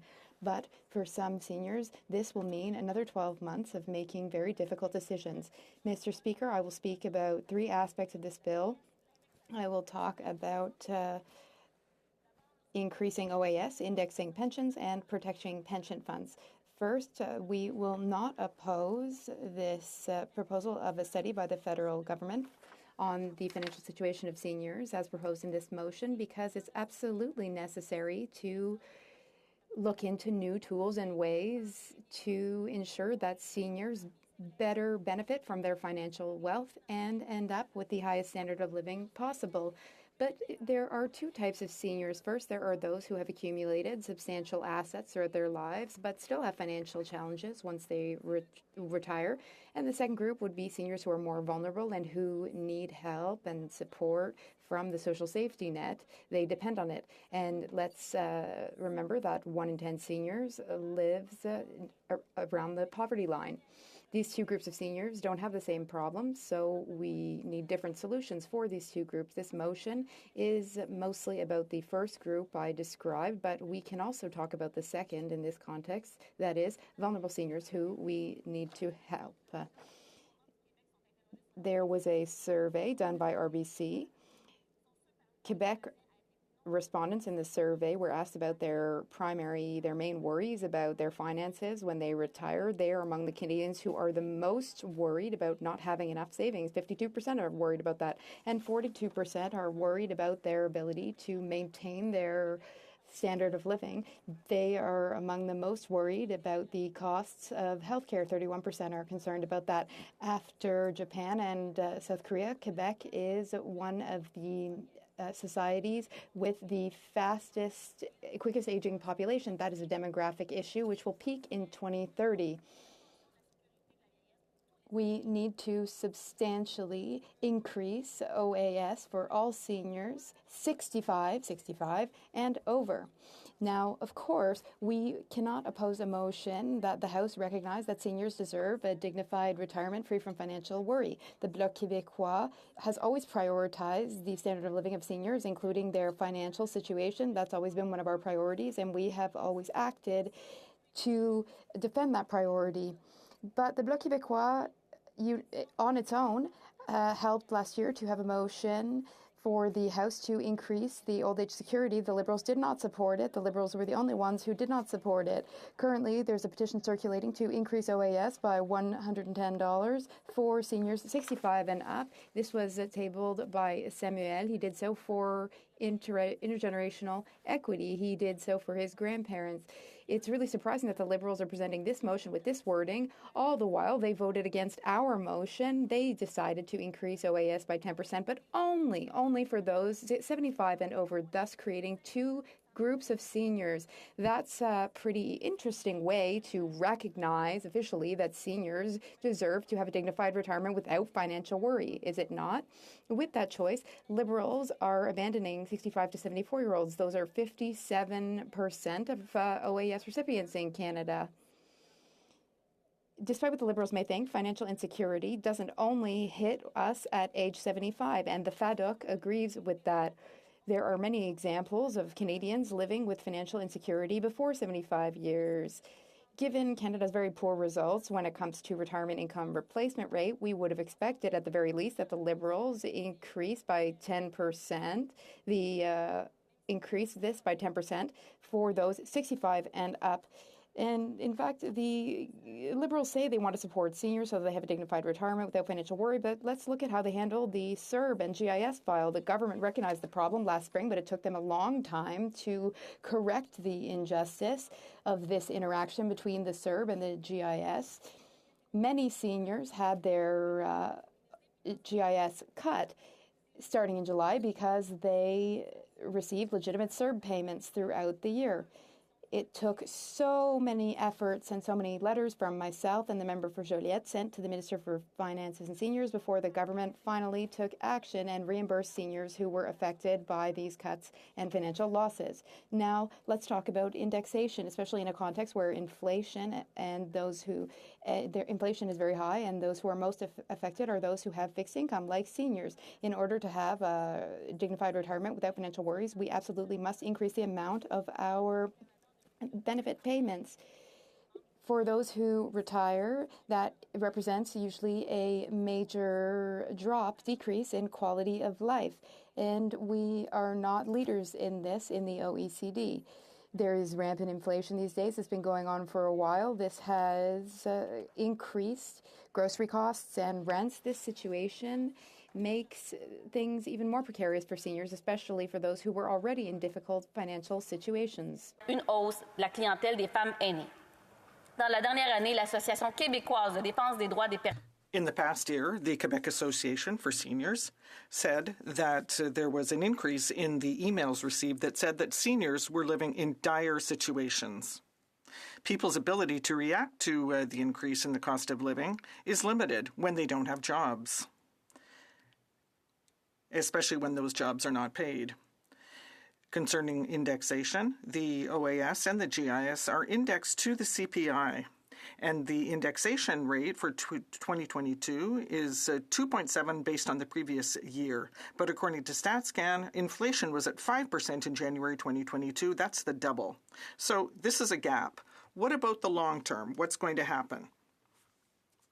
Indexation is an essential component of the quality of the coverage offered by retirement income. And the fact that people are getting older and older is a problem because the indexation of pensions becomes more and more important because payments go on for a longer time. People's standard of living and their purchasing power is thus challenged. People who receive income that does not keep pace with the cost of goods and services are in trouble. For example, if the projected inflation rate for the next decades is 2%, that means that purchasing power will go down by half over 30 years. And this is also with regard to calculation. It should be the evolution of salaries instead of CPI to index retirement income. And there are many associations who said that the indexation for summer 2022 meant that seniors couldn't even buy themselves a coffee at Tim Hortons. Third, concerning pension funds, during the federal elections, my colleague from Manicouagan tabled a bill that was unfortunately it died on the order paper because of the unnecessarily election, and yet it had support from the four parties here in the House of Commons. And there was a bill that happened, the same thing happened to it. See, so the government needs to put a proper law in place. We all know that the population is aging and that there was a doubling of people who had to turn to food banks. So for many many seniors people need to stay on the labor market. We suggested an experienced workers tax credit. We suggested that seniors who wanted to stay in their jobs should have a higher threshold where they are not penalized. But a last thing is that I have worked in the community community organizations with regard to elder abuse, and I know that seniors are seen as a ball and chain for society, as if people don't give a fig about seniors. But we should recognize them for what they really are, which is gray power. We need to recognize how they have helped build our society. Mr. Speaker, please, let's act collectively for seniors. Thank you. Continuing debate, the honourable member for North Island Powell River. Well, thank you as always, Mr. Speaker, for acknowledging me here so that I can do my work in the House. You know, we're here today to talk about a motion that commits to another study. And I think when we look at the reality of seniors across this country, what we know is the bar of dignity for so many seniors has been lowered yet again. And I always use the bar of dignity as my reference point because I fundamentally believe that all Canadians should be treated with dignity. They should be able to feel that they can take care of themselves, that when they go out and they need essential things, they can get those things. So I agree with this motion. I do agree with it. You know, I think it's important that seniors should be treated with dignity, that they shouldn't be overwhelmed with financial worry, that seniors shouldn't be worried about the fact that their retirement savings may run out. And I think that it's important that seniors should be able to live independently in their homes. Those are all important things. But I will say this, Mr. Speaker, I also believe that there are a lot of shelves in this place filled with reports about how that is true and what next steps we need to take to make that happen. And so here we are, we have a non-binding motion that is going to maybe result in a study so that there's yet another report on a shelf somewhere talking about what seniors fundamentally need in our country. And I just don't know how long seniors want to wait to have these things addressed. You know, earlier today I met with the Single Seniors for Tax Fairness, and I really appreciated my time with them, talking about how the realities of our systems really benefit seniors who are married or in relationships, and that there's this huge growing gap for single seniors who have to look after themselves on their own, largely women. Largely, you know, women who have maybe worked great jobs where they have a great income or have worked jobs that are low income. To me, both of those are incredibly valuable and should be honored and respected. But at the end of the day, they're the exact stakeholder group that are worried if they're going to be able to live with dignity for the last years of their life, if they're going to be able to pay for those essential things that they need. So, you know, I remember several years ago when we did a pretty substantive study on a national senior strategy.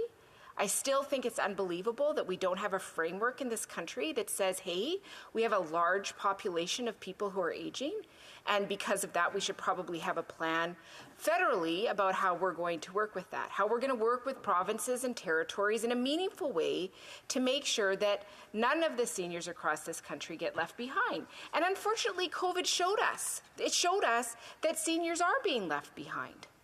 We saw it again and again in horrific ways. And this was not something that should have surprised Canadians. We've been hearing from these folks, from groups that advocate for them, that we don't have the proper infrastructure in this country. That when it comes to care facilities, we don't have the systems in place that really focus on making sure that people are cared for in a respectful way. And so we got to see it in the most horrific ways. And I don't think that this study or this report on a shelf would make a difference. So I'm really torn. Do I think it would be good to have more information about what we need to do better? Well, maybe. But what I'm really interested in is something that's going to actually make the action happen. That's going to say, we're going to look at the reality that people are living longer, that retirement savings have to last substantively longer. We're going to look at how money can be moved around. At what age do you have to move over to a RIF? Those are important things to talk about. But I also know that a lot of that work has been done. And, you know, we need solutions and not studies. And I really mean that. And I mean that because I've talked to so many seniors across this country. I've talked to so many seniors in my own riding. You know, seniors that talk to me about the fact that they have to cut their medication in half, especially in the early months of the year, where they haven't paid the amount that means that they get free medication. So seniors are putting their health at risk for the first few months because they can't afford to pay what they need to pay to get the medication that they need. When we look at housing, the reality is affordable housing that is safe for seniors is getting harder and harder to find. You know, we just saw with the GIS clawback, a lot of seniors lose up to 100% of their GIS. And how many of those seniors actually lost their affordable housing? So they're going to get that extra money, which is okay, but they're living in a place that is far more expensive than they were before, and they simply don't have the money to make ends meet. So when we look at these solutions, they have to make sense for seniors. And doing another study, it's like making a promise that we're going to do a study and maybe the government will do something about it this time. So I'm not persuaded that I will support this. And I hear that everybody else looks at this and thinks, oh, that's a nice study, let's do that, you know, no harm done. But is there harm done? How long do seniors have to wait? So I'm really torn, Mr. Speaker, on this, because I think that we need better plans. And we need actions that are going to be taken. We need to make sure that there's support in place for people as they age so that they can have dignity. I think of my own mother who's in a long-term care facility.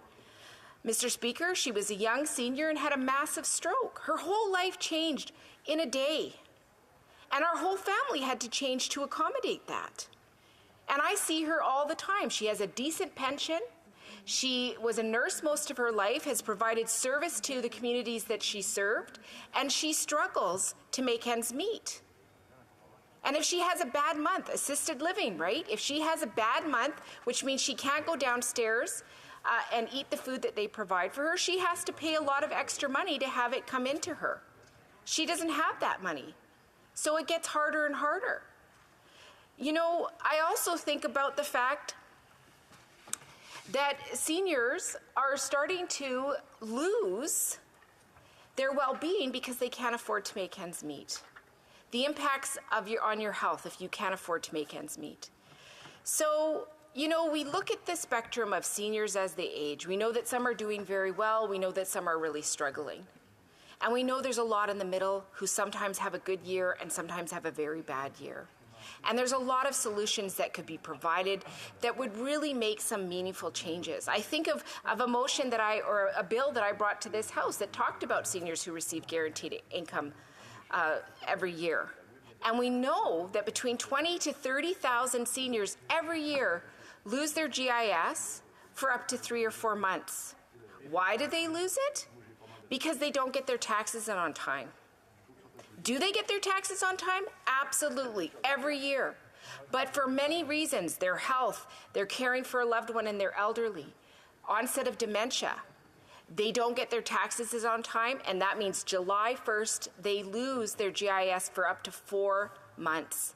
It was a simple bill that said, let's just make sure that every senior across this country who receives the guaranteed income supplement gets a year of grace to get their taxes in, so that no senior has to go through months without that extra bit. And I'll never forget, you know, my first summer as a member of Parliament, getting that call from a lovely woman who was 84 years old, who had lost her GIS. The government said, yes, we're going to get that in place as soon as possible. But her landlord was like, you can't pay the rent, you got to get out. She's 84 years old. Where is she going to go? So we worked really hard to make sure that that didn't happen, but it doesn't seem right. So, you know, I want to see a bill that's going to actually take action, that's going to make sure that seniors are at the very core of it, and that we don't just have another report on a shelf somewhere telling us what we should do while seniors suffer across this country.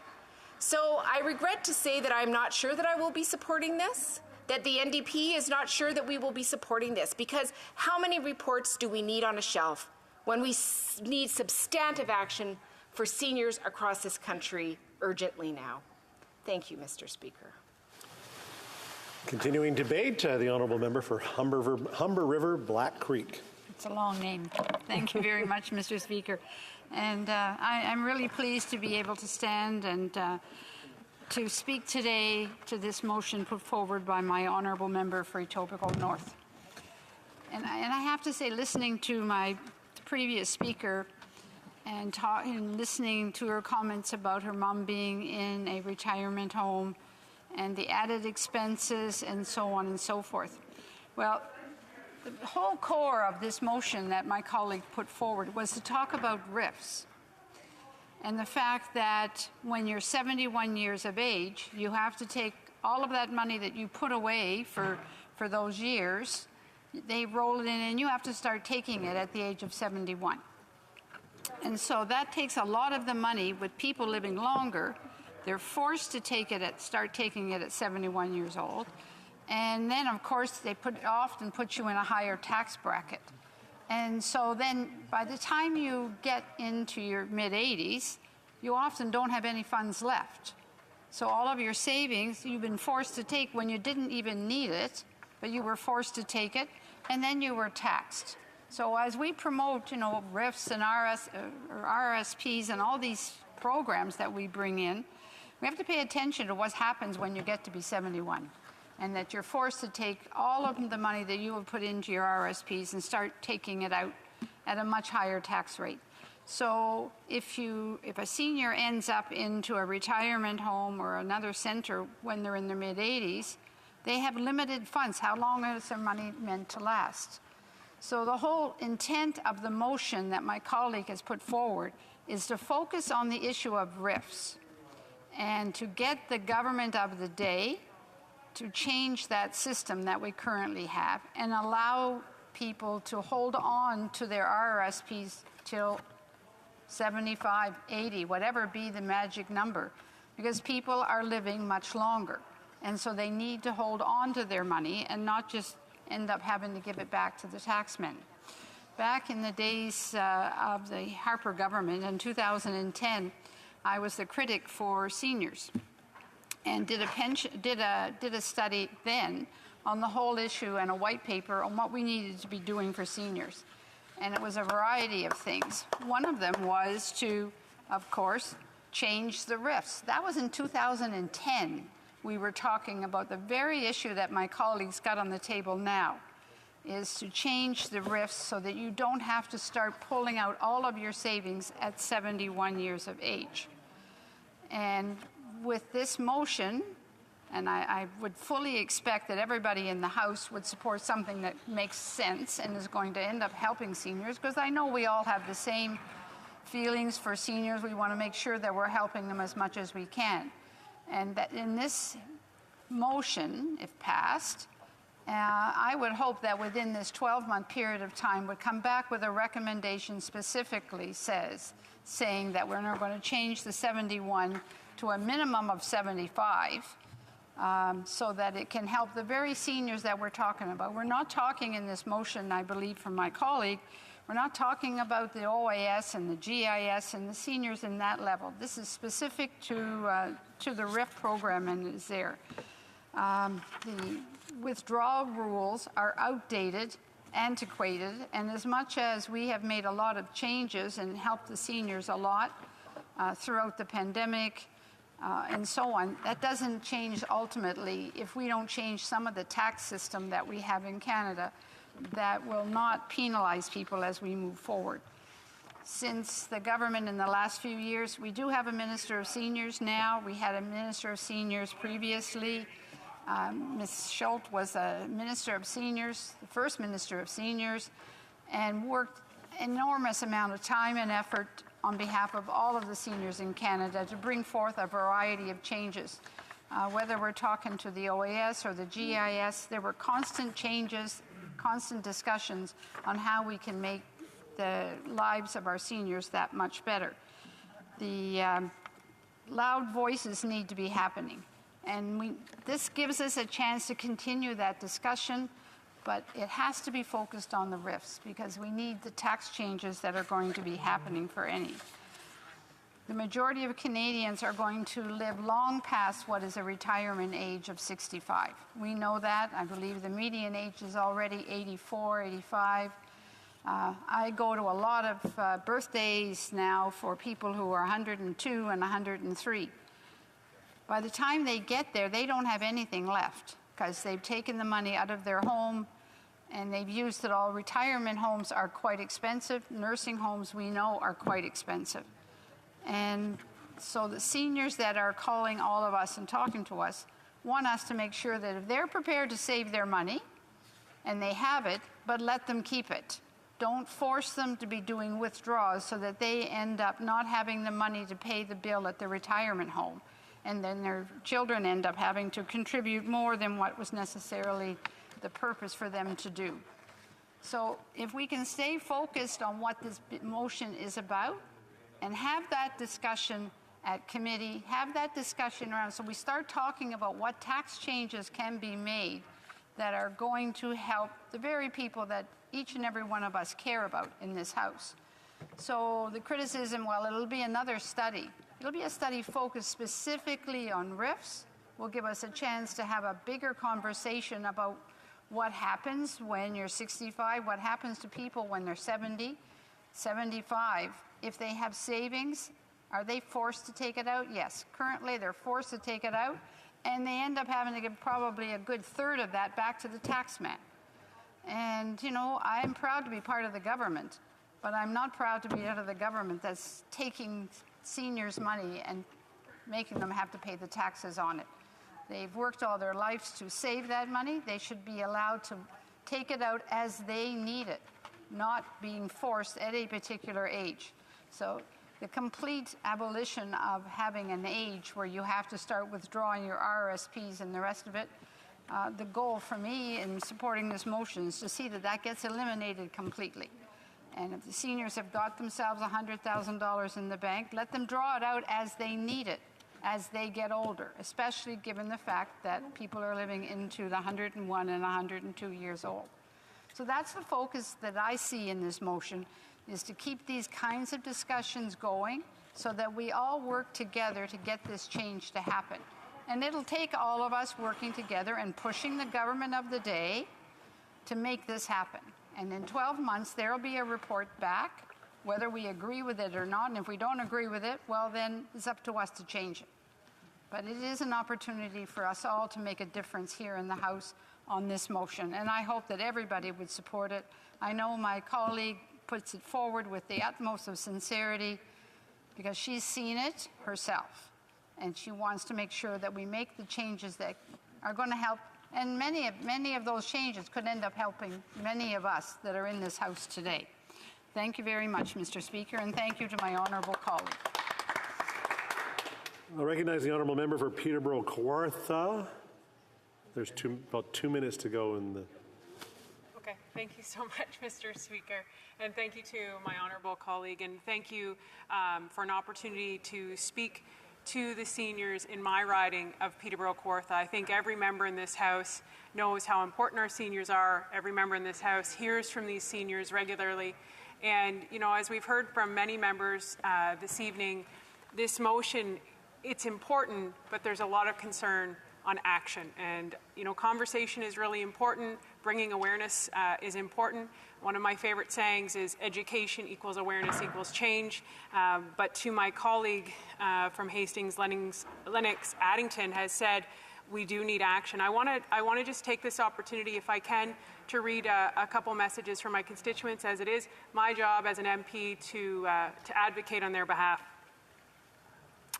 Michelle, I hope that's okay. I'm not politically in the wave. Wasn't sure if he was allowed to call me Michelle.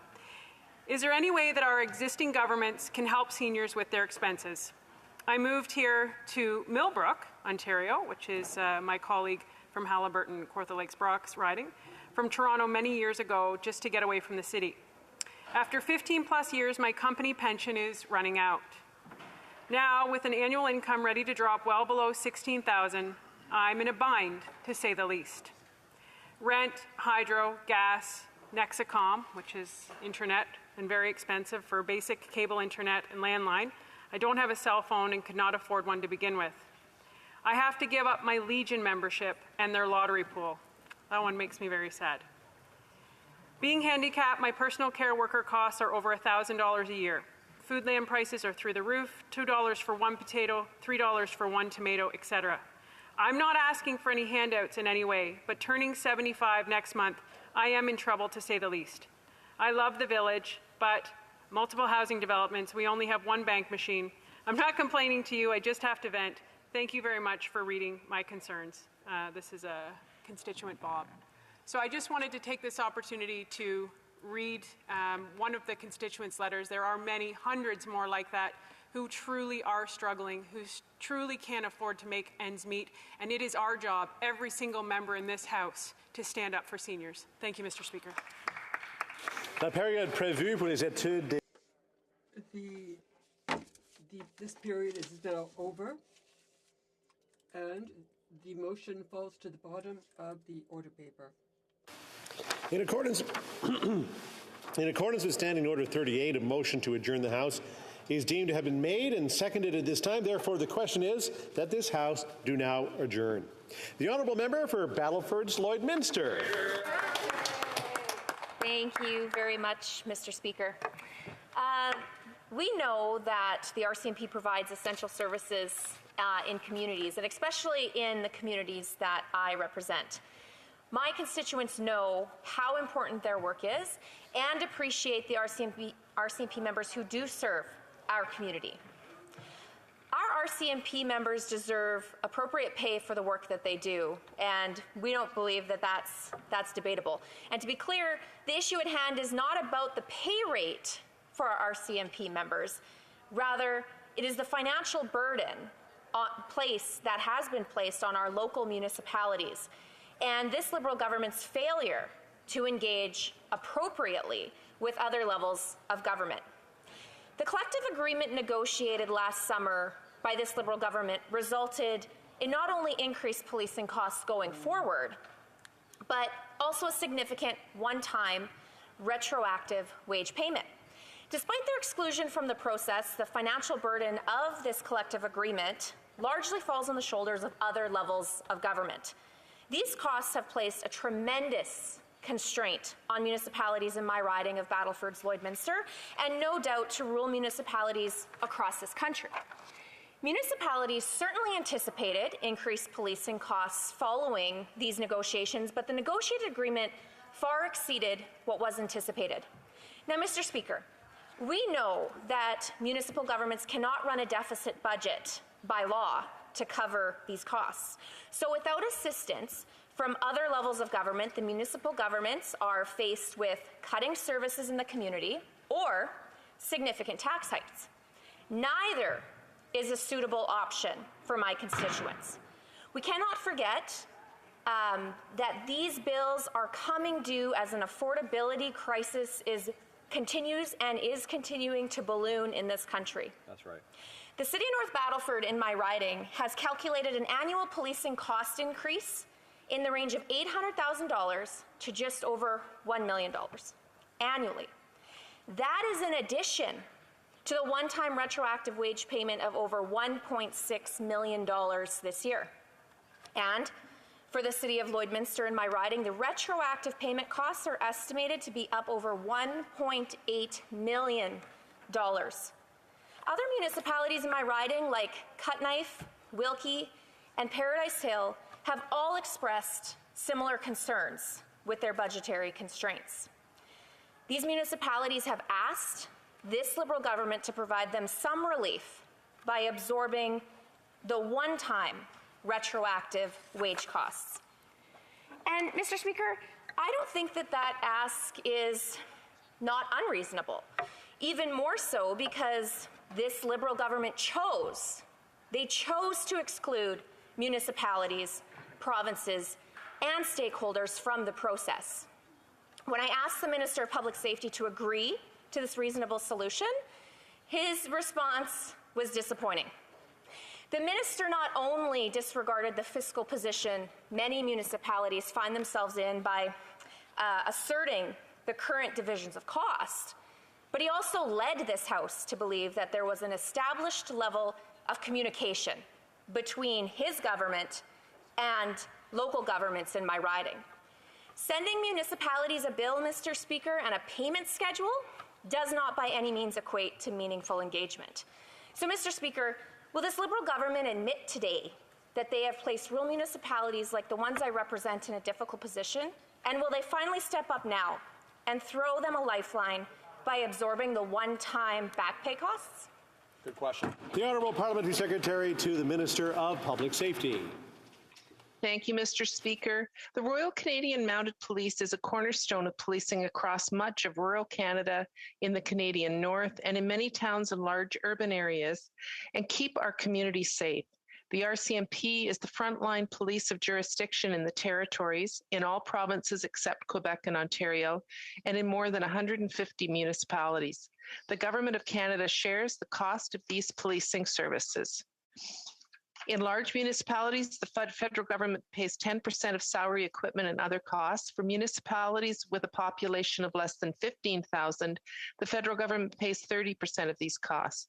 I fully agree with the member from Battleford's Lloydminster that RCMP members deserve fair compensation for their work in keeping our streets safe.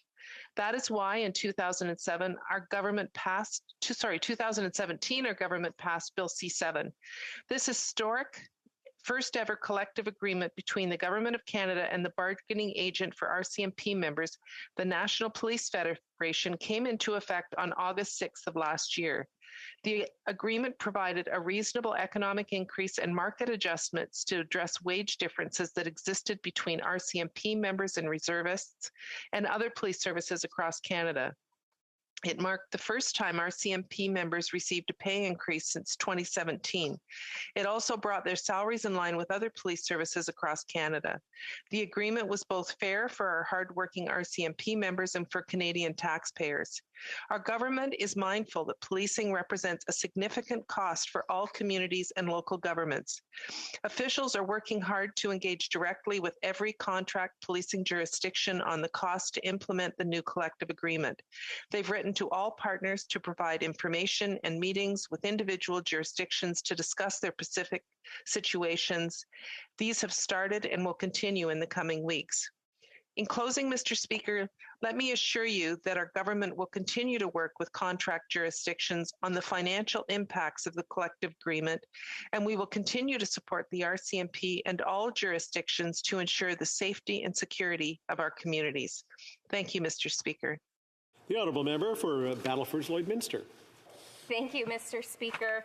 You know, that response disappoints every municipality that finds themselves in this position of fiscal precarity because of the agreement that this Liberal government negotiated.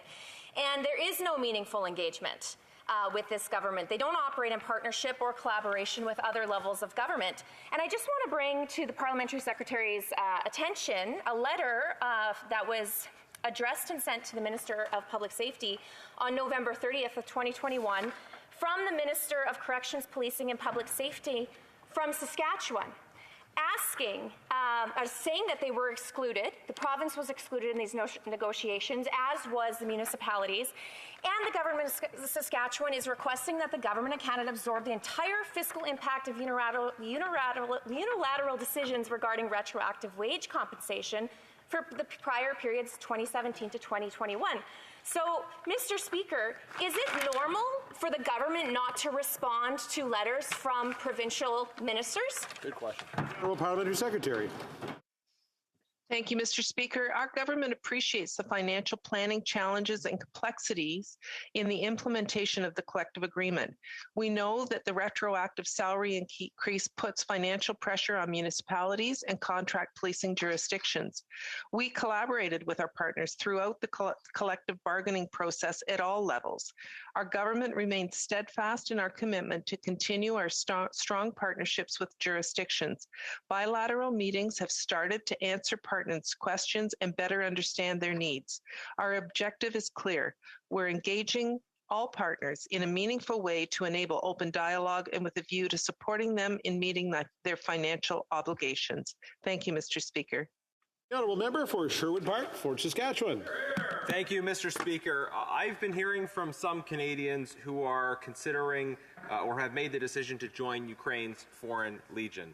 This is obviously a very difficult decision, and what those Canadians are not looking for from government is a repeat of travel advice. Those who are choosing to go and fight in defense of Ukraine are, I think, already aware that there are significant risks associated with doing so, and they do so in full knowledge of those risks. What those Canadians are looking for is legal clarity from the government. And my question in the first instance and now was never about can the government give those people some life advice. It was, can the government help those people have the clarity of knowing how the law applies to them? Specifically with respect to the Foreign Enlistment Act that was passed in 1937, which has, I think, an important area of ambiguity which the government would do well to clarify.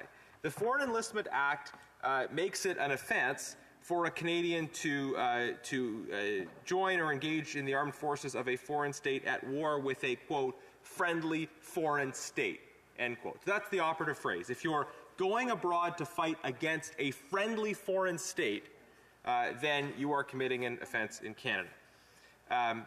But the Act doesn't contain a definition of what constitutes a friendly foreign state. And in fact, in the entire history of this Act, from what I was able to discern, there haven't been any prosecutions under this Act. So it might suggest that the risk of prosecution for a Canadian who is going to fight abroad under this Act is low, but people are still looking to for that legal clarity, and they don't have the benefit of legal precedents to look at. A friendly foreign state could mean a state that Canada is not at war with. A friendly foreign state could mean an ally or a partner of Canada, or a like-minded state in some ways. But the problem is that we just don't know. So my original question to the government was, could they clarify whether, for the purposes of the Act, not in sort of colloquial usage of the term, but for the purposes of the Act, is the Russian Federation considered a friendly foreign state? But I think more broadly, it's important for the government to consider the need for clarity around this legislation, because there may be other cases where Canadians choose to participate in conflicts, feel very deeply on behalf of one side or the other, and the government may want to have there may be national interests that are impacted in Canada by those actions. And we don't have clarity in the law in terms of when that would or would not be allowed at all. So I asked the government then, and I'm asking the government now, to please provide Canadians with that legal clarity with respect to the application of the Foreign Enlistment Act, and in particular the provisions around what constitutes a friendly foreign state. Could the government clearly state that for the purposes of this Act, the Russian Federation is not considered a friendly foreign state? And could the government also consider regulations or modifications that would provide greater meaning to that section, so that Canadians who are taking this risk to fight in the defense of Ukraine don't have to worry about the possible, I would argue, misapplication of this statute? The law also gives the government an opportunity, I'll say through Governor-in-Council regulations, to, quote, by order or regulation provide for the application of this Act with necessary modifications to any case in which there is a state of armed conflict. So the government does have the ability under this Act to put forward regulations that would provide that clarity. And I have an order paper question in as well, which asks the government specifically to respond, to provide a list, to provide information of what they consider friendly foreign states, because Canadians should know whether or not this law applies to them. Thank you. The Honourable Parliamentary Secretary to the Government House Leader. Yes, thank you, Mr. Speaker. On the issue of the Foreign Enlistment Act, I can confirm that it does not prohibit Canadians from enlisting in armed forces of any foreign state at war with a friendly foreign state. It also prohibits anyone in Canada from recruiting or inducing another person to enlist with any foreign armed forces. The Act defines armed forces as including Army, Navy, and Air Forces, or services, but excludes medical and other services engaged in humanitarian work for or under the Canadian Red Cross or other similar Canadian organizations. To my knowledge, no court has considered the Act, nor am I aware of any prosecutions under the Act. It is important to note that decisions about specific criminal investigations are made by relevant police jurisdiction. Decisions on whether to prosecute are made by independent prosecutors. I want to be clear that the Government of Canada is concerned for the safety of anyone traveling into Ukraine at this time for any purpose, including to take part in the conflict. Global Affairs Canada has advised against all travel to Ukraine since February 1, 2022, and has recently stated in a new travel advisory that the safety of Canadians is at high risk if they engage in active combat. the Government of Canada may not be able to provide any assistance to Canadians who join militias or armies and are injured or captured. The decision to travel is the sole responsibility of the traveler, and we cannot guarantee the safety and security of Canadians abroad. That said, Canada is committed to contributing to the enormous international effort that is underway to collect and preserve evidence in pursuit of accountability for the serious allegations of war crimes and crimes against humanity in the ongoing conflict in Ukraine. To that end, we are working on multiple fronts and joined the group of 41 states who ultimately referred the case to International Criminal Court. I would also highlight that Canada is presently supporting the International Criminal Court through expert deployments and exploring other possible areas for support. We will continue to cooperate with the court and respond to its calls for assistance in this matter. There is no doubt that this is an international effort, including in the courtroom. Canada has and will continue to be there for the people of Ukraine. Together we strive for peace, security, and justice. Having said that, Mr. Speaker, over the years, we have seen literally hundreds, if not thousands, of private members' bills and initiatives that have been brought to the chamber just prior to going into this discussion. We had a private members' hour, and I would highly suggest and recommend that might be one of the considerations that my friend from across the way might want to put forward if he feels so empowered to do so in order to better address the issue. The Honourable Member for Sherwood Park for Saskatchewan. Mr. Speaker, I've been working on a private member's bill initiative for the last 6 years, and people were working on the same initiative for 10 years before, and it hasn't passed yet. It's something everyone agrees on. So it just shows that when the government has the regulatory power to solve a problem, then saying wait 15 years for a private member's bill is not very helpful. I think members could reasonably draw from the statement of the Prime Secretary and from the statements of ministers that the Russian Federation is not considered a friendly foreign state. And I think some Canadians will take some comfort in that. But it is a little bit frustrating that the Parliamentary Secretary couldn't provide a clear response to a clear question. And it's not a partisan question at all. It's simply saying that it is up to the government, in a sense, to define in the context of its foreign policy which states it considers friendly states and not friendly states for the purposes of the Act. Presumably, courts would refer to statements and opinions of the government when considering who was a friendly foreign state. Why won't the Parliamentary Secretary simply clearly state that for the purposes of the Act, the Russian Federation is not considered a friendly foreign state? The Honourable Parliamentary Secretary. Well, thank you, Mr. Speaker. And what I would say to the member is that we have different departments within the government that are taking a look in terms of the situation that's at play in Europe, and specifically with Ukraine. And I would suggest to you that they are quite capable and ably minded individuals, very much aware of the situation, and we continue to move forward. The issue of humanitarian aid is something in which the Government of Canada has taken very seriously, as Canadians have taken seriously. We've seen that in terms of monetary contributions, and we see that every day in terms of whether it's, as I say, prayers or other forms of support that go to Ukraine from Canada. The specific issue that the member has raised, I'm sure will work its way through in a very natural way. Thank you, Mr. Speaker. The Honourable Member for Leeds, Grenville, Thousand Islands and Rideau Lakes. Well, thank you, Speaker. It's an honor to rise this evening to let you know and let all members know, to let Canadians know that it's time to end the mandates.